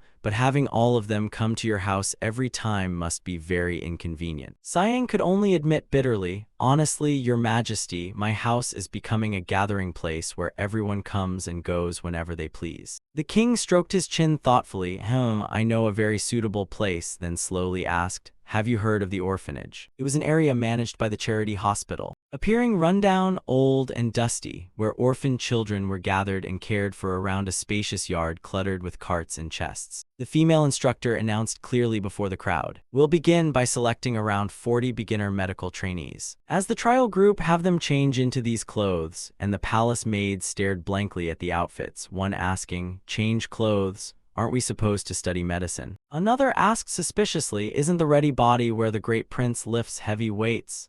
But seeing their hesitation, the instructor reassured them, "You won't meet patients immediately. This is only preparation for physical activities during training." Yet the sinister smile on her face sent chills down the palace maid's spines. Soon afterward, desperate screams of "Please save me" echoed throughout the palace as a horrifying scene unfolded inside. One palace maid was pinned tightly against a wooden post, screaming in agony. The instructor calmly explained, "This is heavy-duty joint stabilization," while the victim desperately wondered what kind of medicine she was actually learning. Elsewhere, another painful cry of "Stop pushing" rang out, making Sayang worry. Good heavens, they're already being tortured like this on the first day. He stepped forward and demanded, "Wait, stop for a moment, how long has this been going on?" Sayang stood before the hall of extended joy, thoughtfully watching the growing enthusiasm for physical training. He looked toward someone and asked, "I heard you've already come here." A challenging voice answered, "Are you talking about me? See, I told you I wouldn't regret it." The uncle with a white towel around his neck proudly showed off his training results, smiling brightly as he said exercise had helped him sleep much better lately. Sayang smiled and replied, "Really, that's wonderful." His uncle pointed proudly at a muscular man training nearby, boasting that even his son was giving it his all. But after looking closely at Shin Sukju's face, Sayang noticed something wrong and asked, "You look a little pale." Shin Sukju sighed, "I know, but how did you uncover my secret so quickly?" While Sayang wondered why such a muscular man looked so sickly. He stepped closer and pressed, "What's wrong with you? You look like you haven't slept all night." Shin Sukju looked sorrowfully at Sayang and choked out, "Grand Prince," revealing that his wife's health had recently become extremely frail, prompting Sayang to recall something and ask, "Didn't she just give birth?" Shin Sukju sadly confirmed it, recalling how about 5 years earlier his family had joyfully welcomed one child after another. After their 4th and 5th sons were born, their youngest daughter arrived amid the entire family's joy. They thus became parents to 5 sons and 1 daughter. But tragedy struck after the youngest daughter's birth when his wife's health deteriorated severely, and Shin Sukju sought the kingdom's finest physicians and rarest medicinal herbs, yet every effort proved futile. Even the most respected physician could only shake his head helplessly, unable to identify the cause of the mysterious illness. Watching his wife barely breathing in bed, Shin Sukju painfully realized her health was worsening every day. He feared she had little time left. In utter despair, Shin Sukju dropped to his knees. He kowtowed desperately before sighing and begged, "Even my ancestors can't save me now, please help me." Faced with his friend's desperate plea and realizing the situation was serious, Siang pondered that such a severe illness would be difficult to cure and might soon require drastic measures. He immediately sought out his wife to discuss it, saying, "It seems Lady Shin Sukju's health is extremely poor. So I want you to care for her for a while," and his wife gently nodded, "Yes, my husband, I'll do everything I can," greatly relieving Siang. Siang quickly arranged her relocation, saying, "I've received permission for her to stay temporarily at the Hall of Extended Joy, and I'll send a royal physician tomorrow so she can remain there until she recovers." Siang's wife also promised to personally examine Lady Shin Sukju's condition. Seeing Siang's family help so wholeheartedly, Shin Sukju tearfully thanked his wife, while at the temporary residence everyone anxiously asked about the patient's current condition. After a thorough examination, the royal physician sighed helplessly, saying, "The prescriptions and acupuncture treatments are correct, but even I cannot determine the true cause." Just then, Lady Shin Sukju's stomach reacted first as painful vomiting shattered the silence. Lady Shin Sukju could keep nothing down and could barely eat dinner, so as her condition rapidly worsened, Siang's wife decided to examine her personally. She quietly walked deeper into the corridor with a thoughtful expression. After examining her for some time, Siang's wife emerged with a gloomy expression. "I've finished examining her," she said, then painfully told the anxious Shin Sukju that his wife's condition resulted from severe calcium deficiency and that her body had become badly deformed. Siang asked again in shock. He confirmed that even her teeth had been damaged, and his wife sadly nodded, explaining that spinal curvature, osteoporosis, and digestive disorders had persisted together for a long time. Siang's wife sighed softly, deeply pitying the poor woman suffering such torment after childbirth. Hearing that his wife was in critical condition, Shin Sukju collapsed and wailed desperately, "What am I supposed to do, Grand Prince? Oh no." Siang stood frozen, gazing thoughtfully toward the palace. The last light of sunset slowly faded around him. Inside the darkened room, Lady Shin Sukju lay barely breathing on the sickbed, weakly whispering an apology through her pain. Walking heavily across the courtyard, Siang felt completely helpless. He thought irritably that if this were a physical problem, he would have solved it long ago, but this was entirely a medical matter. Just then, a servant approached carrying a heavy bag. "Oh, Grand Prince, you're here early," and Siang asked what he was doing here at this hour. The servant explained, "His Majesty ordered fresh milk brought from South Mountain to Shin Sukju's residence every 2 days to help his wife recover." Hearing this, Junie Nyang's eyes widened in surprise. Milk. A realization flashed through Siang's mind as he identified the culprit as lactose intolerance and became certain Shin Sukju's wife suffered from it. His frustrated expression instantly turned to delight. "I finally have a solution," and without hesitation, Jang snatched the milk bag and dashed away as the terrified servant chased after him, shouting, "Grand Prince, that milk was personally bestowed by His Majesty." He clenched his fist excitedly, realizing he could solve this problem after all. Suddenly, Siang grabbed the trembling servant by the shoulders and shouted, "You there." The frightened servant quietly apologized, thinking he had offended him, but Siang immediately gave an order. "Go straight to the market, buy soybeans, and make tofu immediately." But while the confused servant was asking why, Siang suddenly changed his mind. He grabbed the servant by the collar and dragged him away, saying, "No, wait, come with me instead." Certain that the patient would recover, Siang's face radiated supreme confidence. Soon afterward at the residence, Siang handed Shin Sukju a bowl of white liquid and firmly ordered, "From now on, stop giving her milk porridge and give her this instead,"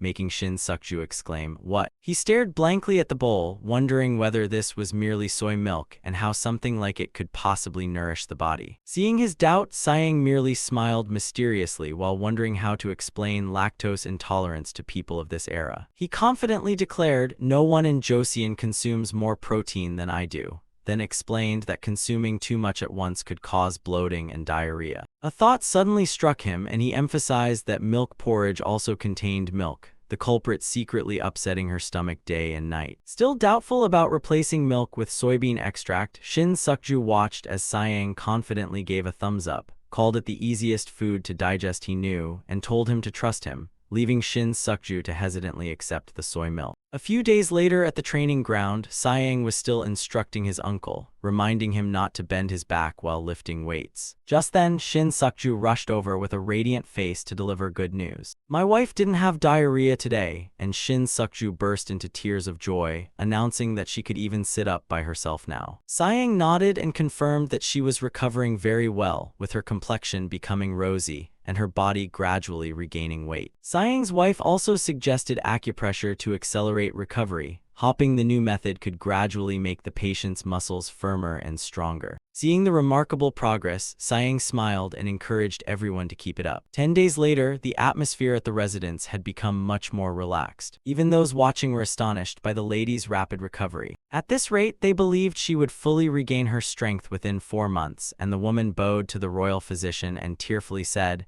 "It's all thanks to you, royal physician. I'm truly grateful." The royal physician quickly waved his hands modestly, admitting he had never imagined something considered nourishing could secretly upset her stomach so badly. He sighed that his knowledge was still too shallow and wondered whether he was qualified to write a medical book, prompting Saeng behind him to ask curiously, "You're writing a medical book?" The royal physician nodded, saying he was writing it because he believed food was the most important factor in human life, though this incident revealed many gaps in his knowledge. Saeng immediately stepped forward, firmly grasped the royal physician's hand, and enthusiastically declared, "Then I'll help you finish that book, because when it comes to diet, I've spent plenty of years eating and training like an ox." Moved by the offer, the royal physician bowed and requested, "Please teach me more, Grand Prince." Saeng humbly replied that he was the one who needed to learn, while the royal physician excitedly said he would report to his elder brother and begin writing immediately. Watching him leave, Saeng marveled that a book about diet could emerge in this era, yet he still worried that although they had solved the protein problem, where could they obtain vitamins? Emphasizing essential dietary therapies at a lavish banquet, the king nodded approvingly and agreed that diet was indeed the most important thing. Sitting opposite him, Saeng thoughtfully admitted that crops grown solely from Joseon soil still left certain nutritional gaps. The king thoughtfully revealed that someone from the former Goryeo dynasty had once found the perfect answer to the nutrition problem, so he decided to send him straight to Lyeodong. "Lyeodong!" everyone exclaimed in astonishment at His Majesty's unexpected decision. The king nodded, saying he was a very clever man who had proposed trading with the Arab kingdom. At Lyeodong port, large ships began docking as laborers busily loaded cargo aboard. Shouts rang out warning everyone to handle the trade goods carefully, followed by dull thuds as heavy sacks were dropped onto the ground. Amid the freezing frontier air, a burly, heavily muscled man shivered violently from the cold. His breath misted as he muttered, "Good heavens, it's freezing." Seeing this, the accompanying official teased, "I heard people who practice ready body training are very sensitive to cold,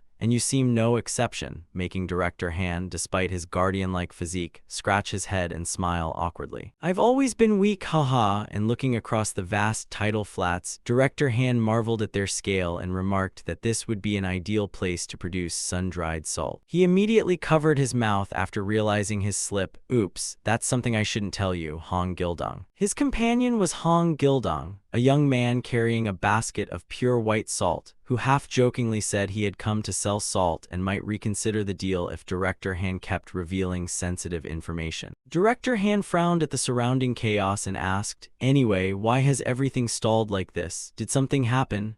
while scanning the harbor as though preparing to audit the entire place. At the loading area, tension rose as angry shouts urged the laborers to move faster. Someone yelled that at this snail's pace they would never earn today's wages, while amid the crowd a man struggled forward carrying an enormous load on his back. He trudged forward and slammed the sack down with a loud thud, growling, "At least pay a decent daily wage," before saying that, "I can barely survive as it is," while old Yogukgang's legs trembled beneath the crushing load on his back. Completely exhausted, he collapsed with a painful grunt, and although the people around him anxiously checked on him, his efforts were met only with the foreman's cold declaration, "You're too old for this work, so you won't be paid today. Move aside," as the supervisor shouted angrily at the delay. He feared that unless they hurried, they would miss the tide and waste another full day's labor. Just then, a powerful Joseon man appeared, single-handedly pushing a cart piled with heavy cargo at incredible speed, leaving everyone stunned by his strength while the foreign officials marveled that Joseon physiques truly were on another level. I heard they're also very well fed, and seeing the strength and prosperity of the Joseon people, a sharp-eyed foreign elder could not hide his envy. He gritted his teeth, jealousy written across his face, and bitterly exclaimed, "I'm truly envious." Han Myung-ho approached old Yo Gukgang, who was still staggering after his fall, and asked, "Hey, old man, are you feeling better?" Seeing his frail condition, Han Myung-ho worriedly declared, "You look terrible. How can someone this weak survive? I'll take this old man with me and give him a free strength training program." The unexpected decision left the guards bewildered,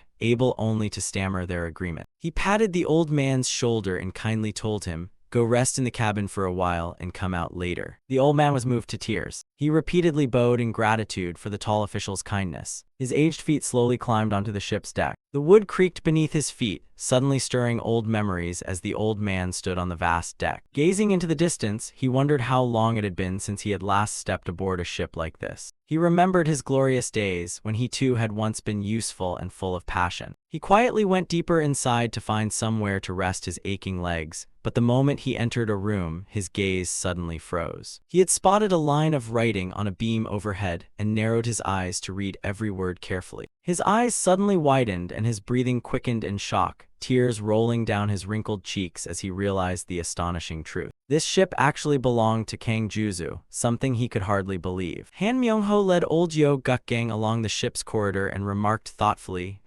"You've wasted 10 years," while the old man remained silent, bitterly admitting it to himself. Stopping before a sturdy wooden room, Han Myung-ho said, "Here, this is the best room," and the moved old man thanked him while the official reassured him that everything would be fine. The ship would soon surge forward and was expected to reach port in only 10 days, so Han Myung-ho wondered how to keep this frail old man alive throughout the voyage before suddenly making a proposal. "Hey, old man, want to come with me?" And after incredulously asking whether he really could, the old man received a nod, thanked him repeatedly, and bowed as Han Myung-ho urged them to get moving. Seeing the old man staring blankly at the supplies, Han Myung-ho wondered what was wrong. While at a roadside stall, a vendor eagerly offered him rice cakes, and when he declined, warned that these were the last ones because they would not return here again. Hearing that, the old man shouted in shock, "What?" clutching his tiny bag of grain with terror and despair. As night fell, he trudged alone through the deserted village, his stomach growling as he desperately searched for water to survive the hardship. Looking inside the grain bag he had just bought, he found mostly bran and dirty sand, and although it supposedly contained 2 measures, barely anything edible remained after sifting. It was all because the commander of the eastern Liaoning region kept cutting the people's rations under the pretext of funding construction projects. Meanwhile, the surrendered tribesmen were promised wealthy and prosperous lives. This sharply contrasted with the workers' poverty as the old man silently trudged through the still darkness. It was a world where people were treated as commodities to be bought, sold, and enslaved. Memories of the ruthless human trafficking boss remained a terrifying nightmare. Amid the silent darkness of night, something was unfolding. A secret meeting of like-minded men was underway inside a wooden house, and after someone asked, "Is everyone here, or is someone still sleeping?" all confirmed their presence before one man at the drinking table asked whether the old man was from Joseon. He shook his head, explaining that he came from the eastern Liaoning region, but this ship strangely resembled the warships that had once sailed to the Arabian kingdom. Yo Gukgang's gaze suddenly sharpened as he revealed a shocking secret. "Captain Kang Juzu was my father's superior." Everyone gasped in astonishment because they had always believed that legendary captain was still living in seclusion. They believed he was in the capital, Hanyang, but someone added that he had handed his entire business to his son before disappearing without a trace. Yo Gukgang suddenly slammed his hand on the table and roared indignantly. The veteran sailor could not bear watching amateurs ruin a masterpiece of the sea, confidently declaring that with men like them at the helm, reaching the Arabian kingdom would take only 2 months. Faced with doubts about what they should do next, he made his decision. Looking straight at his companions, he declared, "Let's escape this miserable life and flee ourselves because we can't stay here anymore,"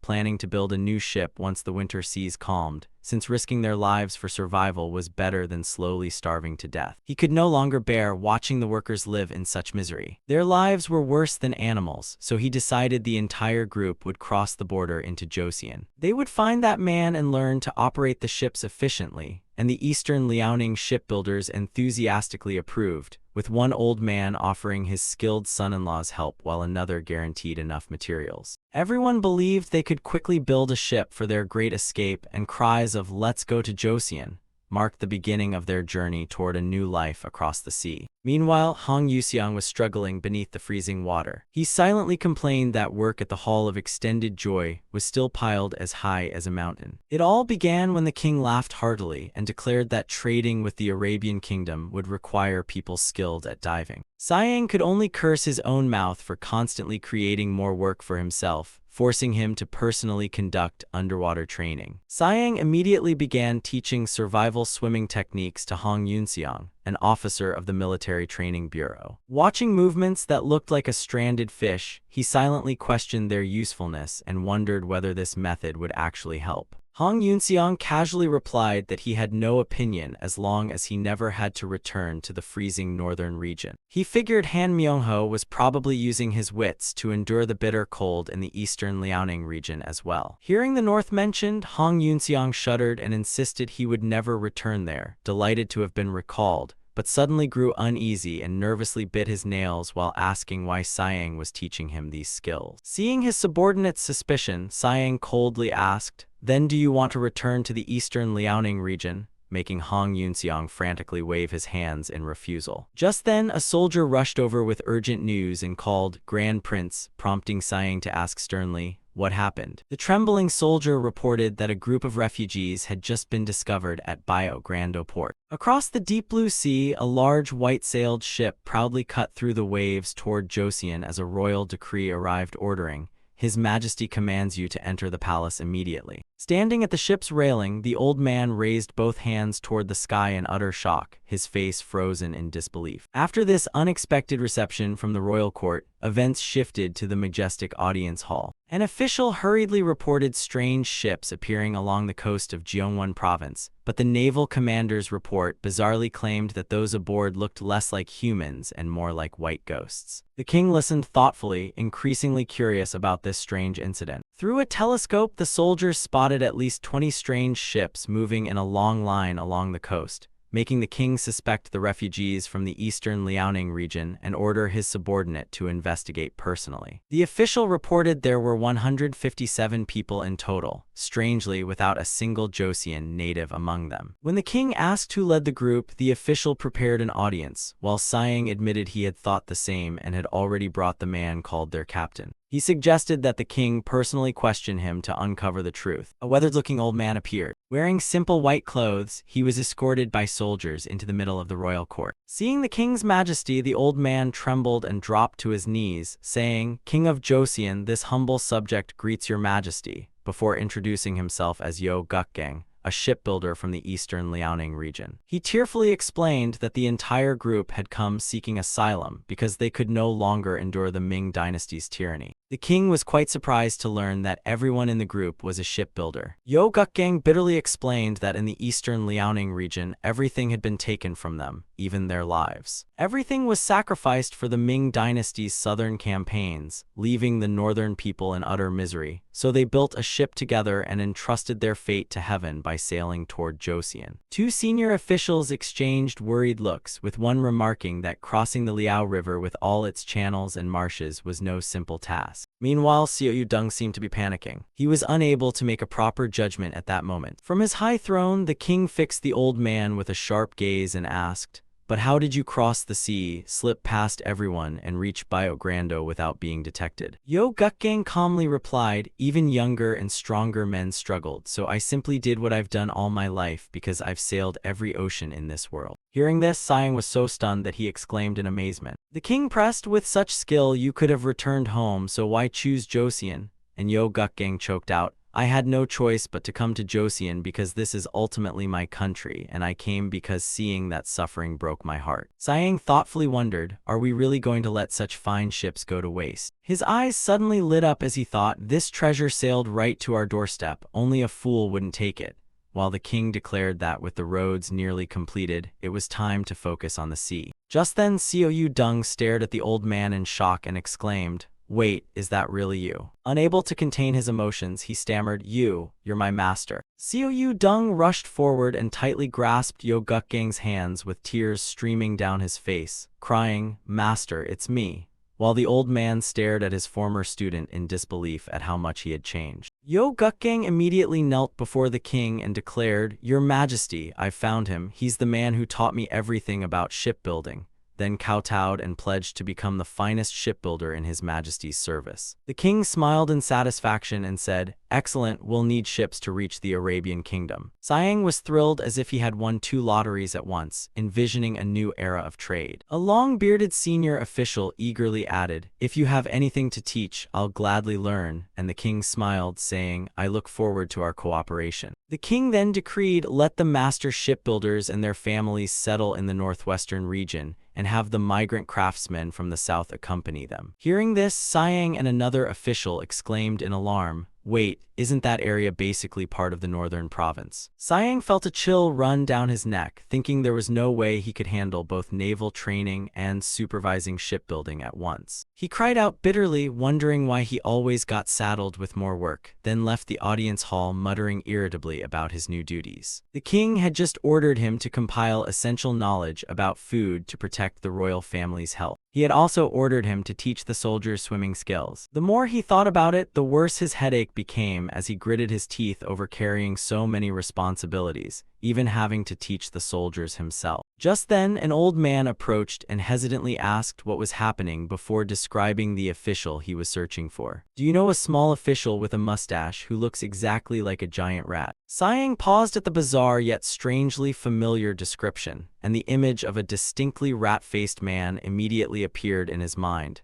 None other than Han Myung-ho. He blurted out the name in confirmation, making the old man happily thank him. The old man then hurriedly bowed and left. Siang stared in confusion as the old man rushed away searching for Han Myung-ho, then could only sigh like a bystander already accustomed to such scenes. Elsewhere in the palace, a fierce argument was unfolding. The atmosphere became extremely tense as a man roared angrily, "What did you just say?" Facing him, the rat-faced man calmly called him useless and mocked that people once had no word for useless, so they simply used his name instead. The insult made his opponent purple with rage as he snarled, "You dare talk big," before throwing a devastating punch straight at his face. The sudden blow sent the rat-faced man flying and crashing hard onto the ground. Clutching his swollen face in pain, he growled, "Bastard, you started this," while his still enraged opponent charged at him again. "You bastard," but just as the brawl reached its peak, an authoritative shout cut through the tension. "What's all this noise? I entrusted both of you with important duties, so why are you behaving like children fighting over snacks?" Still furious, the burly man protested that he could not tolerate such contempt, while his opponent merely rubbed his chin, smiled knowingly, and asked,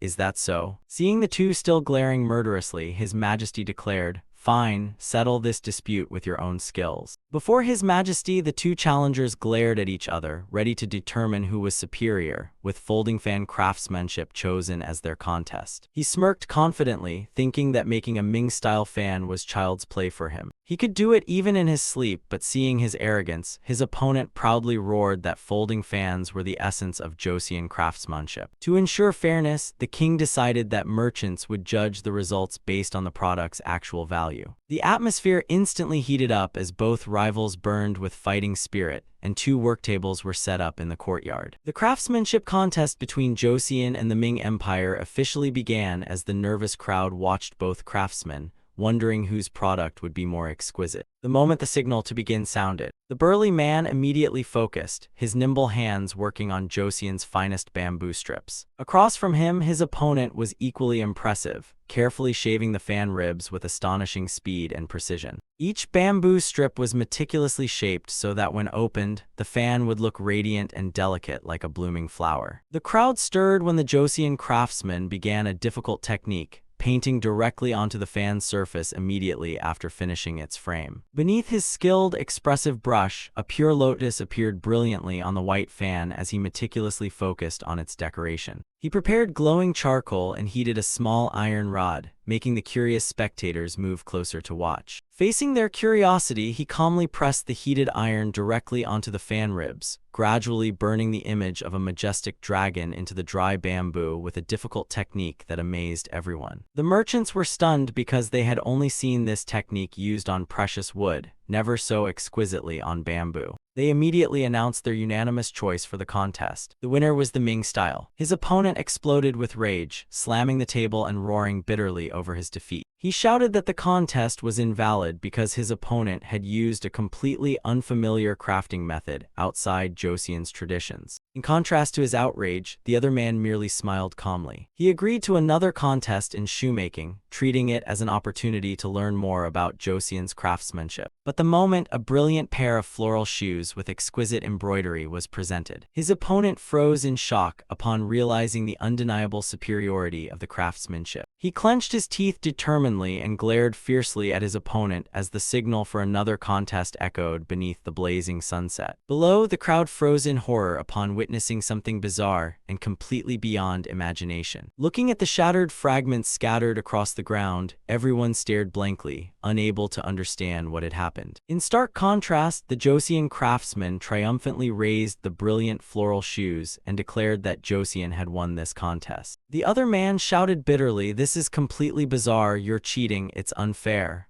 then mocked his opponent for not even being able to shape things properly. Neither side yielded, and they immediately challenged each other to a metalworking contest, making the atmosphere even more tense. Watching the two insanely competitive troublemakers, the official could only helplessly rub his aching forehead as night fell. The next morning, the pink-robed official wearily complained that he had stayed awake almost all night monitoring the situation. He admitted that Ming goods were generally more refined, but this deeply worried the royal court because if these migrant craftsmen left without strict supervision, foreign-style goods could be secretly produced and flood the market. Political concerns grew as they realized that if a Ming envoy passed by and saw goods in his country's distinctive style being sold, it could cause a disastrous diplomatic incident for Joseon. To solve this, a new plan was proposed to place the migrant craftsmen directly under the supervision of Joseon artisans. A clear hierarchy was established with Joseon artisans at the top, followed by Ming craftsmen and finally support workers, allowing complete control over production. If Joseon and Ming techniques were truly combined, they would surely create unmatched craftsmanship that no one could rival. The official nodded, thinking the migrant craftsmen had no reason to refuse learning from one another. He hoped this exchange of techniques would proceed smoothly, then hurried away to report the situation to the royal court. At the residence, a bustling scene unfolded as crowds of refugees gathered to receive aid,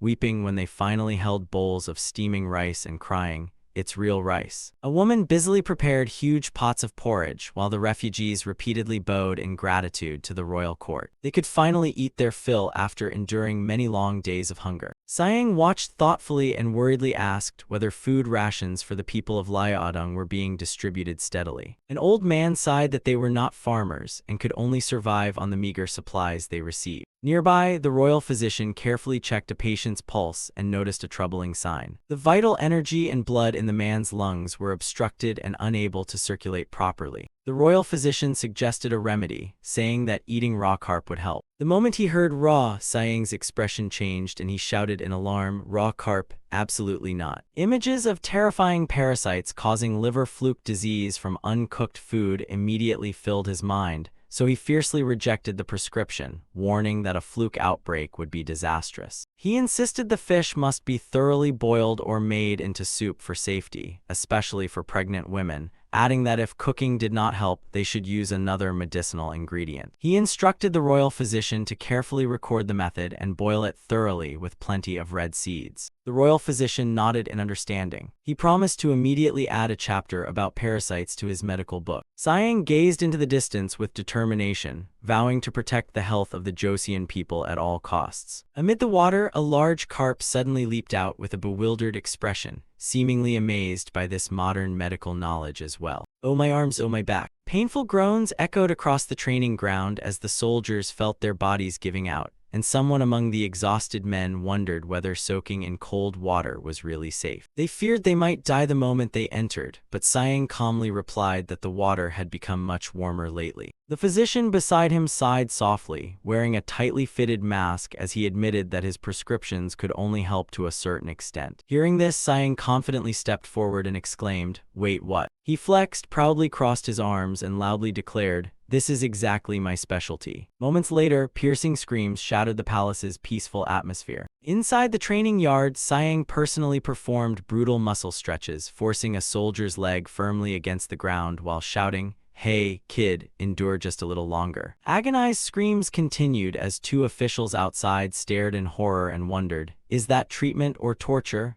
While the other could only click his tongue and mutter, "Joseon is truly ruthless." The soldiers stared blankly at one another, unable to understand what was happening to their bodies. Siang smiled and explained, "Push the muscles to their absolute limit like this, and illness won't stand a chance of getting in." Afterward, he thoughtfully discussed how everyone was too busy and they needed an official responsible for music, bringing up Han Myung-ho's name once again. Han Myung-ho appeared with his usual calculating expression. An old man approached Siang, repeatedly bowed in gratitude, and remarked that in his personal opinion, Han Myung-ho now looked much better than before. Siang smiled with satisfaction and continued through the palace corridors when a group of guards suddenly shouted in unison, "Great Prince." They immediately dropped to their knees before him, leaving Siang stunned. A soldier declared, "It is our honor to escort you to the royal office in Hanyang." Siang was bewildered by the sudden grand reception and wondered why everything had become so elaborate. An official reported that a high-ranking official, 100 soldiers, and 1,000 horses were heading toward the capital. Siang wondered if this was a ceremony to welcome an envoy, but the official said they had arrived 10 days early and that the group was led by the Ming Dynasty's special envoy, Yu Feng. Watching Yu Feng's magnificent delegation approach, Siang marveled at their speed and suspected arriving 10 days early was no ordinary diplomatic matter, so he asked whether they would arrive today. The official denied it but said events were already unfolding, and seeing the grand procession through the streets, Siang decided to personally enter the palace to meet them. He thought that nothing ever went according to plan and needed to discover their true purpose. In the majestic audience hall, the king sat upon his throne preparing to receive the newly arrived Ming Dynasty delegation. A senior official anxiously reported that although the refugees had only recently arrived, the delegation probably had not come because of them. What truly worried him was that these migrant craftsmen possessed many extremely valuable Ming Dynasty techniques and secret skills. A pro-Ming official hesitantly suggested returning them to avoid trouble, but another official silently despised his cowardice and said the Eastern Liaoning commander would hardly care about a few missing people. The king wondered what the Ming Dynasty truly wanted from Joseon if not the refugees, then decided he might have acted too hastily and would let them stay until everything became clear.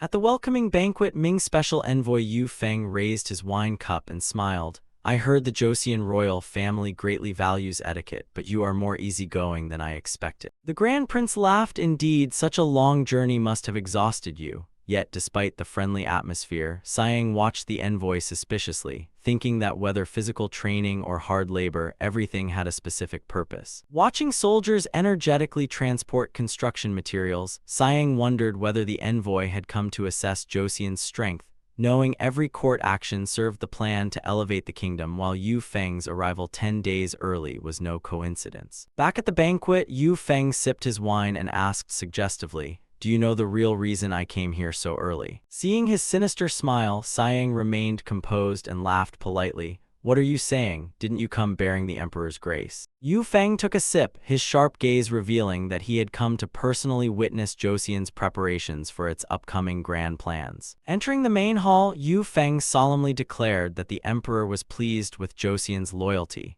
then slowly unfurled an imperial decree whose authority instantly made the atmosphere extremely tense. Sitting on the throne, the king carefully watched the envoy's every movement, worried about the terms about to be announced, as Yu Feng looked directly at him and asked a question. "Have your majesty heard of the emperor's special request?" and to the king's surprise, he revealed that the imperial court wanted Joseon's help suppressing raiders in the southern seas, while the king sternly replied that deploying troops so far away was no simple matter. Yu Feng quickly argued that if Joseon could pacify the northern region so swiftly, suppressing pirates should be easy, then ordered, "Mobilize your navy and eliminate the pirates on the way to the southern Yangtze region." Yu Feng insisted Joseon was fully capable of handling this mission and proving its loyalty to the imperial court. From the throne, the king unexpectedly requested, "If possible, I want you to send an envoy to the Jeju Islands." A senior official hurriedly reported that he had heard of many people there, but wondered what special talents they possessed. Standing below, Siang realized the game had changed direction, though the price of clearing their debt would certainly cost the royal court dearly. Maritime history came to mind, with Guangdong once serving as a major starting point of the maritime Silk Road,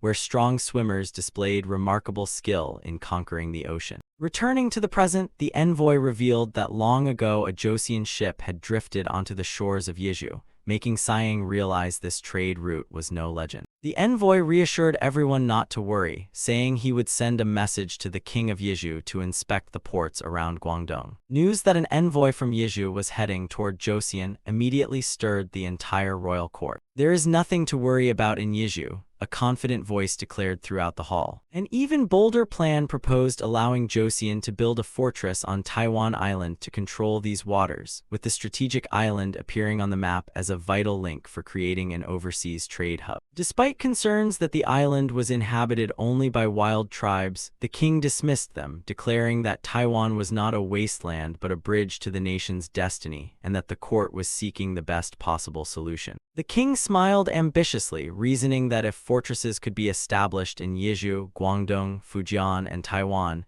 prosperity would soon come to the kingdom. Yu Feng was about to explain the island's true historical origins but stopped and remained silent, thinking that such a grand promise would surely delight His Majesty. The king decisively concluded, "Excellent," marking the beginning of a promising new era of maritime expansion. On the 14th day in the Eastern Sea, a large ship glided through the white-capped waves. On deck, urgent shouts rang out, "You slowpokes, raise the sails quickly before the wind carries them away." The atmosphere aboard suddenly grew tense as the enraged Yo Gukgang thundered at his subordinates. "Do you want us all to die? If this keeps up, we'll never get anywhere." Amid the chaos, Han Myung-ho appeared and firmly grabbed the old man's hand to calm him down. He smiled authoritatively and said, "Old man, at your age you should learn to behave properly," leaving him trembling and quietly obeying as the group changed course northwest. Looking at the tiny ship struggling across the ocean, Siang marveled that they had managed to travel this far. He asked the accompanying Grand Prince's opinion, then gazed toward the horizon, hoping the weather would allow them to reach Jindo soon to rest and fish. While resting, Siang and the old man ate together and discussed preparations for landing in the southern area. The beautiful scenery of Jindo appeared before them, but the peace did not last long. A panic shout rang out as someone questioned the sudden weather change and the wind began blowing fiercely. The old man warned in panic, "If the wind comes from the west, the ship will immediately tip over, so adjust the ropes to face the wind,"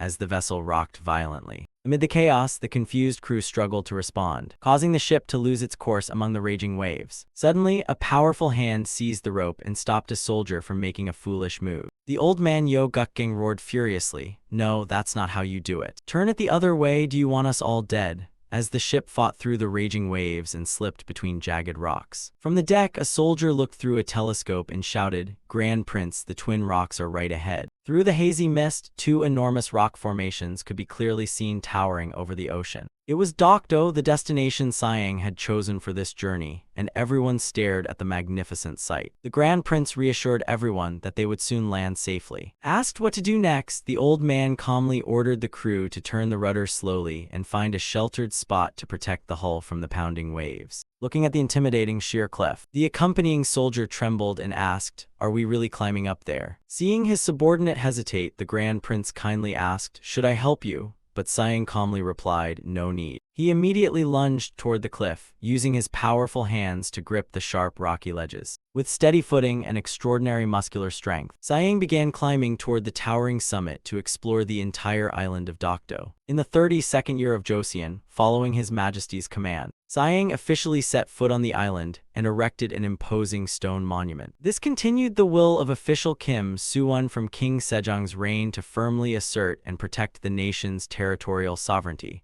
while Siang proudly gazed at the sunlit monument from the windswept summit. Down by the rocky shore, the soldiers suddenly cheered excitedly upon spotting strange creatures lying in the sun. Someone curiously asked whether they were seals and quickly stopped those who intended to harm them. A blue-robed official happily carried a huge fish and declared, "No, they're all mine, you're here too. Then let me catch some more fish for dinner." Standing beside Han Myung-ho, Siang remarked how wonderful it was to occasionally visit such a peaceful place full of life, then patted his shoulder with satisfaction. "It's all thanks to you, because without you, I probably would never have thought of coming here in my entire life." However, he suddenly became serious and asked, "But tell me, what truly moved you to speak those heartfelt words from the bottom of your heart?" Siang fell silent in thought, his gaze drifting toward the distant horizon. 6 months later in the capital, daily life and physical training were still proceeding with tremendous enthusiasm. A heavy thud rang out as an iron weight slammed onto the ground. The once refined Grand Prince now possessed a muscular physique and was drenched in sweat after intense training, making the delighted elder beside him laugh and slap his shoulder encouragingly. Standing behind him, Siang froze for 5 seconds in disbelief as he remembered 6 months earlier at the training ground, when powerful hands had tightly gripped a stone barbell. Yo Gukgang strained through the exercise, exhaling with determination. After completing the set, he sighed in relief and admitted, "Hugh, I've decided to stop trying to speak like commoners. It's simply too difficult for me." Wiping away his sweat, he complained that learning to speak in the common tongue was still a major challenge. Han Myung-ho laughed encouragingly, "You'll get used to it soon, and if it's too difficult, you can just speak like royalty." Han Myung-ho hesitantly replied that he could understand it but could not yet speak naturally, while Yo Gukgang patted his shoulder and said the Joseon language seemed ingrained in his blood as second nature. Yo Gukgang asked Han Myung-ho, "Do you understand what I'm saying?" And Han Myung-ho hesitantly replied, "Of course." Suddenly, Siang froze with a suspicious expression. His thoughts returned to the past, when he stood with the great prince on a windswept island cliff and was stunned by some shocking news. Han Myung-ho's eyes widened and his mouth fell open as he screamed, "What?" while troubling suspicions about the other side's true intentions filled his mind. Siang said, "I was allowed to arrange marriages once you set the precedent, so becoming in-laws isn't a bad idea." He stroked his beard with a sinister smile, thinking that if he married into the Yu family, he would be sent to Yeju. Months later, the official was still stubbornly staying there for his own purpose. Siang looked ahead with a confident, mysterious smile. 15 days later in Hanyang, amid the solemn royal court, the king asked about the army's training progress. The responsible official enthusiastically reported that the sea route from Biogrando to Hito was currently very favorable. He assured the king that every drill from boarding to landing had gone smoothly, and only 2 more round trips were needed to perfect everything. Satisfied, the king ordered 7 more ships deployed according to current troop numbers for further drills, then turned to another important matter and asked about Yeju. According to reports from Song and Jun, that region was inhabited by barbarian tribes known for their extremely fierce and warlike nature. Hearing this, Siang was astonished by how complicated the situation had become. The official anxiously warned that without caution, Joseon could face a real war before even building the port. He suggested that the royal court reconsider and follow Siang's original plan, making Siang break into a cold sweat as he realized things had gone far beyond his expectations. He inwardly panicked when the court considered mobilizing over 100,000 troops against a small tribe of fewer than 10,000 people, while images of deadly weapons filled his mind. Siang thought that everyone seemed to be heading completely in the wrong direction. Just then, Kang Ju stepped forward and reported a story he had heard from an old man who once lived in Yeju. Siang suddenly remembered something and listened closely to every word. According to the story, the barbarians there practiced a brutal custom where every young man reaching adulthood had to personally bring back the head of a real tiger to prove his strength. Hearing about this savage, death-defying custom, Siang's face turned deathly pale. The entire court fell silent as Siang assessed the situation and thought,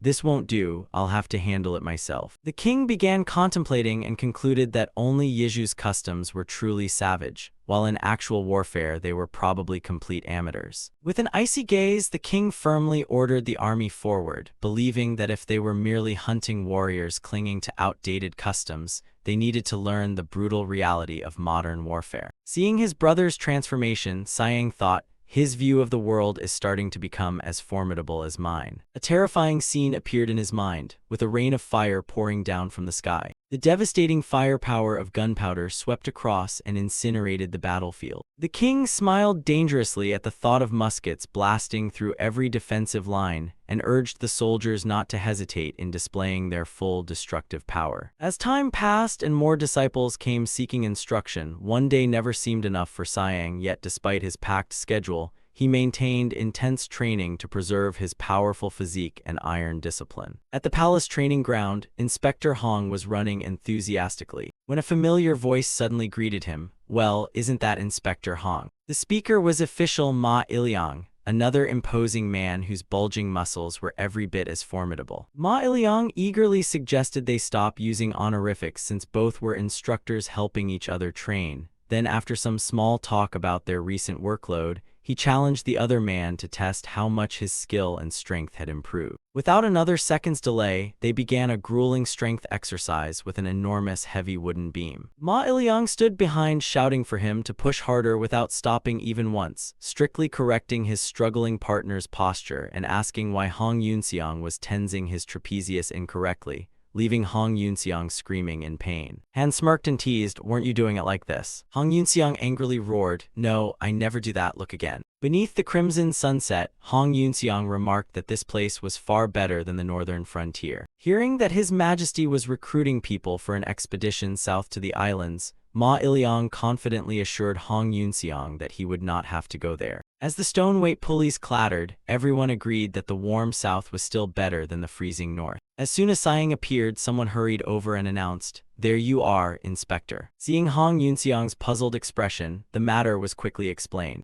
An official solemnly presented His Majesty's secret decree and told him to read it himself. The decree stated that reinforcements were needed to support the deputy commander on Jeju Island, and by royal order, the chosen man would join the southern expedition to Jeju Island. Hearing this, Ma Iliang beamed as if he had struck gold, imagining himself feasting on southern abalone at government expense. Meanwhile, Hong Yunxiang burst into tears, choking out that he was too moved to know how to react and asking everyone to forgive his weakness. Watching him, Ma Iliang clicked his tongue and wondered whether Hong Yunxiang was truly so happy that he cried. Amid the peaceful countryside, the atmosphere suddenly changed. Hong Yunxiang suddenly snapped, laughed wildly, and bolted away like the wind. His hearty laughter echoed across the majestic mountains. It heralded a promising new journey ahead. Several months later, in distant waters, the exploration ship finally approached a new land dominated by towering mountains. Looking at the map, the old Yoguk anxiously reported, "Sir, there really is a mountain with smoke rising from it." Mount Fuji appeared faintly on the map beneath thick smoke as the distant volcano continuously rumbled and spewed gray columns across the vast sky. Hearing about the valuable resource hidden within the mountain, the king exclaimed in shock, "Sulfur." It was Japan, the land of the rising sun, specifically Bungo and the Kyushu region, where volcanoes spewed smoke and fire day and night. Hot water was everywhere, seeping through every crack in the rocks. When the workers swung their pickaxes into the ground, something unexpected happened. A stream of scorching minerals immediately erupted, proving what lay beneath the rock and soil. Sulfur flowed there instead of water, and raw sulfur deposits could easily be found and harvested directly from the ground. The official excitedly reported that securing this resource would end Joseon's dependence on Ming dynasty imports,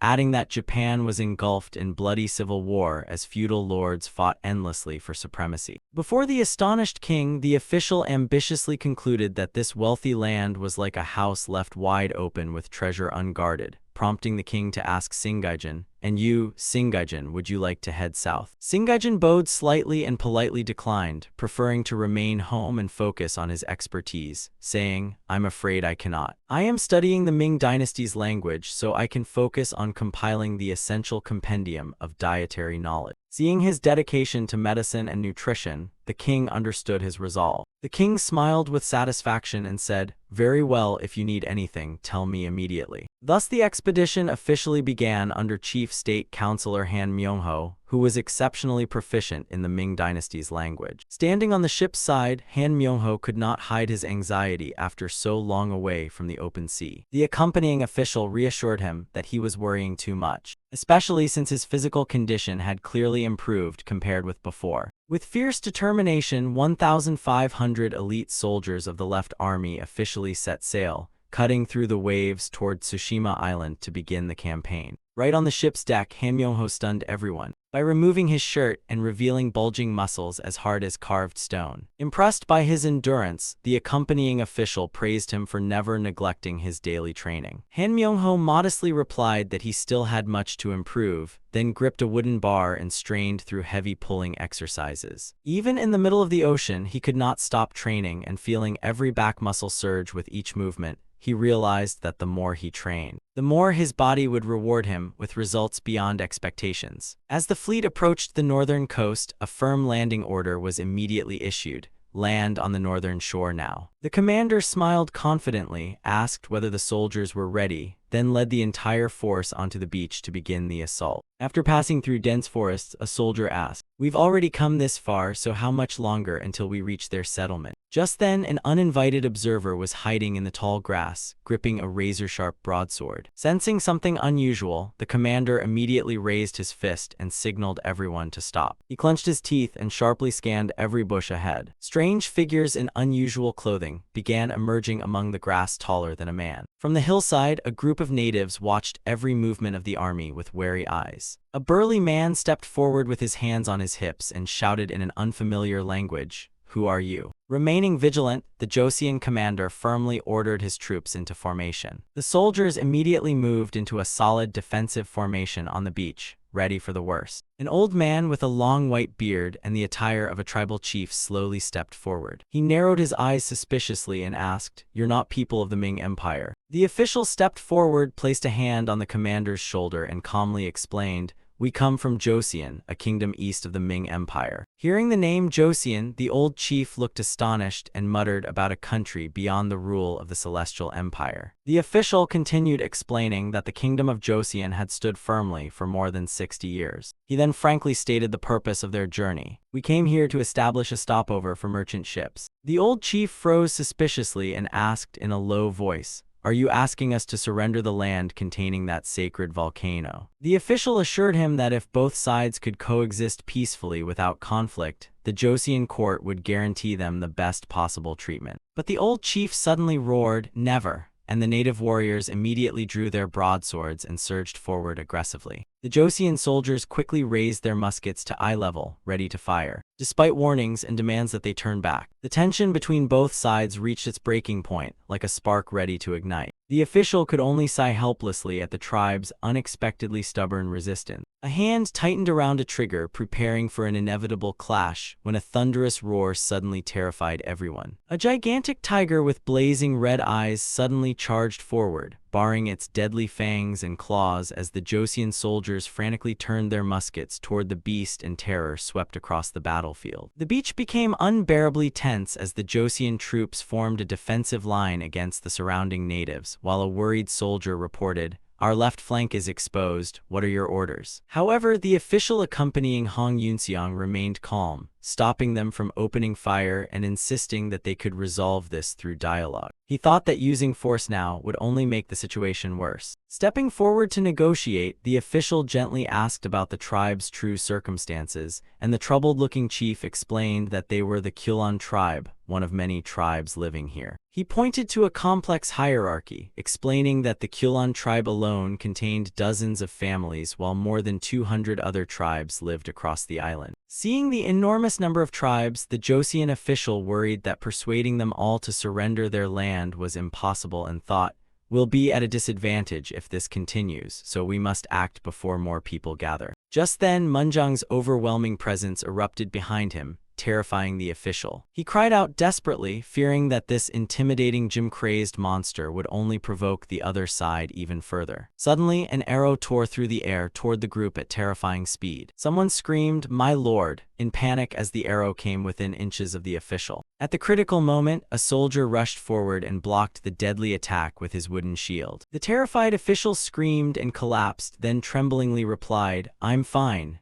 when the concerned soldier checked on him, realizing that words could no longer salvage the situation. A Joseon officer loudly ordered warning shots fired at everyone. Volleys struck the ground directly beneath the natives' feet, producing deafening blasts and clouds of dust. The terrified Kyulon people screamed in disbelief, "What is that?" The trembling chief stared at the strange, fire-spitting weapon, unable to believe that a wooden object could possess such terrifying power. The native warriors fled in panic as cries of "Run! Get away!" echoed across the beach. Aboard the warship approaching shore, the commander loudly declared that the battle had officially begun. Rocket launching carts were immediately pushed into position, ready to unleash overwhelming firepower on command. The moment the firing order was given, a deafening explosion engulfed part of the coast in massive flames as agonized screams were drowned out by a rain of rockets from the sky. Witnessing the horrifying scene, the natives trembled in shock, believing this was divine punishment for daring to oppose Joseon. The official stood there sweating profusely, forcing an awkward smile as he marveled at the brutal firepower His Majesty had provided. It was completely contrary to his dream of resolving everything through peaceful dialogue. The Kyulon tribe finally surrendered unconditionally and ceded the wilderness before overwhelming military power, and with black smoke still rising from the site, the official shook hands with the chief to establish a new peace agreement. The land was officially named Saha, while the Joseon settlement there became known as Seoan. Standing before the newly erected stone monument, the official confidently declared that he would clean up this mess within a year. When the tribal chief offered their support, he also warned about Coal Mountain, also called Tansin Mountain, which belonged not to the Kyulon tribe but to the Taya people, whom the official must approach with extreme caution. Despite the dangerous warning, the official smiled confidently and said, "Don't worry, I'll handle this through my own dialogue," making the chief sweat as he wondered whether this great prince knew fear at all. Time passed quickly until May finally arrived, 2 months after Joseon soldiers first landed here to carry out their reclamation mission. Under the dim oil lamp inside the wooden house, Hong Yoonseong worked tirelessly at his desk, pouring his feelings into a letter bound for distant lands. Memories of his beloved wife and young child tightened his heart, and Yoonseong wished the king would approve their household transfer so his family could soon reunite in the capital, Henyang. In Seoan, buildings were rapidly rising from timber harvested nearby, while Yoonseong reminded himself not to rush because the farmland would need years to stabilize and produce reliable harvests. With the exploration of Coal Mountain complete, he hoped to finish his mission and return home within the next year. But while he was resting, a soldier suddenly rushed in with terrible news. "Great Prince, the Taya people have attacked us." Using the rugged terrain and cunning guerrilla tactics to their advantage, the enemy caused Joseon's number of wounded to keep rising. Flickering candlelight illuminated the grim report showing that total casualties from the clashes had already reached 50. Yoonseong worried that if the war continued like this, they might be trapped in this land for years without any chance to withdraw. 2 months later in July, an urgent request for reinforcements was officially sent to the royal court for additional forces amid the intense wartime tension. A platter of boiled pork was served to boost the soldiers' morale and strength,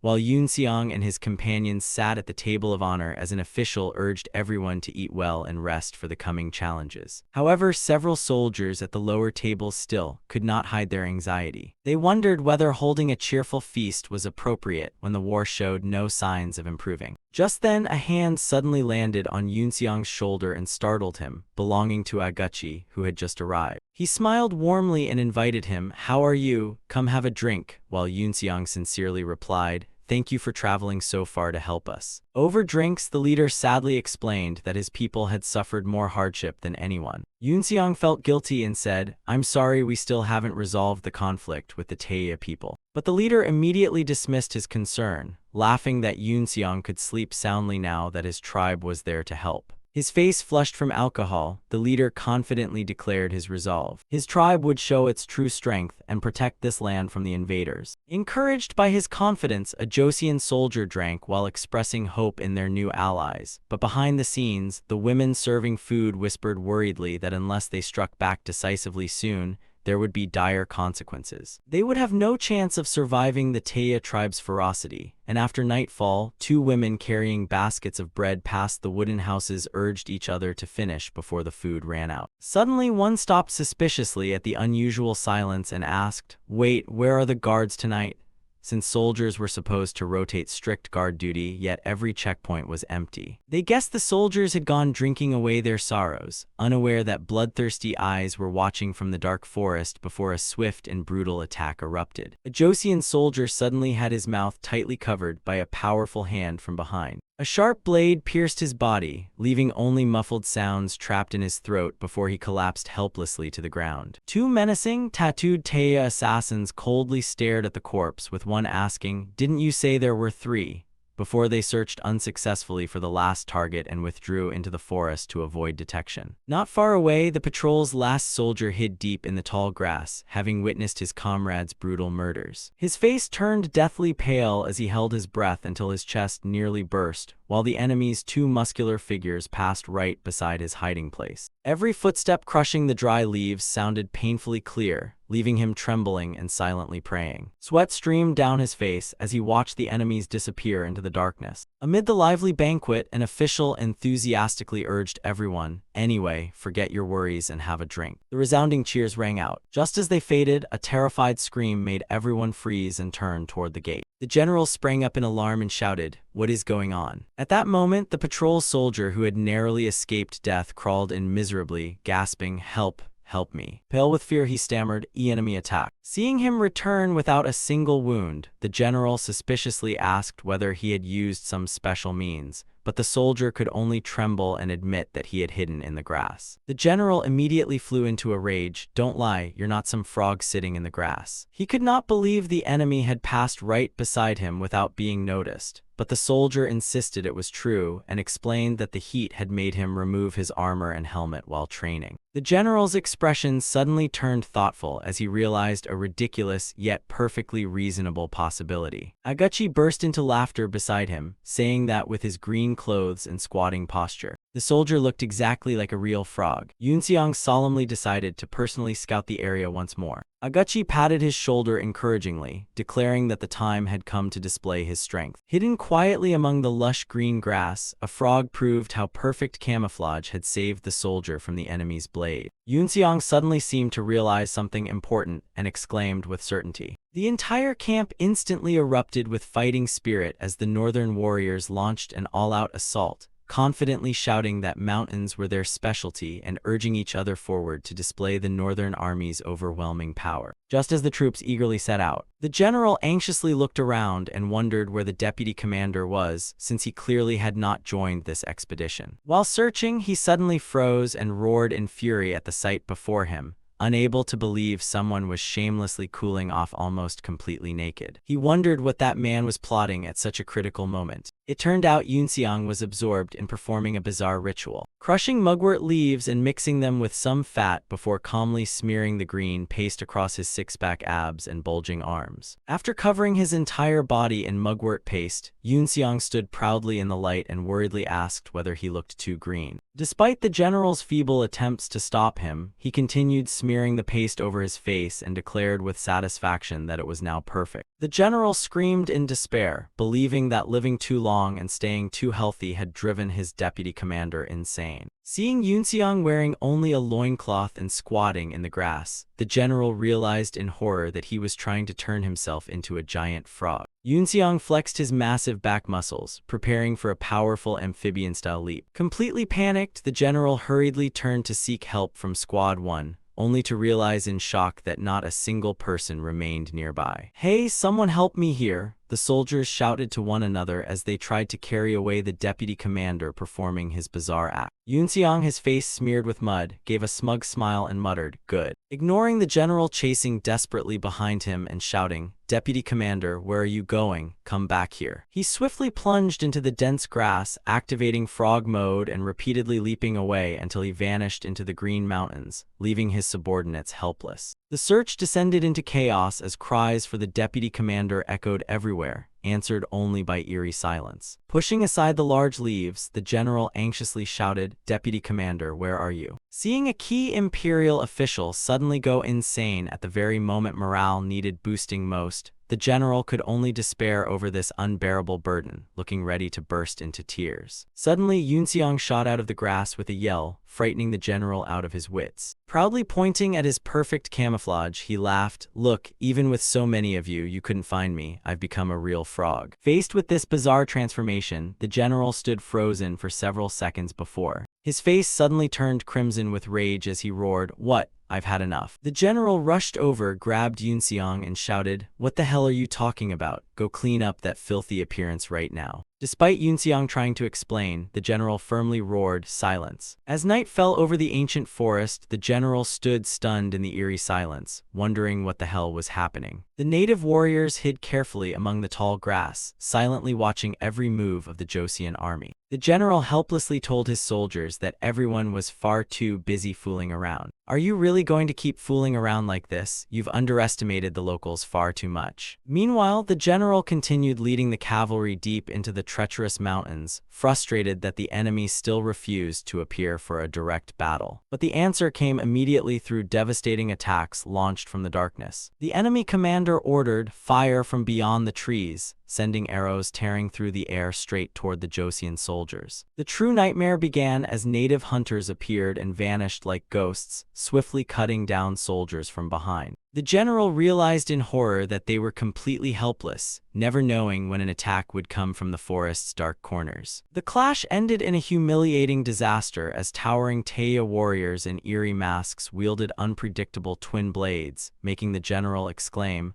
"I've never seen opponents this elusive." Faced with this desperate situation, everyone was at a loss. Yunxiang suddenly appeared with bulging muscles and declared, "That's why I said if we become frogs, we can fight like them while hiding ourselves," as everyone stared at his rock-solid back. Agachi nodded and admitted the idea was absolutely right, while the general still stared in confusion. Yunxiang turned around and roared, "Now follow me into the mountains and gather those who will smash these natives to pieces." Answering his fiery call, every soldier raised a fist, burning with fighting spirit to repay their blood debt. Amid the darkness of the ancient forest, a green phantom suddenly burst from the bushes. A perfectly camouflaged soldier unleashed a lightning-fast strike, leaving the enemy only enough time to groan, "Ugh." The terrified Taya warriors trembled and screamed, "Those green bastards are green monsters." Giving his opponent no time to recover, Yunxiang immediately closed in and pressed his blade against the surviving warrior's throat. With a razor-sharp threatening gaze, he growled, "Lead us to your village." Faced with overwhelming strength he could not resist, the warrior had no choice. The Taya warrior quietly agreed, staggered to his feet, and led them deeper into the forest with a gesture. "Follow me," said the Taya warrior as he led the way. Yet he secretly plotted, smirking, "HMPH, you think I'll obediently lead you to my village?" Knowing the tribal hunters were just ahead. Once there, he planned to join his companions and wipe out these green bastards. As soon as they reached the meeting point, the warrior prepared to signal his allies. He immediately screamed at the top of his lungs, "Now! The green bastards are here, kill them all!" And hearing the alarm, the other Taya warriors rushed from the bushes with blades drawn, asking where the enemy was. The guide pointed behind him and said, "Right behind me," but there was only empty silence, making the hunters wonder if he was hallucinating from heatstroke. They searched the forest in confusion, wondering where the green phantoms had vanished, though fresh crushed grass proved someone had just passed through. Meanwhile, Yunxiang's frogs remained perfectly camouflaged and silently hidden right inside the bushes. They coldly watched every movement the enemy made. Yunxiang lightly touched his companion's shoulder and ordered, "Fall back and move as quietly as possible." The entire green camouflaged force silently slipped through the tall grass. Every step was light and careful, making not even the slightest sound. Yunxiang smiled cunningly, convinced that his plan had been completely correct. Below them, a lone Taya warrior casually carried an axe through the forest, unaware that death was lurking right beside him. Suddenly, a massive hand shot from the bushes and covered the warrior's mouth, leaving him only able to choke out a terrified gasp. A cold voice rang out, "This one belongs to my comrade," and a razor-sharp blade instantly pierced the enemy, leaving him critically wounded by the full combo and unable to resist. Looking at the fallen guards, the aide remarked that neither the guide nor these soldiers had been properly trained,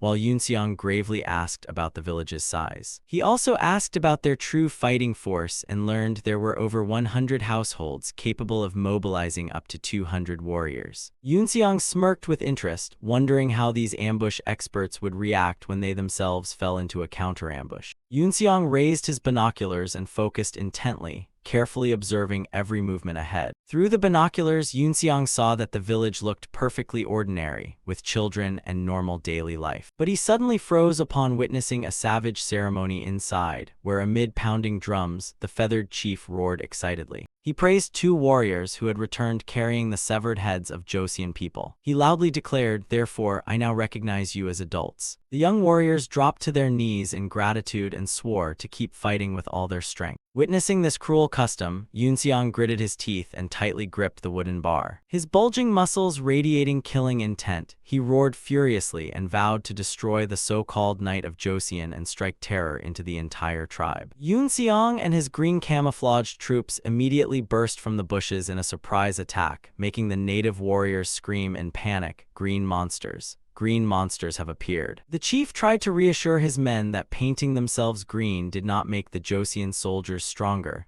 then furiously ordered them all killed and their heads brought back. A fierce warrior charged straight at Yunxiang, eager to spill his blood. Yunxiang's eyes blazed with killing intent as he stared coldly at his opponent. With a single powerful swing of his blade, he unleashed a series of devastating slashes. His opponent's weapon shattered instantly, making the Taya warriors recoil in shock as they realized they had met a formidable foe and that Joseon's strength was on an entirely different level. Yunxiang charged into battle with a thunderous roar, unleashing lightning-fast attacks that left his enemies crying out in terror. One Taya warrior panicked when he realized his weapon was completely stuck. Confused about why he could not pull his blade free, he exposed an opening that Yunxiang immediately seized. Yunxiang snorted coldly and poured all his strength into his muscular arm, preparing his next attack. A ground-shaking slam sent the enemy crashing down with only a painful groan. Flattened against the ground, he wondered in disbelief whether this could truly be the strength of an ordinary human. Yunxiang stood proudly and declared that this was the power of a body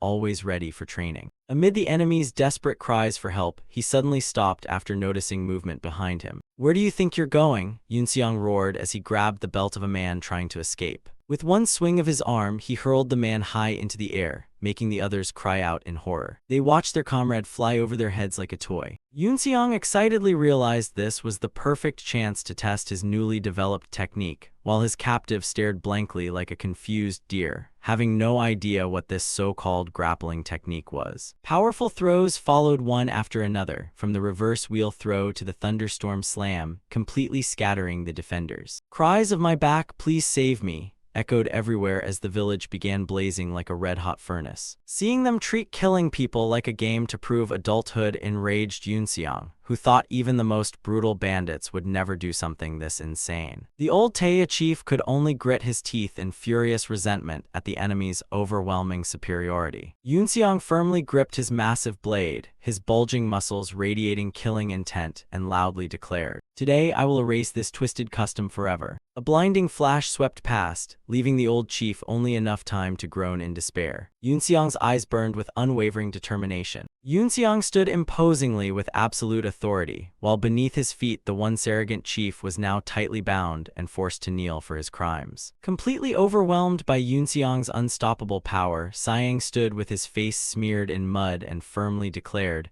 "We will completely eradicate these barbaric customs." Deep in the forest, the Taya warriors suddenly stopped in their tracks. Seeing smoke and flames rising in the distance, one cried in panic, "What's that? Isn't that the direction of our village?" He frantically rushed toward the village, his face twisting in horror. As he saw the scene before him and stammered hopelessly, "What the hell is this?" The village had become a raging sea of flames and the warrior screamed desperately, what happened here? A dying survivor crawled along the ground, weakly begging his lord for help between broken breaths. Gritting his teeth, the warrior wondered if the Kavalan tribe had committed such cruelty, since destroying them this badly was clearly underhanded. In agony, the victim revealed that both the lady and young miss had been lifted with one hand and carried away before everyone's eyes. The man breathed his last after declaring that everyone had been wiped out by a monster. Standing before the ruins, the Taya warrior realized in shock that their enemy was not human but a true demon from Joseon. Yoonseong's thunderous takedowns and brutal wrestling techniques had turned the village into hell on earth, unleashing terrifying fury upon the entire tribe. In the distance, muscular Joseon warriors silently departed through the thick smoke and flames. Yoonseong's troops appeared with rock-hard muscles and bizarre leafy camouflage, ready to crush any enemy who dared stand in their way. After a long day of fighting and spreading terror, Yoonseong quietly withdrew to a small wooden cabin deep in the forest to rest. He removed his green covering and leisurely soaked in a hot bath to wash away the grime and enjoy a rare moment of relaxation amid this turbulent land. Though after wearing mugwort mud camouflage all day, Yoonseong struggled because the color was extremely difficult to remove. Seeing the deputy commander still struggling, the general approached and asked, "Are you still bathing?"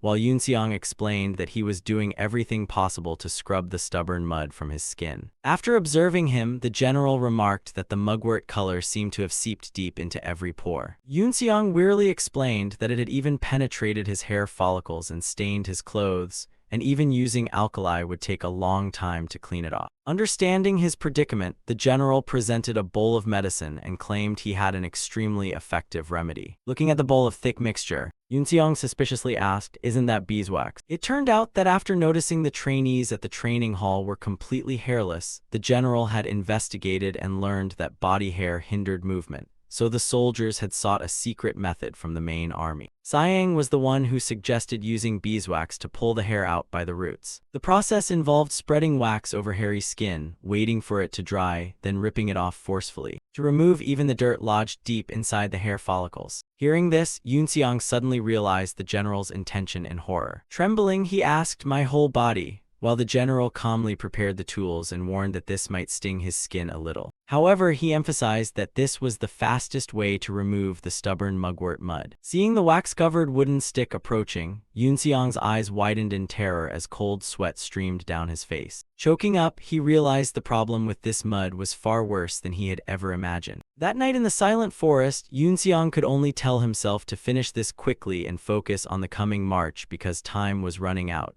while agonized screams signaled the painful transformation occurring inside the room. Outside, a servant heard the strange noises and grew restless, wondering what terrible thing was happening to his master. Early the next morning, the camp became extremely tense as the soldiers began assembling into formation. One soldier loudly asked whether everyone was present so they could begin their regular training. Facing the brutal training ahead, another soldier sighed helplessly and admitted he already felt exhausted before it had even begun. The moment they saw someone approaching, the soldiers froze in disbelief and exclaimed, "No way is that the deputy commander." Even the general's face twisted in complete shock as he yelled, "No, what the hell did you do to yourself?" Standing before everyone was a completely transformed Yoonseong, freshly groomed with his beard shaved and hair neatly trimmed, revealing a youthful face and imposing muscular physique beneath his immaculate armor. The scene shifts to another peaceful morning at the residence, where an elder struggles to walk on trembling legs. He gasps that he can barely move, making his companion rush over to support him and cry, "Elder,"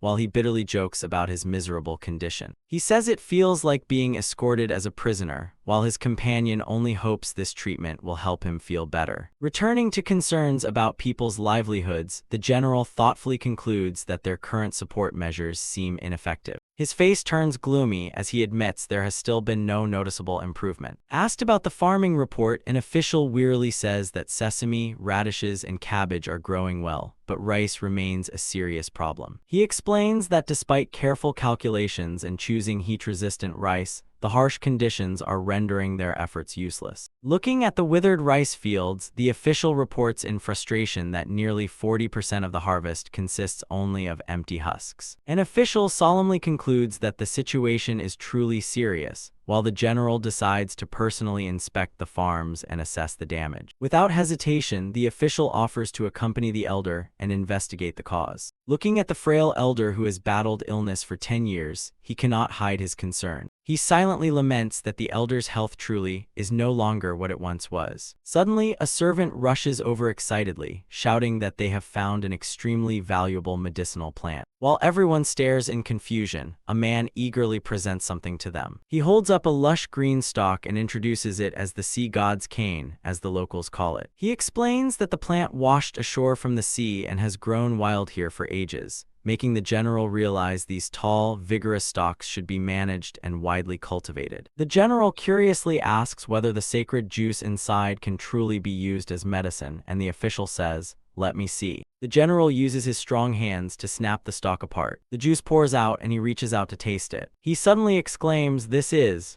as an unexpectedly intense sweetness spreads across his tongue and leaves him stunned. Realizing this plant is far more valuable than an ordinary medicinal herb, the official exclaims in astonishment. His reaction makes the general press him curiously, "What is it?" Gripping the sugarcane firmly, the general declares excitedly, "This is sugar. I've only tasted it once long ago," while his subordinate explains that drinking the pressed juice greatly restores strength to the weak and that locals found it while tending livestock. Hearing this, the general nods approvingly and says, "It might actually work." He hopes the left state councilor will recover soon, then immediately leaves to inspect the farmer's harvest. Upon arriving, the general finds the farmers already waiting for him. He immediately asks, "So, how is the harvest?" as the farmers face his expectant gaze. The two farmers hesitate and sigh before answering, "We." One farmer covers his face and tearfully explains that they nearly gave up because the previous harvest was so disastrous. At their most desperate moment, a blacksmith brought strange seeds and told them to try planting them. Holding the plump rice grains, they can hardly believe their eyes after the fields unexpectedly produced an astonishingly abundant harvest. "The results are incredible, but my shoulders, I never thought things would turn out like this," the farmer complains. The official waves his hand and says, "No, no," explaining that because the kingdom has a hot, humid climate, this rice tolerates heat far better than other grains. Even though their old rice variety grew poorly, this new variety seems to have adapted somewhat. The official pats his shoulder encouragingly and says, "You've truly worked hard, so return to the village and tell them to bring more sacks of rice here." The scene shifts to the forest edge, where a native man groans in pain. "Good heavens, my back," he moans before asking his confused companion,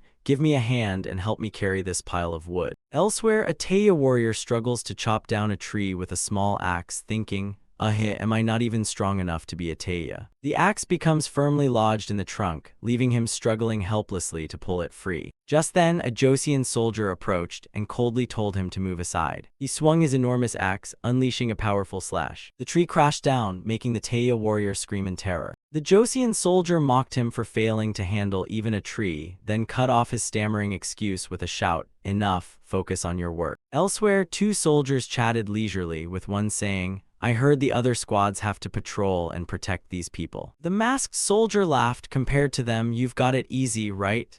And the other agreed that instead of patrolling all the way to the village, they only needed to stand guard tonight before resting comfortably. Besides, who would dare attack this village anyway? The two soldiers boasted while patrolling through the bushes, adding that there were supposedly tribes even more terrifying than the Kavalan. "Let them show themselves," they bragged, only to suddenly freeze as a chilling killing intent crept up behind them. An imposing masked figure appeared and warned grimly, "If I were one of those Kavalan, your heads would already be off your shoulders." The sudden appearance scared the soldiers out of their wits, leaving them screaming in terror. Seeing his subordinates drop their guard, the commander sternly rebuked them, "You've become far too careless while guarding the outer perimeter." The soldiers trembled and bowed their heads, admitting their mistake in utter fear. Showing no mercy, Duong immediately ordered their punishment. Burpees, round 3, 20 reps, begin. Under their superior's piercing gaze, the two soldiers could only weep as they endured the grueling punishment amid the thick bushes. At the mineral spring, the accompanying official covered his nose from the overwhelming stench and concluded that this corpse-like odor was unmistakable evidence of sulfur. If they could truly exploit this resource, it would be a tremendous achievement achievement, allowing Joseon to become self-sufficient without depending on anyone. They moved closer toward the cliff. Seeing thick white smoke rising there, the official cried out excitedly upon finding what he needed. Holding a branch covered in gleaming yellow sulfur crystals, he happily declared that from now on, they would no longer need to beg the Ming Empire for supplies, as their grueling days in this southern land had finally begun bearing fruit. This abundant sulfur supply would surely become a major turning point, raising the nation's military and industrial strength to a new level. And in August 1457, in the waters off Tsushima, the atmosphere suddenly became extremely tense as the commander loudly ordered, "Fire." A deafening explosion immediately erupted, engulfing the target in a massive blaze. On deck, the soldiers frantically warned each other to be careful as violent waves battered the ship, leaving them staggering like drunkards. Watching from afar, King Munjang judged that the ship could hardly withstand the recoil of such a powerful volley, especially with the sea this rough. He smiled with interest upon seeing that instead of thunderbolt cannons, they were using flash cannons, which currently produced better results. Another shot thundered out, followed by a violent explosion that blasted the target straight to oblivion. Watching thick white smoke billow above the water, Siang wondered what was really happening here. Riding beside him, the king asked whether he still remembered the Hui cannon from the Battle of Harbin. He explained that based on the prisoner's testimony about that weapon, the royal court had researched and developed this flash cannon. Memories of the old battle resurfaced when the outdated mortars malfunctioned and only the He cannons remained effective.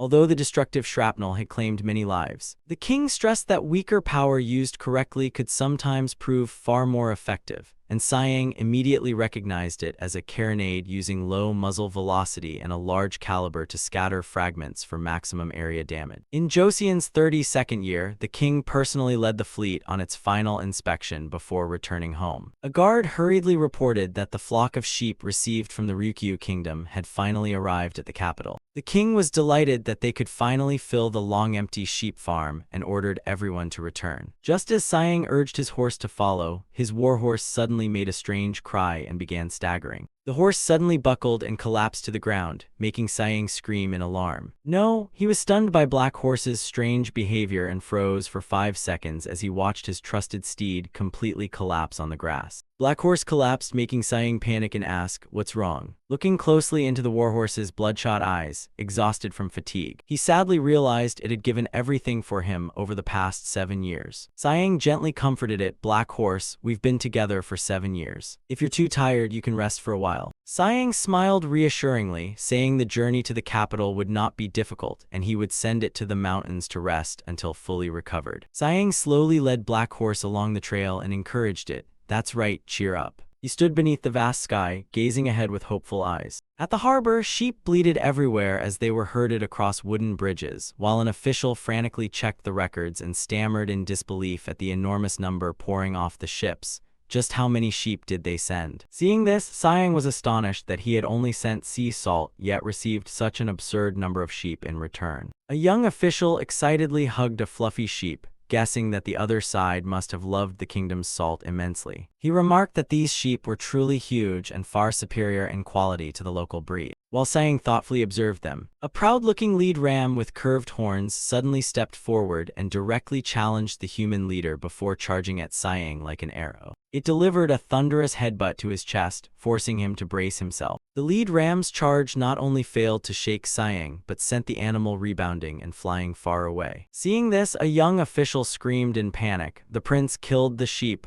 while the king beside him was equally stunned by his incredible strength. Siang stared blankly at his shoulders, thinking he had barely bumped the animal, yet it could not endure it, realizing how fragile living creatures were and that without his brutal body training, he might not have survived until now. Looking at the pile of mutton, Munjang admitted that he disliked this meat because of its distinctive gamey smell. Siang smiled and assured him that he simply had never tasted it prepared properly. He saw this as a perfect opportunity to bring the finest cuisine to the world. Siang carried an enormous pile of sheep carcasses on his back and headed toward the kitchen alone. He began preparing ginger, garlic, and green onions to remove the odor. Then carefully skewered each piece of meat onto wooden sticks as the rich aroma of meat roasting over glowing coals began spreading through the air, enough to make anyone's mouth water. A grand feast was held so everyone could enjoy the new dish together. Sayang instructed the officials to lightly dip the meat into pepper powder to experience its full flavor. The moment they tasted it, everyone was amazed by the perfect combination, as the pepper's sharp heat completely removed the mutton's gamey smell and made it exceptionally delicious. Even the pickiest among them nodded and admitted that this was the finest grilled meat they had ever eaten without the slightest gamey smell, and after the feast an official brought up the request Sayang had mentioned earlier. He declared that he was ready to offer his full support if Sayang needed anything. Sitting majestically on the throne, the king also confirmed that he indeed had an important mission to entrust. When asked what it was, the official boldly expressed his enormous ambition. He emphasized that the ultimate goal was to make the world kneel before the kingdom of Joseon. Sayang sat opposite Munjong and frankly expressed his intention to identify the essential components in food and medicine. When asked why, he firmly replied that he needed them to verify practical results for his compilation. A research diagram divided 3 basic nutrient groups. Grains provided carbohydrates, meat provided protein, and seeds contained essential fats, while Sayang thought this work was only the beginning of his greater ambitions. Munjong worried that despite having enough grain, their current diet still seemed to lack a crucial element that left the body weakened. Seeing sick children showing unusual symptoms inside their mouth, Sayang firmly proposed a way to confirm his theory. "I want to conduct a controlled study on prisoners." Munjong thoughtfully replied that if the cause remained unclear, monitoring them for 2 months would be feasible. Sayang happily declared that was more than enough time, and the two raised their cups to celebrate the new plan. Night fell, and Sayang secretly entered the royal archives alone to recover the old records he had painstakingly compiled after the migration. He flipped through the time-worn pages, trying to reread everything before his memories gradually faded. Among them were important notes about micronutrients such as zinc, calcium, and vitamins A and C. Although these figures might not be entirely accurate, Sayang believed they were enough as a foundation and wondered whether he could prove everything within just 2 months. A servant hurried over and announced, "Prince, His Majesty is looking for you." Still absorbed in his manuscripts, Sayang calmly replied,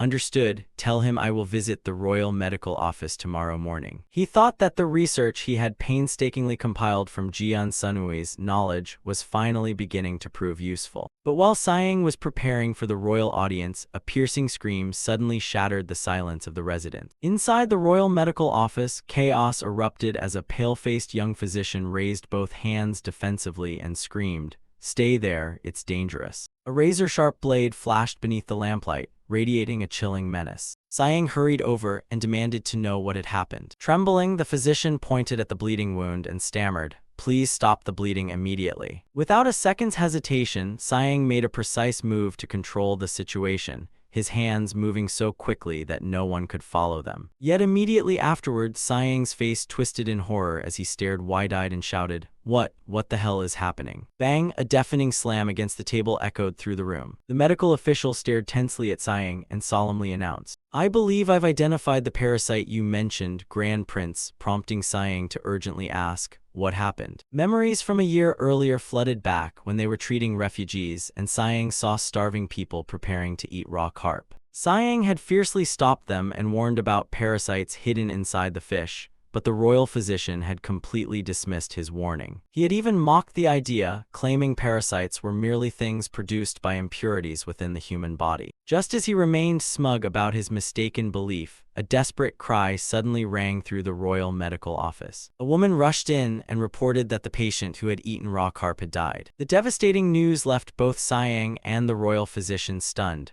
unable to believe the grim reality before them. To verify Sayang's claim, the royal physician decided to perform a dissection and uncover the true cause. He cut open a flounder's belly to carefully examine what was hidden inside its organs. What appeared before them was horrifying enough to make anyone shudder. Inside the fish's intestine, a long, pale pink creature writhed as the trembling royal physician explained that it measured over 20 handspans, longer than the fish itself, and could be pulled out endlessly like a strand of silk. Through his research, he suspected this terrifying creature spread through human and animal waste, and Sayang explained that while parasites were one issue, The infection cycle was correct because human waste fertilized fields before people ate the vegetables grown there and became infected. He gave practical advice to soak vegetables in salt water before eating and gut fish immediately after catching them to remove parasites. The royal physician nodded thoughtfully and said he would record this in the complete guide to dietary therapy. However, he still had one concern and asked Siang to explain the essential factors he did not fully understand more simply, recounting a story he had once heard from the Jurchen people. During a fierce snowstorm that blocked all the roads, a group of people became stranded in the vast snow-covered wilderness. They were forced to camp beside a river and survive by hunting rabbits for food. Roasted rabbits became their only hope against the bitter cold, yet something strange happened. After eating only rabbit meat for 3 days, they became so exhausted they could barely walk, and once they lacked the strength to hunt. They cut a hole through the frozen river to catch fish, and miraculously, after only 3 days of eating fish, their bodies recovered and returned to normal. The royal physician asked, "Rabbit meat is said to relieve fatigue, so how do you explain this?"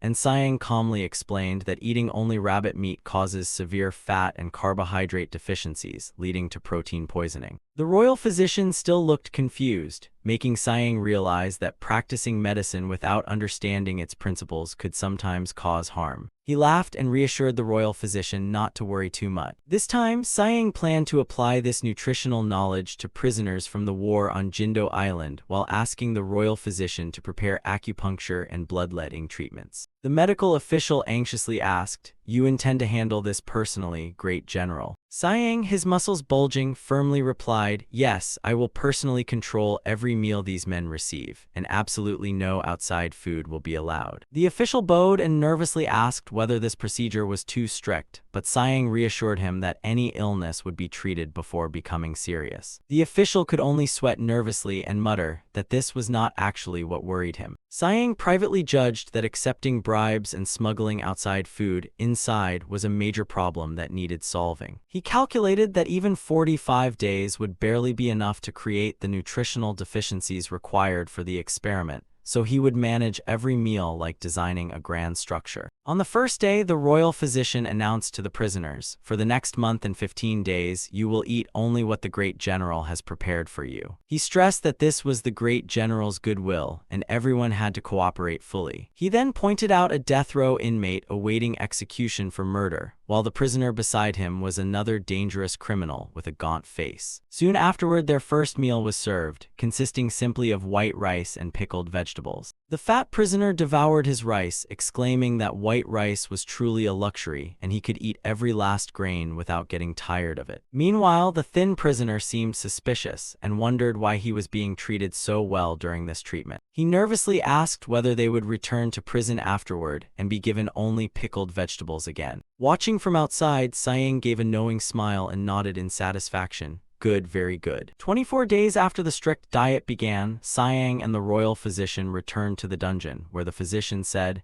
"It has been 24 days, so please examine their pulses." Siang calmly said not to worry, and approaching the bars they saw a prisoner groaning, "My God, it feels like something is crawling inside my legs," prompting Siang to conclude, "I don't think he's pretending. He seems to have developed beriberi from remaining inactive too long." The royal physician checked his pulse and concluded that it remained exactly the same as before. "Without proper rest and nutrition, you won't be able to stand for the entire next month." He then assured Siang that the man's symptoms were genuine and required careful monitoring. Siang calculated that if the medicinal decoction contained vitamin B, the symptoms should improve, and seeing the royal physician still checking the others, he smiled calculatingly because their illnesses were progressing even faster than expected. A few days later, the dungeon suddenly descended into chaos amid anguished screams. The prisoner clutched the bars, his face twisted in terror as he screamed, "Your Highness, my legs, I can't feel my legs anymore, please save me." The royal physician stared at the medicine bowl in disbelief and muttered, "Impossible, I was certain the prescription was correct, so why did this happen?" Seeing the royal physician at a loss, Junie Niang coldly ordered that since it had failed to kill him, they should feed him this instead. He placed a bowl of coarse brown rice on the wooden tray and firmly ordered the prisoner, This rice came from the storehouse, and whether you like it or not, you must finish it." The prisoner stared blankly at the unfamiliar rice, while the royal physician thought perhaps the prince did not want these criminals to suffer the worst possible fate. The royal physician stood there with a cold gaze, hiding a deeper plan behind this help, and thought that whatever happened,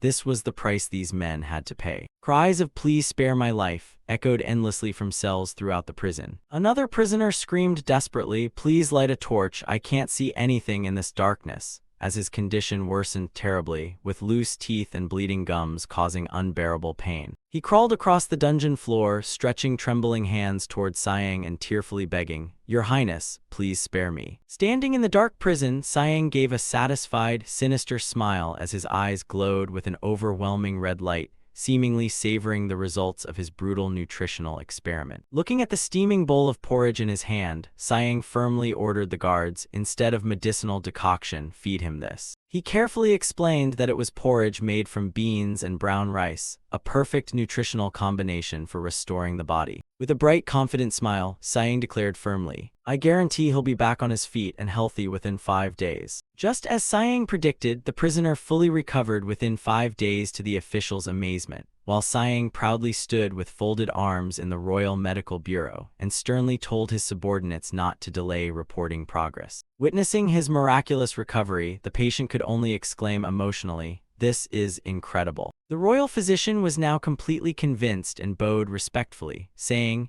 "Your words were absolutely correct, Your Highness," while Siang revealed that he had completed a long, detailed food list based on the balance of opposing forces and the 5 elements, calling it the result of their tireless efforts. On October 30, 1457, the entire nutritional system was fully organized and completed, with the dietary balance of metal, wood, water, fire, and earth creating a major medical breakthrough for the Joseon dynasty. Soon afterwards, Siang entered a room filled with towering piles of wooden printing blocks and scriptures and exclaimed in surprise, Siang searched among the enormous stacks blocking his view and called, "Master, where are you?" when a voice came from behind the documents. The master official waved and called, "Over here, come closer," while Siang stared in shock and asked what all these enormous piles of documents surrounding them were. The master calmly explained, "These are the precious teachings left by our predecessors that we must process to complete the book." Seeing an unimaginable workload before him, Siang was too shocked to speak. He pointed directly at his master and roared resentfully, "What? This is all your fault," while the official explained that everyone else was busy with important affairs. Feeling that he himself was accomplishing nothing, he had therefore begun this work. Although he supported more than 10 temples, he modestly said he was merely trying to protect the statues of the 4 heavenly kings from damage, especially these mighty guardian statues with bulging muscle. With such guardians standing there, anyone with malicious intentions would not dare approach the sacred grounds, and Siang witnessed the statue's remarkable influence. Siang asked in astonishment, "Is that really true?" He believed that as long as his influence reached this place, the disciples would not dare cause trouble. An enlightened senior monk appeared and expressed profound gratitude for his tremendous contributions. The elderly monk was currently devoted to teaching his students the correct pronunciation of the scriptures. Inside the hall, the monks were busily studying documents when a problem arose concerning the memorial ceremony. Siang was confused to hear that the ceremony had been moved away from Black Dragon Temple and shouted in disbelief, "What?" He was even more stunned to learn that someone had been exiled to serve as a slave on the northern frontier in his father's place, and that even the king had personally intervened, leaving everyone utterly shocked. Back at the residence, the official called, "Masham, Masham, are you there?" And when Masham appeared, he immediately summoned him over to ask about a strange, blindfolded man. Masham explained that he had captured the man in Hamjian and made him a slave, and when Siang asked whether he was an elite warrior, the official revealed that he followed Tibetan Buddhism. Siang sternly asked, "Which school did you say you belong to?" And the blindfolded man respectfully bowed and confirmed that he belonged to the Yellow Hat School, making Siang thoughtfully repeat the name. His uncle emotionally gripped Siang's hand and exclaimed passionately, "You, as a Buddhist, what you've done has ignited a fire in my heart." He excitedly made an unexpected proposal, "Come with me to the Jelug school." Siang froze in shock and hesitated. Before he could react, his uncle continued, "It will take a year to leave Tibet, and you should visit every holy site at least once, while I plan to bring the monks' teachings and books from those distant lands back to Joseon, making Siang scream desperately. What? His uncle explained that reaching the Jelug school would require more than a month at sea. Siang trembled upon remembering they would even have to cross the snow-covered Himalayas, but his uncle reassured him, "Don't worry, I belong to this temple of muscles and I'm tougher than most healthy young men." His uncle strode away energetically as Siang desperately shouted, "I'll find my brother and make him stop you," prompting his uncle to yell, "What? Where are you going, brat?"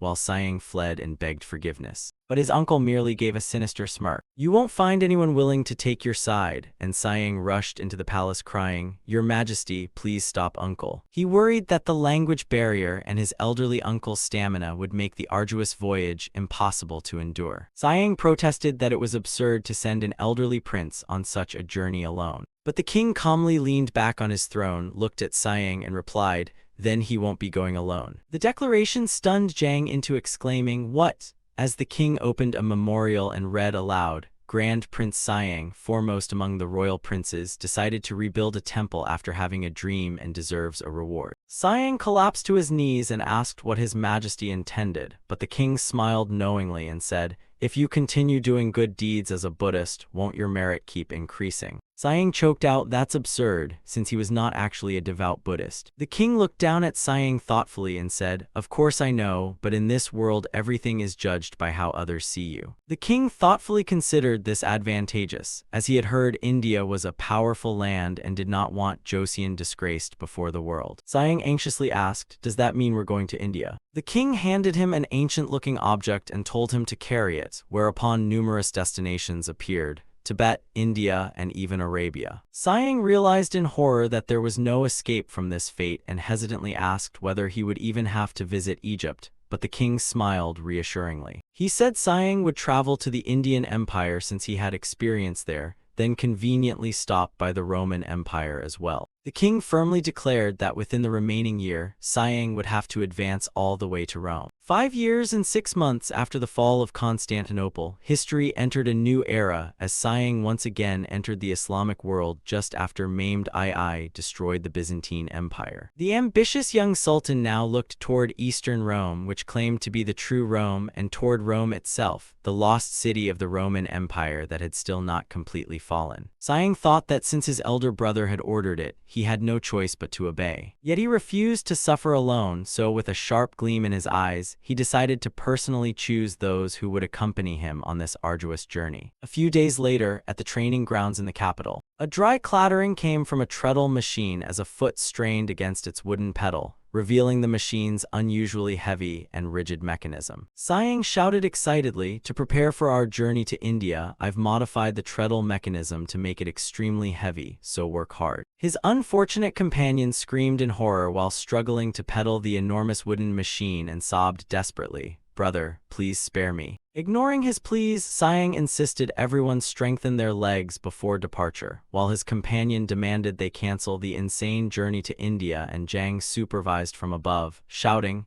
"Your faith is too weak, push harder." A piercing bell announced another brutal training round as the last cup of golden tea was emptied, officially beginning Siang and his companions' journey across the mighty Himalayas. Meanwhile, at the training grounds, a disciple strained to pedal the heavy machine under strict supervision, sweat pouring like rain as the question of who would enjoy a luxurious and happy life remained unanswered. Grand Prince in Pyong was still leisurely holding his fan and enjoying a rare peaceful moment when Siang suddenly declared, "And I'll take Grand Prince in Pyong with me." Hearing the devastating news, and Pyong immediately spat out his tea, his face twisting in utter shock. The refined Grand Prince was soon reduced to exhausting physical training in the residence courtyard, drenched in sweat. Siang looked ahead with a confident, challenging smile and said, "Doesn't anyone know what it feels like to be beside me right now?" News of Pyong's expedition swept through the royal court, prompting an emergency meeting to determine how many books and personnel would be sent to Rome. The officials gathered around the council table, busily reviewing important memorials as one asked who would bear primary responsibility for this dangerous journey.